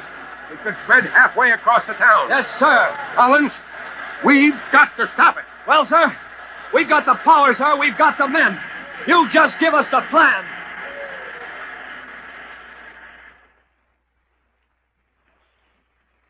Well, now, there's a situation for Chief Cody to meet. The burning grain ship may be saved, but fire has involved the wooden roof of the block-long shed on the pier. And there's a chance that fire may spread right into the heart of the city unless Tim Collins, acting in command of the tugboat known as Engine 210, can help the engines on shore knock that fire down.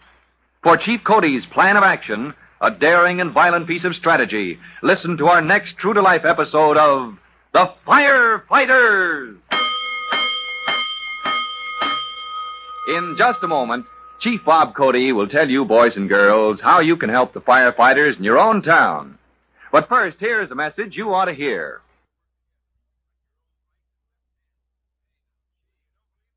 And now, Chief Bob Cody with a special notice for the Firefighters Brigade. Chief Cody. Hello, boys and girls. This is your friend, Chief Cody, and I want to tell you about a very common kind of fire hazard. That's the common match, the kind called the safety match.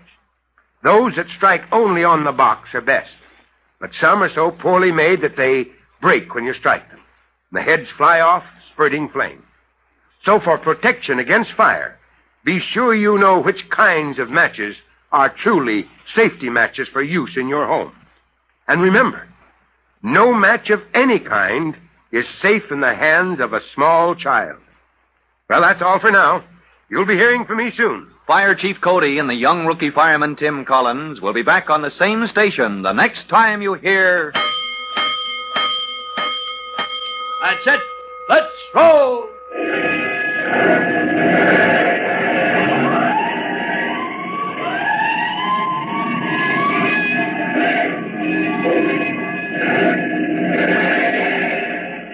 Let's go!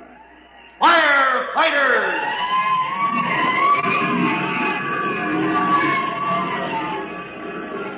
Firefighters is a copyrighted feature of William F. Holland Productions.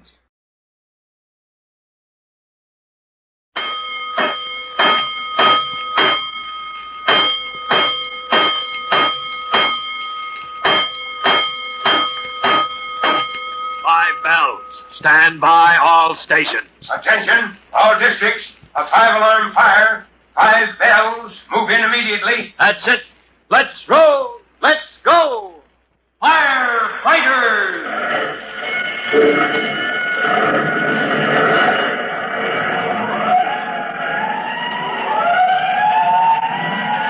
Presenting Firefighters, the true-to-life story of our unsung heroes who stand ready to ride by day or night against our most murderous enemy, the demon of fire. In just a minute, we'll join Chief Cody and Tim Collins aboard the Eustace T., a squat, powerful tugboat, also known as Engine 210, the fire department's new auxiliary fireboat, engaged at this moment in combat with a waterfront fire that threatens to sweep into the heart of the city. But before we join Engine 210, here's something you should know.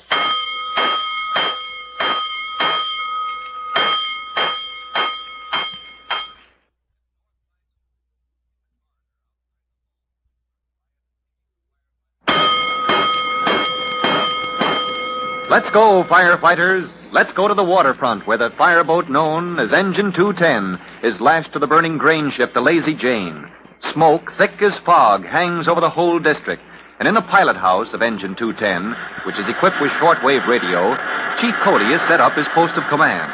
He calls an order to Tim Collins. Collins? Yes, sir. Get me the captain of this boat. Right, Chief. He's out on deck.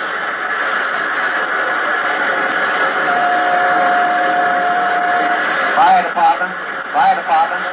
Fire department calling Engine 210. Come in, 210. Engine 210. Engine 210, this is Chief Cody. Circuit is completed, Chief. We can now receive reports from all battalion chiefs. Reports are coming in from the scene of the fire. Good. What do you hear? Battalion Chief 3 reports fire on the burning ship is under control. Fire in the deck house has been knocked down. Right. And the fire in the hold. Does he want more water poured into the ship to drown the fire in the hold? No, sir. Engine 210 can stop pumping. Right. Any orders, Chief, for Battalion 3? Here's Captain Jumper, Chief Cody. That smoke. God almighty, I never swallowed nothing like it. Engine 210. Are you there, Engine 210? Hold it, dispatcher.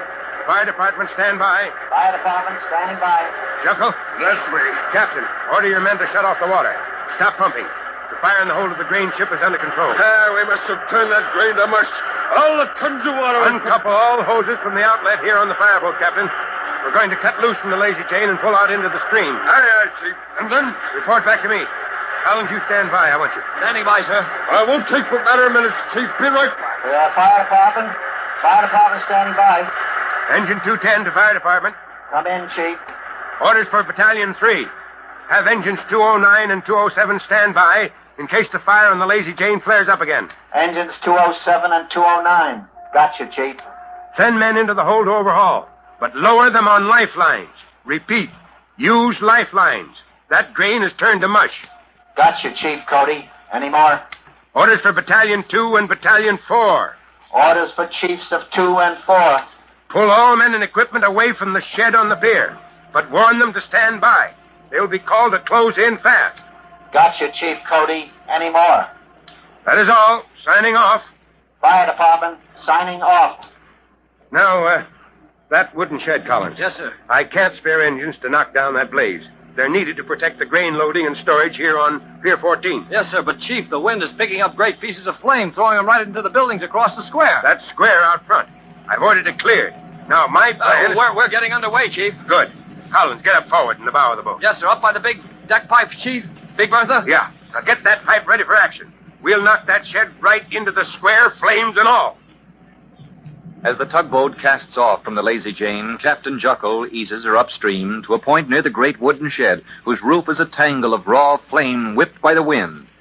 Tim Collins prepares the big forward pipe to throw a solid stream of water, and Chief Cody turns again to the shortwave radio in the pilot house. 210, engine 210, calling the fire department. Fire department standing by. Any orders, 210? Let me know as soon as that square has been evacuated. Then warn all battalion chiefs. We're going to knock that shed flat into the square. Warn all companies to be ready to close in. Hold it, Chief. Battalion 4 reports. Here it is, Chief. All clear in the square. Go to it. Good luck. Here we go. 210 signing off. Leaving the pilot house of the fireboat, Chief Cody hastens to join Tim Collins, crouching over the big shining nozzle of the deck pipe. Ready here, sir. Juckle's engineer will give us full volume when you say the word. Here's hoping it works. The stream from this pipe can smash a brick wall. If it can rip the roof off that shed, we'll have only a bonfire in the square on our hands. Yes, sir, instead of a conflagration eating right into the city. Right. How's that look for elevation? Well, we won't know until we cut loose with the water. Yes, sir. All right, let her go. Yes, sir. Water! Give us water! More! Give us more pressure! More! Give us all you got! Oh! Great blazing pressure! That stream, it's a battering ram. All right, swing to the left. Yes, sir. Left. Yes, sir. Now, send that water against the eaves of that roof. Oh, well, help me swing her, Chief. All right. Oh, that roof is tearing. We're ripping it off. Sir, swing the stream along the eaves. We're tearing it up like paper. Yes, sir. Now, steady, steady. There she goes. Oh, there goes the whole roof. Oh, we did it, Collins. We did it. Yes, sir. We knocked the roof clear off that shed. Now the shore companies can close in and smother what's left of it. Yes, sir. Shall we shut down now, Chief? We've done our job, Collins. You can shut down the stream. Yes, sir. Cut off the water. That's all. Clean skivvers. An hour later, the auxiliary fireboat, Engine 210, lying in midstream off Pier 14, has completed picking up all equipment. And is once more the Eustace T. flagboat of the Tennacombe Towboat Company's fleet of tugs. Except that Captain Juckle has one important duty to perform as he joins Chief Cody and Tim Collins in the pilot house. Well, I guess that's that, Chief. Got them hose racked up to dry. All the soot and smoke switches is wiped off. Yeah, that crew of mine, they're shining up the breakway. Well then, Captain, what next? What next? Well, I'd be dangled from a tow line if I could see what next. Collins? Yes, sir. Collins, I was going to compliment you on the way you've trained Captain Juckle and his crew. Oh, now, Chief Collins, why, he's okay. He done fine by us guys. Yeah, but he seems to have forgotten something. He's kidding you, Captain. Yeah, but look, my thick head, I don't... Look, Captain, you answered an alarm, didn't you? Yeah. You rolled to the fire, you followed orders until we called you back to quarters. That's right. And just like a fire company ashore, you've made ready for the next alarm. So, Oh, sure, I get it. Now I say hello to the squawk box. Squawk box? What's that? He means the two-way radio. Just listen to this. 210, Engine 210, calling fire department. Fire department, come in, 210. Engine 210, back in service. All shined up in shipshape. 210, back in service. Okay, 210. And congratulations. Huh? What's that you said? Congratulations. All the boys are proud of you, 210. Oh, hey, quit kidding. We ain't no firemen. We just run the boat. You run it okay. Fire department signing off. So long. Signing off. Hey, I hate to hear what the guy said. Proud of old 210. This old tub. Well, I'd have said it myself if he had. Gory mighty. Proud of us guys. Oh, nobody's kidding you, Juckle. And as long as Engine 210 is in service, you and your boys will be aces high with the whole fire department. And now that his tour of duty with Captain Juckle and Engine 210 is completed, Tim Collins can look forward to returning to his own company. But as he stands on the dock taking his leave of Chief Cody, the chief says... Collins, you going home now? Yes, sir. I'll report back to Company 209 in the morning. Right. And when you see your mother, just tell her it can be arranged, will you? Sir? What can be arranged? Oh, just something she phoned me about. She phoned you, Chief, today? She did. Well, about what, sir? Now, don't put me through the third degree, Collins. You'll hear all about it when you get home. Good night now. I'm on my way back to headquarters. Oh, but... good night, Chief Cody. Good night, sir. Oh, but good grief. Now what are the Collinses up to? And when the Collinses are up to something, it could be anything. Tim, puzzled as to why his mother phoned the chief and as to why the chief gave him that cryptic message to carry home, the message that says, "It can be arranged," well, Tim wastes no time as he hastens home to find out what it's all about. Don't miss Tim's homecoming in our next true-to-life episode of The Firefighters. In just a moment, Chief Bob Cody will tell you, boys and girls, how you can help the firefighters in your own town. But first, here's a message you ought to hear.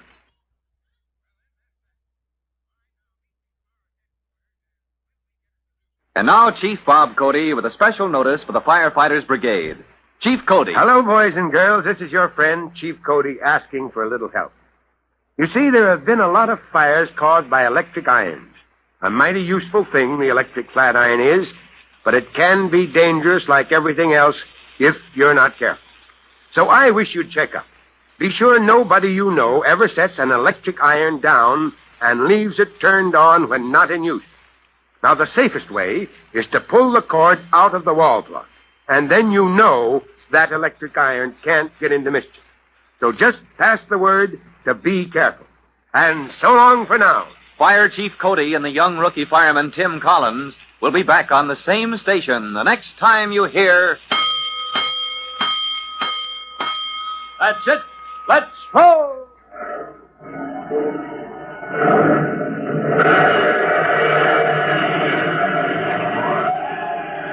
Let's go! Firefighters! Firefighters is a copyrighted feature of William F. Holland Productions.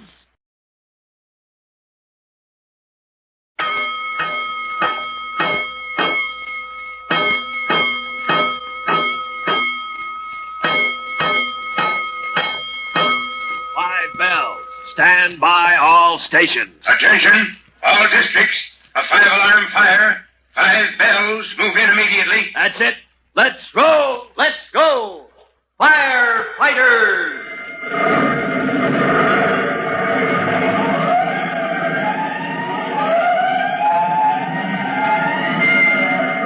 Presenting Firefighters, the true-to-life story of our unsung heroes who stand ready to ride by day or night against our most murderous enemy, the demon of fire.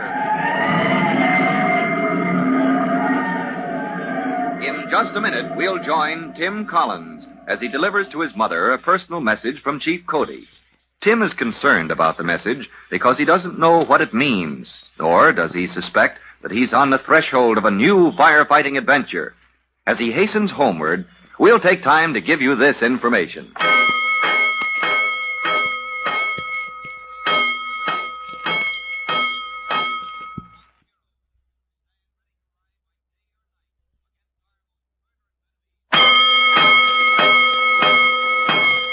Let's go, firefighters. Let's go to the home of Tim Collins, rookie fireman, who has a message to deliver to his mother, a cryptic message from Chief Cody. Only a moment ago, you remember, as Tim was going off duty, the chief called to him. Oh, Collins, you going home now? Yes, sir. Well, when you see your mother, Collins, just tell her it can be arranged, will you? Sir? Well, what can be arranged? A little matter she phoned me about. She'll understand. She phoned Chief Cody today? She did. Well, about what, sir? Now, don't put me through the 3rd degree, Collins. You'll hear all about it when you get home. And all the way across the city to his home, Tim wonders... Well, good grief, what are the Collinses up to now? But he doesn't find out right away, because when he charges into the house... Hey, Mom! Mom, I'm home. Hello, Tim. How's the boy? Cousin Ellery! Well, what are you doing here? Surprised, are you? Oh, you're a sight for sore eyes, Ellery. How's everything at Upper Falls? In some ways, we can't complain. Been a dry season, but the stock seems to be weathering it. And the folks? Couldn't be better, Tim. Couldn't be better. Young Pete still wants to be a farmer, does he? Yep. Follows right in my footsteps. Racing a calf of his own this year, Pete is. Oh, Jimmy'd get a kick out of that. Where is Jimmy? Have you seen him yet? Yeah, him and Trudy. Seen them both, Tim. Your mother sent him down to the store. Oh.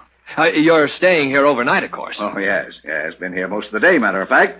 Waiting to hear from Chief Cody. Oh, that reminds me. The chief sent a message to Mom. I can't make any sense out of it, but A message? Well, maybe that's for me, Tim. Your mother, she called the chief this morning. Oh, well, whatever it is, the chief says it can be arranged. Well, now, there's a load off my mind. Busy man like Chief Cody, well, he can't sit down past the time of day with every Tom, Dick, and Harry that comes along. You want to talk to the chief, Ellery? I got to talk to him, the way things are going. And your mom, well, I knew she could fix it so I could see him tomorrow. Oh, of course. Chief Cody was Dad's best friend as long as Dad was on the fire department. But what's it all about, Cousin Ellery? Well, now I'll tell you. Might as well run through it again, just the way I'll put it up to Chief Cody in the morning. Mm-hmm. You see, Tim, out at Upper Falls, the boys have elected me chief of the department. And so next morning, Cousin Ellery is in Chief Cody's office explaining his problem. And with the season so dry, it's a pretty bad situation, Chief Cody. Yes, I know, Mr. Collins. I read the reports from around the countryside. Of course, Upper Falls is only 20 miles out of town, give or take a quarter mile so. But it's a real farm country. I've seen it. Outside the village itself. Oh, the village is no problem. The firehouse, that's where we keep the pumper, that's right in the village. But it's the farms and the woods. And in a dry season, even if your engine gets to the scene of a fire in time, you can't be sure of finding water. Chief Cody, there's times that we lay out as much as half a mile of hose to get water from some pond. And likely as not, we drain that pond dry, except for mud, before we knock down the fire. You've had some serious fire losses out around Upper Falls. Oh, terrible, terrible. The old Statler place, the factory out by the railroad, McAllister's chicken ranch. At McAllister's, we did save the big barn, I'll say that. But mostly, you take a fire that gets started out our way and, well... A clean sweep. Mm-hmm. Yes, I've seen what's left after a fire in the country. Nothing but ruins. A man gets discouraged. How can I help you, Mr. Collins? Well, now, that's what I'm going to ask you, Chief Cody. What have you thought of doing? Well, the other day, the boys held a meeting. You know how it is with a volunteer company. All hands pitch in, say what's on their minds. Well, they were pretty hot about it, and Tyler Bedlow, he's our engine driver. All right, I got you. All right, boys, all right. I got a right to speak. Ellery Collins, you got to give me the floor. Order. Let's have some law and order here, boys. Tyler Bedlow wants to talk. Yeah. All right, Tyler, you've got the floor. Yep, I got the floor. The way things have been burning up around Upper Falls, I say we're lucky we got that much left. Yes, sir, we're lucky we got the floor left, even right here in the firehouse. All right, Tyler, we heard you the first time, and we all know what the situation is. Dry season, not enough water to fight fires with. So what are we going to do about it? You're the chief, Ellery, and I say if the chief can't think up some new ideas to protect our property, we need a new chief. Order. Let's let Tyler finish his speech. I'm finished, Ellery. New ideas or a new chief. Tyler Bedlow, you want to make a motion I should resign? Not if you got some ideas, Ellery. But if you want to keep on chiefing, you better talk fast. All right, boys. I'll tell you what I've been thinking. This old engine of ours, she's in good shape. But she don't put out fires. Can't get the water. But like Tyler Bedlow says, our old engine doesn't put out fires. So I say we need more equipment. We've got money saved up in the volunteer brigade funds. We've been building that fund just for emergency, and this here is an emergency. All right. Ellery, you show us the equipment. You show us something that'll do the trick, and we'll back you up. That's all I want, Tyler. But it better be a ringtail humdinger of a piece of apparatus, or we'll have a new chief inside a week. Ain't that right, boys? Sure, I'm right. Sure. So you see, Chief Cody, we want another piece of equipment. Something better than our old engine. Something to do the trick. Save our property out around Upper Falls. You have a problem, all right, Mr. Collins. What kind of equipment did you have in mind when you spoke at the meeting? I didn't have anything in mind, Chief Cody. Only from the way the folks talk about you, Tim and his mother, they say that you know all there is to know about fire apparatus, from pickaxe to exhaust pipe. You were counting on me to suggest something? Just name a chief, and Upper Falls will buy it. Well, you can't afford to make a mistake, Mr. Collins. I'd have to look over the situation before I gave you any answer. Well, Chief, Upper Falls is only 20 miles out of town, but, well, I don't suppose you're a busy man. Well, it is hard for me to get away. If it weren't such a short notice, my deputy could take over, but... Well, then I guess I'm up against it. Well, thanks, Chief Cody. I was counting on... Well, thanks, Justice. Well, now, hold on a minute. Sit down. I ought to be getting back to Upper Falls. Got to face the music. I didn't say we can't help you at all, Mr. Collins. Then you thought of something? Well, there's always a way when you... Oh, Glover! Oh, where's that clerk of mine? There's somebody in amongst those filing cabinets in the outer office. Is that... Oh, there you are, Glover. Get me young Collins's time sheet. That's Private Collins. Engine Company 209. Tim? You mean Cousin Tim, Chief? I do. He has some furlough time he's been saving up. And if he wants to use it visiting his cousin in Upper Falls... Well, Mr. Collins, if you can arrange it with him, He's your man. And late that evening, Cousin Ellery's car with 2 passengers and their baggage enters the village of Upper Falls, bound for the Collins home. As the speeding car jounces over a hump in the road, Cousin Ellery calls out. That ought to wake, Jimmy. Oh, no. He never stirred. Yeah, plenty of spring in that back seat. Good for sleeping if he doesn't bounce off. Even that wouldn't wake my kid brother. He knocked himself out rushing around to get packed soon as Mom said he could come. You know, I think we'll just stop by the firehouse. It's right close by before we go out home. I'd like to see it, Cousin Ellery. I say, she's all lit up. Oh, the engine must be out. Yeah. There she is, Ellery. Coming down the north road. Well, of all the luck. I'm out of town just one night, and this has to happen. Yeah. Well, Tim, looks like you'll meet the boys sooner than we thought.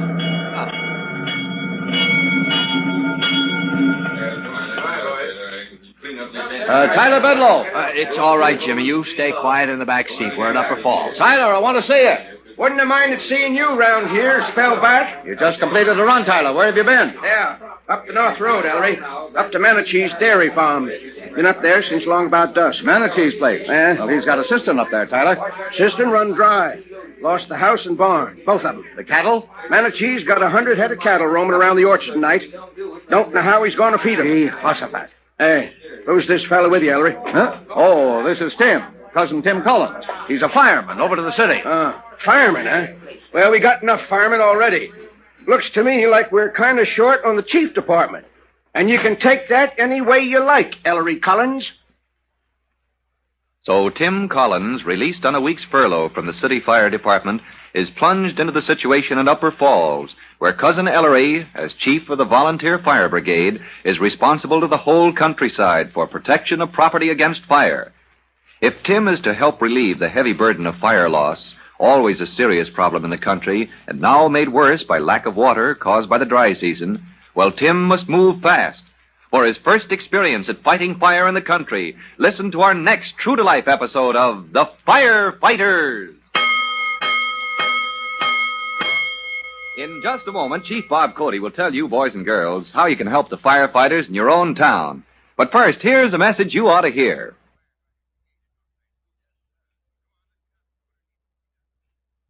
And now, Chief Bob Cody with a special notice for the Firefighters Brigade.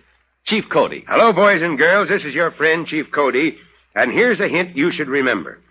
Any chimney and any pipes that carry smoke from a furnace or stove to the chimney get clogged with soot in time. Now, you know how time slips by. And as it slips by, people forget to have that soot cleaned out. Then some day or some night, there's a chimney fire. Sparks cascade all over the neighborhood. And where some of them land, fire gets a foothold. So remember, it's good housekeeping and good fire prevention, too, to have chimneys and flues cleaned out before they get dangerous. Now, how about your own homes? Think it over, and you'll be hearing from me soon. Fire Chief Cody and the young rookie fireman Tim Collins will be back on the same station the next time you hear... That's it. Let's go!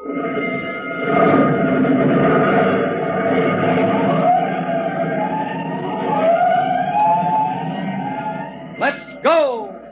Firefighters! Firefighters is a copyrighted feature of William F. Holland Productions.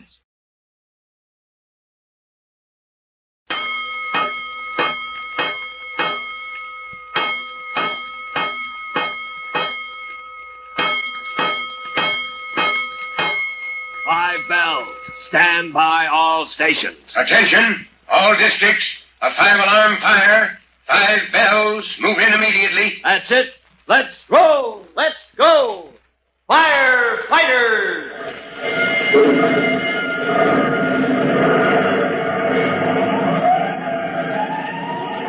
Presenting Firefighters, the true-to-life story of our unsung heroes who stand ready to ride by day or night against our most murderous enemy, the demon of fire.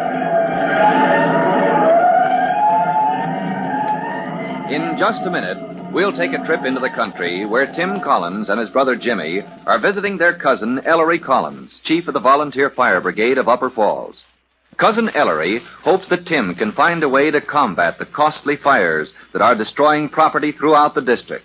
But before we join them, here's a message.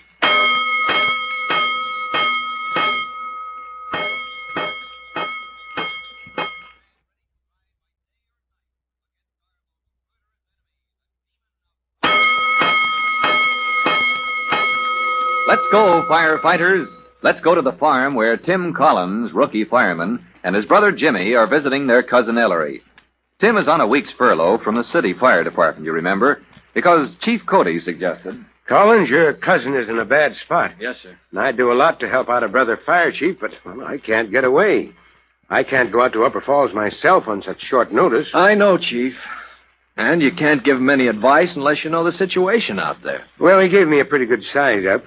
I understand they have an engine they keep at the volunteer firehouse. Yes, sir, right in the village. When an alarm comes in by phone, somebody sets off the siren on top of the firehouse. Mm-hmm, and the volunteers come in from wherever they happen to be. But that takes time, Colin. Yes, sir, they have too much ground to cover. And with the season so dry, even when they get to the fire, there's no water. Yeah, that's the worst of it. That engine takes water from wells or brooks or ponds. But all those sources are drying up in this weather. Yes, sir. And your cousin wants to know what can be done about it. Well, there must be something. If I could only get out there myself. Well, you can get out there to Upper Falls, Collins. You got furlough time coming. Oh, good grief, I forgot. Yeah, you could spend a whole week at Upper Falls if you really want to help your cousin out of the hole he's in. When could I be released, sir? Well, as of this date, when you go off duty tonight. And Collins. Yes, sir. You'd better take that kid brother of yours along. Jimmy? Oh, I bet Mom would let him go. I'll ask her. Yeah, he needs a run in the country. Let him work off some of that energy. Get your cousin to put him to work on the farm. So that's why we find Jimmy Collins, Tim's 14-year-old brother, standing in the middle of a barnyard early in the morning, shouting for his cousin, young Pete. Hey, Pete, where are you? Here I am. I can't see you. I'm over here. Oh, I want to see your calf. Boy, were you sound asleep when I got up? Oh, why didn't you call me? Gosh, I was going to help with the chores and stuff. No, Ma said to let you sleep. She said you were all tuckered out when Pa and you and Tim got here last night. Oh, gee, I guess I slept in the back of the car, all the way from the city. Well, you missed it anyway. It was all over when Pa got home. Huh? What was? What did I miss? What was it, Pete? It was a fire up to Malachi's place on the North Road. Oh, gee, now I remember. What do you remember? Well, last night we stopped downtown. I mean, down in the village, at the firehouse. Oh, well, that's where they are now. As soon as Pa got finished up around the place here, he drove Tim down to the firehouse. Well, last night after the fire, there was a man down there. He was awful mad at your pa. Yeah, that's old Tyler Bedlow. Oh, who's he? Tyler, he drives the engine for the volunteer brigade. Lives right next to the firehouse, so he's always first to get there when the alarm goes off. What's he mad about? What's he mad at your pa for? 'Cause the weather's so dry, Pa says. Oh, that doesn't make sense. He must be crazy. Well, he's mad 'cause it's so dry there's no water to put fires out with. Pa can't figure out some way to put fires out. Well, Tyler says Pa better quit being chief of the brigade. Oh, Tim will figure something out. That's why we came to visit, Tim and me. Say, you want to see my calf? Oh, gee, you bet. Well, come on. Well, what kind of calf is it? Guernsey. Oh, there she is. And a pen. That little fella? Oh, gosh, she's cute. And while Jimmy is getting acquainted with Pete's personal calf on the farm, Tim Collins is getting acquainted with the equipment of the Upper Falls Volunteer Fire Brigade. Item by item, Tim goes over the equipment, hoping to churn up some new idea that will help his cousin Ellery combat the fires that ravage the countryside in this dry season.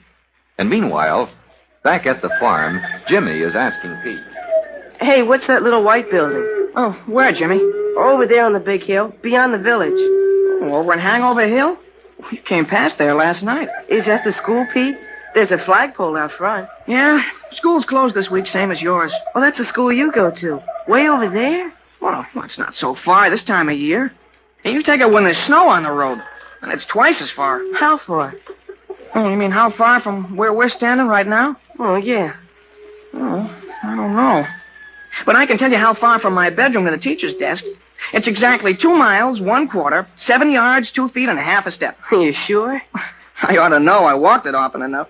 I gotta walk it again today, too. What for? Now it's my turn to feed the goldfish. Goldfish? Goldfish and snails. See, every day while school's closed, one of us kids has a turn to go feed 'em. Walk all that way just to feed some fish?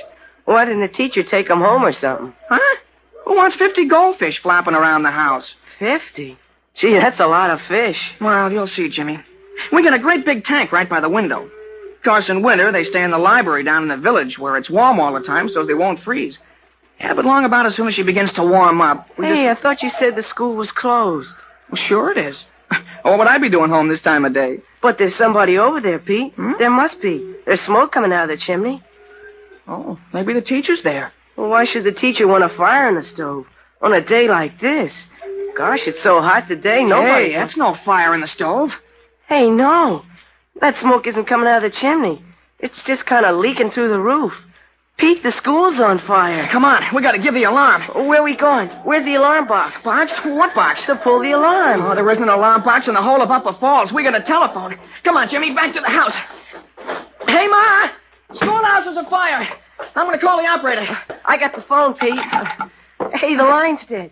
The phone doesn't work. Oh, you got to turn the crank, Jimmy. 3 long rings. Oh, here, you take it. All I know is how to dial. 3 long rings. That's the fire alarm. Yeah, when they hear 3 rings, everybody drops what they're doing and gets on the line. Hello, Miss Krasner? Miss Krasner, the schoolhouse is afire. Yeah, it's the schoolhouse up on Hangover Hill. Hey, everybody, it's the schoolhouse. Turn out the fire brigade. As soon as she hears Pete's breathless announcement, the telephone operator in the village plugs in the line on her switchboard that communicates with the firehouse. And Tim Collins, recognizing the alarm, picks up the receiver. 3 rings. That's your fire alarm, Ellery. I've got it. Hello. Upper Falls Fire Brigade. Schoolhouse. Yeah, fire in the schoolhouse on Hangover Hill. Right, I've got it. As he hangs up the receiver, Tim's hand goes out to the big red button fixed in the wall of the firehouse next to the telephone. He pushes the button, and the automatic alarm, the great siren on the roof of the firehouse, begins to sound, calling in volunteer firemen from all over the countryside. Wherever they are, they drop what they're doing, check with the phone operator to learn the location of the fire, and at their best speed, the volunteers close in, on foot, in cars, and some even on horseback. Already the engine driver has arrived. Tim's cousin Ellery, chief of the volunteer brigade, has climbed up beside the driver, reaches for the bell cord. And as Tim Collins leaps to a post on the rear step of the engine, it pulls out into the village street, begin the run up Hangover Hill to the burning schoolhouse.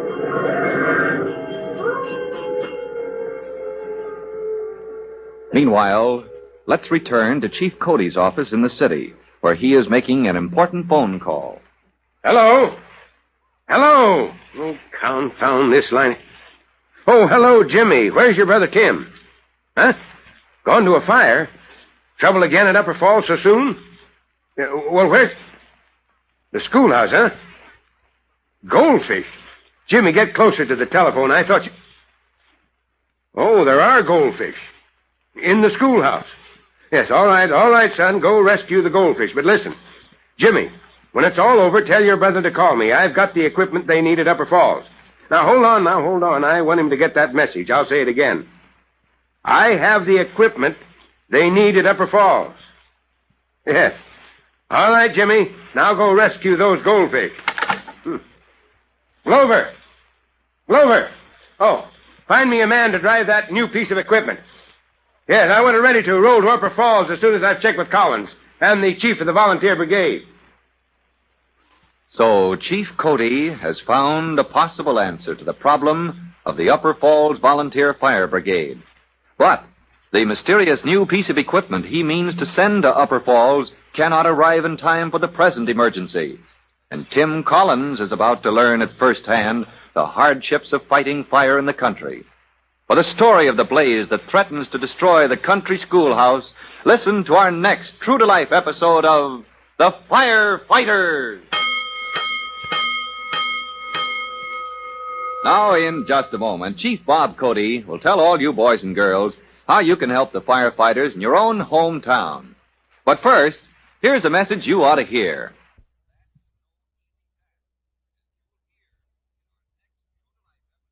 And now, Chief Bob Cody with a special notice for the Firefighters Brigade.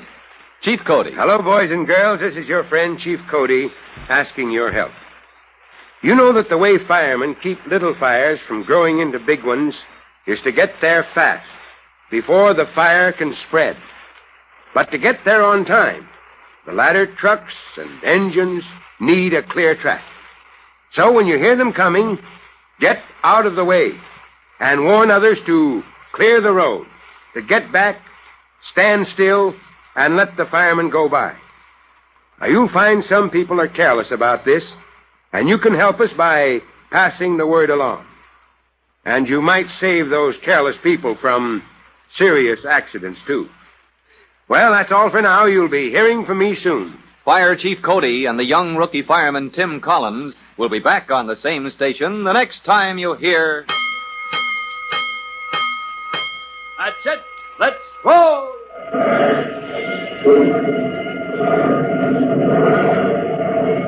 Let's go! Firefighters! Firefighters is a copyrighted feature of William F. Holland Productions.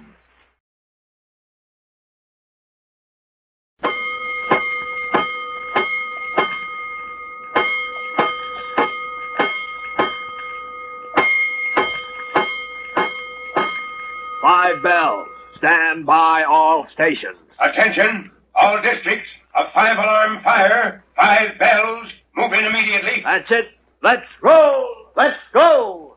Firefighters.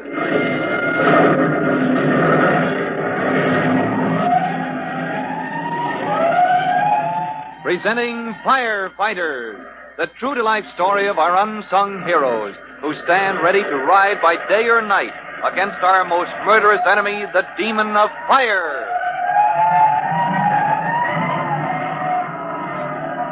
In just a minute, we're going to Hangover Hill near the village of Upper Falls. Tim Collins and the Upper Falls Fire Brigade are already on the way because fire has been reported at the schoolhouse on the hilltop. But before we roll to answer this alarm, here's a message for you.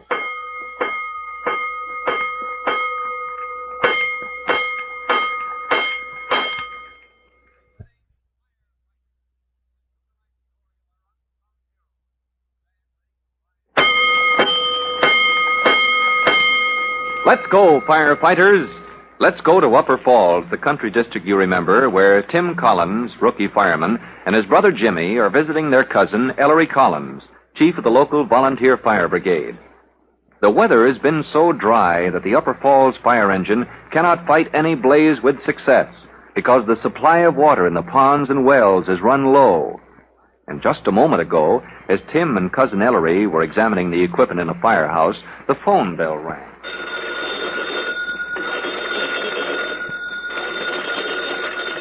Tim, that's the alarm. The phone operator. She calls us when fire is reported. Oh, I'll take it, Ellery. Upper Falls Fire Brigade. What's your trouble? Schoolhouse. What? Fire in the schoolhouse on Hangover Hill. What? Right, I've got it. The schoolhouse, Tim? Why, the school's closed this week. Nobody ought to be up there. Well, the phone operator says there's smoke coming out through the roof. Start the siren, Tim. Push that big red button. Huh? There, beside the phone. Oh, this button? Yes. Oh, good grief. What's that, Ellery? That's our call for the fire brigade. Oh. That fetches the boys in from all over the district. Well, here's the first of them now. Tyler Bedlow, chances are. He's the driver and has a shop right next door. Hey, who's there? That you, Chief? Yeah, it's me, Ty. Start that engine. Tim, you climb up on that back step to the rear. Right, Chief. You going to wait for the boys, Ellery? They can catch us up on the road. This is one fire when we're going to get there on time. As the siren on the roof of the firehouse roars its warning, volunteer firemen all over the district drop whatever they're doing, wherever they are, check with the phone operator for the location of the fire, and at their best speed in every type of conveyance, close in on the schoolhouse at the crest of Hangover Hill. As the engine begins the long ascent, Tim Collins works his way forward through the body of the pumper until he can shout to his cousin. Ellery! What's the layout up at the school? Just a little one-room schoolhouse, all wood. If she gets going, we'll never save her. What's your water supply? There ain't no supply. There's a well, Tim, but she's gone dry, chances are. Won't find more than a few gallons till we find that. Well, now you see what we're up against? Yeah. No water closer than those backpacks you're kneeling on back there, Tim. So Tim turns his attention to the backpacks in the bed of the engine body, against which his knees are braced. Each is a big container filled with water, fitted with shoulder straps and a short length of hose. As the engine rolls to a stop in the schoolyard, well, Tim has a plan already formed. Tyler, You drop that suction pipe down that well. Won't do no good, Ellery. You'll do like I say, long as I'm still chief. Okay. You Chief. drop that suction pipe. If you find water, have the boys hook up the hose the minute they begin gathering. Tim! Oh, Tim Collins. Over here, Chief. Looking in the school windows. Well, what do you see? Nothing but smoke. Bring the pickaxe, Chief. Here she comes. What's that you got on your back? One of your backpacks, Chief. Well, what do you think you're going to do with that? Well, if these packs carry all the water we have, let's make the most of it. Let's get it under fire as soon as we can. Oh, you're right, Tim. Guess I've been so discouraged I'm getting slowed down. Let's get inside. I'll break open the door. All right. Look out, Tim. It's worse than I thought. All right, get out of that smoke, Ellery. We've got to get inside. Got to find that fire. I'll go in. That's why I've got this tank of water. Now, you go around the sides of the building, Ellery. Force those windows. Get them open. Smoke's clearing some now. All right. I'll clear the rest out through the windows. But you don't take any chances, Tim. I know what I'm doing. I see the fire, Chief. It's along the far wall, among the books. I'll get the windows open. Told you so, Chief. That well is as dry as a bone. All right, Ty. We'll get along without well water then. Ain't you going to give any orders? I'll give orders as I see fit, as long as I'm still in command here. You hear that, boys? Stand there letting the schoolhouse burn down, never making a move to save the furniture. Stand where you are, boys. You going to let him stop us? We got money tied up in that school. At least we can save the desk and furnishings. You stand fast where you are, every man jack. There's no call to rush in there, wrecking the schoolhouse. Ellery Collins, are you crazy? No, he isn't crazy, Mr. Bedlow. Hey? Oh, it's you again, huh? Well, naturally, you'll stand up for him. But you don't cut in the ice in Upper Falls, mister. Come on, boys. Oh, wait a minute, boys. You can save yourself the trouble. That fire's out. Yes, sir, she's out. Cousin Tim here, he took the pack extinguisher and put her out while Tyler Bidlow was palavering. I guess a man's got a right to ask questions. Tonight's volunteer meeting night, and you can ask your questions at the meeting. Now, as long as I'm still chief hereabouts, all hands attention. All right. Long as you're still chief. Oh, don't be as long as you think, maybe. That's enough, Bedlow. Do your duty. All right. I'm listening. All hands, turn to and overhaul. Clean up that mess where the fire was. Let's find out how it started. As the volunteer crew begin to pick over the wreckage of the bookshelves in the schoolhouse, hoping to find a clue to the origin of the fire, Tim Collins draws his cousin aside. I'm going to take a quick trip to the city, Cousin Ellery. What? You're leaving, Tim? I'll be back. I want to see Chief Cody. Oh, gee, Hossafat, I was hoping you'd be at that meeting tonight. Tyler, he's going to collect my scalp if he can. Well, he's just worked up about these fires. If you can show him and the other boys you're on the job, you've got a way to help them knock down these fires, even in a dry season like this. I've been racking my brains over it ever since I was elected chief. Well, don't worry about it anymore. You got some smart idea? I don't want to say until I talk with Chief Cody. Tim, if you can help me out of this hole... I'll see you at the meeting tonight. Now, you keep it going till I get there. All right, Tim, I will. I will if I have to let Tyler Bedlow make speeches for 3 hours on end. Tim slips away from the crowd at the schoolhouse, flags the bus to the city, and in less than an hour he's at the fire department headquarters. When his turn comes to enter the office of the chief... Private Collins reporting, Chief Cody. Collins, what are you doing in town? Well, something to ask you, sir. Well, sit down, boy, sit down. Thank you, sir. I told your brother to have you phone me, Collins. I didn't expect you to report here, not when you're on furlough. Oh, you wanted me to phone, sir? Jimmy didn't give me any message. When I called, he said something about a fire. Said you'd gone to the village, and then there was an alarm for it. Oh, yes, that's so, Chief. I haven't seen Jimmy since you called. I came here direct from the fire. Another one of those total loss fires, was it? No, sir. This time we knocked it down. How did it happen? From what I hear, any fire out at Upper Falls just makes a clean sweep. Well, for once the engine got there in time, Chief. But the point is, for once there was water. Oh, not much, but just as much as you can carry in a pack extinguisher. One of those backpacks, huh? Yes, what sir. about it? Well, Chief, that set me to thinking. There's nothing wrong with the Upper Falls fire engine. She's a perfectly good pumper.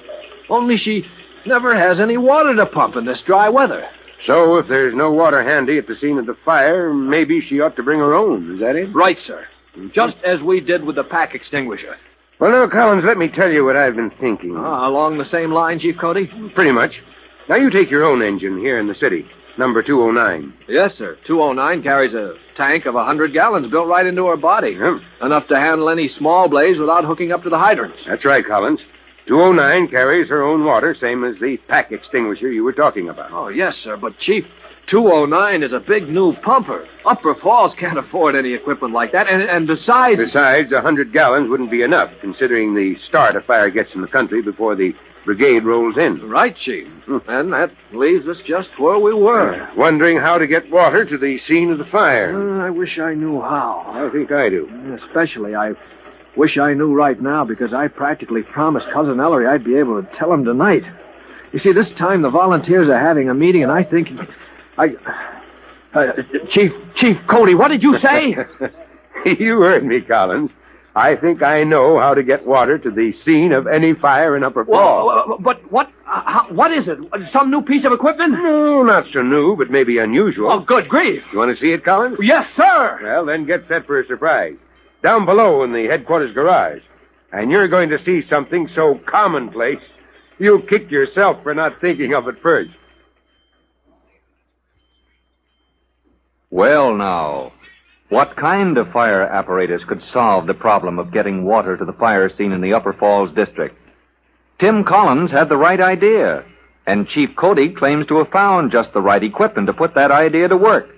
And just in time, perhaps, to save Cousin Ellery from losing his post of distinction as chief of the Volunteer Fire Brigade. For Chief Cody's answer to the problem, listen to our next true-to-life episode of The Firefighters. In just a moment, Chief Bob Cody will tell you, boys and girls, how you can help the firefighters in your own town. But first, here's a message you ought to hear.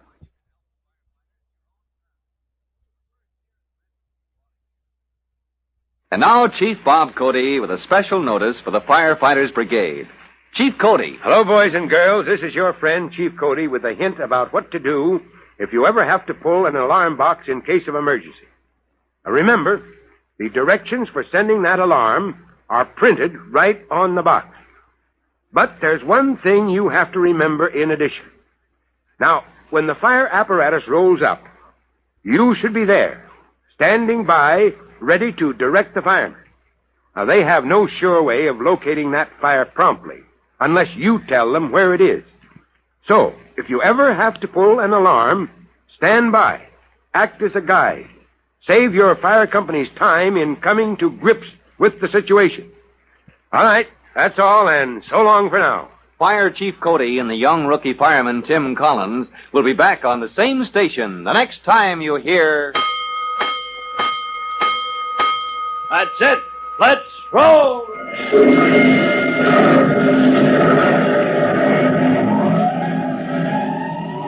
Let's go! Firefighters! Firefighters is a copyrighted feature of William F. Holland Productions.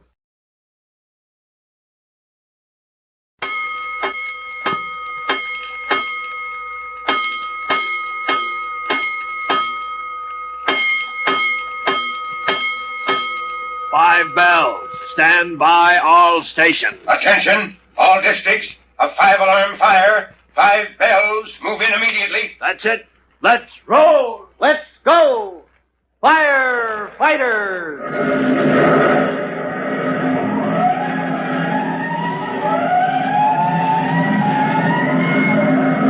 Presenting Firefighters, the true-to-life story of our unsung heroes who stand ready to ride by day or night against our most murderous enemy, the demon of fire.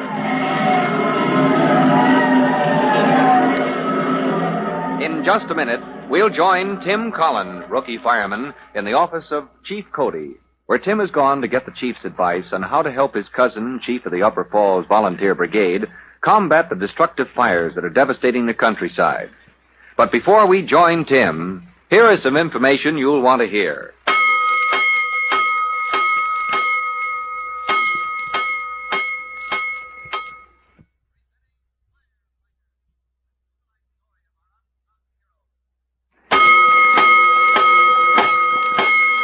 Let's go, firefighters.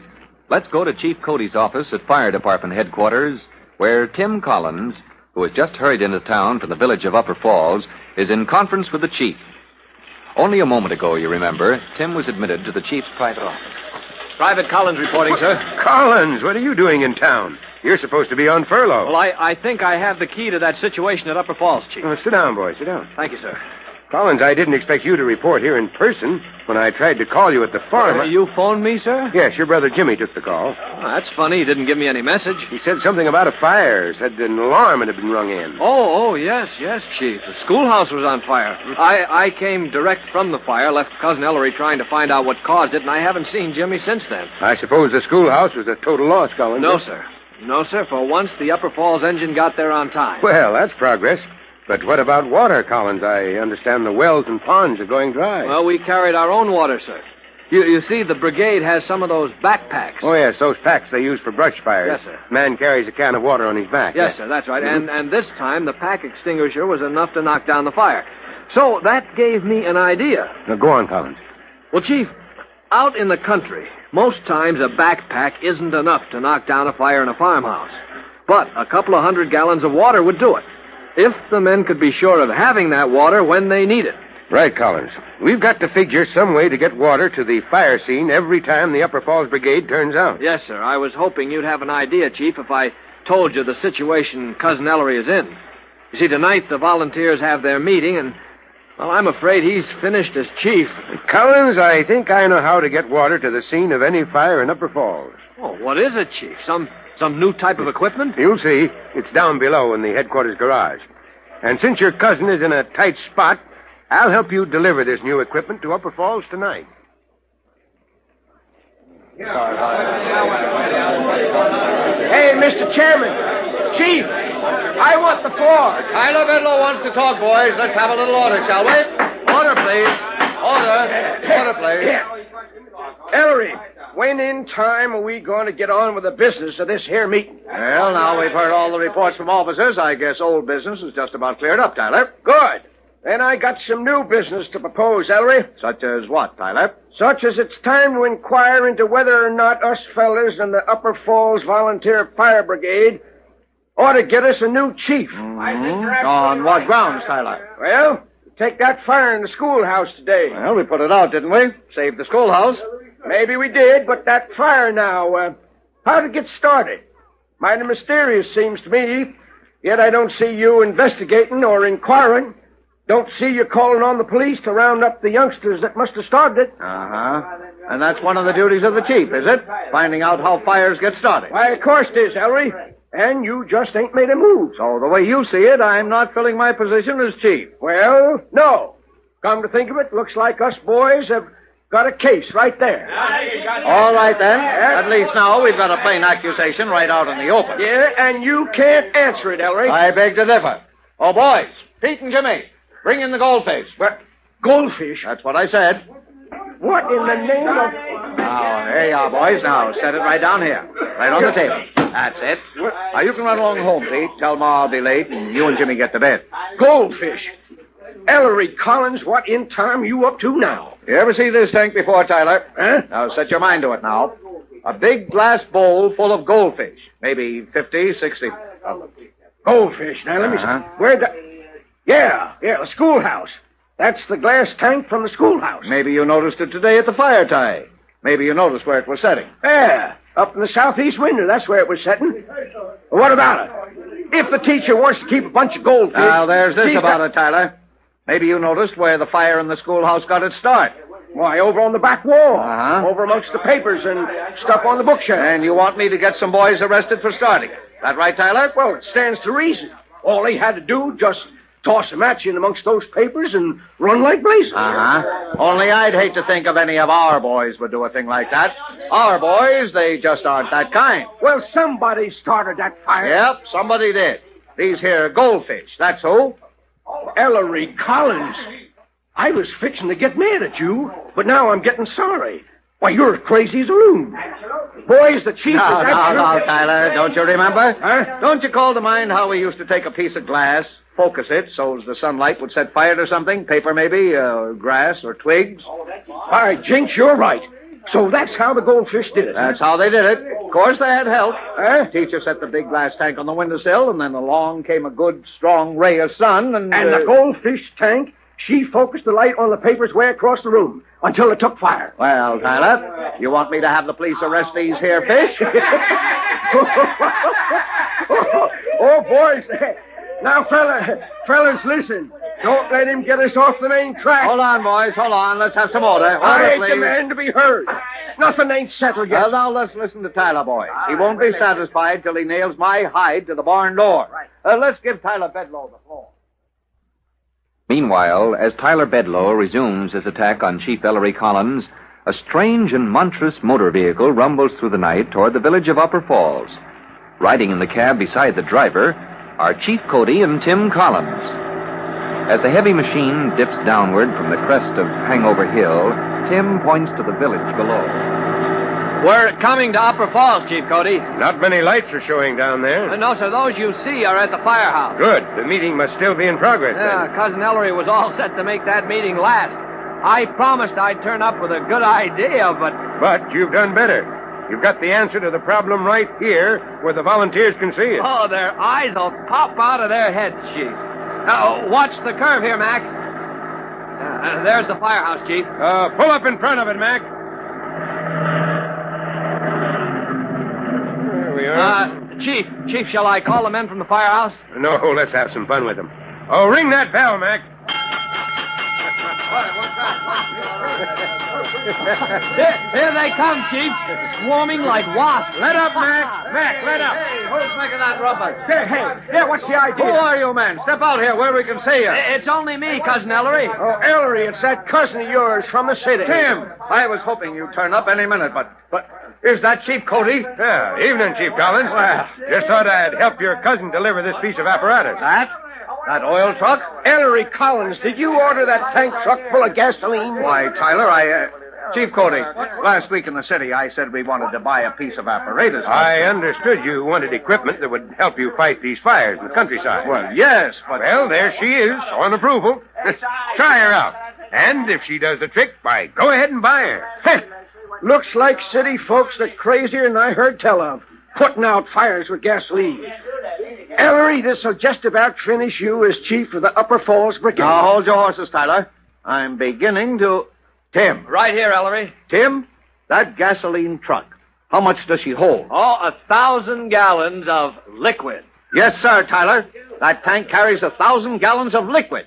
Not gasoline, but water. Yes, sir, and she's full of water right now, Ellery. Let her roll to a fire along with your engine, and you don't care if all the wells in Upper Falls dry up for good. Ellery, tan my hide if you ain't solved our problem after all. Chief Cody did, you mean? The chief and Cousin Tim. Oh, that makes no never mind. You was in on it too, Ellery. Oh, you old fox. No hard feelings, Tyler? Hard feelings? Ellery, seems we're going to be able to protect our property from now on, I'm so happy I could holler my head off. So there's an end to hard feelings in the fire brigade at Upper Falls. As Chief Cody and Tim Collins point out, that an ordinary tank truck carrying 1,000 gallons of water to the fire scene can protect property anywhere in the countryside, even when the season is so dry that streams and wells are drying up. But as Tim soon learns, the dry season brings a special danger to the woods and forests near Upper Falls. For his thrilling experience with a forest fire, listen to our next true-to-life episode of The Firefighters. In just a moment, Chief Bob Cody will tell you, boys and girls, how you can help the firefighters in your own town. But first, here's a message you ought to hear.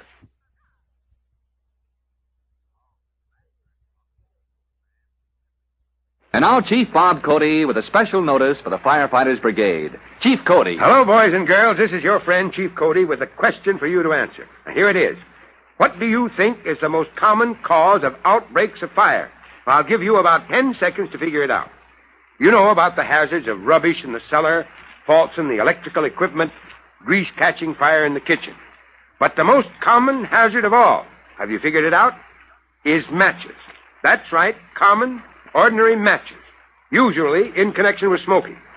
That's the chief cause of destructive fires.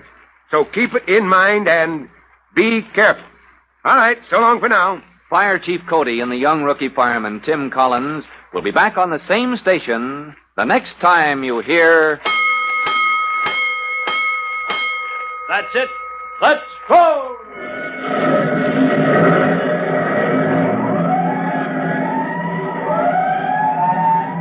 Let's go! Firefighters! Firefighters is a copyrighted feature of William F. Holland Productions.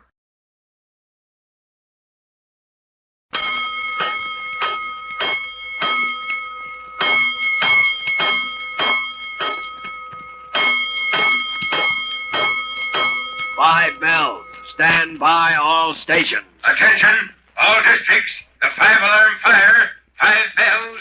Move in immediately. That's it. Let's roll! Let's go! Firefighters!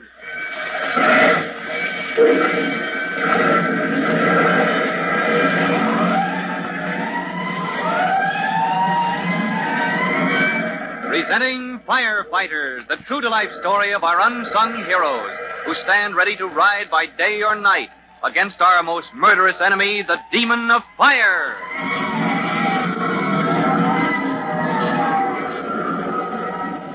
In just a minute, we'll take you to Upper Falls, where Chief Cody and Tim Collins, rookie firemen, both on a holiday from the city fire department, are visiting Tim's cousin Ellery, who is chief of the Upper Falls Volunteer Fire Brigade. But before we join Tim Collins, here's a message for you.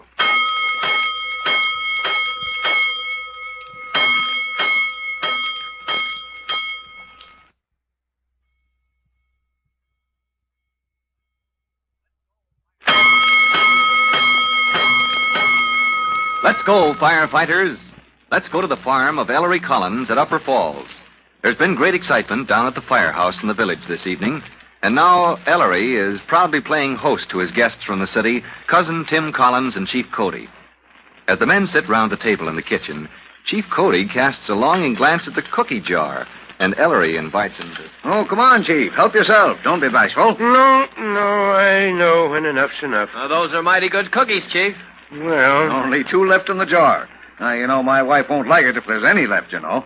Well, if you put it that way. That's the idea. Come on, Tim. You finish the other one. I don't care if I do. Not that I need it. Kids will get a kick out of this. Who, my pal Jimmy? Uh-huh. Oh, he's in bed long ago, I should hope. And Pete. Pete's my own boy, Chief. Wait till they wake up tomorrow and find you're here for the weekend. I'm afraid I won't be much company for them. I told my deputy it's time the old man took some time off. Well, what do you want to do, Chief? Hike around and see the country? Boys can tell you anything you want to know about fishing, Chief. Well, you know what I told my deputy? Well, I hope you told him not to call you no matter what. Yeah, that's right, Chief. It must be years since you took a holiday. Feels like it, boy. Well, I told my deputy, I said, I'm going to put on my old clothes and stretch out under an apple tree and go to sleep. And that's where I'm going to stay, I told him, until time to get back to work. Well, if that's your program, Chief Cody, we'll see that nobody spoils it for you. Won't we, Tim? Yes, sir. We'll keep the kids off your neck, Chief. You've got 2 whole days to do nothing but sleep.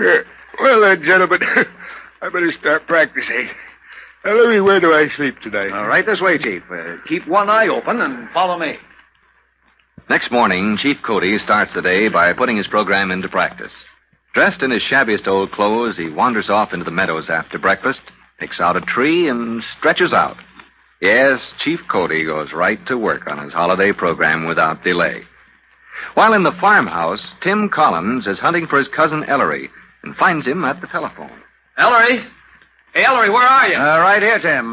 Be right with you. I'm on the phone. Oh, I'm sorry. Oh, hello, Warden. This is Chief Collins at Upper Falls.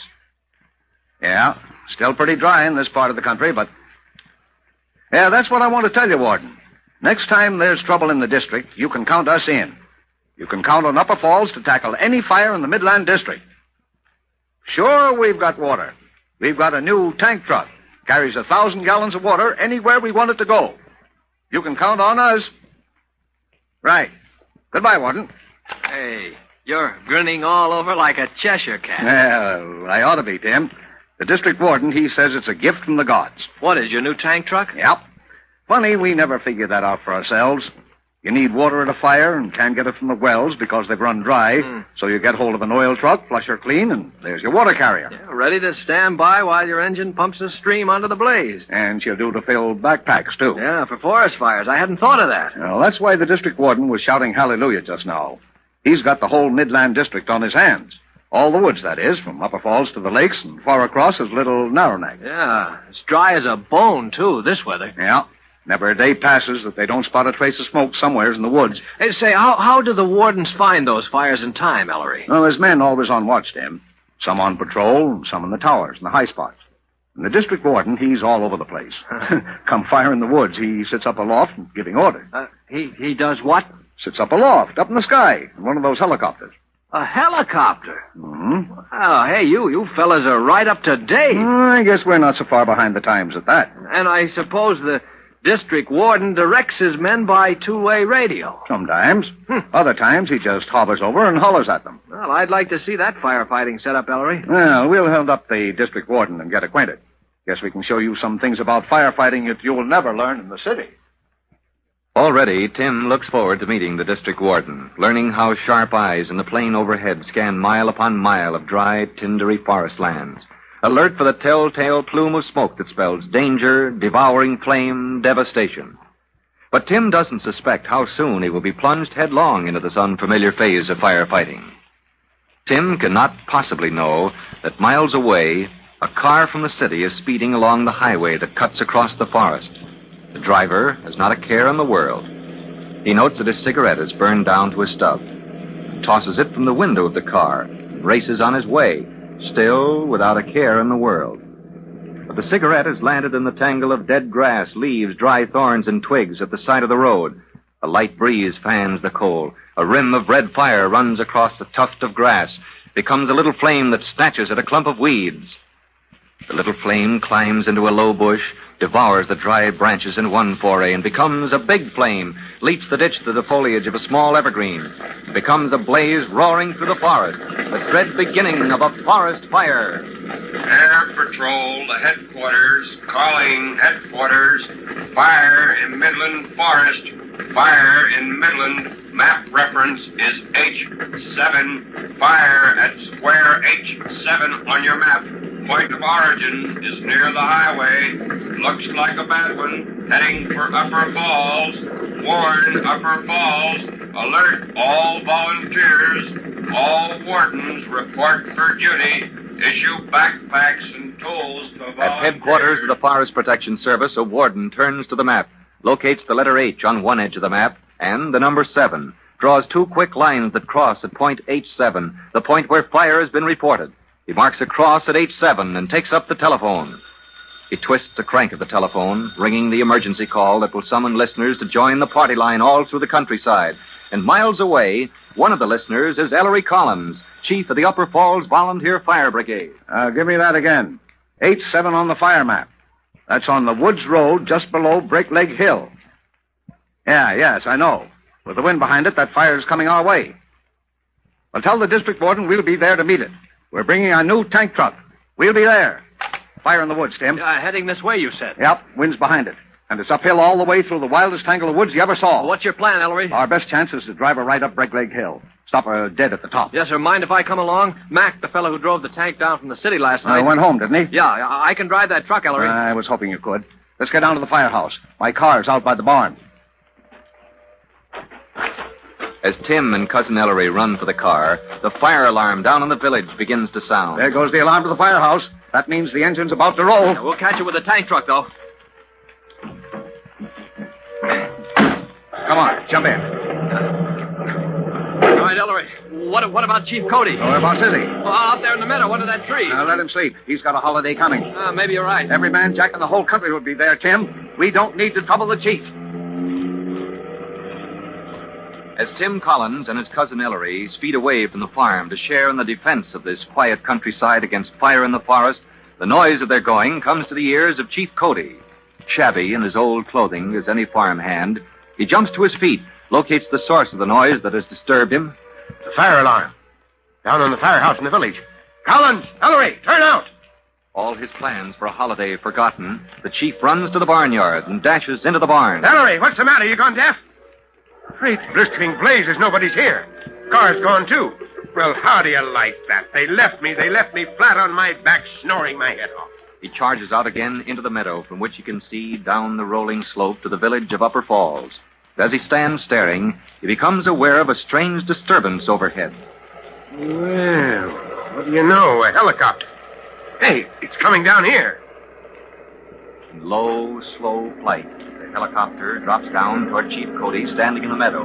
As it comes toward him, he reads the name painted on the fuselage. Forest Service. That's the patrol plane I've heard about. Hey! Hey, Forest Service! I want a lift! Come on down here! Give me a lift!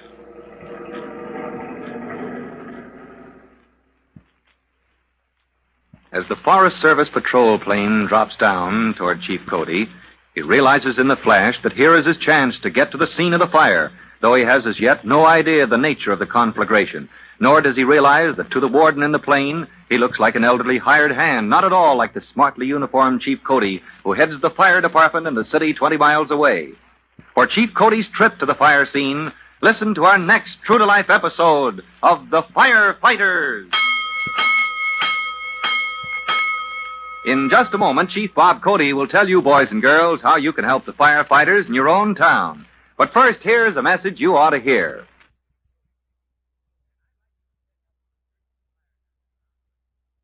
And now, Chief Bob Cody with a special notice for the Firefighters Brigade. Chief Cody. Hello, boys and girls. This is your friend, Chief Cody, with a word of warning. And I hope you'll pass it along because it's important, and it's pretty simple, too. Just this. Never trust the fire. I mean, if you make a campfire sometime, or a rubbish fire, or a fire to burn off dry grass, don't take your eyes off of it while it's burning.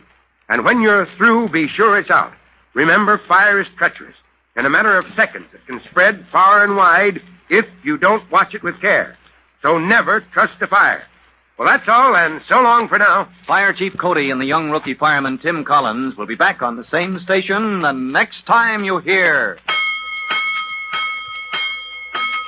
That's it. Let's go!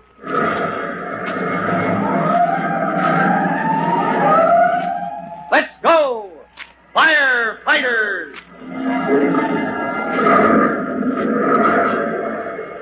Firefighters is a copyrighted feature of William F. Holland Productions.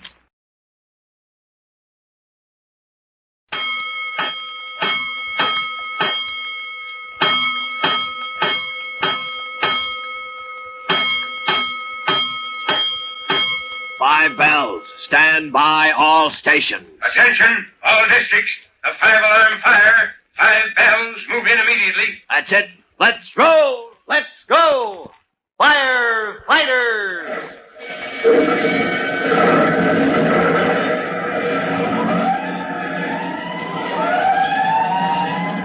Presenting Firefighters, the true-to-life story of our unsung heroes who stand ready to ride by day or night against our most murderous enemy, the demon of fire.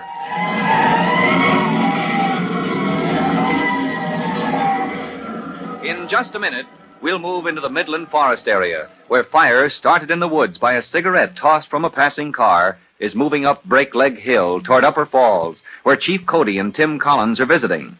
But before we join Tim Collins, we have time for this message.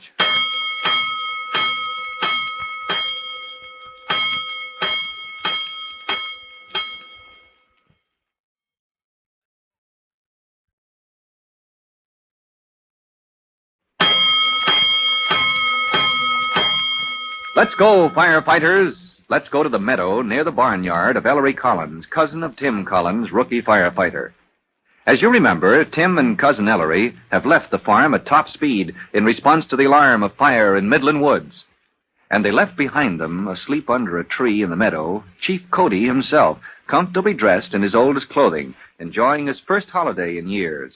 Until, just a moment ago, Chief Cody was roused by a distant sound. Great blazing blisters. Who's making all that noise? It's a fire siren. Collins, Ellery. What's the matter? You gone deaf? There's a fire. All his plans for a peaceful holiday forgotten, the chief responds to the alarm like an old fire dog, but he finds the farm buildings deserted. Great blistering blazes. The car's gone. They've left me. Well, how do you like that? And as he stands in the open meadow, he hears a strange disturbance overhead. An odd-looking airplane with short, stubby wings and 4 blades whirling idly above its body drops toward Chief Cody in low, slow flight. The forest patrol plane. What do you know? It's a helicopter. Hey, it's coming down here. As the helicopter drops down to over a dozen feet above Chief Cody's head, a window in the fuselage slides open, and a man calls out. Where's Ellery Collins? Can you call him out here? He's gone. Everybody's cleared out but me. His boy, too? Young Pete? He's been gone for hours. You sure of that, old-timer? Well, of course I'm sure. Pete and young Jimmy Collins, too. They went off somewhere after breakfast. That's bad. Look here, old-timer. What's bad? There's a fire in the woods heading up Break Leg Hill with the wind behind it. That's where Ellery must have gone. Yes, and every able-bodied man in the district. But the boys were seen in that area before the fire began. You mean they may be caught? Well, get me over there, will you? This is a patrol plane, no passengers. This is an emergency. Somebody's got to find Ellery. Tell him to scout for those boys. Can you climb a rope ladder? Just drop it down here, will you? Get me over to that fire. From a hatch in the patrol plane, a weighted rope ladder drops down. Chief Cody, shabby and disheveled in his battered garments, briskly climbs the half-dozen rungs, enters the cabin of the patrol craft, and hauls the ladder up after him. Pretty spry for an old-timer. All secure, I'll bolt the hatch. Let's get out of here. I'm the district warden, Fire Protection Service. Haven't seen you before, have I? Or have I? Maybe we've met, Warden. Something familiar about you, old-timer, but Cody's my name, Bob Cody. It'll come to me, Bob. I never forget a name or a face. Oh, stand by a minute, will you? Got to check with headquarters. Patrol plane to HQ. District warden in patrol plane. Headquarters. This is headquarters. Come in, Warden. Patrol plane is proceeding to fire. I'm moving toward the fire. Mobile unit is waiting on highway. You're in touch with radio receiver at Break Leg Hill. All right, HQ. Patrol plane will give orders direct to men at fire. I hear you, Warden. Anything more? Boys have not been found. Any report at HQ? No, sir. Last word was that boys were seen in woods near Break Leg Hill. Peter Collins and companion have not yet been found. Get in touch with the mobile unit, HQ. Notify Ellery Collins that his boy and companion are missing. That is all. Now, look here, Warden. You're not trying to tie those boys up with the start of this fire. No. We know how it started, all right, old-timer. Cody, Bob Cody. Bob, then. Some fool of a driver tossed a cigarette or burning match or something like that into the brush. Ought to have his neck wrung. Sure, but there's no chance of catching him now. What's more important is those boys. Look, watch below. I'll give you the layout. We've been over woods for the last few minutes. And that column of smoke. Pretty broad at the base, isn't it? No, that doesn't bother me. You see those two lines? Slicing right through the woods? I see something moving. Hey, that's a highway, isn't it? Those are cars moving on it. That's the highway. And that other long line, that's a good wide fire lane. Like another road cut through the forest. And the fire's between those two. Can you keep it there? If I have men enough, I can drive the fire right toward Break Leg Hill. If that's the hill there ahead of us... Yeah, that's Break Leg. The fire's got a good start up that hill. Yeah, but the crest is a bare ridge and... Oh, stand by now, Bob. Patrol plane to mobile unit. District warden calling mobile unit. Mobile unit to patrol plane. Come in, Warden. We're getting you fine and clear. This is Donovan. Donovan, I can see the ridge on Break Leg Hill. Send men along the fire lane and the highway. On the way, Warden. Men with tools are holding the planks of the fire. Have you water to spare, Donovan? Enough for the backpacks? All the water we need, Warden. Upper Falls has a tank truck bringing more. They've gone back to refill. Then here are your orders, Donovan. On no condition must the fire cross the highway or the fire lane. Yes, sir. We can turn it back if it tries to cross. Warden, there are men on the hill. Stand by, Donovan. Mobile unit standing by. Look there, Warden.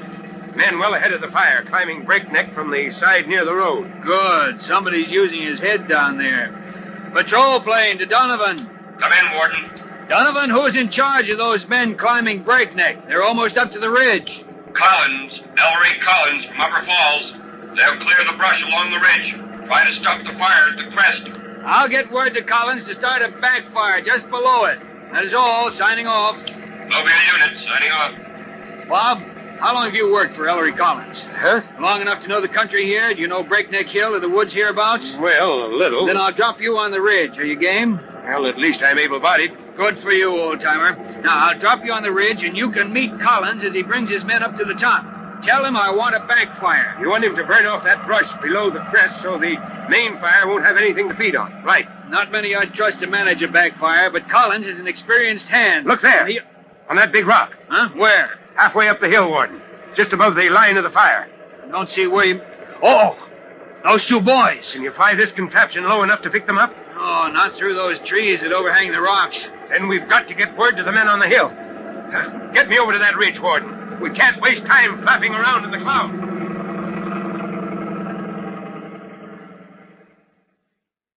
The district warden, not yet recognizing his dilapidated passenger as Chief Cody, famous commander of the city fire department, deposits him on the ridge of Break Leg Hill as a long file of men climb through the brush into the open. First to emerge from the tangled growth with a knapsack extinguisher full of water on his back and an axe in his hand is Tim Collins. Oh, good grief. What a hike. Wonder where that plane was going. Hello! Somebody up here already? Hello! Hello! Out of the bushes at last. I didn't think anybody was ahead of me, but... Oh, good grief. Collins! Chief Cody, how'd you get here? Never mind that now, Collins. You must have flown. I did. Huh? Never mind, I'll tell you later. Where's your cousin? Ellery's with the other men, Chief. They're almost here. We're going to clean out this brush and try to keep the fire off the ridge. I've got orders for him, Collins. But look, Tim, have you heard about Jimmy? About Jimmy and young Pete? The kids? Yeah. No, they went off together this morning, but... Well, son, it seems this hill here is a great place for the youngsters around here to play at camping out. Oh, I don't see... Yes, this is where they came this morning, son. And they're down that hillside now. In the path of the fire? Yeah, I saw them from the patrol plane. There's no doubt it was Jimmy and Pete standing on a big flat rock. Give me my bearings, Chief. Yeah, well, take a line from the hilltop here. Yeah? Direct toward that big tree standing clear of the smoke. I'll take the axe. Give me that backpack, son. Right. You can travel faster. I'm on my way, Chief. Good luck, boy. You'll get them out all right. As Chief Cody turns away to find Ellery Collins and pass along the orders from the district warden, Tim crashes down the hillside. And breaking out into a clearing in the path of the climbing fire, he sees, clouded in haze, the two boys, Pete and Jimmy, standing on a great flat rock. And as they turn their sooty faces toward him, he sees that both boys are grinning from ear to ear. Far from being terrified, they eagerly wave him on to join them. Why aren't Jimmy and Pete Collins running in panic from the forest fire, instead of laughing at some sight below them on the rocks, as if they were watching a circus? You can't blame Tim Collins for wondering, and maybe he's even a little annoyed. Well, you'll find out for sure when you listen to our next true-to-life episode of The Firefighters. In just a moment, Chief Bob Cody will tell you, boys and girls, how you can help the firefighters in your own town. But first, here's a message you ought to hear.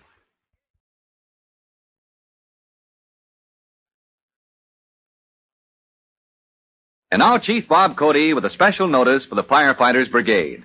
Chief Cody. Hello, boys and girls. This is your friend, Chief Cody, with a tip on how to fight fire in grass or brush. Use a shovel, broom, or rake, or some such tool to beat out the flames. And remember, swing your shovel with a wide sweep toward the fire to prevent sparks from spreading into new areas. And when that fire is knocked down, dig a trail or trench all around it, right down to bare ground. You see, this keeps the fire from coming back to life and reaching into unburned grass or brush. And you remember, fire is treacherous that way. Well, that's all for now. You'll be hearing from me soon. Fire Chief Cody and the young rookie fireman Tim Collins will be back on the same station the next time you hear... That's it. Let's roll!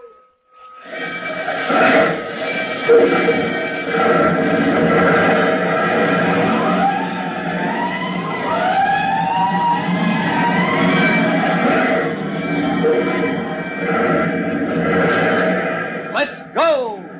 Firefighters!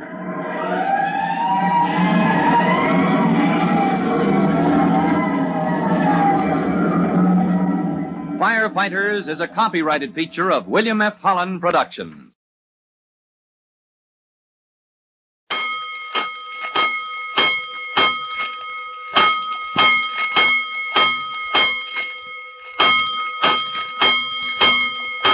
Five bells. Stand by all stations. Attention, all districts. A 5-alarm fire. 5 bells. Move in immediately. That's it.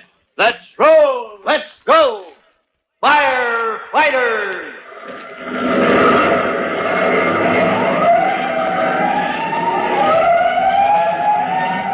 Presenting Firefighters, the true-to-life story of our unsung heroes who stand ready to ride by day or night against our most murderous enemy, the demon of fire.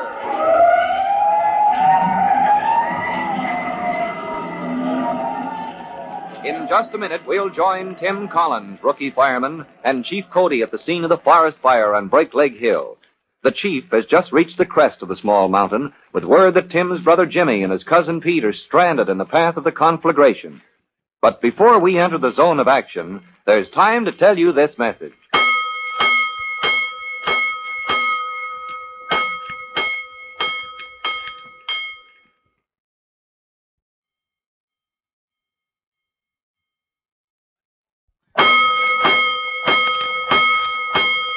Let's go, firefighters. Let's go to the crest of Break Leg Hill, where Chief Cody, dressed in his oldest clothes, has been sent by the district warden with orders for Ellery Collins. Far below, a raging, thundering wave of flame has begun to climb the slope, and up the trail on the other side of Break Leg Hill winds a long file of men determined to make a stand against the fire here on the hilltop. As the volunteer firefighters come into view, Chief Cody hails the first. Collins, I hope you're in time. That fire is coming on fast. Chief Cody, what are you doing here? I thought you were still back at Ellery's farm. Never mind that now, Collins. Where is your cousin Ellery? On his way up the trail.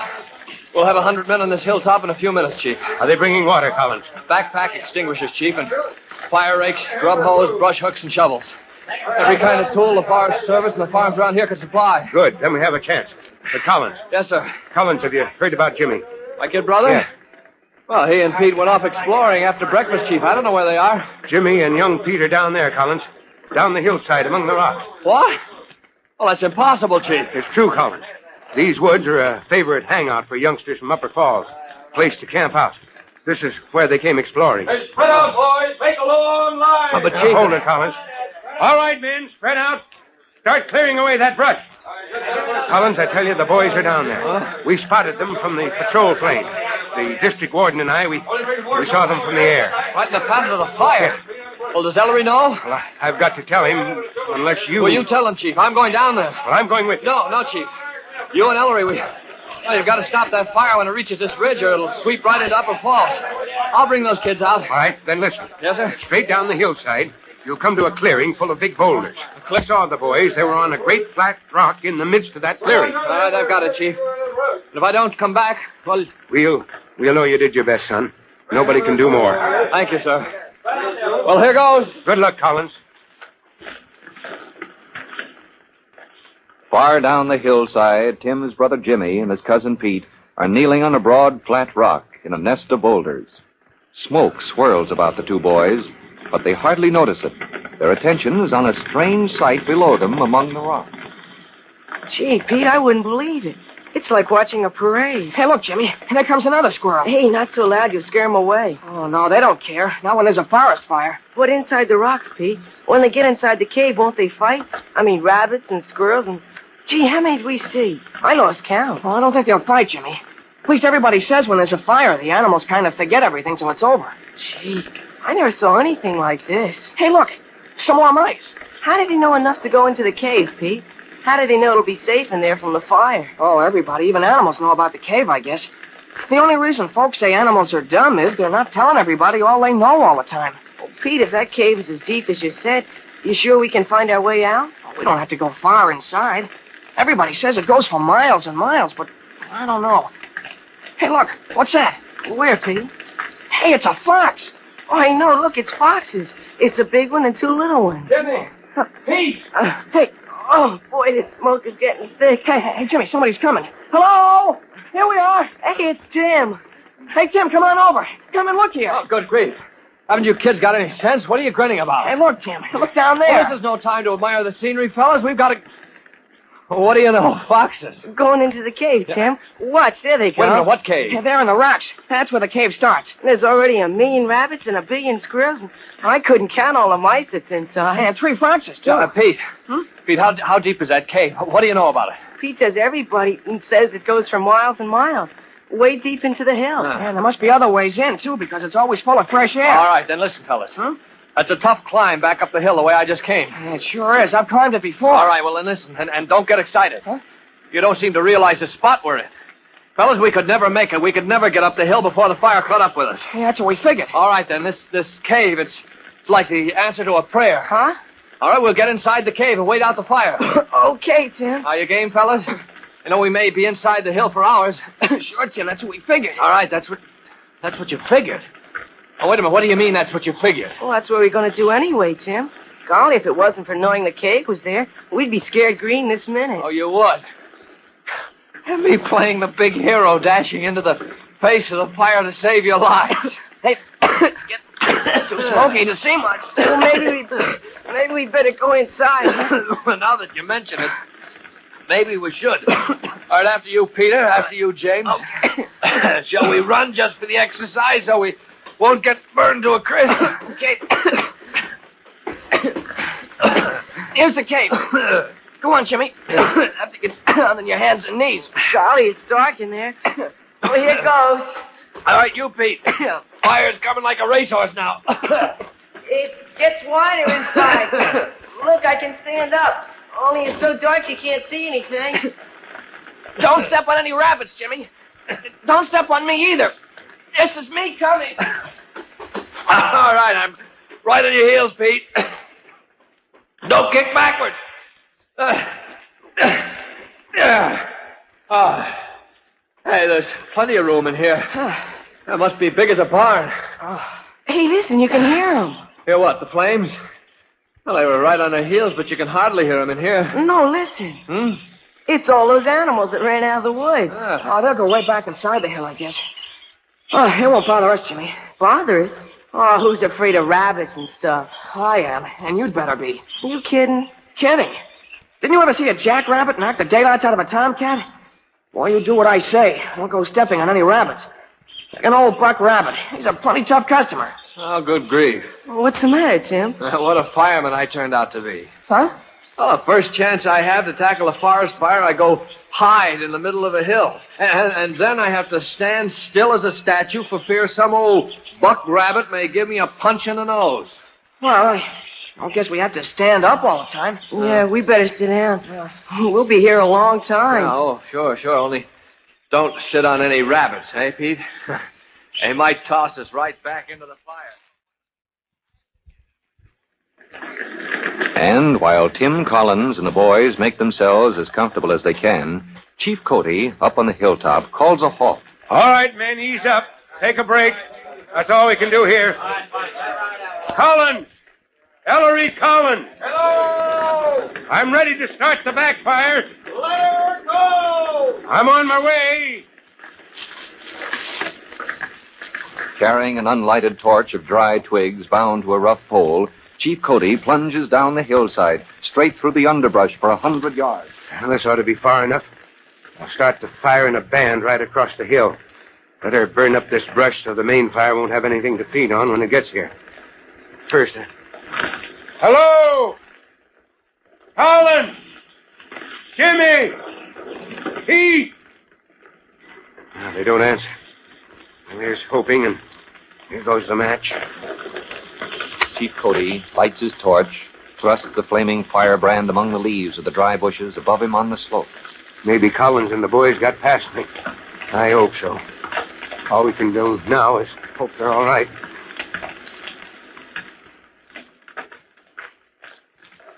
Golly, Tim. I hope Chief Cody's all right. Oh, don't worry about the chief, Jimmy.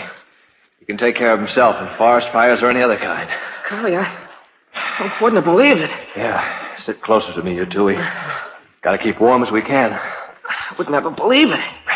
I could sit in the middle of a forest fire and practically freeze. This good old cave ought to have a stove in it. Well, even if we're freezing, kids, it's better than sizzling. Just hang on. Now there's an unusual predicament. Tim Collins, his brother Jimmy, and their cousin Pete are safe in the very heart of the forest fire, while Chief Cody and a line of tired, grimy volunteer firefighters prepare to meet the onrush of flame at the crest of Break Leg Hill. For the thrilling scene when the forest fire attacks their defenses, listen to our next true-to-life episode of The Firefighters. In just a moment, Chief Bob Cody will tell you, boys and girls, how you can help the firefighters in your own town. But first, here's a message you ought to hear.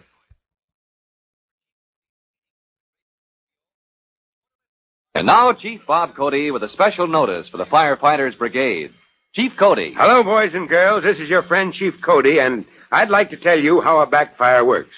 Now, one of the ways to stop a fire, you know, is to take away the stuff it feeds on. And when you make a backfire, you get ahead of the main body of flame.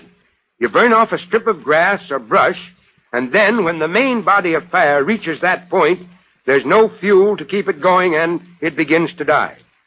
But setting a fire, backfire, is a dangerous job for experts only. But I thought you'd like to know how it worked. Well, goodbye for now. You'll be hearing from me soon.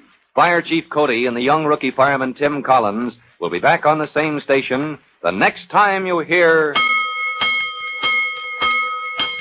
That's it. Let's roll!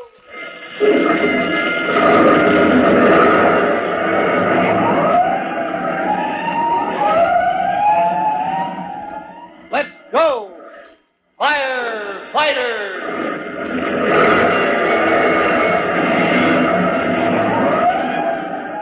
Firefighters is a copyrighted feature of William F. Holland Production.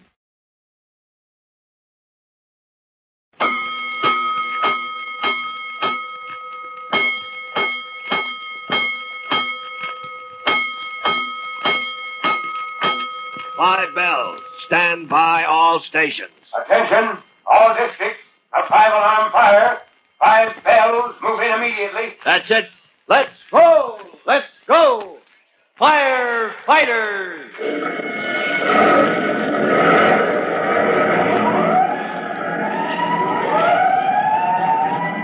Presenting Firefighters, the true-to-life story of our unsung heroes who stand ready to ride by day or night against our most murderous enemy, the demon of fire.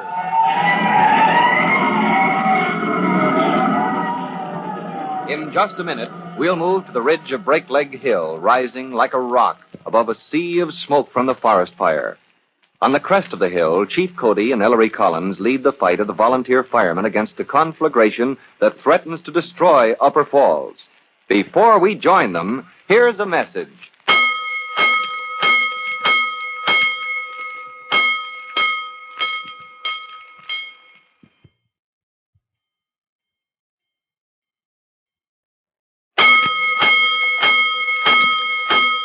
Let's go, firefighters.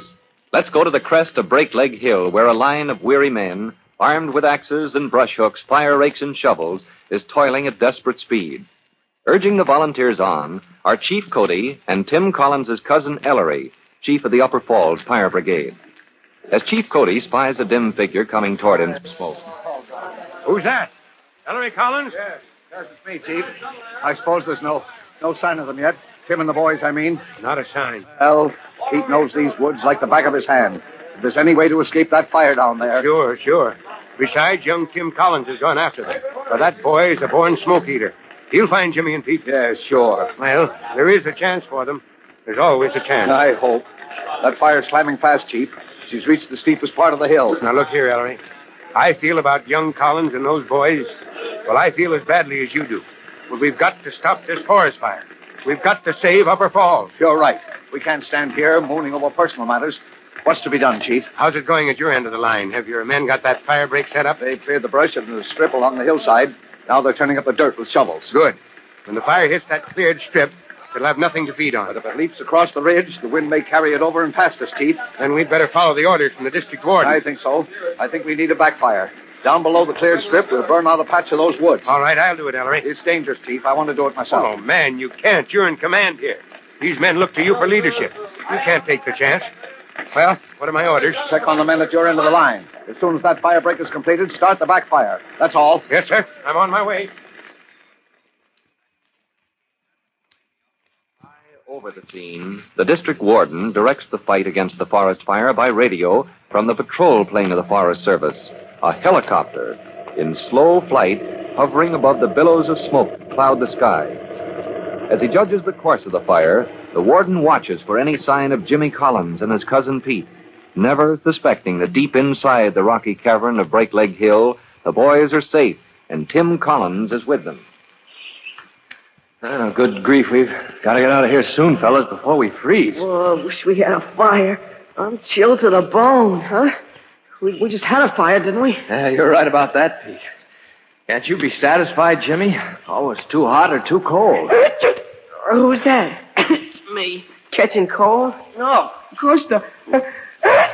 Gee, we'll all have colds in the head of...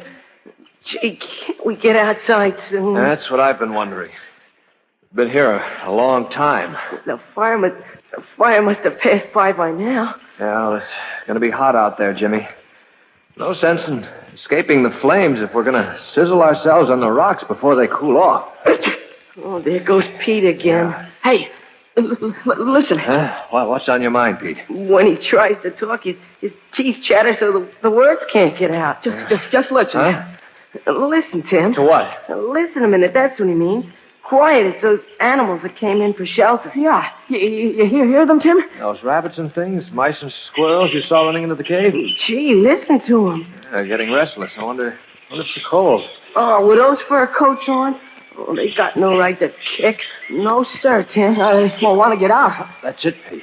That's it. They want to get out. Yeah, me too. Look, fellas, we've been here in this cave a long time. If the animals are getting restless, well, I mean, if they're beginning to figure it's almost time to start pulling out. Oh, maybe they know better. Yeah, what do you say, Pete? We're only a couple of hicks from the city. Are those rabbits giving us a hint? Pete says, yeah. Time to go. Well, then what are we waiting for? Yeah, we'll try our luck anyway. I'll go first. If I crawl outside, don't follow till I say the word. Oh, I don't care how hot it is. I want to sizzle. All right, well, let's go. All right. Gosh, is it still too hot to go out? No, you can stand it, fellas. Just at first, it's so hot. What's the matter? All right, come on now, both of you, but first put your handkerchiefs around your face. You got a handkerchief, Pete? Yeah. What's the matter, Tim? Smoke? Yeah, smoke. And a hot wind and... Woods are all gone. Come on out and see for yourselves. Here I come. Golly. Gosh, Pete, wait till you feel this wind. Gosh, I'm warm already. Oh, golly, it feels good. Then why don't you stop shivering like me? Well, force of habit, I guess. Oh, golly, look at the woods. Yeah, look at them. Black and charred and smoking. Gee, only this morning there were trees everywhere. It was all green and cool and... Gosh, what a mess. All because some fool was careless with fire. Tossed a lighted cigarette from a car on the highway. Oh, I'd like to tell him what I think of him. Yeah, he ought to go to... Oh, gee, Tim, can't we go someplace? Can't we start for home? Pete's got an awful cold, even if he says he has. I wonder if it's safe yet to try walking on that... Hey, look! Huh? What, where? Look at your feet, Tim. Your shoes are smoking. Well, look at your own shoes, and Pete's, too. We can't walk out here, fellas. This ground is still burning hot. Ouch! Now we'll have to go back to the cave and cool off. Oh, no, Hey, look! Listen! Huh? Well, that's the noise the wind makes that the fire stirs up, isn't it? Hey, no, it isn't. No, it's up there. It's a plane. It's up there and all that smoke. Yeah, the smoke. It makes it like twilight. But the draft is pulling it uphill. Gee, if it could clear away so we could see. Hey, there's a break in the clouds. Maybe they'll see us. No plane could spot us through that gap, Jimmy. It'd have to fly past. Hey, look, it is a plane. Yeah, but planes can't stand still in the air, can they? No, whoever heard of a plane that could... Hey, golly, that one can. Yeah. Hey, it's a helicopter. Fellas, they're looking for it.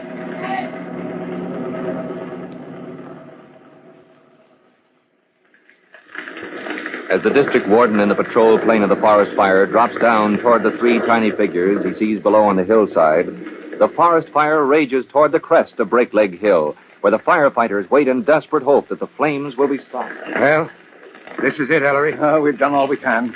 We've cleared off the brush and plowed up the ground. You risked your life burning off that belt of undergrowth. If this doesn't stop the fire, nothing can. Nothing this side of Upper Falls. Hey, young man, stand by with those extinguishers. Get the packs up on your backs.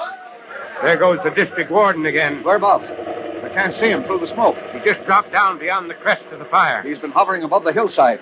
Those back drafts from the fire, I thought he was getting pretty close. That wind could smash him against the rocks like a... Well, Here comes the test, Ellery. The flames have reached our fire break. Yes, all along the front. Stand fast, men. Ready to pour on that water if we need it. I don't think we'll need it. The flames can't pass the fire break. Now, this is the moment that counts. They can't cross the fire break. Chief, they're dying down. We've stopped the fire. We stopped it dead. We've won. You men, we've won. Close in. Beat out those sparks. As the men close in to beat down the scattering sparks thrown off by the dying forest fire, Chief Cody and Ellery Collins turn wearily away. On the very peak of the ridge, they drop down to rest among the rocks. Oh, it feels good to sit down. Yes. Only, now that the job's done, I guess there's not much reason left to hope. I know how you feel. Uh-oh. Job's not quite done, Ellery. Before we start searching for those young ones, we've got to report to the district warden. He's flying as if... Chief, that plane is having a hard time. Something's wrong. He's trying to make the hilltop... Great blazing blisters. Is he trying to land on the ridge? No, he'll drop a message to us. No, he's hovering. Let's get over there, Ellery. He's dropping that rope ladder of his. He's got passengers, Chief. Somebody coming down the ladder. Hey, Chief, wait till you hear. It's Jimmy Collins. Ellery, it's the boys. The warden picked up the boys. Oh, Collins, boy, we thought you were done for. Oh, we're too tough to burn, Chief. Oh, gee, did we ever get the hot foot? Wait till you hear. Pete, son. Pete, you're safe. No, Pie. I caught a terrible cold. Oh, Cousin Ellery, Chief Cody, listen. Let me tell you, right in the middle of the forest fire, gee, it was so hot even the rocks cracked and split.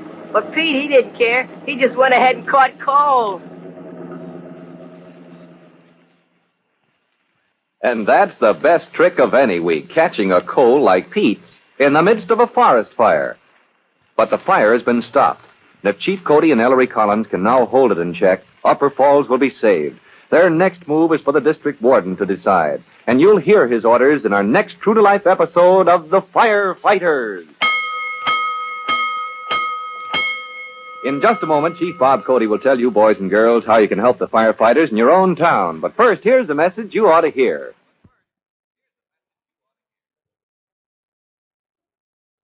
And now, Chief Bob Cody with a special notice for the Firefighters Brigade. Chief Cody. Hello, boys and girls. This is your friend, Chief Cody, with a reminder that we all share the cost, even though very few people may be guilty of carelessness in starting a forest fire. Did you ever think of that? Now, even if your home is miles away from the scene of a forest fire, you lose, because fire destroys valuable timber and beautiful woodland. You lose because somebody miles away has been guilty of carelessness. Somehow it doesn't seem fair, does it? All right, think it over. That's all for now. You'll be hearing from me soon. Fire Chief Cody and the young rookie fireman Tim Collins will be back on the same station the next time you hear... That's it. Let's go! Let's go! Firefighters! Firefighters is a copyrighted feature of William F. Holland Productions.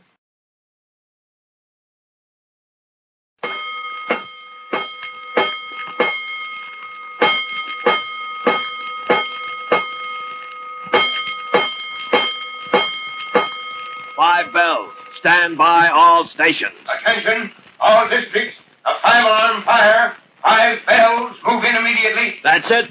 Let's Roll! Let's go! Firefighters!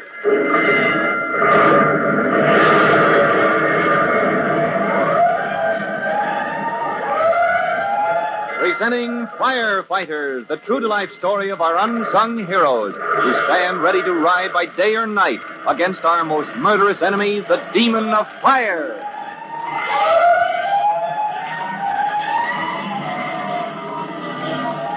In just a minute, we'll go direct to the crest of Break Leg Hill, where Chief Cody and Tim Collins, rookie fireman, have just been reunited after Tim and his boy companions were believed lost in a forest fire.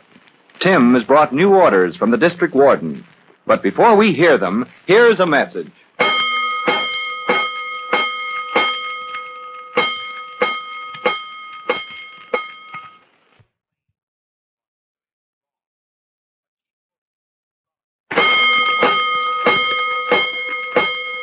Let's go, firefighters.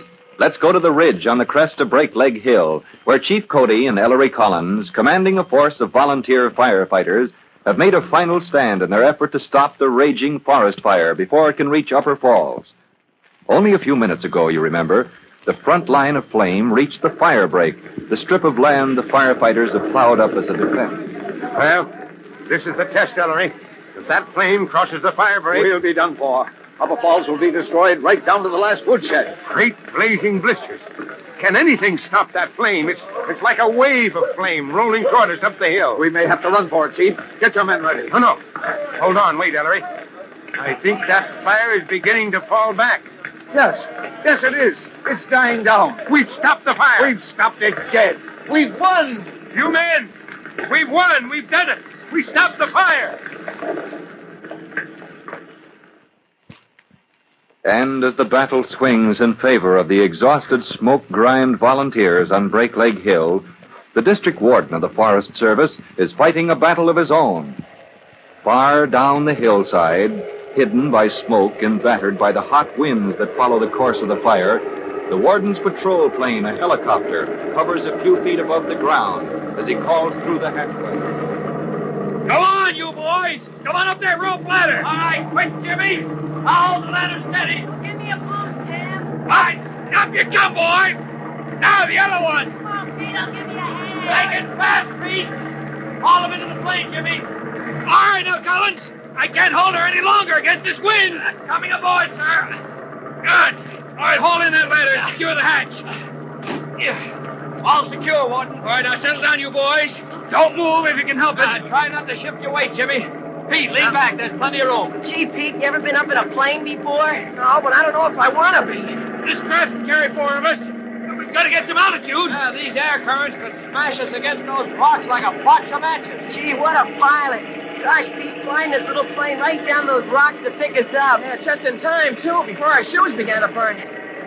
Jimmy, will you ever forget it? The warden flying down to pick us up? I ought to lose my license for that. No more sense in the risk of crash that way.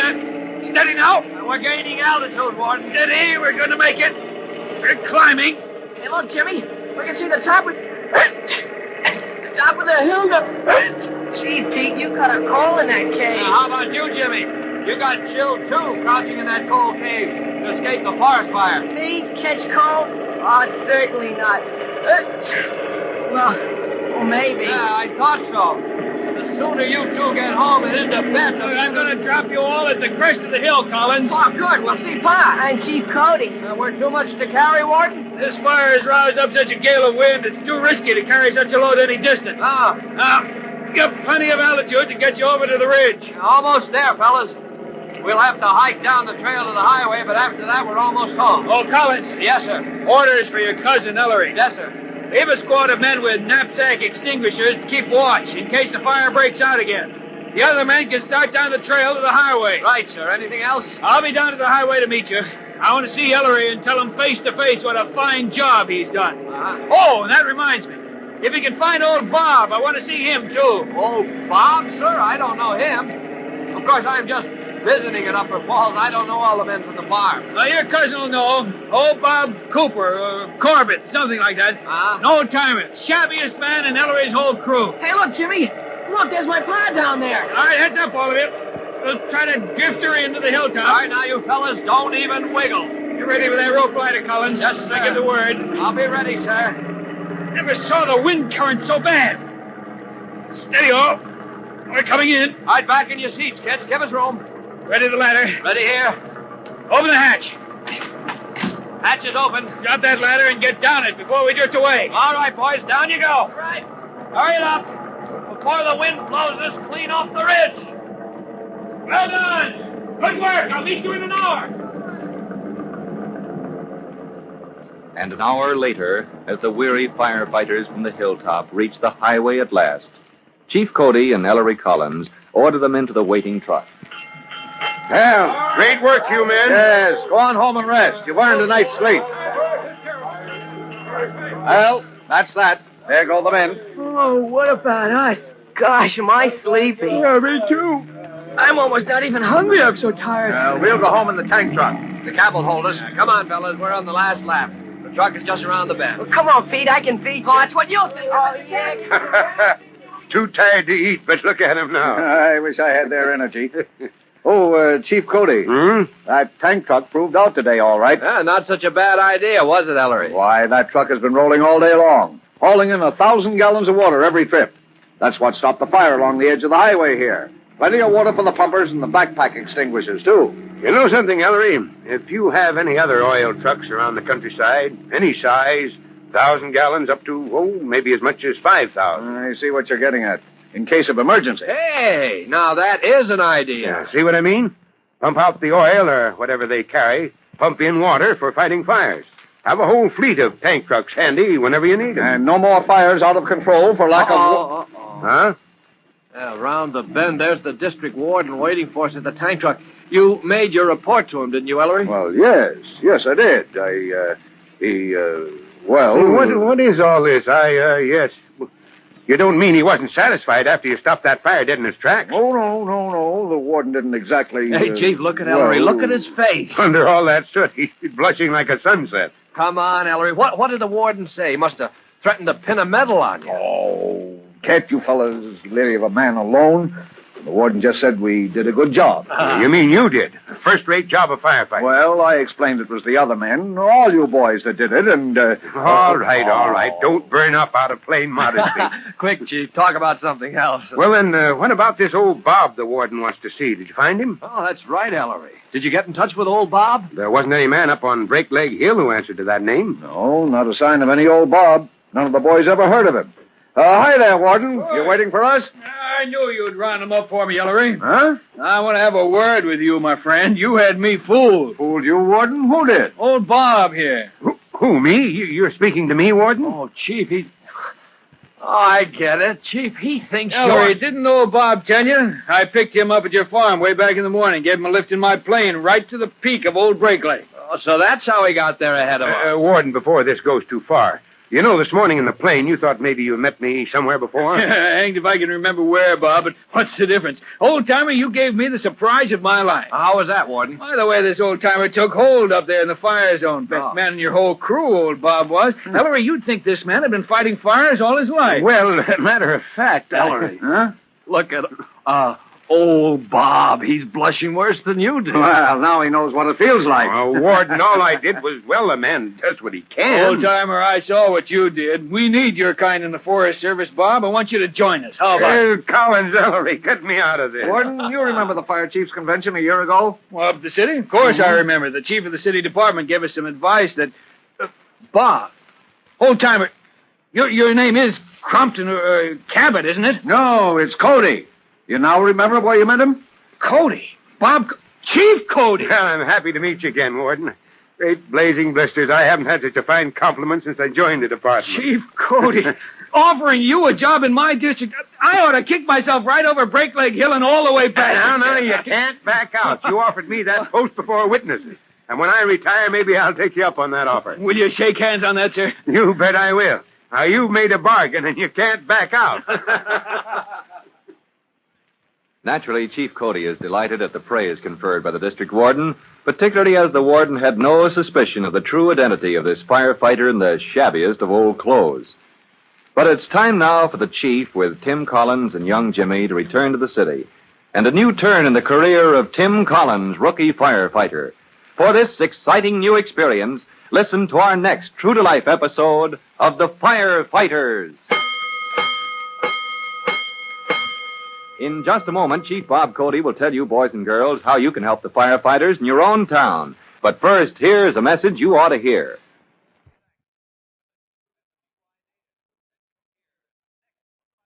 And now, Chief Bob Cody with a special notice for the Firefighters Brigade.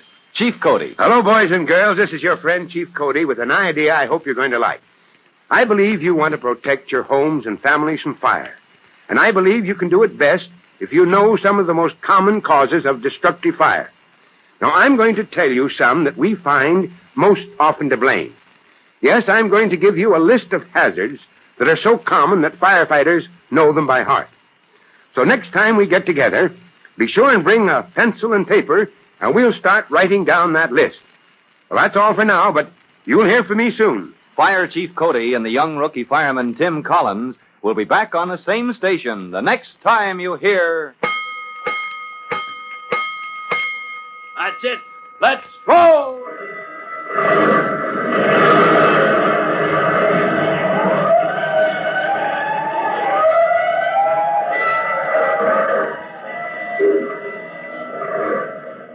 Let's go!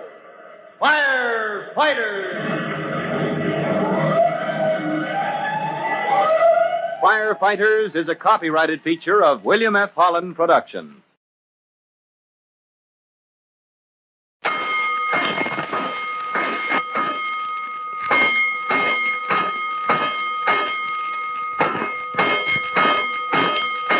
Five bells. Stand by all stations. Attention, all districts. A 5-alarm fire. 5 bells. Move in immediately. That's it. Let's roll. Let's go! Firefighters!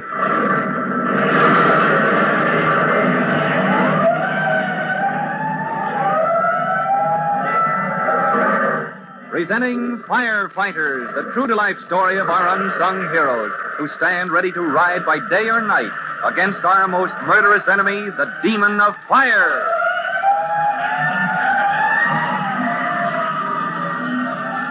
In just a minute, we'll drop in at Chief Cody's office at Fire Department headquarters, where the chief is interviewing candidates for promotion. Tim Collins has been ordered to report. But before his turn comes, here's a report we'd like to make to you.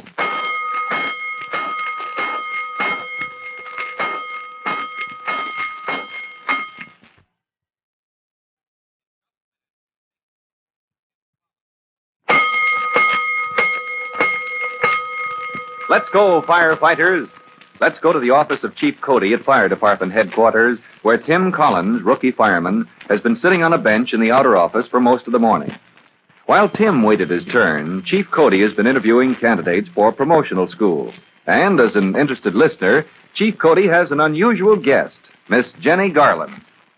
I think I have enough notes for my magazine article, Chief Cody. Well, now, Miss Garland, we want to be sure you don't miss anything. You've been so kind, Chief. And all these men you've interviewed, they've been so helpful. There's just one more on the list, but if you're in a hurry... Oh, no, I just thought, well, isn't it almost time for lunch? I was hoping you'd let me take you to lunch. Oh, I'd love that, if you're not too busy. Yeah, never too busy to eat, Miss Garland. Oh, that's one thing you should write in your magazine about every firefighter. We'll see this last man, and I'll tell you all about him at lunch. Private Collins reporting, Chief Cody. At ease, Collins. Yes, sir. Miss Garland, this is one of our engine men, Hooksy Collins. Here's the young lady who's going to write a magazine story about us, Collins. Oh, you could write a whole story about the chief himself, Miss Garland. There's so much to write about all of you, Mr. Collins, I hardly know where to begin. Now, for instance, your name. Oh, Collins? Well, there's always been a Collins in the fire department, miss. But I meant your other name. What did you call him, Chief? Hooksy. That's what the boys call him, Miss Garland. That was his father's nickname years ago. This boy picked it up when he was a ladder man. On old 3-1's, my dad's ladder company. The one he started with when he first joined the department. I see. And your father, he was chief, wasn't he, years ago? He was, until he lost his life in line of duty. Oh, I see. And you, Mr. Collins, you're in an engine company now? Yes, he's in company 209. Any more questions, Miss Garland? Oh, no, none that can't wait. Don't let me interrupt the interview, Chief. Collins, you know why you're here. It's about the promotional school. You've been recommended. Oh, am I qualified, sir? On every count. You understand the system? Yes, sir. 3 weeks at the training school, taking a refresher course. That's right. A review of everything you learned as a probationer. And on top of that, special courses in what an officer needs to know, and then your examination. And if I pass with credit, I'm in line for promotion. You'll be in line as soon as a lieutenancy opens up. Want to try for it? Oh, I'd like to, Chief. When my chance comes, I'd like to apply for the school. Right. Well, report to the Division of Training tomorrow. Sir, tomorrow? You heard me, Collins. Well, then that's all, Chief Cody? I'm in? That's all, son. Oh, good grief, it happens fast when it happens. You have some reason for not entering promotional school at this time? Well, no, sir. I'll be there tomorrow as ordered. Right, Collins. Dismissed. Yes, sir. And yes, ma'am. Goodbye, Miss Garland.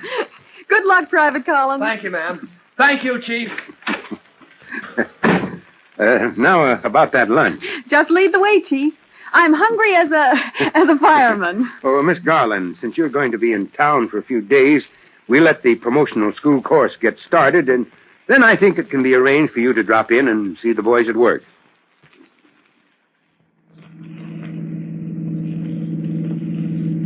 Oh, this is thrilling, Chief Cody. A ride in the chief's own car. And it's a thrill for me, Miss Garland, not to be going somewhere in a hurry.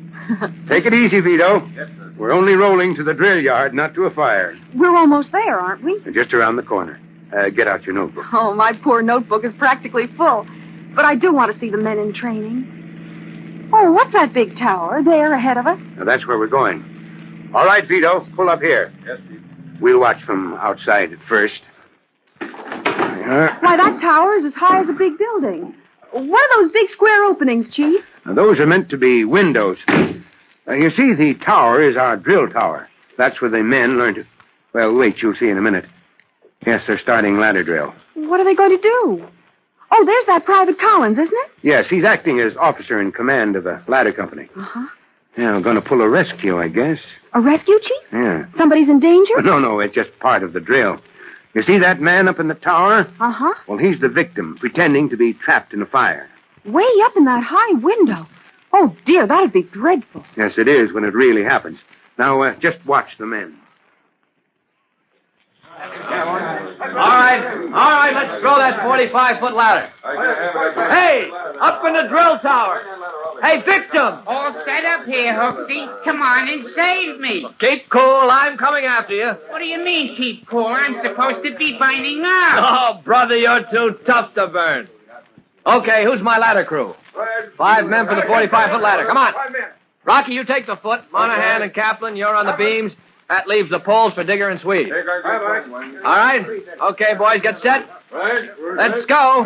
Throw that ladder. All right, steady it, boys. Steady it. That's better. Now, give me all 45. Come on, run up that extension. Come on. That's right. Hit that windowsill. That's it. Square on the nose. There we are. Please, somebody save me. These terrible flames, they make me so uncomfortable. Oh, bite down, Louie. Here I come. I think I shall faint. I'm breaking out in big blisters. That victim, that's Louis Fronheiser. He's the silliest thing. Yes, the department clown. There's one in every department. Oh, but now he's pulling back. What's he doing now? Pretending to be afraid of the ladder. Isn't that too dangerous to be funny? He might knock Collins off balance Well, and then... it isn't funny, Miss Garland, not this part. Now, Collins will walk him down. You'll see. There. The victim is placed on the ladder. You see how Collins gets right behind him, standing on the same rung. Puts his arms under the victim's, holds him against the ladder with his own body. Like climbing down double. That's just what it is, climbing down double. But why do they do that? Oh, you ever look down from a high place, Miss Garland, maybe from a window in a tall building? Oh, I hate it. It scares me to death. I get so dizzy. Well, that's just it.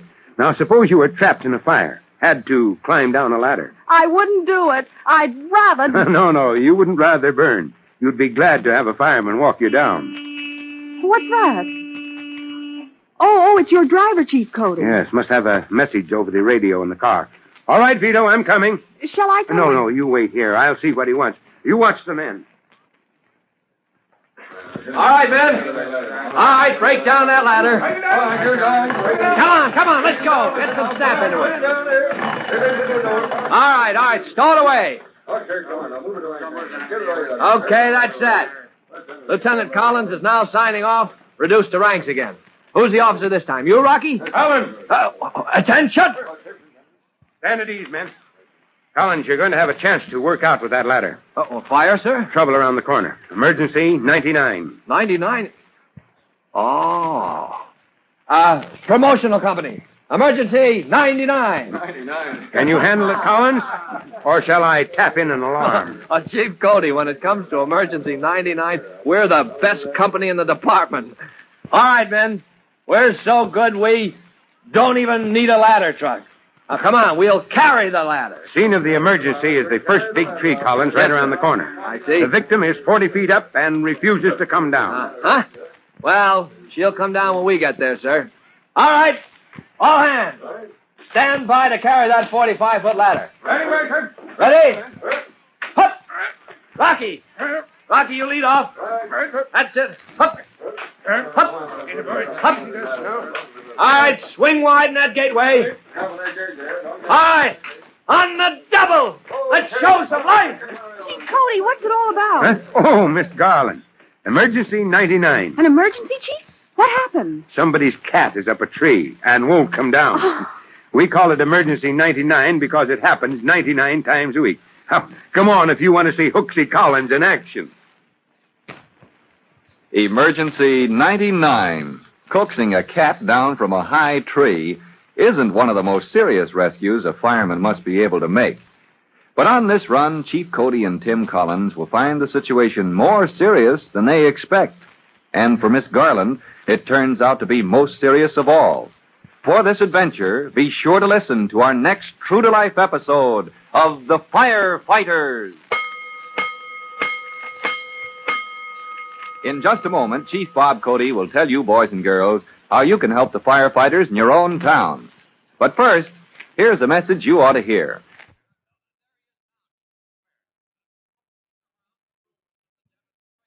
And now, Chief Bob Cody with a special notice for the Firefighters Brigade. Chief Cody. Hello, boys and girls. This is your friend, Chief Cody, keeping that date we made to jot down a list of common causes of destructive fire. Number 1 is a hazard you've heard about often. Write down matches and smoking. And here's what you should remember. Only genuine safety matches are reasonably safe in your home. But no matches of any kind are safe in the hands of small children. So, adding to the danger of matches, the danger of carelessness by people who smoke, we get that first big fire hazard on our list. Well, that's all for now. You'll be hearing from me soon. Fire Chief Cody and the young rookie fireman Tim Collins will be back on the same station the next time you hear... That's it. Let's go!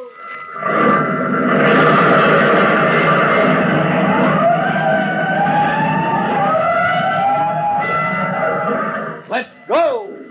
Firefighters! Firefighters is a copyrighted feature of William F. Holland Productions.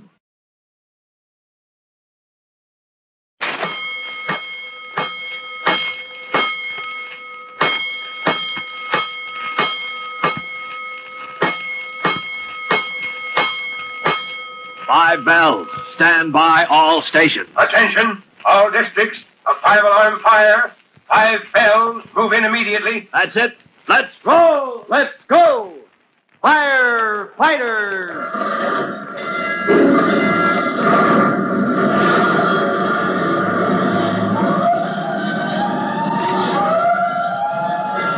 Presenting Firefighters, the true-to-life story of our unsung heroes who stand ready to ride by day or night against our most murderous enemy, the demon of fire.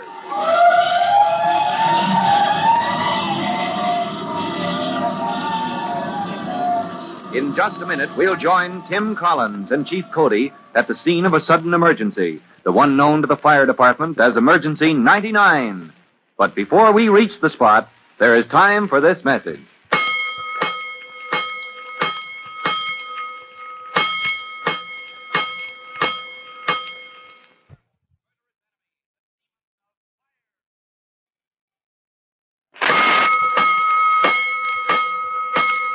Let's go, firefighters.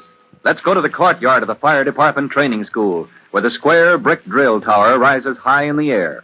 Chief Cody and his guest, Miss Jenny Garland, had just watched a demonstration of ladder work by Tim Collins and the other men in the promotional school. And just a moment ago, you remember, Chief Cody received a message and said... Miss Garland, you said you wanted to see the boys in action? Yes, Chief, I do. It's just what I need for the magazine article I'm writing about your fire department. Well, you'll see plenty of action in a minute. Just watch this. Collins? Yes, sir. Keep that ladder crew together. You're going to have a chance to show what you can do. Well, you want us to demonstrate that rescue again, Chief? Oh, hello, Miss Garland. Hello, Private Collins. Collins, we have an emergency. Trouble, sir? Right around the corner. Emergency 99. 99. Hey, you men! Yes, sir. Emergency 99. Stand by to man the ladder. Where, Chief, and how high? Scene of the emergency is the first big tree, Collins, right around the corner. Yes, sir. Victim is 30 feet up, refuses to come down. Oh, she'll come down when we get there, sir. All hands, stand by to carry that 45-foot ladder. Ready? Up! High! Rocky! Lead off! Swing right through the gate. Up! Come on the double. Let's go.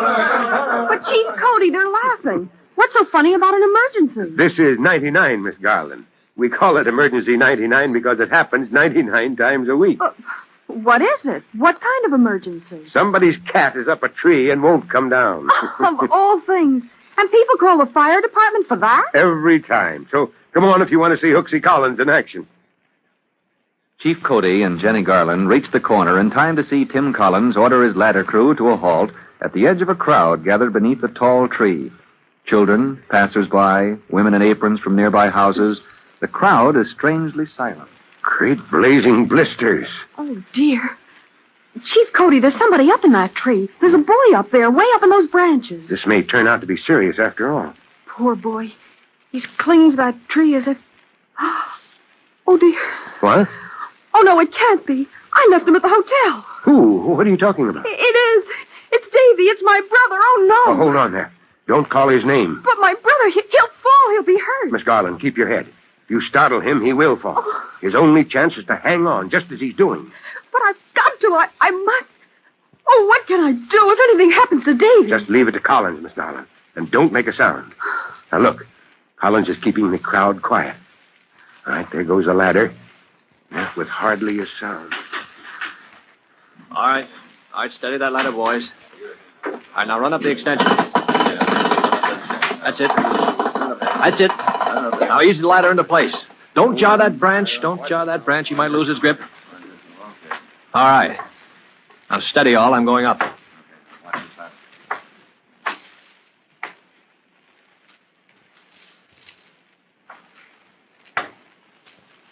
All right, hang on tight, boy. Yeah, you're a smart kid. You're going to be all right. Smart to keep your eyes closed. No, you don't have to talk. You don't have to move. This is the fire department, son. We'll take care of you. I can't look. I'll have to jump before I fall. You're not going to fall. Now, just hang on to that tree. Now, I'm going to put my arm around you, but you hang on just the same. There. Now I'm holding you. That's right. Hang on. Now, let me have your foot. Easy now. Easy. You can't fall. I'm holding you. Yeah, one foot on the ladder. Now the other one. Come on. Relax. That's it. Let me plant your foot on this ladder. There. Now let go of the tree. I can't. I can't let go. Oh, you feel my arm around you? You can't fall. Not a chance. You're safe, boy. I know, but my arms won't let go. All right. No hurry. What's your name, son? Davy. My name is Davy. I'm Davy Garland. I can't let go. Davy Garland? Well, what do you know? Are you any relation to Miss Jenny Garland? She writes for magazines, you know. Jenny's my sister. She brought me with her this trip. I was supposed to stay at the hotel, but I went for a walk. Hey. Huh? How did you get me on this ladder?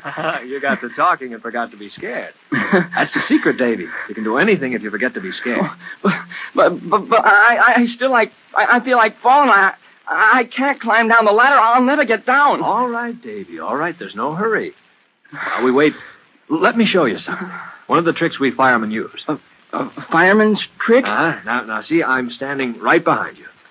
Feel my arms under yours? You're holding me up. Relax your grip and see. There. See what I mean? You're hanging right on my arms when you let go. And when we start down, I'll keep on holding you. But then we'll both fall together. Oh, not a chance. Now look what happens when we step down to the next rung. Now, come on, just drop one foot. Like this. That's it.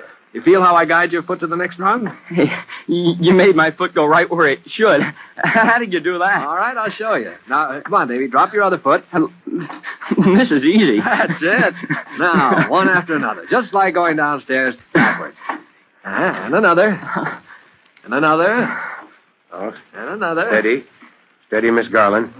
Just a moment more. Collins is walking and talking him down to safety.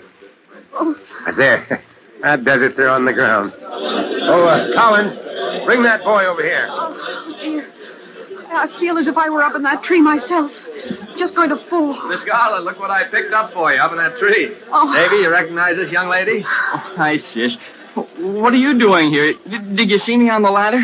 Davy, how could you? Oh, I forgot. I was supposed to stay at the hotel, but honest, sis, I didn't know what to do with myself. It got so tiresome and... Davy, I'm so glad you're safe. I can't even scold you, but... Oh, up in that tree, I thought I was a goner. No, don't let it bother you, Davy. Anybody gets dizzy if he's not used to climbing. You're not the first one we've had to bring down the ladder that way, son. Next time, any cat that wants to can stay up in a tree forever before I go after her. Oh, the funny thing is that cats usually come down when they're good and ready. We just go after them sometimes because people get worried and keep pestering the poor cats until they're afraid to come down. Well, ma'am, I guess you want to take Davy back to your hotel. Collins, you'd better pick up and get back to the drill yard with your ladder crew. Yes, sir. Oh, but how can we thank you? Private Collins, you saved my brother's life. All in the day's work, Miss Garland. All right, boys. Stand by to carry that ladder. Oh, Chief Cody, don't let him rush away. He's on duty, ma'am. He's doing his job. Take care of yourself, Davy. And keep out of those treetops until you grow a couple of wings. Oh, you bet, Mr. Collins. But please, Huxley. Pick up that ladder. Up. All right, Rocky, lead off. So long, Miss Garland. Oh, dear, there's so much I wanted to ask him. Hmm? For my magazine article, Chief Cody. You've shown me the whole fire department. But a man like that, fighting fire every day. Just think how he could help me with my notes. Yes, I see what you mean. You're leaving the city tomorrow, you said. Tonight would be my last chance to go over my notes with Private Collins. And that story you're writing, that's going to be a big thing for the department. Well, Miss Garland, as chief, I think it can be arranged. You and Davy go back to your hotel. I'll see what I can do. Did Chief Cody call Davy? No, he didn't, sis. You're sure Mr. Collins is coming? I know he is. How do you know? Chief Cody promised. He should be here any minute, Davy. Oh, I'll answer it. No, Davy. This is Miss Garland. Is it Mr. Collins, Jenny? Oh, yes, please. Ask him to come right up to our suite. May I stay here? No, David. He's going to help me with my notes. Why don't you go to the next room? I'll call you when we're through working. Jenny, I will not. I want to see him again. It was my life he saved, wasn't it? Well, maybe for just a minute. Oh, here he is. Come in, Mr. Collins.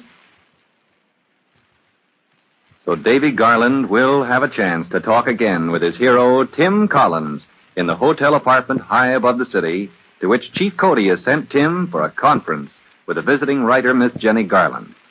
For the outcome of that conference, be sure to listen to our next true-to-life episode of The Firefighters. And now, in just a moment, Chief Bob Cody will tell all you boys and girls how you can help the firefighters in your own hometown. But first, here's a message you ought to hear.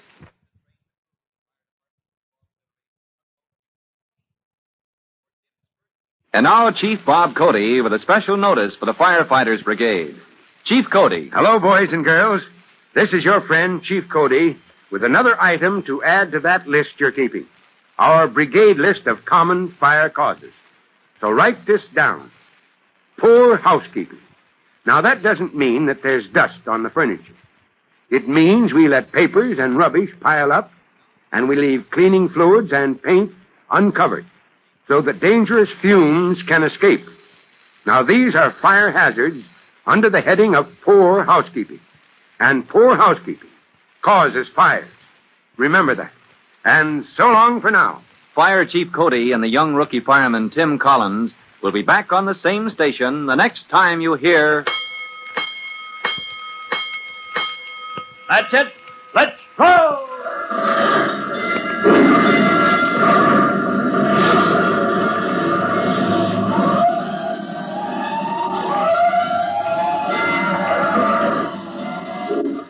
Let's go! Firefighters!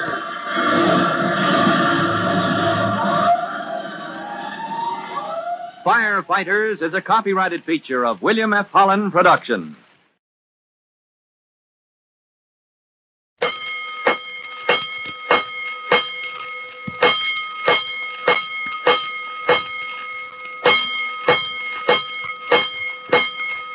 bells. Stand by all stations. Attention, all districts, a 5-alarm fire.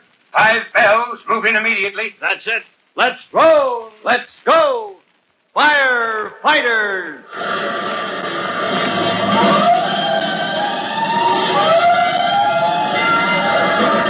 Presenting Firefighters, the true-to-life story of our unsung heroes who stand ready to ride by day or night against our most murderous enemy, the demon of fire.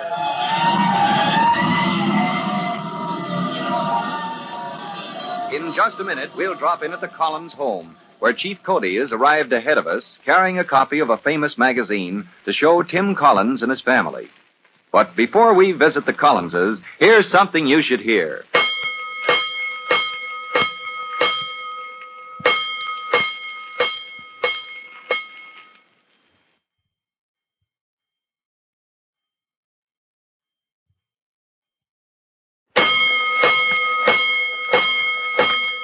Let's go, firefighters.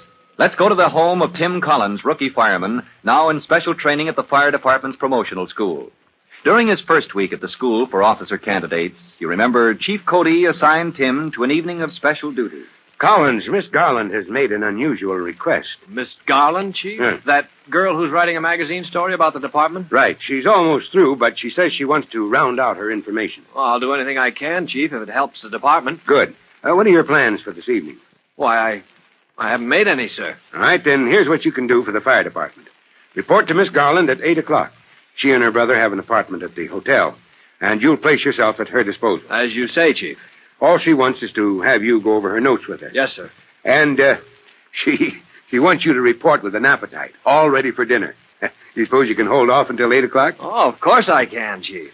Matter of fact, that's a good arrangement. Well, it gives me time for a snack at home before I report to Miss Garland at the hotel. That evening, as you remember, was a couple of weeks ago. And now, on his way home from duty late one afternoon, Chief Cody rings the doorbell of the Collins' house. Wait till the Collinses see this magazine story. Glory be, it's Bob Cody. We haven't seen you for so long, Chief, I thought you'd forgotten us. Now, is that likely, Mrs. Collins? You know better than that. Well, you know you've been neglecting us. Come right here. Just for a minute, ma'am. My driver can wait. I'll be right out, Vito. I'm on my way home, Mrs. Collins. Home? You mean you're on your way to eat in some restaurant? Tim! Jimmy! It's Chief Cody! Huh? Oh, Chief Cody, what's up, sir? Now, don't rush me. Well, hello there, Jimmy. Where's Trudy? Oh, Trudy's upstairs in bed, dodging her chores. She's a little under the weather, sir. Mom put her to bed, and if she wants a tray, Jimmy or somebody can take it up. Oh, me? Listen, I got enough to do. Oh, Jimmy, you've been so cross all week, and now... What's the matter with you, Jimmy? You can carry a tray upstairs to your sister, can't you? Oh, always something. Now I'm running errands for a girl. Jimmy, talking like that before Chief Cody, too. Excuse me, Bob. I'll see if Trudy needs anything. I'll be on my way in a minute, Collins. I just wanted to show you and your family this magazine article, the one Miss Garland wrote. It's in print already? Look for yourself. Oh, good grief, all these pages. And at the end it says continued. She's going to write more, too? Next time about the Firefighters Brigade. How do you like that, Jimmy? Oh, the brigade, that bunch of... The Firefighters Brigade is a great bunch of kids, Jimmy. Your brother told Miss Garland about them. Jimmy, come upstairs a minute, dear. Mom's calling you, Jimmy. I'm not deaf. I'm coming. Guess I can hear all right. Huh. Say, what's the matter with that boy, Collins? Something on his mind? Doesn't act like himself at all. Hanged if I know, Chief. He's had a chip on his shoulder the past few days. Off his feet, I guess. Well, son, I'll leave the magazine. Time I was moving along. Hey, Tim, is the chief still here? Just leaving, Jimmy. Oh, Mom wants to know if you can stay and eat with us. Oh, say, why not, Chief? You're off duty. Why don't you relax? Take it easy for a while. Mom says there's an old leg of lamb and potatoes and stuff if you want to stay. Jimmy, you know she never said it like that. Well, Chief, you remember just a moment ago what we said about chips on the shoulder? You know. Yes, I certainly do, Collins. Somebody is way off his feed. Huh? Who are you talking about? You going to stay, Chief? Will you stay as a favor, sir? A favor to Mom and me? Not as a favor, son. I'll stay because I can't resist your mother's cooking. I'll be happy to stay. Okay, Mom. He'll help us eat that old lamb. Oh, fine. I'll be right down. And, Jimmy. Yeah? What now? Jimmy, You show a little respect for the chief. I'll let it go, Collins. But if he can't speak to you decently... Not now, son. Jimmy, will you do an errand for the old man, save a little wear and tear on my feet? Oh, all right. I guess so. Well, my driver's waiting outside. Will you tell him I said not to wait? He can take the car back to headquarters. Well, who's driving? Vito? No. Okay, I'll tell him. I can holler at him from the front door. If he hollers at Vito too much, he'll get his ears pinned back.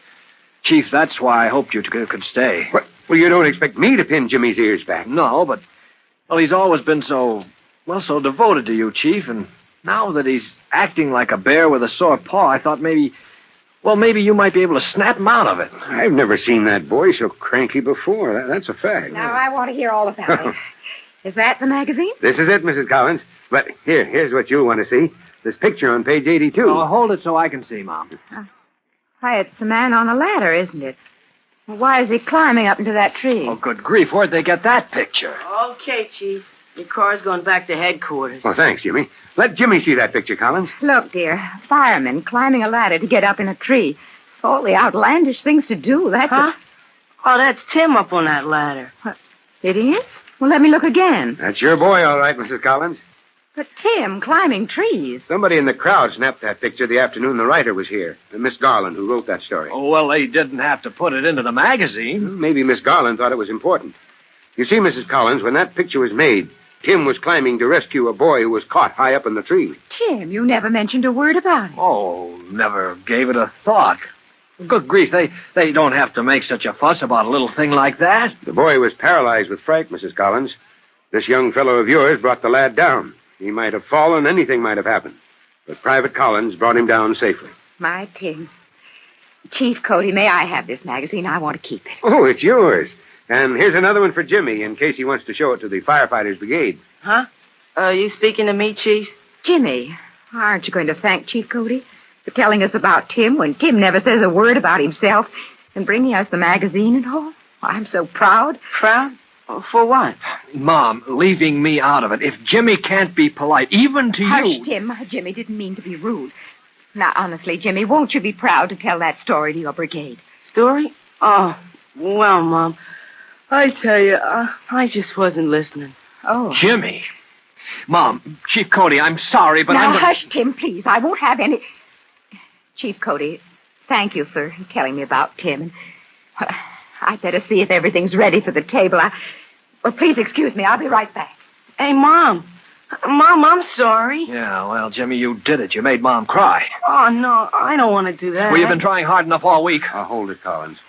I thought I'd take a stroll down to the corner and get some ice cream for dessert, and Jimmy could come along and tell me what flavor to buy and keep me company. That's all right, isn't it, if Jimmy and I take a stroll together? Well, sure. I get it, Chief. I'll stay here and help Mom in the kitchen. Well, then come along, Jimmy. We'll get the ice cream. And thanks, Chief. Maybe that stroll is just what's needed. I'll tell Mom where you're going.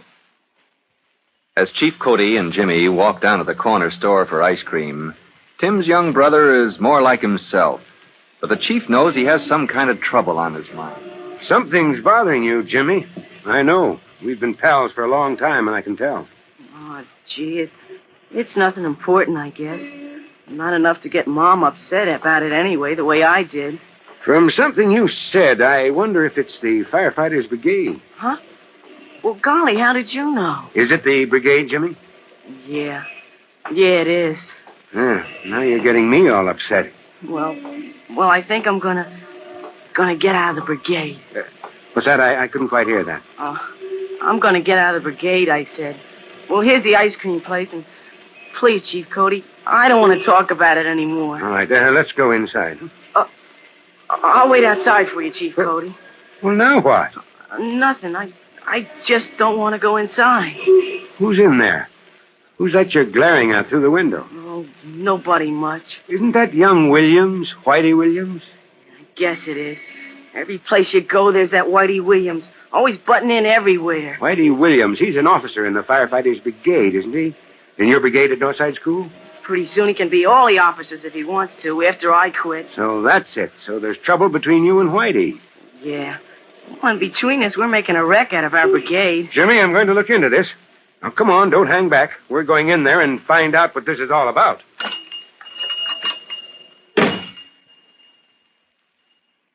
So Chief Cody is about to find out why Jimmy Collins has been so hard to get along with all week.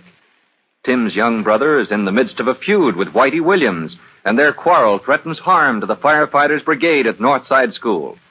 That's a situation Chief Cody cannot tolerate, and for his effort to bring Jimmy and his rival together, listen to our next true-to-life episode of The Firefighters. In just a moment, Chief Bob Cody will tell you, boys and girls, how you can help the firefighters in your own town. But first, here's a message you ought to hear.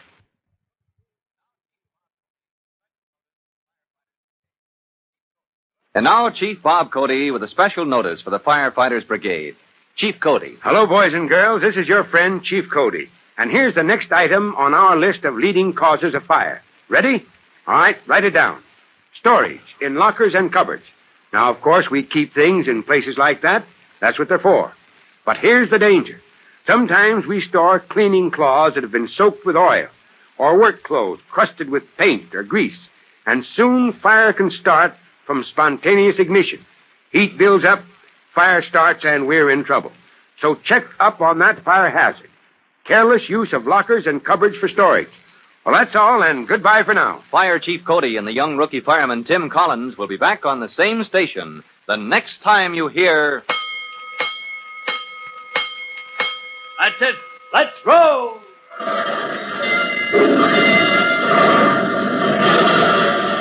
Let's go! Firefighters! Firefighters is a copyrighted feature of William F. Holland Productions.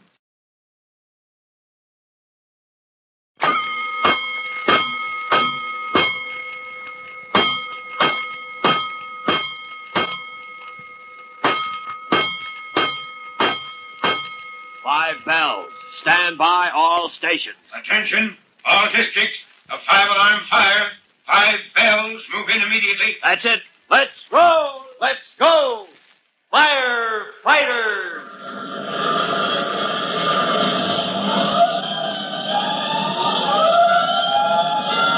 Presenting Firefighters, the true-to-life story of our unsung heroes who stand ready to ride by day or night against our most murderous enemy, the demon of fire.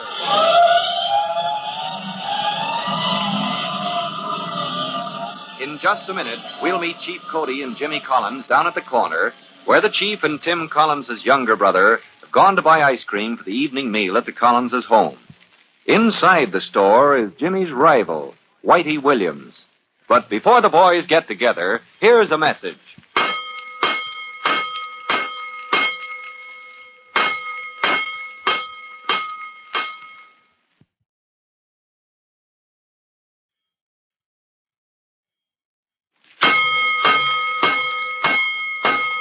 Let's go, firefighters. Let's go to the corner store near the home of Tim Collins, rookie fireman. Chief Cody and Jimmy Collins, Tim's 14-year-old brother, are on their way to buy ice cream, the Chief's contribution to the evening meal he's been invited to share with the Collins family. Just a moment ago, you remember, the Chief remarked, Jimmy, something's bothering you, I know. And from something you said, I wonder if what's wrong is the Firefighters Brigade. Huh? Well, gosh, how did you know? Is it the brigade, Jimmy? Yeah. Yeah, it is. Now you're getting me all upset. Well, here's the steward, Chief, and... Well, I'm going to get out of the brigade, and... Oh, please, I don't want to talk about it. All right. Let's go inside and get our ice cream. I'll wait for you outside, Chief Cody. Well, now what? Well, nothing. I just don't want to go inside. Who's in there? Who's that you're glaring at through the window? Nobody much. Isn't that young Williams, Whitey Williams? Yeah, it is. Every place you go, there's that Whitey Williams. Always butting in everywhere. Whitey Williams. He's an officer in the Firefighters Brigade, isn't he? In your brigade at Northside School? Pretty soon he can be all the officers if he wants to, after I quit. So that's it. There's trouble between you and Whitey, huh? Yeah. Well, between us, we're making a wreck out of our brigade. Jimmy, I'm going to look into this. Come on, we're going in there. Now, don't hang back. Hey, Collins! Hi there! Look what I got! Oh, there he goes again. Look what I got. Look what I'm doing. Listen to me. Now, Jimmy, let's keep the peace. Well, hello, Whitey. What have you got in that paper bag? Look, whole bag full of carbon dioxide. Mrs. Harvey gave me a whole bag full to pack my ice cream in. Carbon dioxide? You mean that bag is full of gas? Gas, nothing. You feel that bag, Collins. It's packed solid. Gee, did I say hello, Chief Cody? Hello, son. Sometimes I forget. I get so busy talking about something. Oh, what do you mean, carbon dioxide? That bag is full of dry ice. That's all Mrs. Harvey gave you. Gee, Collins, don't you know anything? Well, sure I do. What do you mean, don't I know anything? Well, gee, any dope knows dry ice is carbon dioxide. Ah. Look, next time the Firefighters Brigade has a meeting, I'm going to bring some dry ice. Look, when we have our brigade assembly at Northside School, we can show them how total flooding works. Well, listen, we got our plans all made for that assembly. We're going to put on a play. Oh, what's an old play? All that stuff about fire prevention. Well, who cares about floods? We're the Firefighters Brigade. Floods? I said total flooding. Gee, I bet you don't even know what that means. You don't even know what you're saying. I do, too, know what I'm saying. It's you that don't know what you're talking about. Look, I always know what I'm talking about. Listen, you do not. You said Mrs. Harvey gave you that whole bag of dry ice to pack your ice cream in. Sure I did. Sure she did. How does that prove I don't know what I'm saying? Well, listen, then. Where's your ice cream? Huh? All that dry ice, and you forgot to pack the ice cream in it. Oh, gee. Same as always. You were going to get all the way home before you remember what you came to the store for in the first place. Oh, gee. Mrs. Harvey, look, I'm supposed to get a pint of vanilla and a pint of strawberry. I forgot. What a dope. We'd better let him finish his business before we go back to the counter and add to the confusion. I always know what I'm talking about, he says. Huh. Well, maybe he does, Jimmy, in a way. Huh. Instead of our fire prevention play, he wants to get up in assembly and talk about floods and dry ice. Not floods, Jimmy. He said total flooding. Well, what's a big flood got to do with dry ice? Well, total flooding, Jimmy, that's a system for putting out fires with carbon dioxide. You mean he does know what he's talking about? Oh, gee. Hey, maybe I should find out about that. I have a hunch you're going to, son. Didn't he say he's going to explain it to the Firefighters Brigade? Yeah, and ruin another meeting. Oh, golly, Chief, you ought to see what that Whitey Williams does to our meetings. That's why I've just got to get out of the brigade. Chief Cody tries to pass it off, but he realizes that Jimmy Collins is really determined to drop out of the Firefighters Brigade at Northside School. And later that evening, he talks it over with Jimmy's brother, Tim Collins, of the fire department. Collins, I don't like this. I don't like it at all. Well, neither do I.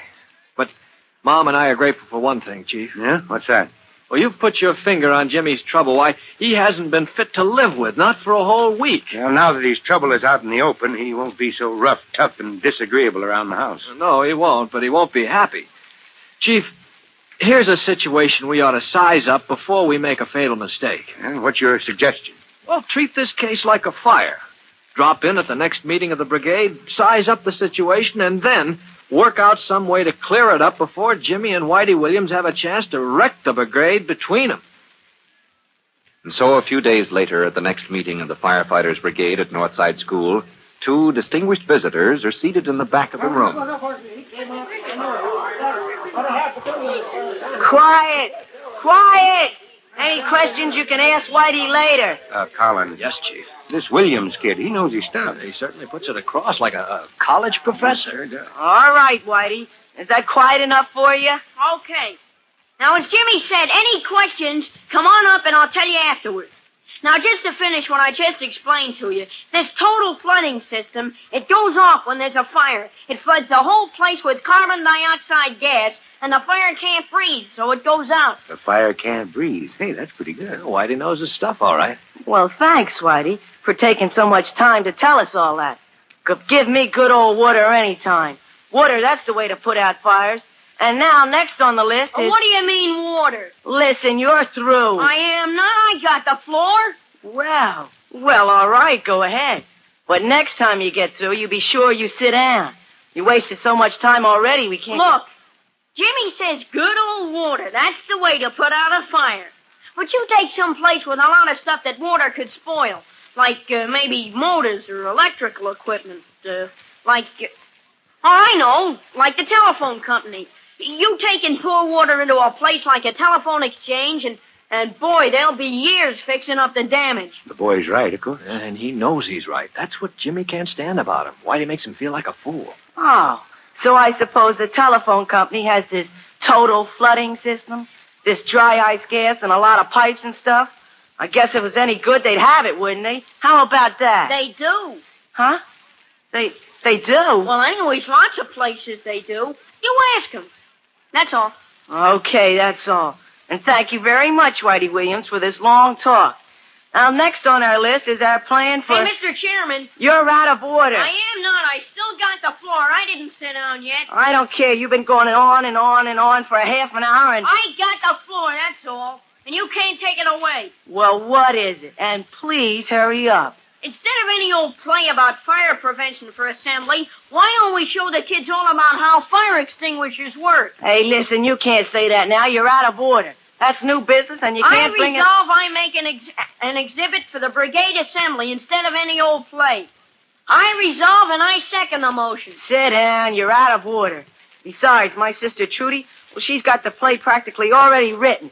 And besides, another thing... I rise to a point of order. Who said your sister Trudy should ever... Oh, sit down. Out of order. All right. Quiet. Meeting come to order. Order. Listen, everybody. Let's get out of here, Colin. Before there's a riot, Chief. Yeah. Hey. Whew. I've seen some lively meetings, but those kids go at it hammer and tongue. Yeah, what do you think is going to happen, Chief? If Jimmy walks out on the brigade, half the others will go with him. They're just about evenly split. So many for Jimmy, so many for Whitey Williams. And the pity of it is they're both good kids. They just don't get along. Now, that brother of yours, my pal Jimmy, he's a real boy, all the way through. 24 carat fine. Yes, sir. But be fair to Whitey, Chief. That boy is smart.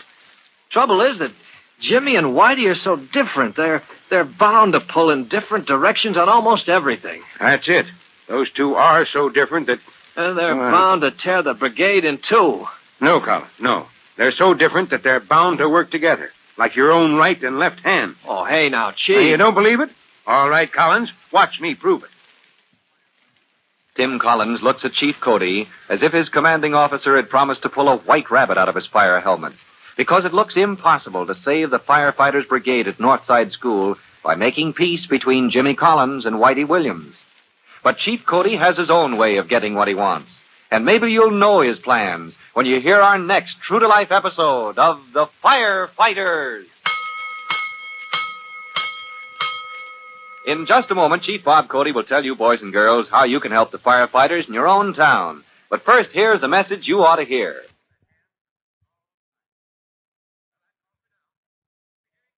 And now, Chief Bob Cody with a special notice for the Firefighters Brigade. Chief Cody. Hello, boys and girls. This is your friend, Chief Cody, and now we come to the next item in our list of common fire causes. Write down cleaning cloths. Just those two words can mean wiping rags, ordinary cotton waste, anything used for cleaning or wiping. Remember, they're dangerous. Most dangerous when there's dampness, unless you keep them in a metal container. It's hard to believe, but cleaning cloths can start a fire by spontaneous ignition. Well, that's all, and goodbye for now. Fire Chief Cody and the young rookie fireman Tim Collins will be back on the same station the next time you hear... That's it. Let's go!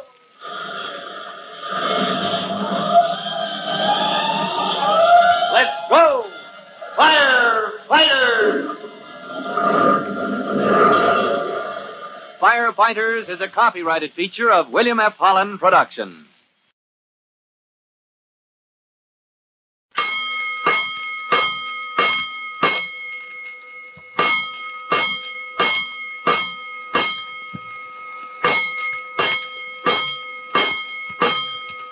Five bells. Stand by all stations. Attention, all districts. A five-alarm fire.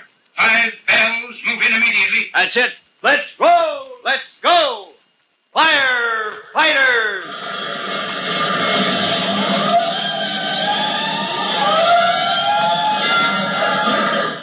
Presenting Firefighters, the true-to-life story of our unsung heroes who stand ready to ride by day or night against our most murderous enemy, the demon of fire. In just a minute, we're going to meet Chief Cody and Tim Collins, rookie fireman, at Northside School, in the corridor outside the hall, where a riotous meeting of the Firefighters Brigade is in progress. But before we listen in, here is something else you ought to hear.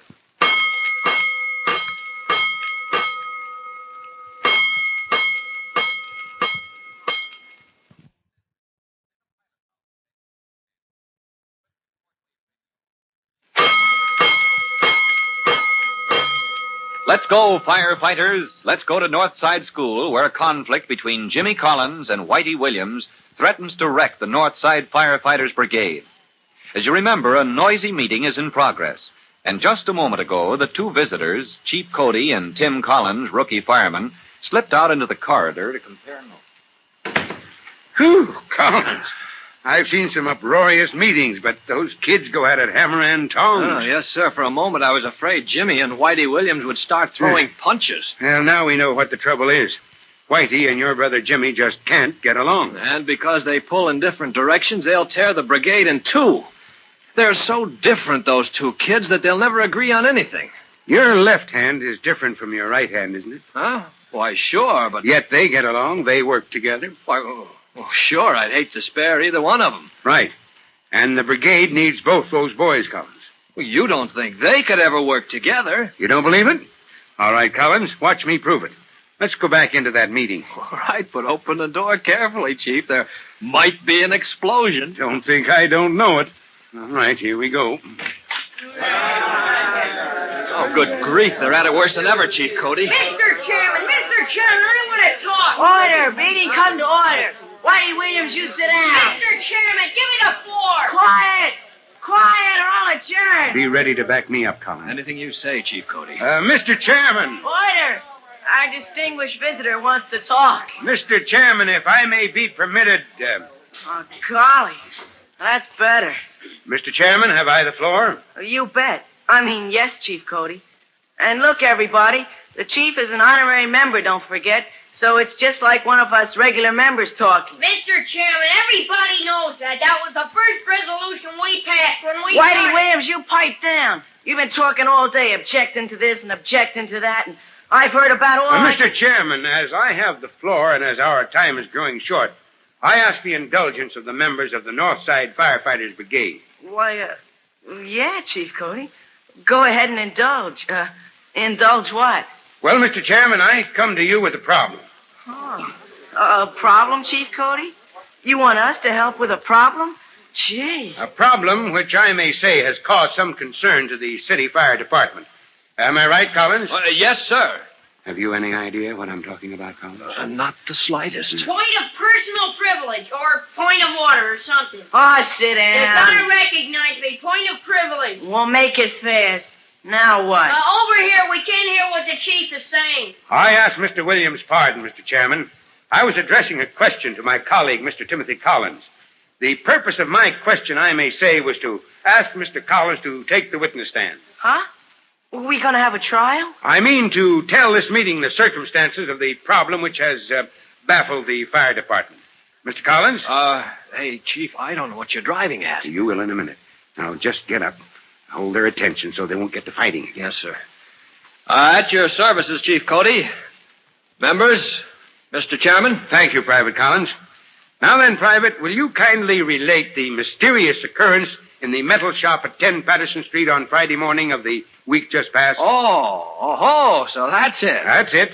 The sprinkler system that fooled us all. Oh, well, now that I know what I'm talking about. Kindly proceed, Private Collins. Well, boys and girls, Mr. Chairman and fellow firefighters, as you know, I have the honor to be attached to a certain engine company in the city fire department. Oh, sure, Tim. Engine 209. Everybody knows that. Order. My gosh, Whitey, can't you let anybody else talk? Go on, Tim. Mr. Collins. Thank you, Jimmy. Mr. Chairman. Now, last Friday morning at exactly 10:43 in the morning, as we were finishing committee work, an alarm was tapped in from a private box at 10 Patterson. Chief Cody, maybe you'll tell what happened next? All right, Private. Well, the call was from the Lee building in the manufacturing district. A building with a number of machine shops and other small industries on every floor.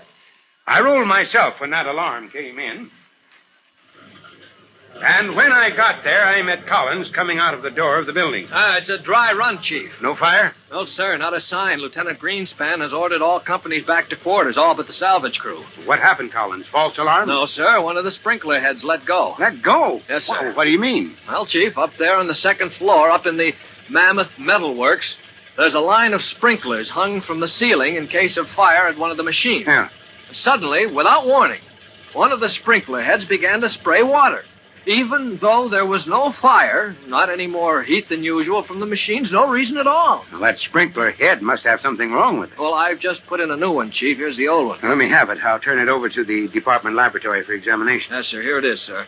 We've shut off the water to the sprinkler system. Well, then turn it on again.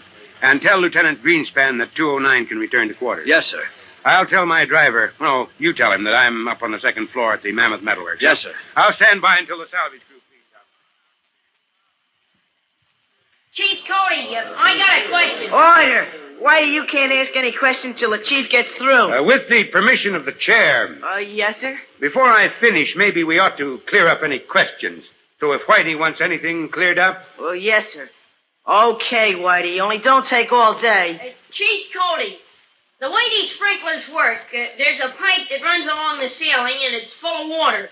And the sprinkler heads, they stick out of the pipe, right? Right. And when there's a fire, the heat melts a little thing that keeps the water from running out of the sprinkler head, right? Right.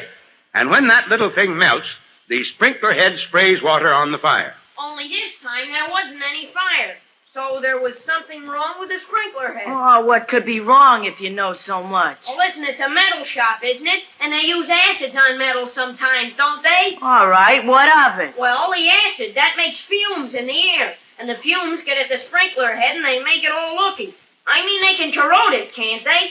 So when this Mammoth Metal works, the sprinkler head maybe was corroded. It must have been. Oh, look, if you know so much about A good point, Mr. Chairman. Huh?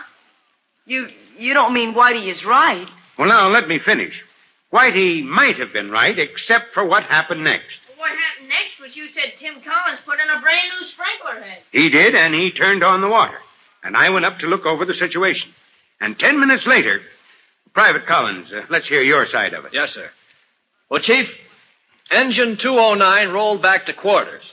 Lieutenant Greenspan reported us back in service, and before we had our turnout coats and boots stowed away, a second call came in from the same box. Oh, golly. Only this time I bet you found the fire. No, sir. No fire. It was that sprinkler head, again. But it was a brand new sprinkler head. It couldn't get all corroded in just that short time. That's it, Whitey. Twice, inside half an hour, that sprinkler system went off without reason, drowning the machines in the Mammoth Metalworks. And the second time, you were right there yourself. I was there, and so was the salvage crew, mopping up the water, helping to put the machines back in order. But didn't you see anything? I did not.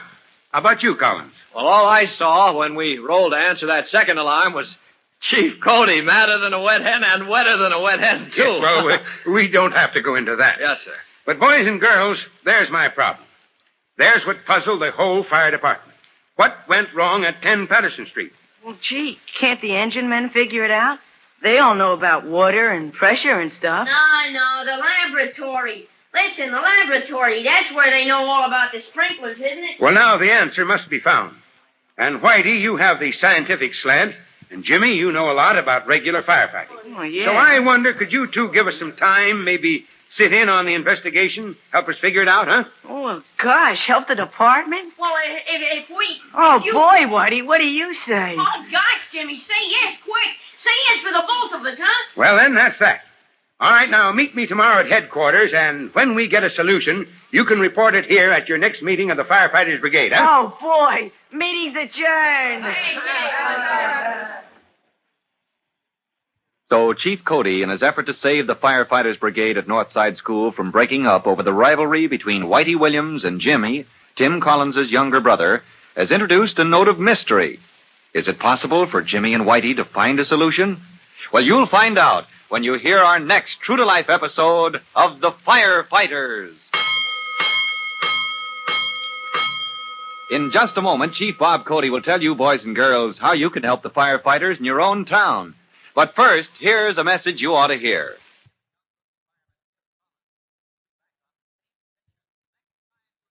And now, Chief Bob Cody with a special notice for the Firefighters Brigade. Chief Cody. Hello, boys and girls. This is your friend, Chief Cody, with another common cause of fire to add to your list.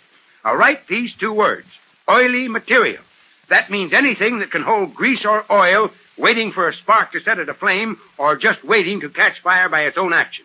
So remember that fire cause, oily material. And if there's any in your house, keep it in a metal container. Well, that's all for now. You'll be hearing from me soon. Fire Chief Cody and the young rookie fireman, Tim Collins, will be back on the same station the next time you hear... That's it. Let's roll!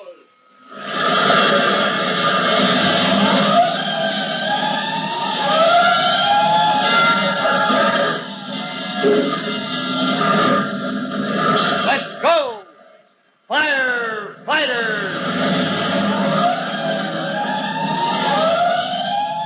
Firefighters is a copyrighted feature of William F. Holland Productions.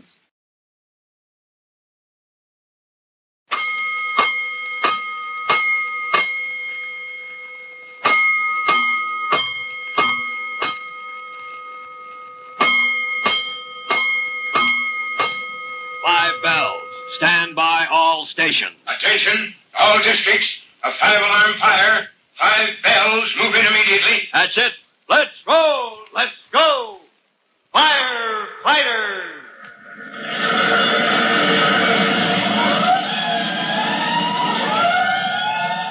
Presenting Firefighters, the true-to-life story of our unsung heroes who stand ready to ride by day or night against our most murderous enemy, the demon of fire.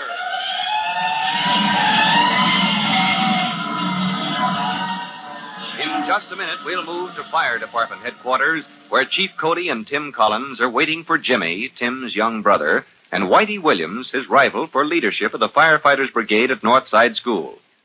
But before Jimmy and Whitey get there, we have time for this message.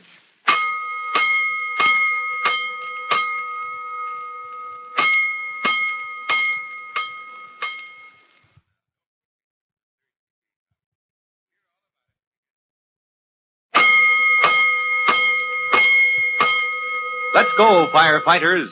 Let's go to Fire Department headquarters, where Chief Cody is having a hasty word with Tim Collins to prepare for their meeting with Whitey Williams and Jimmy, Tim's young brother.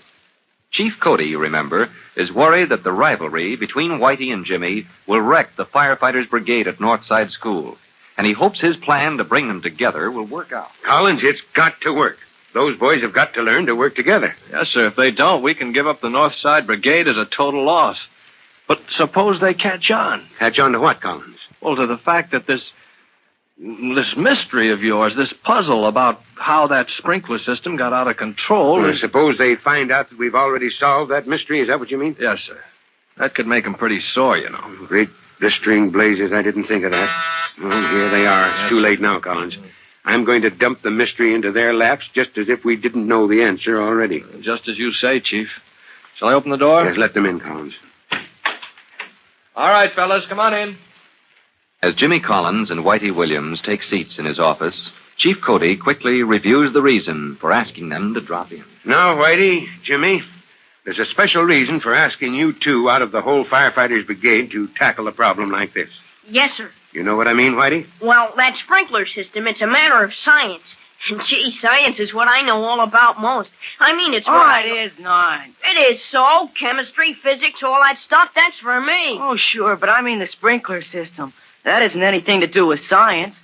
Somebody made a mistake, that's all. Now, hold on now, both of you. Maybe one of you is right, maybe you're both right. Fellas, the Chief means this mystery might be a matter of science, the kind of stuff Whitey eats up, or it might be a question of practical firefighting. And that's where Jimmy comes in. That's it? Now, I know you two fellows don't always rub each other the right way. Oh, we sure don't. Yeah. Well, now, here's a case where I'm asking you to get along. Just for as long as it takes to do a job for the fire department. Well... Like a kind of a truce? Well, I guess I can be truthful if it's for the department. I guess I can if he can. Oh, good for you, fellas. Chief, they're going to help us out after all. Fine. That's fine. Now, you might as well handle this like a full-dress investigation. Go over to 10 Patterson Street, where that sprinkler system got out of control. Size up the situation on the spot. A few minutes later, Jimmy and Whitey find themselves in the hallway of the building at 10 Patterson Street. As they read the list of tenants' names on the wall, a creaky elevator halts at the first floor. And the operator calls to the boys.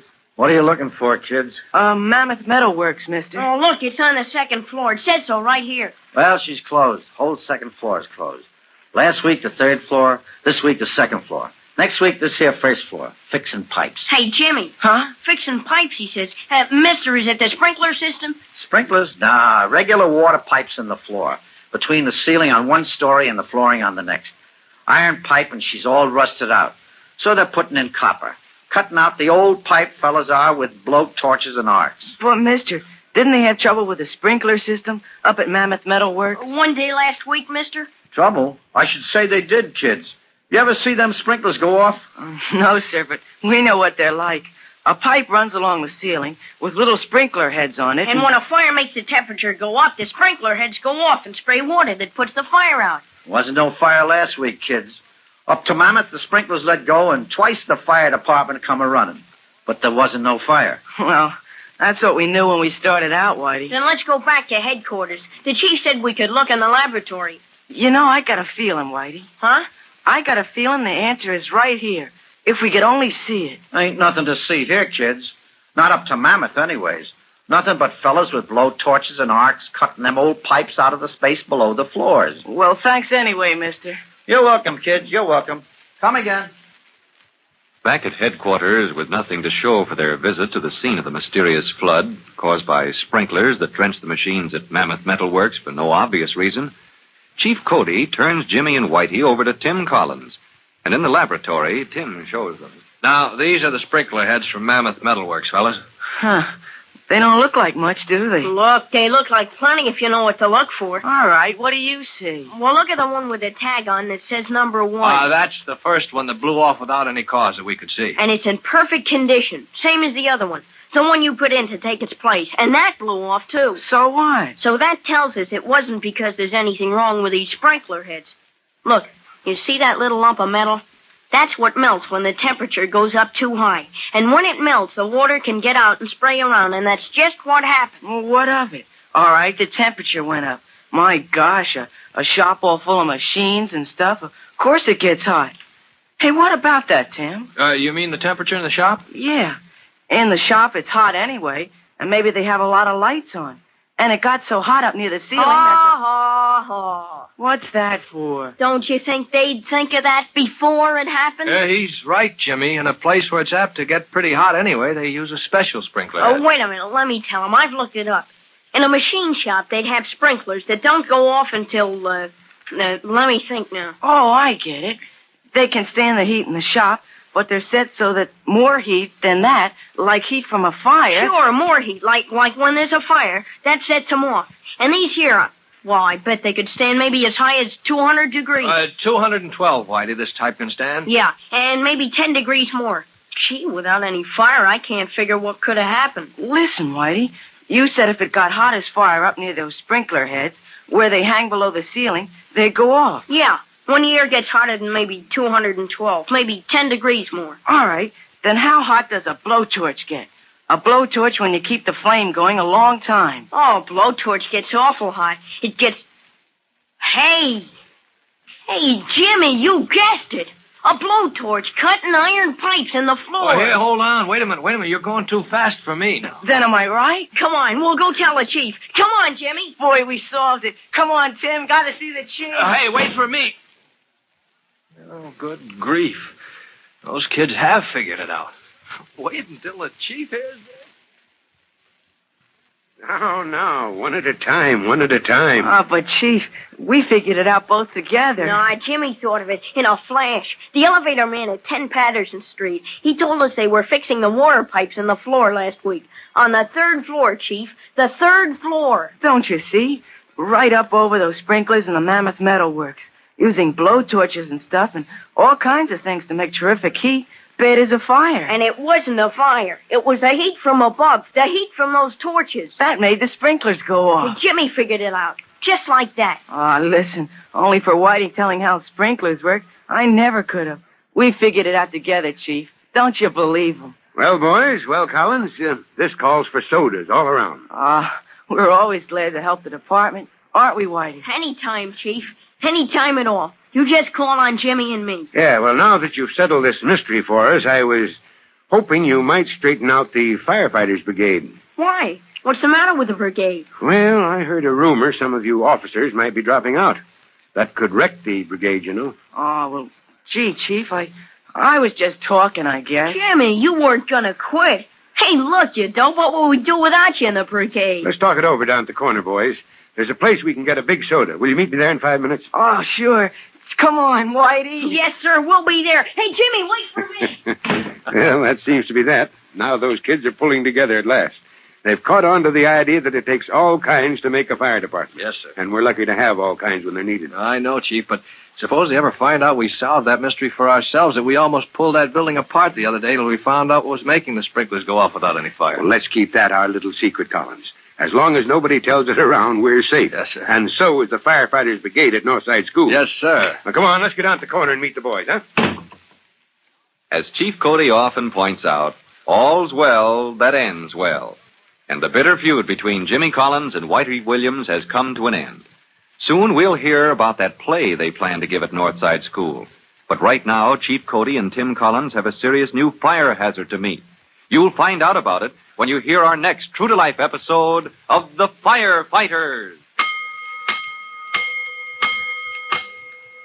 In just a moment, Chief Bob Cody will tell you, boys and girls, how you can help the firefighters in your own town. But first, here's a message you ought to hear.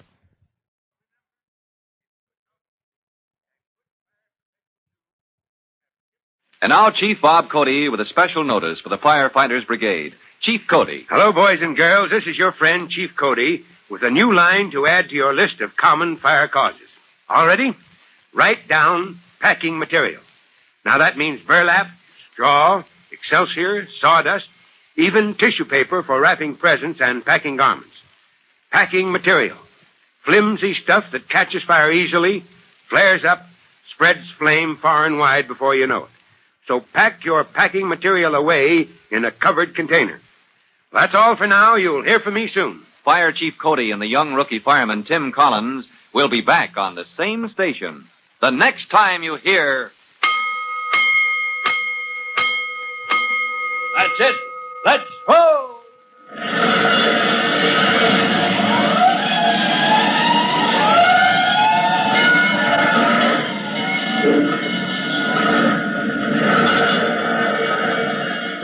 Let's go! Firefighters! Firefighters is a copyrighted feature of William F. Holland Productions.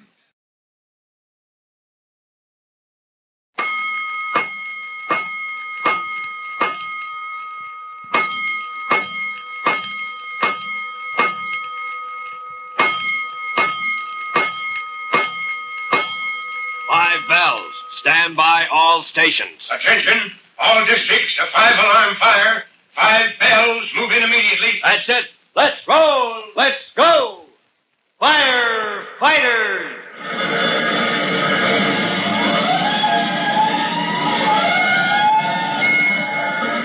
Presenting Firefighters, the true-to-life story of our unsung heroes who stand ready to ride by day or night against our most murderous enemy, the demon of fire. In just a minute, we'll roll to the scene of a fire in a home on the south side. Tim Collins, rookie fireman, is there, making a report to Chief Cody on the cause of the fire, which has already been extinguished. We're a little late, but before we report to the scene, there's time for this message.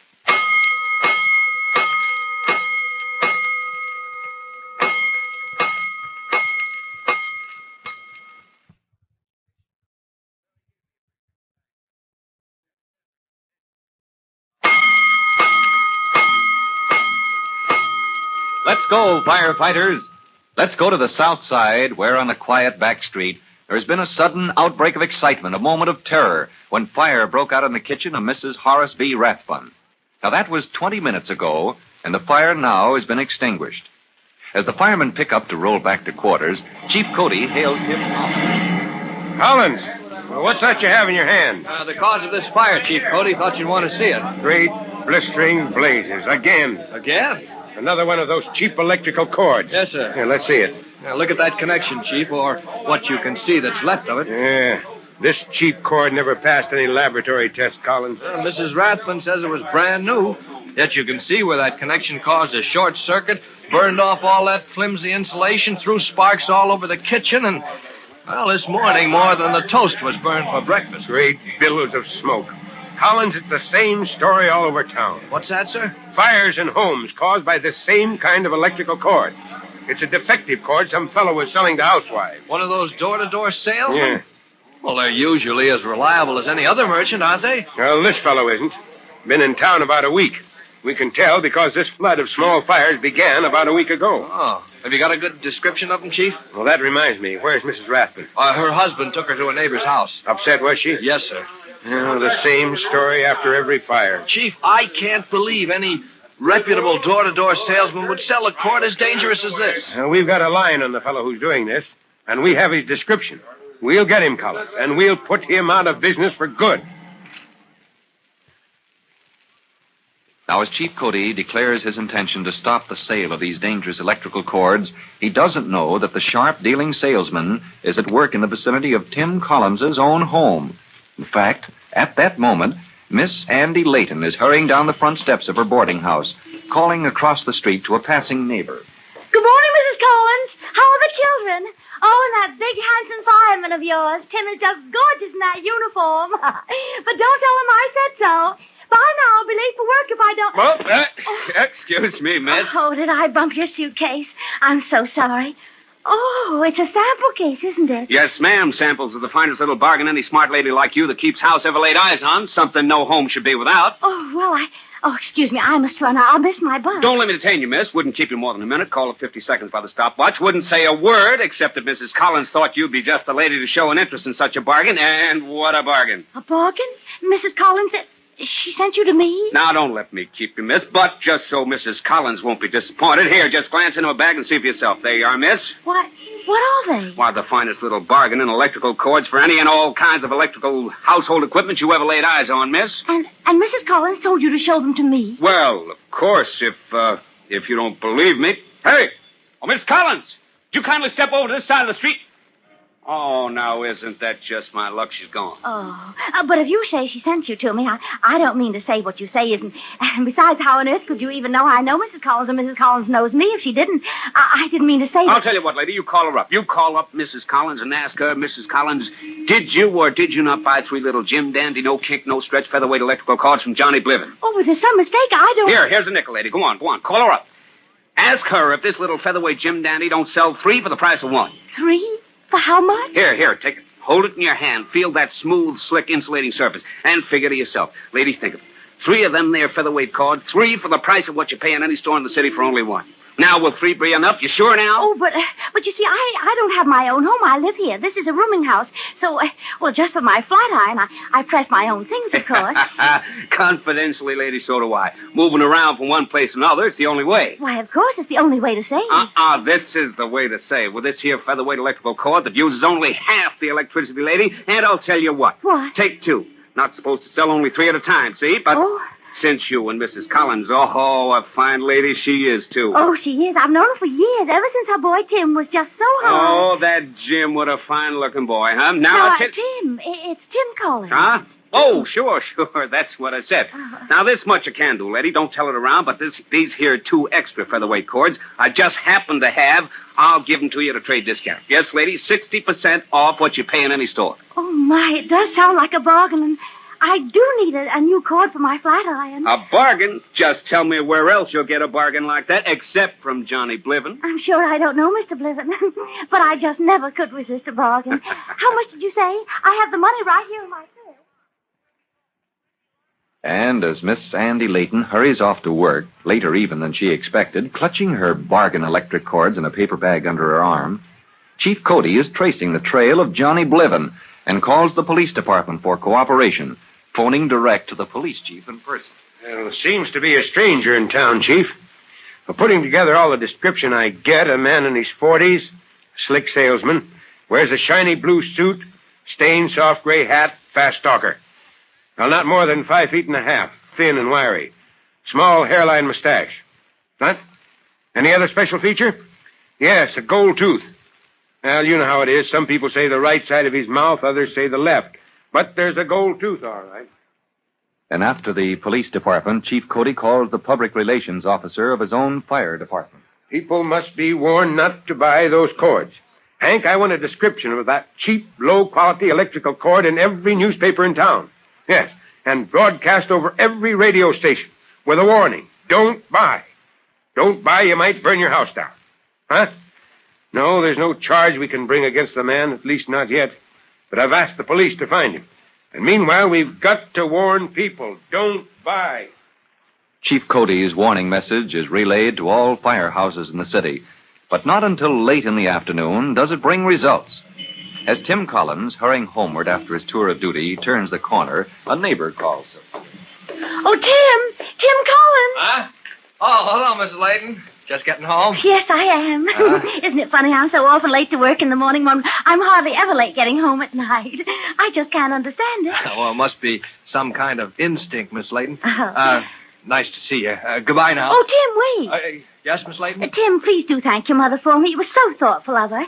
Now, don't forget. Oh, yes, ma'am, but thank her for what? For sending that man to see me with such a marvelous bargain this morning. Oh, some salesman. I'll tell her, Miss Layton. He said your mother took 3. At least I think he said. She took 3. Is that a lot? Well, not the way he explained it. Not at such a low price, and they're every bit as good as ones you buy in the store. See, I carried mine to work and back.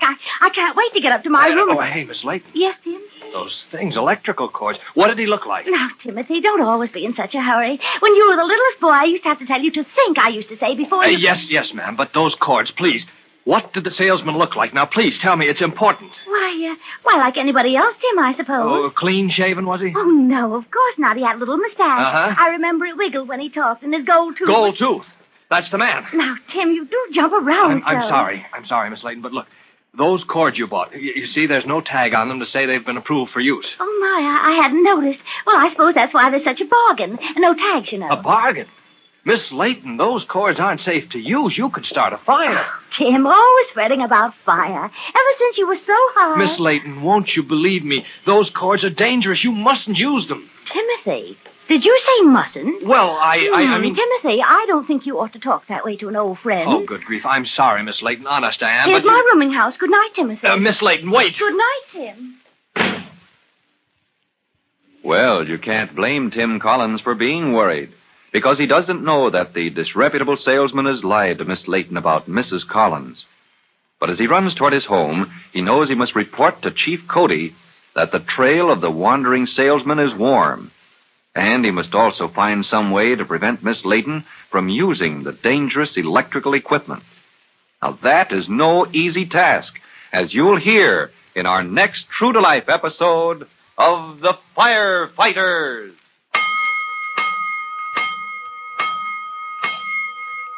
In just a moment, Chief Bob Cody will tell all of you boys and girls how you can help the firefighters in your own hometown. But first, here's a message you ought to hear.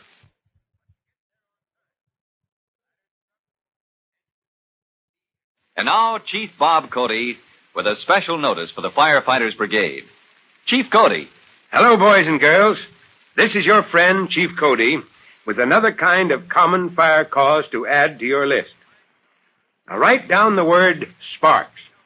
Now, this means dangerous sparks from chimneys, incinerators, locomotives, any source at all.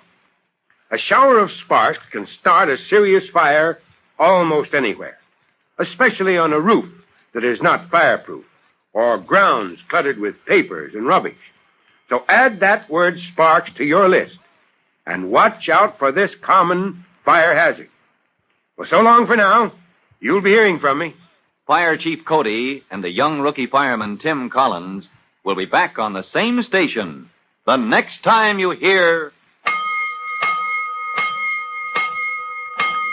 That's it. Let's roll!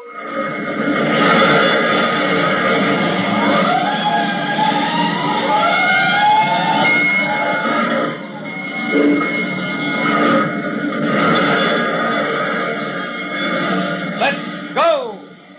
Firefighters!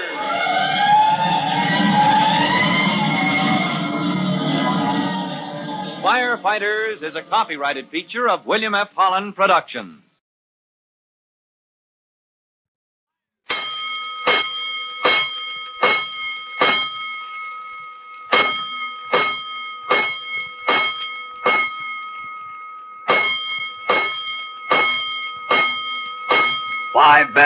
stand by all stations. Attention, all districts. A 5-alarm fire. 5 bells. Move in immediately. That's it. Let's roll. Let's go. Firefighters.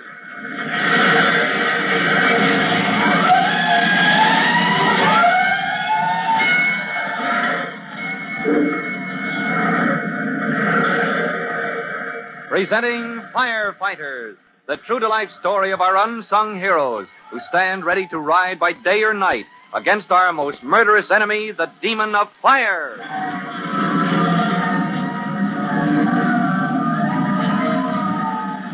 In just a minute, we'll meet Tim Collins on his way home from duty after a day that has seen Chief Cody set the forces of law and order on the trail of a salesman who is distributing substandard electrical equipment to innocent buyers. But before we join the search, there's time for this message.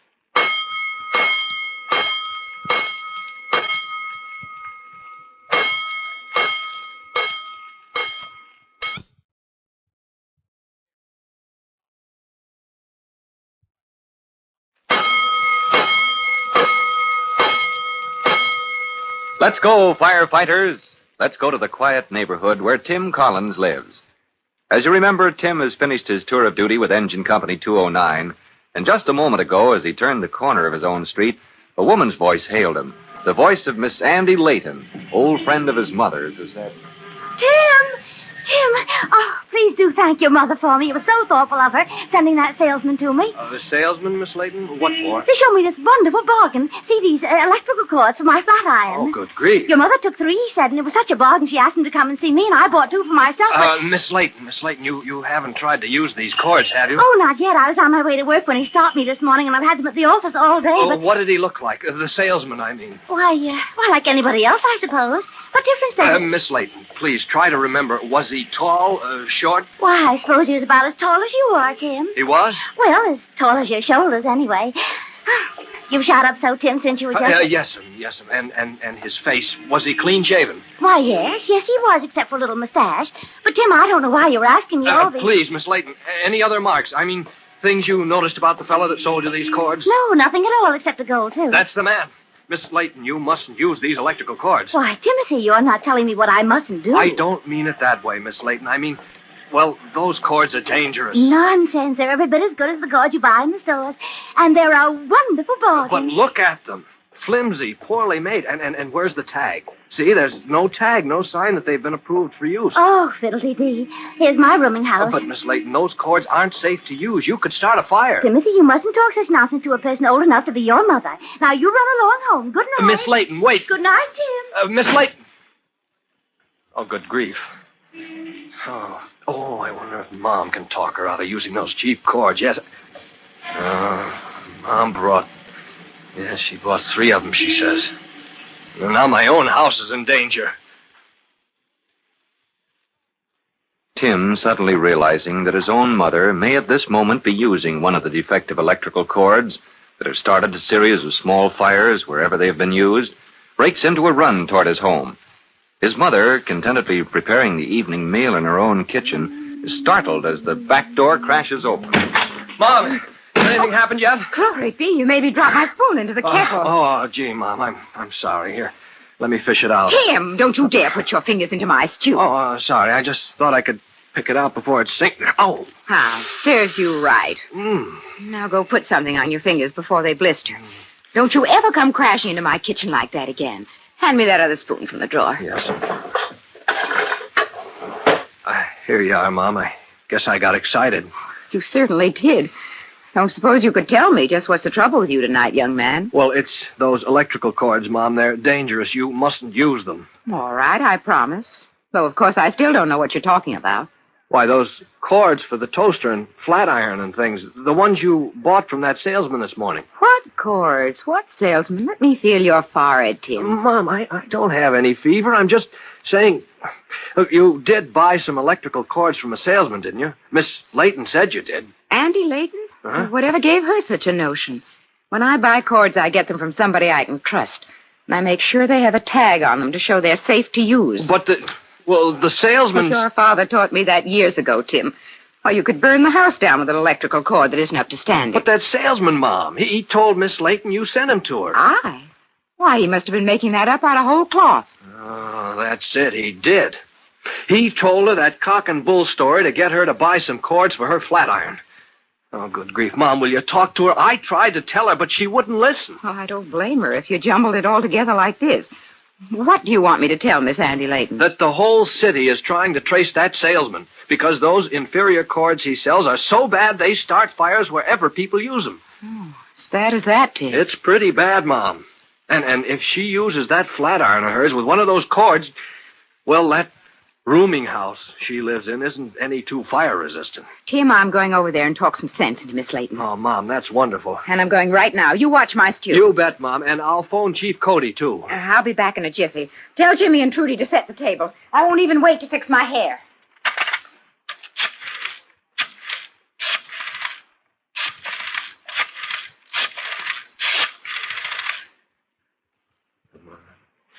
Come on.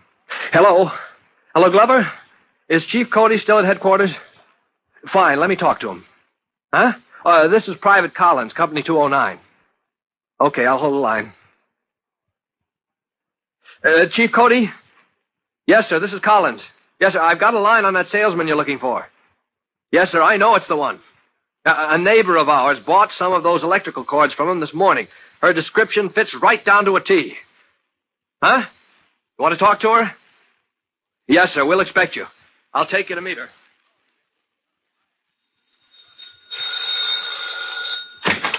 Oh, come in, Chief. I was waiting for you. Right, Collins.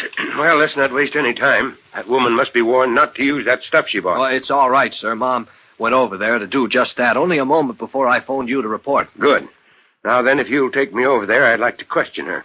Make sure she can identify that rascal who's selling these things. Yes, sir. There's just one thing. Well, if you could wait a few minutes, long as Mom has warned her anyway. What? Wait a few minutes, Collins. Well, what for? Well, sir, Mom told me to... Well, you see, sir, when I came in, she was in the kitchen and... Oh, so you're doing relief duty as cook, is that it? Yes, sir. Yes, sir. Mom's orders were to watch the stew. Well, then, all you can do is obey your commanding officer, my boy, until relief. Yes, sir. Won't you wait inside until my relief comes? Don't mind if I do, Collins. Unless... Uh-oh, here's your relief coming now. Mom? Yeah, coming full speed up the street. Good evening, Mrs. Collins. Oh, Bob Cody, I'm so glad you're here. Did you warn Miss Layton, Mom? But I couldn't catch her, Tim. She wasn't there. What? Oh, I don't like that. You mean she'd gone out by the time you got there? Gone out for the evening. Nobody knows where. I asked the landlady to be sure to tell Andy not to take any chances. Yeah, but who knows if she'll get the message in time or pay any attention to it if she does. Well, I guess that's all we can do for tonight. Oh, good grief. Doesn't that salesman realize what damage he's doing? Yes, well, he'll realize it all right when I get near enough to talk to him. So the attempt to protect Miss Andy Layton from her own carelessness in buying substandard electrical cord for use in her rented room comes to a standstill, at least for the night. And early the next morning, soon after Tim reports for duty with Engine 209... Stand by!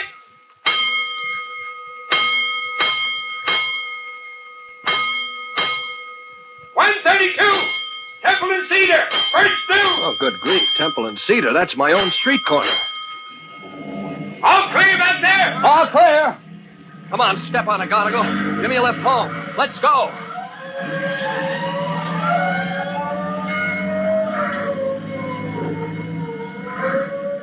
Maybe you've guessed what Tim is going to learn when Engine 209 reaches the fire alarm box at Temple and Cedar, the corner across the street from Miss Andy Layton's boarding house. Chief Cody has guessed it already and is on his way to the fire scene. You'll join him there when you listen to our next true-to-life episode of The Firefighters.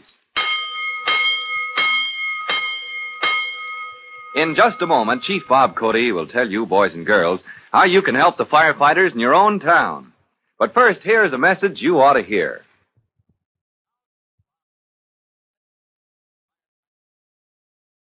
And now, Chief Bob Cody with a special notice for the Firefighters Brigade.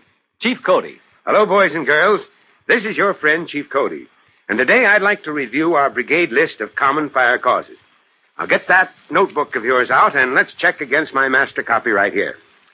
First, we listed matches and smoking. Second, poor housekeeping, which means don't let those papers and rubbish pile up. Then came storage, and every rookie firefighter knows that work clothes or rags should be stored in closed containers. Fourth on our list is cleaning cloths, which we tag dangerous, unless they too are stored away in tight containers. Fifth, we listed oily material, things like lint, sawdust, and cotton waste, which safety first tells us to get rid of because they catch fire mighty easily.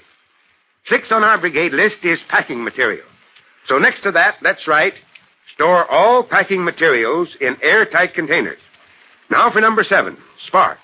And for sparks, our slogan is, be alert. Be watchful of dangerous sparks. And now, here's a new one for your brigade list. Machinery. Yes, sir. Overheated or worn-out machinery is a fire hazard, too. So let's remember to keep a watchful eye on machines of all kinds. Well, that brings our list up to date. So don't forget to study it, and I'll be talking to you again soon. Goodbye for now. Fire Chief Cody and the young rookie fireman Tim Collins will be back on the same station the next time you hear... That's it. Let's roll!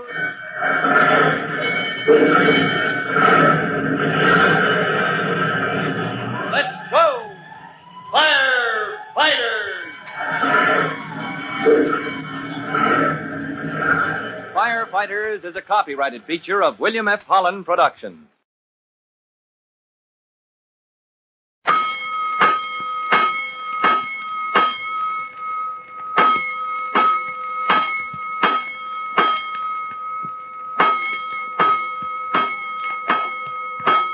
Five bells. Stand by all stations. Attention, all districts.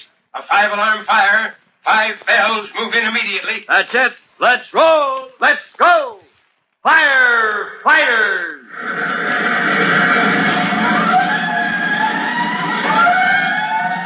Presenting Firefighters, the true-to-life story of our unsung heroes who stand ready to ride by day or night against our most murderous enemy, the demon of fire. In just a minute, we'll join Tim Collins and Chief Cody to learn what's happening in the search for the salesman who is selling electrical equipment of such bad quality that it is a fire hazard. But before we join the hunt, here's a message.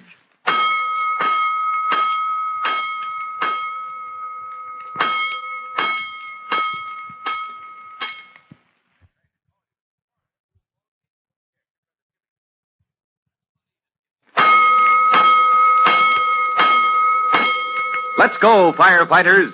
Let's go to the rooming house at the corner of Tim Collins' own street, the house in which Miss Andy Layton lives. As you remember, Miss Layton is an old friend of Tim's mother, who's known the young fireman ever since he was a child. That's why when Tim tried to warn... Miss Layton, I'm trying to warn you. It isn't safe. You mustn't use these electrical cords you bought from that peddler. Timothy, did you say mustn't? Yes, ma'am. These cheap cords aren't approved for use on your flat iron or anything else. You can start a fire... Well, Timothy Collins, I am surprised telling a girl old enough to be your mother what she mustn't do. Oh, good grief. I didn't mean it that way, Miss Layton. I certainly hope not. Now run along, Timothy, and we'll say no more about it. That was just yesterday when Andy Layton refused to take Tim's warning seriously. And later, when Tim's mother dropped in to give her old friend a word of advice, Miss Layton was out for the evening. Now, it's early the next morning as Miss Layton's landlady raps on her door. Miss Layton, you waked up yet? Miss Layton. Good morning, good morning, good morning. Come right in, Mrs. Gansett. Oh, my sakes, you waked up already, Miss Layton? Oh, such a beautiful morning, I just couldn't sleep another wink. You better be careful, Miss Layton. Oh, I'm always careful, Mrs. Gansett. Nothing happens to me. If something's liable to happen to your boss, Miss Layton. You ain't careful, you're liable to be on time to work today. Poor boss, what's he going to say? Oh, Mrs. Gansett, that's the silliest thing. Why, I'm often on time. If it was ever early, guess your boss would curl up and blow away. What you fixing to do? I'm going to press my suit, Mrs. Gansett. It gets so rumpled, but it's so pretty. Ain't that iron hotted up yet? Wasting my electric juice, letting iron set round all plugged in. Well, it's almost hot enough, but you don't need to worry about wasting electricity. This is one of those new cords. Oh, one of those electric cords Miss Collins was talking about? Mrs. Collins? When? Oh, last night when you was out, Miss Collins came rushing over all in a swivet, but you was out. Oh, that's a shame. There, I guess the iron's hot enough. I can start pressing now. Miss Collins, she left a message. Oh, dear, that's why I came all the way up those dratted stairs, all the way from my basement to the second floor. How long must he going to last? I'm I so just don't sorry she know. bothered. I was cross at him for a minute, fussing at me about buying these new type electrical cords. Keep that iron moving or you'll score. Oh, yes. Where was I? Oh, but poor dear, she didn't need to rush over like that to apologize for Tim. He said, darling, but it's just like his poor father, always fussing about fire. Well, all I know, Miss Collins was in a swivet. Wanted you should be sure and use that cord. Be sure and don't. I couldn't tell which. One or t'other, that's it. Oh, she just wanted to be sure Tim hadn't hurt my feelings. Why, she bought 3 of these cords herself. The salesman said so, and for that matter, I don't... You just don't leave it plugged in. Come time to go to work, so the electric juice will leak out. I'll be sure, Mrs. Gansett. Well, guess I'll tackle those stairs again. Down to the basement. Wonder if I have time to press my hanky. Now, Miss Layton, I don't mind my roomers using up a reasonable amount of my electrical juice. When it comes to putting a whole morning with a flat eye. Oh, don't worry about wasting electricity, Mrs. Gansett. These new featherweight cords use hardly any at all. The salesman said so. Is that a fact? Let me see. See? Isn't that the thinnest little cord you ever saw? You see, it's so thin that only just enough electricity can get through, so there's no way... That blessed wire, it's hot in the stove lid. Well, yes, it does seem to heat up more than... I smell burning. Why, so do I. Whatever could be burning? That wire, it's smoking. Oh, dear look me. out for that iron. Electric juice has caught a fire. Oh, dear. Fire. Oh, dear, what shall I do? We'll all be burned. Open that window, you ninny. Fire! My bed's on fire! Help!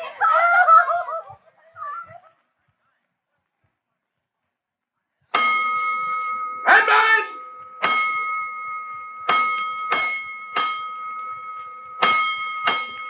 .132, Temple and Cedar, first two. Oh, good grief. Temple and Cedar, that's my own street corner. All clear back there. All clear. Come on, step on it, Gonigal. Give me a lift home. Let's go.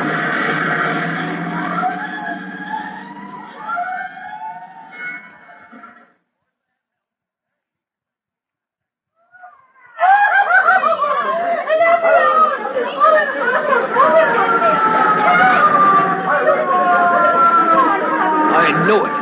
Miss Andy Layton, and she did use that cheap flat iron cord. Throw a ladder up to that window. Get those women out. Lieutenant, I know the layout of this building. Let me go in with the extinguisher. Go ahead, Collins. Come on, Mac. Come on. Lend a hand here. Follow me in and bring the axe. The street door's unlocked. That's luck. Come on, Mac. Now, one flight up. To the right. There's Miss Layton's door. Hold on, Mac. Let me go first. Feel the door. Make sure there isn't fire right behind it.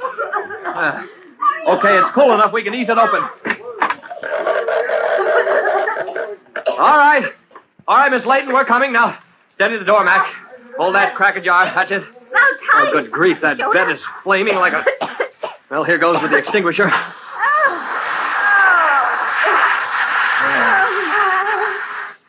All right, Miss Layton. You're safe now. She's out. Ruined.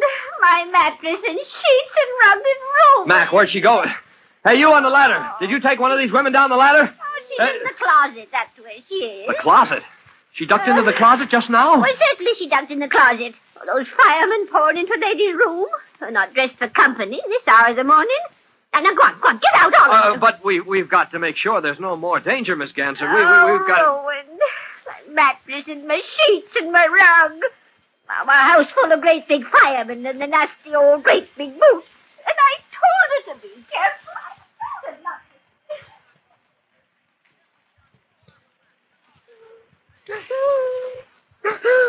Oh, please, Miss Layton, we don't mean to scold you. You tell her, Chief Cody. Yes, let me, Collins. Now, Miss Layton, listen, please. Oh, dear, I won't listen. All you want to say is I told you so. Told you what? Chief, I warned her last night. As soon as I heard she bought those hazardous cheap cords for the flat iron, Oh, dear, and such a bargain, too. That Mr. Johnny Bliven, he seems so nice. Bliven? Is that the name he gave? So she told me. And, Chief, he's the man we want. The one who's been selling this rotten equipment all over the city. Yeah, the description fits. Well, Miss Layton? Miss Layton, won't you go along with us now? Chief Cody will drive you down the block to my house. Look, please come and let Mom take care of you. Oh, dear, I look such a fright to go visiting. But if you promise, Tim... I'll promise anything, Miss Layton, if you'll let us take care of you. No, promise you won't scold me anymore about my bargain. Oh, dear, I never could resist a bargain. Well, madam, you've learned your lesson. We'll say no more. But there's one scallywag in this town who's going to hear from us about those fake bargains. I hope we get him before he does any more damage, Chief Cody. We'll get him, Collins. Now take this lady to your mother's house while I talk to the, what's her name, Mrs. Gansert. Maybe she can help us pick up the... Anyways, I don't have no truck with peddlers I don't know, so how should I know where this Blivens is? Nobody knows where he is, Mrs. Gansert. Not the police, nor my boys in the fire department, nor anybody else. But he'll turn up somewhere. And all we need is to have somebody tip us off when he does show up. Little shorty kind of man, you said, with a shiny blue suit? And a gold tooth, Mrs. Gansert, and a small mustache. Now, if you could mention to your neighbors that we'd like to pick him up. What makes you think I got time to go pestering my neighbors? Well, at a guess, after this excitement, you'll have a few neighbors dropping in. No, I shouldn't be surprised. After all, a quiet neighborhood, you don't have fires every day in this district. Well, folks will want to see the ruin, so to speak. Makes me kind of famous, don't it? Losing property by fire like that. Well, yes. The folks will be dropping in, so... So I'll tell him to keep their eyes peeled, Chief Cody. I'll tell folks we got to help catch that feller. 'Cause after all, it was him caused the ruination of my mattress and my bed sheets and my rug. Now, when last heard from, the unknown man who was peddling those dangerous electrical cords was right in Tim Collins's own neighborhood. And Chief Cody hopes that if all the people of the district can be warned by word of mouth, as well as by radio and newspaper, to be on the watch, maybe the slippery stranger can be caught. But the chase takes a strange turn, as you'll hear in our next true-to-life episode of The Firefighters. In just a moment, Chief Bob Cody will tell you, boys and girls, how you can help the firefighters in your own town. But first, here's a message you ought to hear.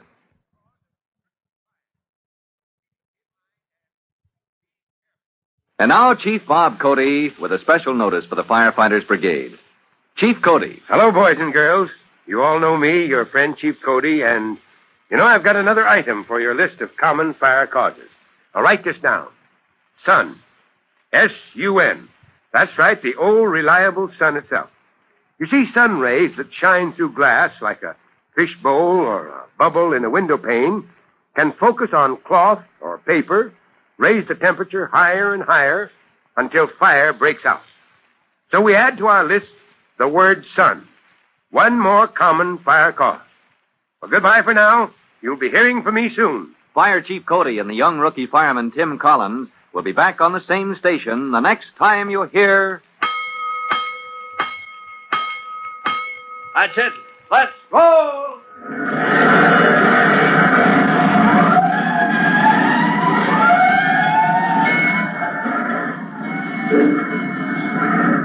Let's go! Firefighters! Firefighters is a copyrighted feature of William F. Holland Productions.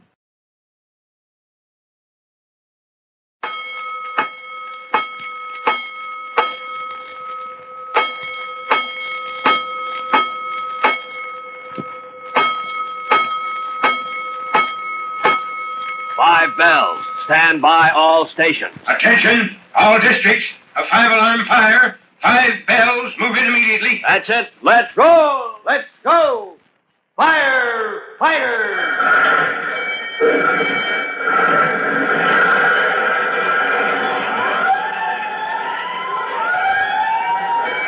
Presenting Firefighters, the true-to-life story of our unsung heroes who stand ready to ride by day or night against our most murderous enemy, the demon of fire.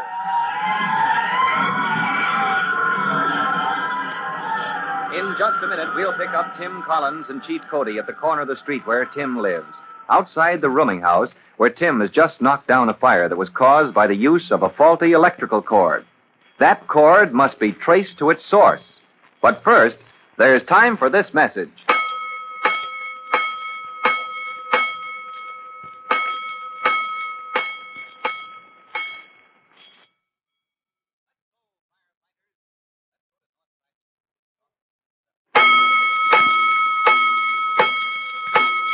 Let's go, firefighters. Let's go to the corner of the street where Tim Collins lives. Tim, still in his boots, helmet, and turnout coat, is waiting for Chief Cody, who is requesting the landlady of the rooming house to ask other people to watch for the wandering electrical supply salesman. It is his poorly made electrical cords that are causing an outbreak of small fires. As Tim waits for the chief, he spies his young sister Trudy across the way and calls... Hey, Trudy! Oh, hi, Timmy. Come on over here. All right, but I'm on my way to school, Timmy. Yeah, I know you are, or you ought to be. Oh, it's all right. If I'm late, I'll say it's your fault. You made me stop and talk to you. What do you mean if you're late, you are late? Oh, my goodness. Can't you even tell time? Why, it's early. Huh? School isn't for 20 minutes yet. Oh, good grief, you're right. Well, first thing this morning, I know. Sniffy Gordon heard Miss Annie Layton yelling fire out her window up there, and Sniffy pulled the box, and you must have rolled just about as soon as the fireman checked you in on the log at the firehouse, huh? Yeah, that's about how it was. So much has happened, it feels like about noontime, but yeah, I guess it's still pretty early. By the way, Trudy... Miss Annie Layton's gone back to bed. Mommy put her to bed up at our house when you and Chief Cody... Oh, how did you know that? That's just what I was going to tell you about. Oh, my goodness. Jimmy and I were in the kitchen all the time having breakfast. And you know what happened? About how she used one of those awful cheap cords on her flat iron, and it exploded or something. Caused a short circuit. Mm-hmm. And set her room on fire, and she had hysterics, and you and Chief Cody brought her home for Mom to take care of, and Mom put her to bed. What did you want to tell me, Tim? Just what you told me, I guess. Oh, there goes Jimmy. Hey, Jimmy, wait. Oh, hold on a minute, Trudy. Here comes Chief Cody. Well, hey there, young lady. Oh, Chief Cody. Oh, my, you look sweet in that nice white helmet. Well, thank you, Judy. You look sweet, too, in that old shirt tail or whatever it is you have tied under your chin. Oh, my bandana. Well, bye, Chief. Bye, Jimmy. Trudy, wait a minute. There's something you ought to tell the kids, especially the Firefighters Brigade. Why didn't I think of that?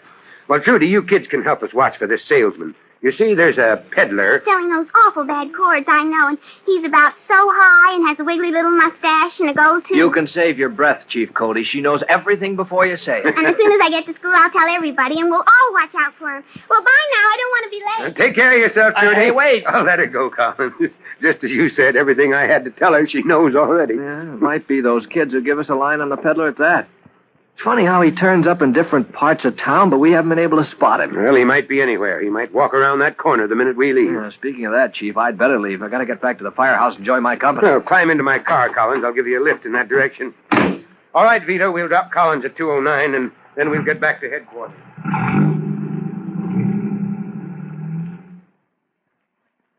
Tim returns to the firehouse and goes back on duty.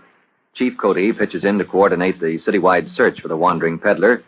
Trudy finishes her day at school, returns to her home, and finds a note lying on the kitchen table.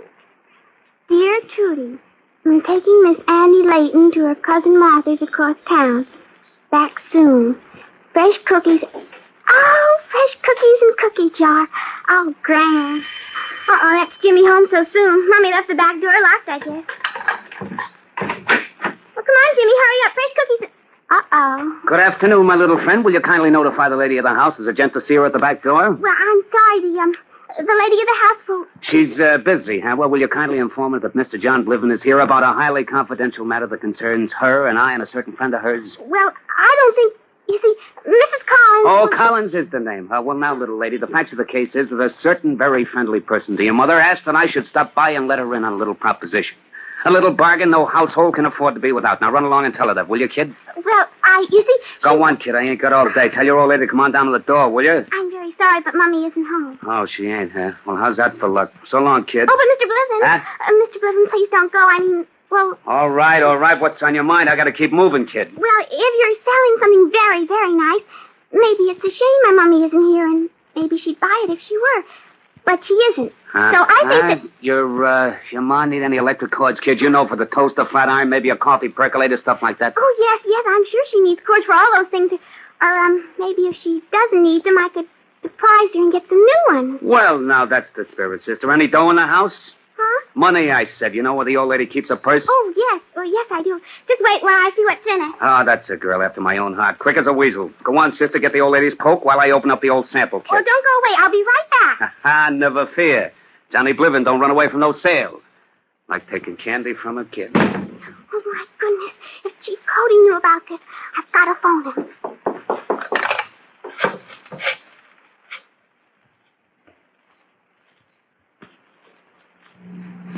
There's the Collins house, Vito. The back door, Trudy said. I'll go into the yard, Vito, and catch that fellow in the act. And if I call, come running.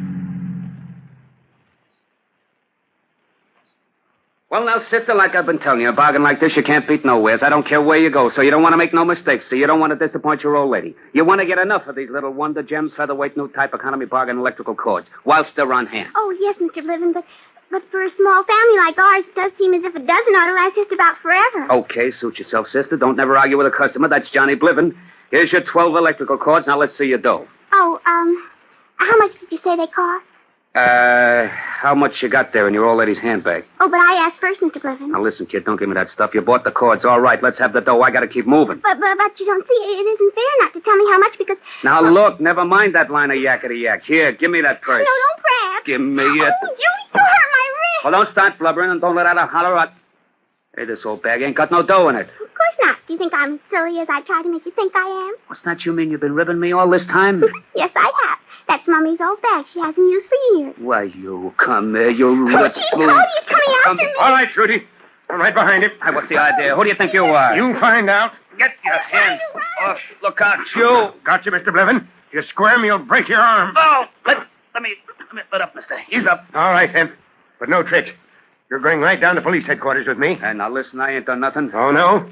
100 people in this town have bought those cheap electrical cords of yours. Cords so badly made they could never be approved for use. A bargain. So what? That's business, ain't it? They want to buy, I sell. What's wrong with that? Do you realize that we've had one fire after another? In kitchens, bedrooms, living rooms, dining rooms, fires all over the city, caused by those good-for-nothing cords you sell? Look, mister, that's as may be. It's none of my regards. Yeah, that's what I thought. You, with your fake bargains, you put lives and property in danger.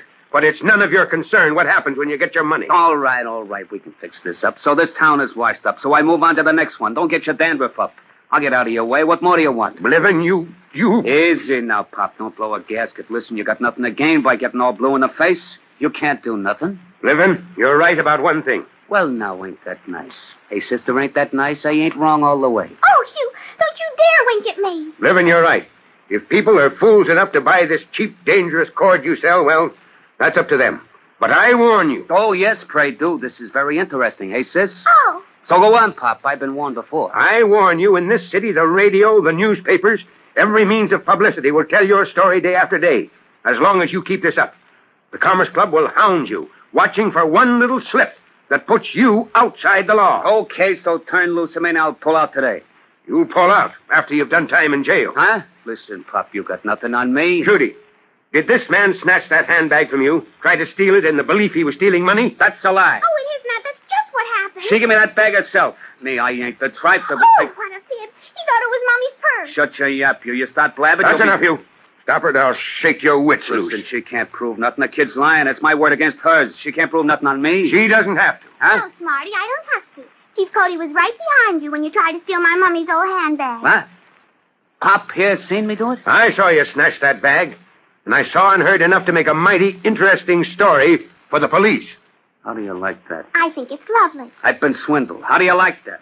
A guy can't even trust a little innocent, feeble girl even, not no more. What a viper this kid turns out to be. So the wretched John Bliven was led away and sentenced to a jail term long enough to give him time to think over his shortcomings. And Chief Cody is free to turn his thoughts to a problem that's been troubling him. And though Tim Collins doesn't know, the young fireman will soon be deep in a new adventure, as you'll hear in our next true-to-life episode of The Firefighters.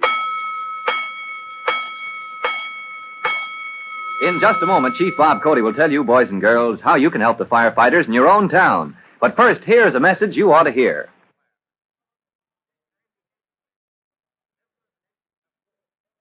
And now Chief Bob Cody with a special notice for the Firefighters Brigade. Chief Cody. Hello, boys and girls. This is your friend, Chief Cody. And here's the last item I want you to add to your list of common causes of dangerous fire. Write down open flame. Those two words mean open flame in a lamp, lantern, torch, or on a candle. Open flame that you carry from one place to another, or that stands where it might set fire to curtains, inflammable vapor in the air, and so on. Open flame, in short, is highly dangerous. Don't use it if you can possibly find some other source of light. Remember that. And you'll be hearing from me soon. Fire Chief Cody and the young rookie fireman Tim Collins will be back on the same station the next time you hear... That's it. Let's roll!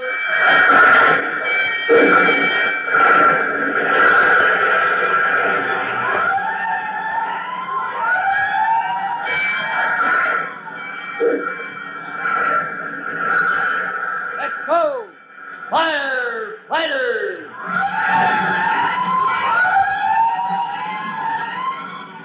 Firefighters is a copyrighted feature of William F. Holland Productions.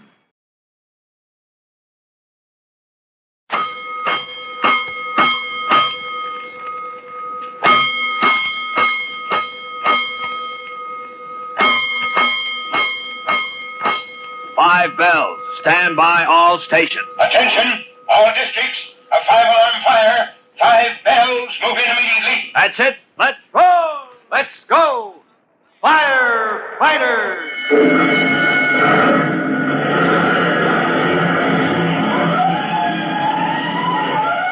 Presenting Firefighters, the true-to-life story of our unsung heroes who stand ready to ride by day or night against our most murderous enemy, the demon of fire.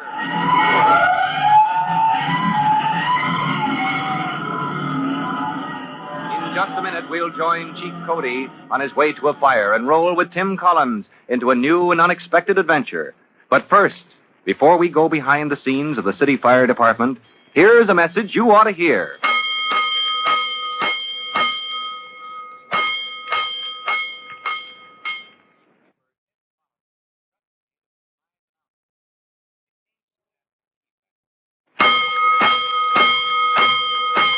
Let's go, firefighters. Let's go to fire department headquarters just in time to join Chief Cody as he rolls in his car to answer an alarm.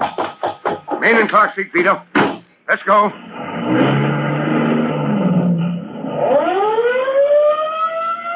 Chief Cody struggles into his turnout coat and helmet as his driver sets his course toward the fire scene.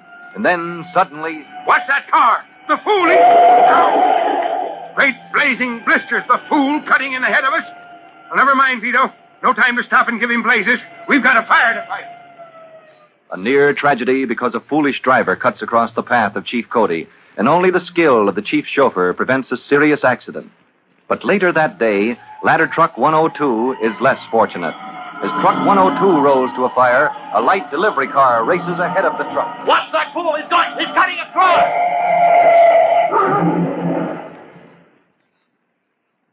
This is Chief Cody. Get me the mayor. Huh? Oh, well, this is Bob Cody, Mr. Mayor. Yes, I understand you want to know why ladder 102 crashed into the Staples building this afternoon. Huh? Yes, I know. Completely wrecked that jewelry shop and the haberdashery and the cigar store in the corner. But, huh? Whose fault was it? My driver on the truck? Now, who said that? Oh, the newspapers. Well, I'll tell you whose fault it was, Mr. Mayor. It was your fault. Now, let me talk. 6 of my men in the hospital. A valuable piece of apparatus in a repair shop for weeks. Because the drivers of our city are getting reckless. Because lame-brained acrobats like the driver of that delivery truck... Yes, of course, you're right. I've lost my temper, and that doesn't help. But, Mr. Mayor, you've got to make our people understand that careful driving is a duty. Chief Cody urges the mayor to start a new citywide campaign for careful driving, and next morning sends over the fire department teletype a notice to all firehouses, which Tim Collins reads as it comes from the teletype machine at the quarters of Engine 209. Police department will back up new campaign for safe driving. All drivers and chauffeurs in fire department will redouble caution to avoid accidents. Hey, Garnagle! Yo! Here, this bulletin from Chief Cody. This is for you. You better read it. Okay. 241. I got it, boys. 241 at Brook and Adler. Let's go. All clear right there? All aboard. Yeah, all clear. Let's go. And as Engine 209 rolls toward Brook and Adler with Gonigal, best of all the fire department's keen, specially trained drivers at the wheel, two men sitting in a lightly built roadster hear the siren blocks away. Hey, Scubby, wake up. Huh? What's the matter, Polecat? Somebody coming? That's a fire. Hear them sirens? The heck with it. Let me sleep. The heck with going to sleep. We're going to fire. Have a heart. Hey, look it. Down past the end of the street, the hook and ladder just went by. Yeah? Hey, can this crate go as fast as Can that? this crate beat them big buses? Listen, the way I got this crate hopped up, she'll fly right over them. Polecat, look out for the crossing. Another engine's coming this way. Hold your hat, boy. Are you nuts? What are you trying to do? Lead them to the crossing. Shoot right across in front of their nose. Get up, boy. Show me the real crossing do. Get all over their face when we shoot across in front of. Here's the corner. Hey, you can't. Who says I can't? They're right on top of us. Hey, clipped us. Polecat, they hit your car. Let's stop. Hey, they can't get away with that. Hey, you.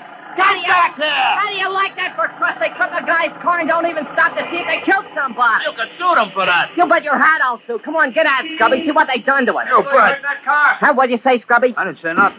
Hey, it's a fireman. Anybody hurt there? Where'd you come from, Jack? The engine dropped me to check up on this accident. Yeah, why didn't they stop? Anybody else is in an accident, they gotta stop. Yeah, somebody could have got killed and they don't even stop. Somebody gets killed, the fat lot they care. Now, just a minute. Yeah. You don't want to get tough, do you? Yeah, you want to make something out of it? You take his other side, Scubby. Right here, Polecat. Okay, fireman. Okay, Jack. Now let's see you get tough. One on each side of me, eh?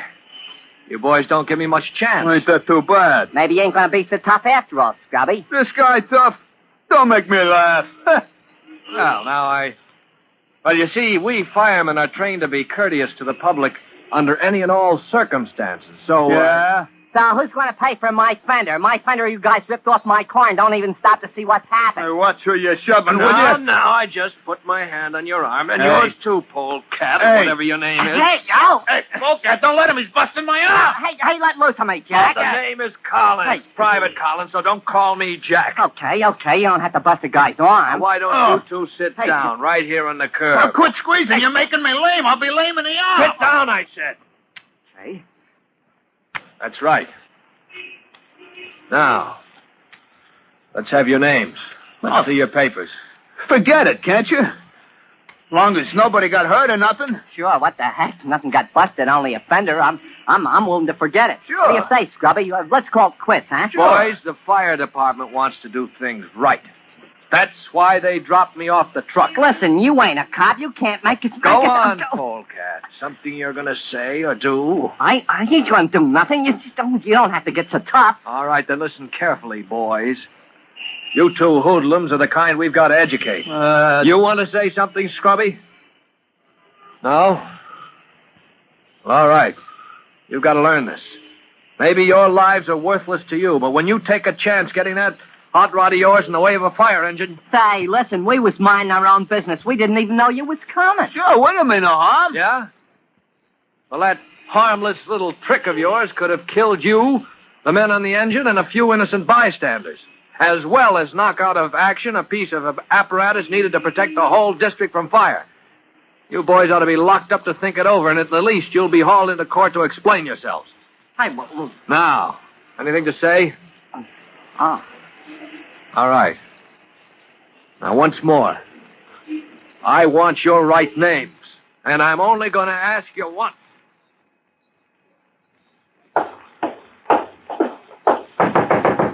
Come in. Private Collins reporting, Chief Cody. At ease, Collins. Yes, sir. Here's Lieutenant Greenspan's written report on the accident, sir. You wanted it right away. The lieutenant gave me the outline over the phone. Suppose you fill it in, Collins. It's all there in the report, sir. It was you who talked with these men, wasn't it? These fellows in the, what do you call it? A hot rod, sir, I guess you'd call it. Hot rod? What's that? Souped-up jalopy, Chief. Collins, you making up these names? No, sir. Well, I mean, this car of theirs ought to have been junked long ago, but well, they put it in good running condition. Souped it up. I mean, tinkered with the engine until it can develop tremendous speed. As a matter of fact, more than it was ever designed to stand. Sounds dangerous. It is dangerous, Chief. Usually a hot rod driver is some kid who gets a kick out of taking chances, no matter whose life is at stake. These fellows weren't kids, Collins. They're men in their 20s, I understand. They're a couple of thugs, Chief. The kind who hang around, never seem to do a day's work. Yeah, until sometime they get into trouble. I Yes, know sir. the kind you mean.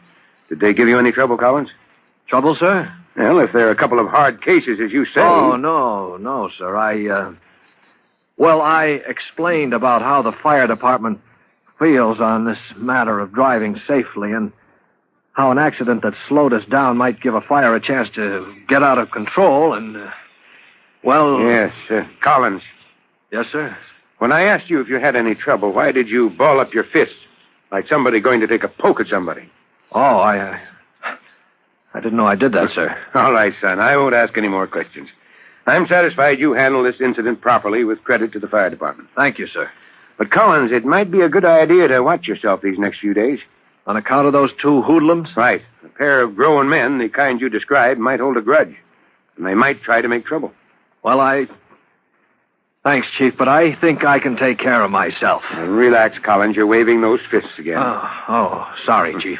I know you can handle yourself in a fair fight, boy. But I'm going to be a little uneasy until we bring those men into court on reckless driving charges and teach them a little respect for law and order. Now, Chief Cody must have felt a warning, because at the very moment he tells Tim Collins to look out for Scrubby and Polecat, the same two fellows are nursing a grudge against the young fireman. In fact, they already have a plan for getting even with him, as you'll hear in our next true-to-life episode of The Firefighters. In just a moment, Chief Bob Cody will tell you, boys and girls, how you can help the firefighters in your own town. But first, here's a message you ought to hear.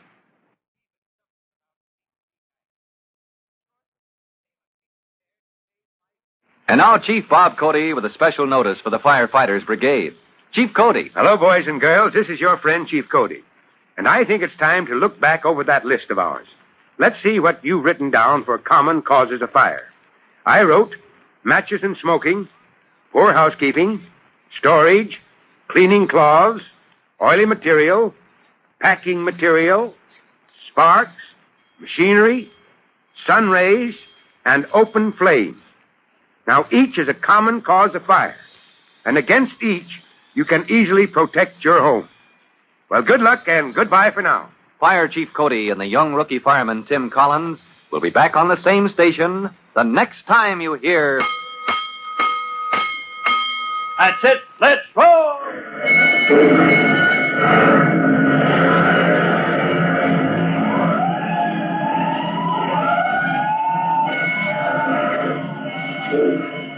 Let's go! Firefighters! Firefighters is a copyrighted feature of William F. Holland Productions.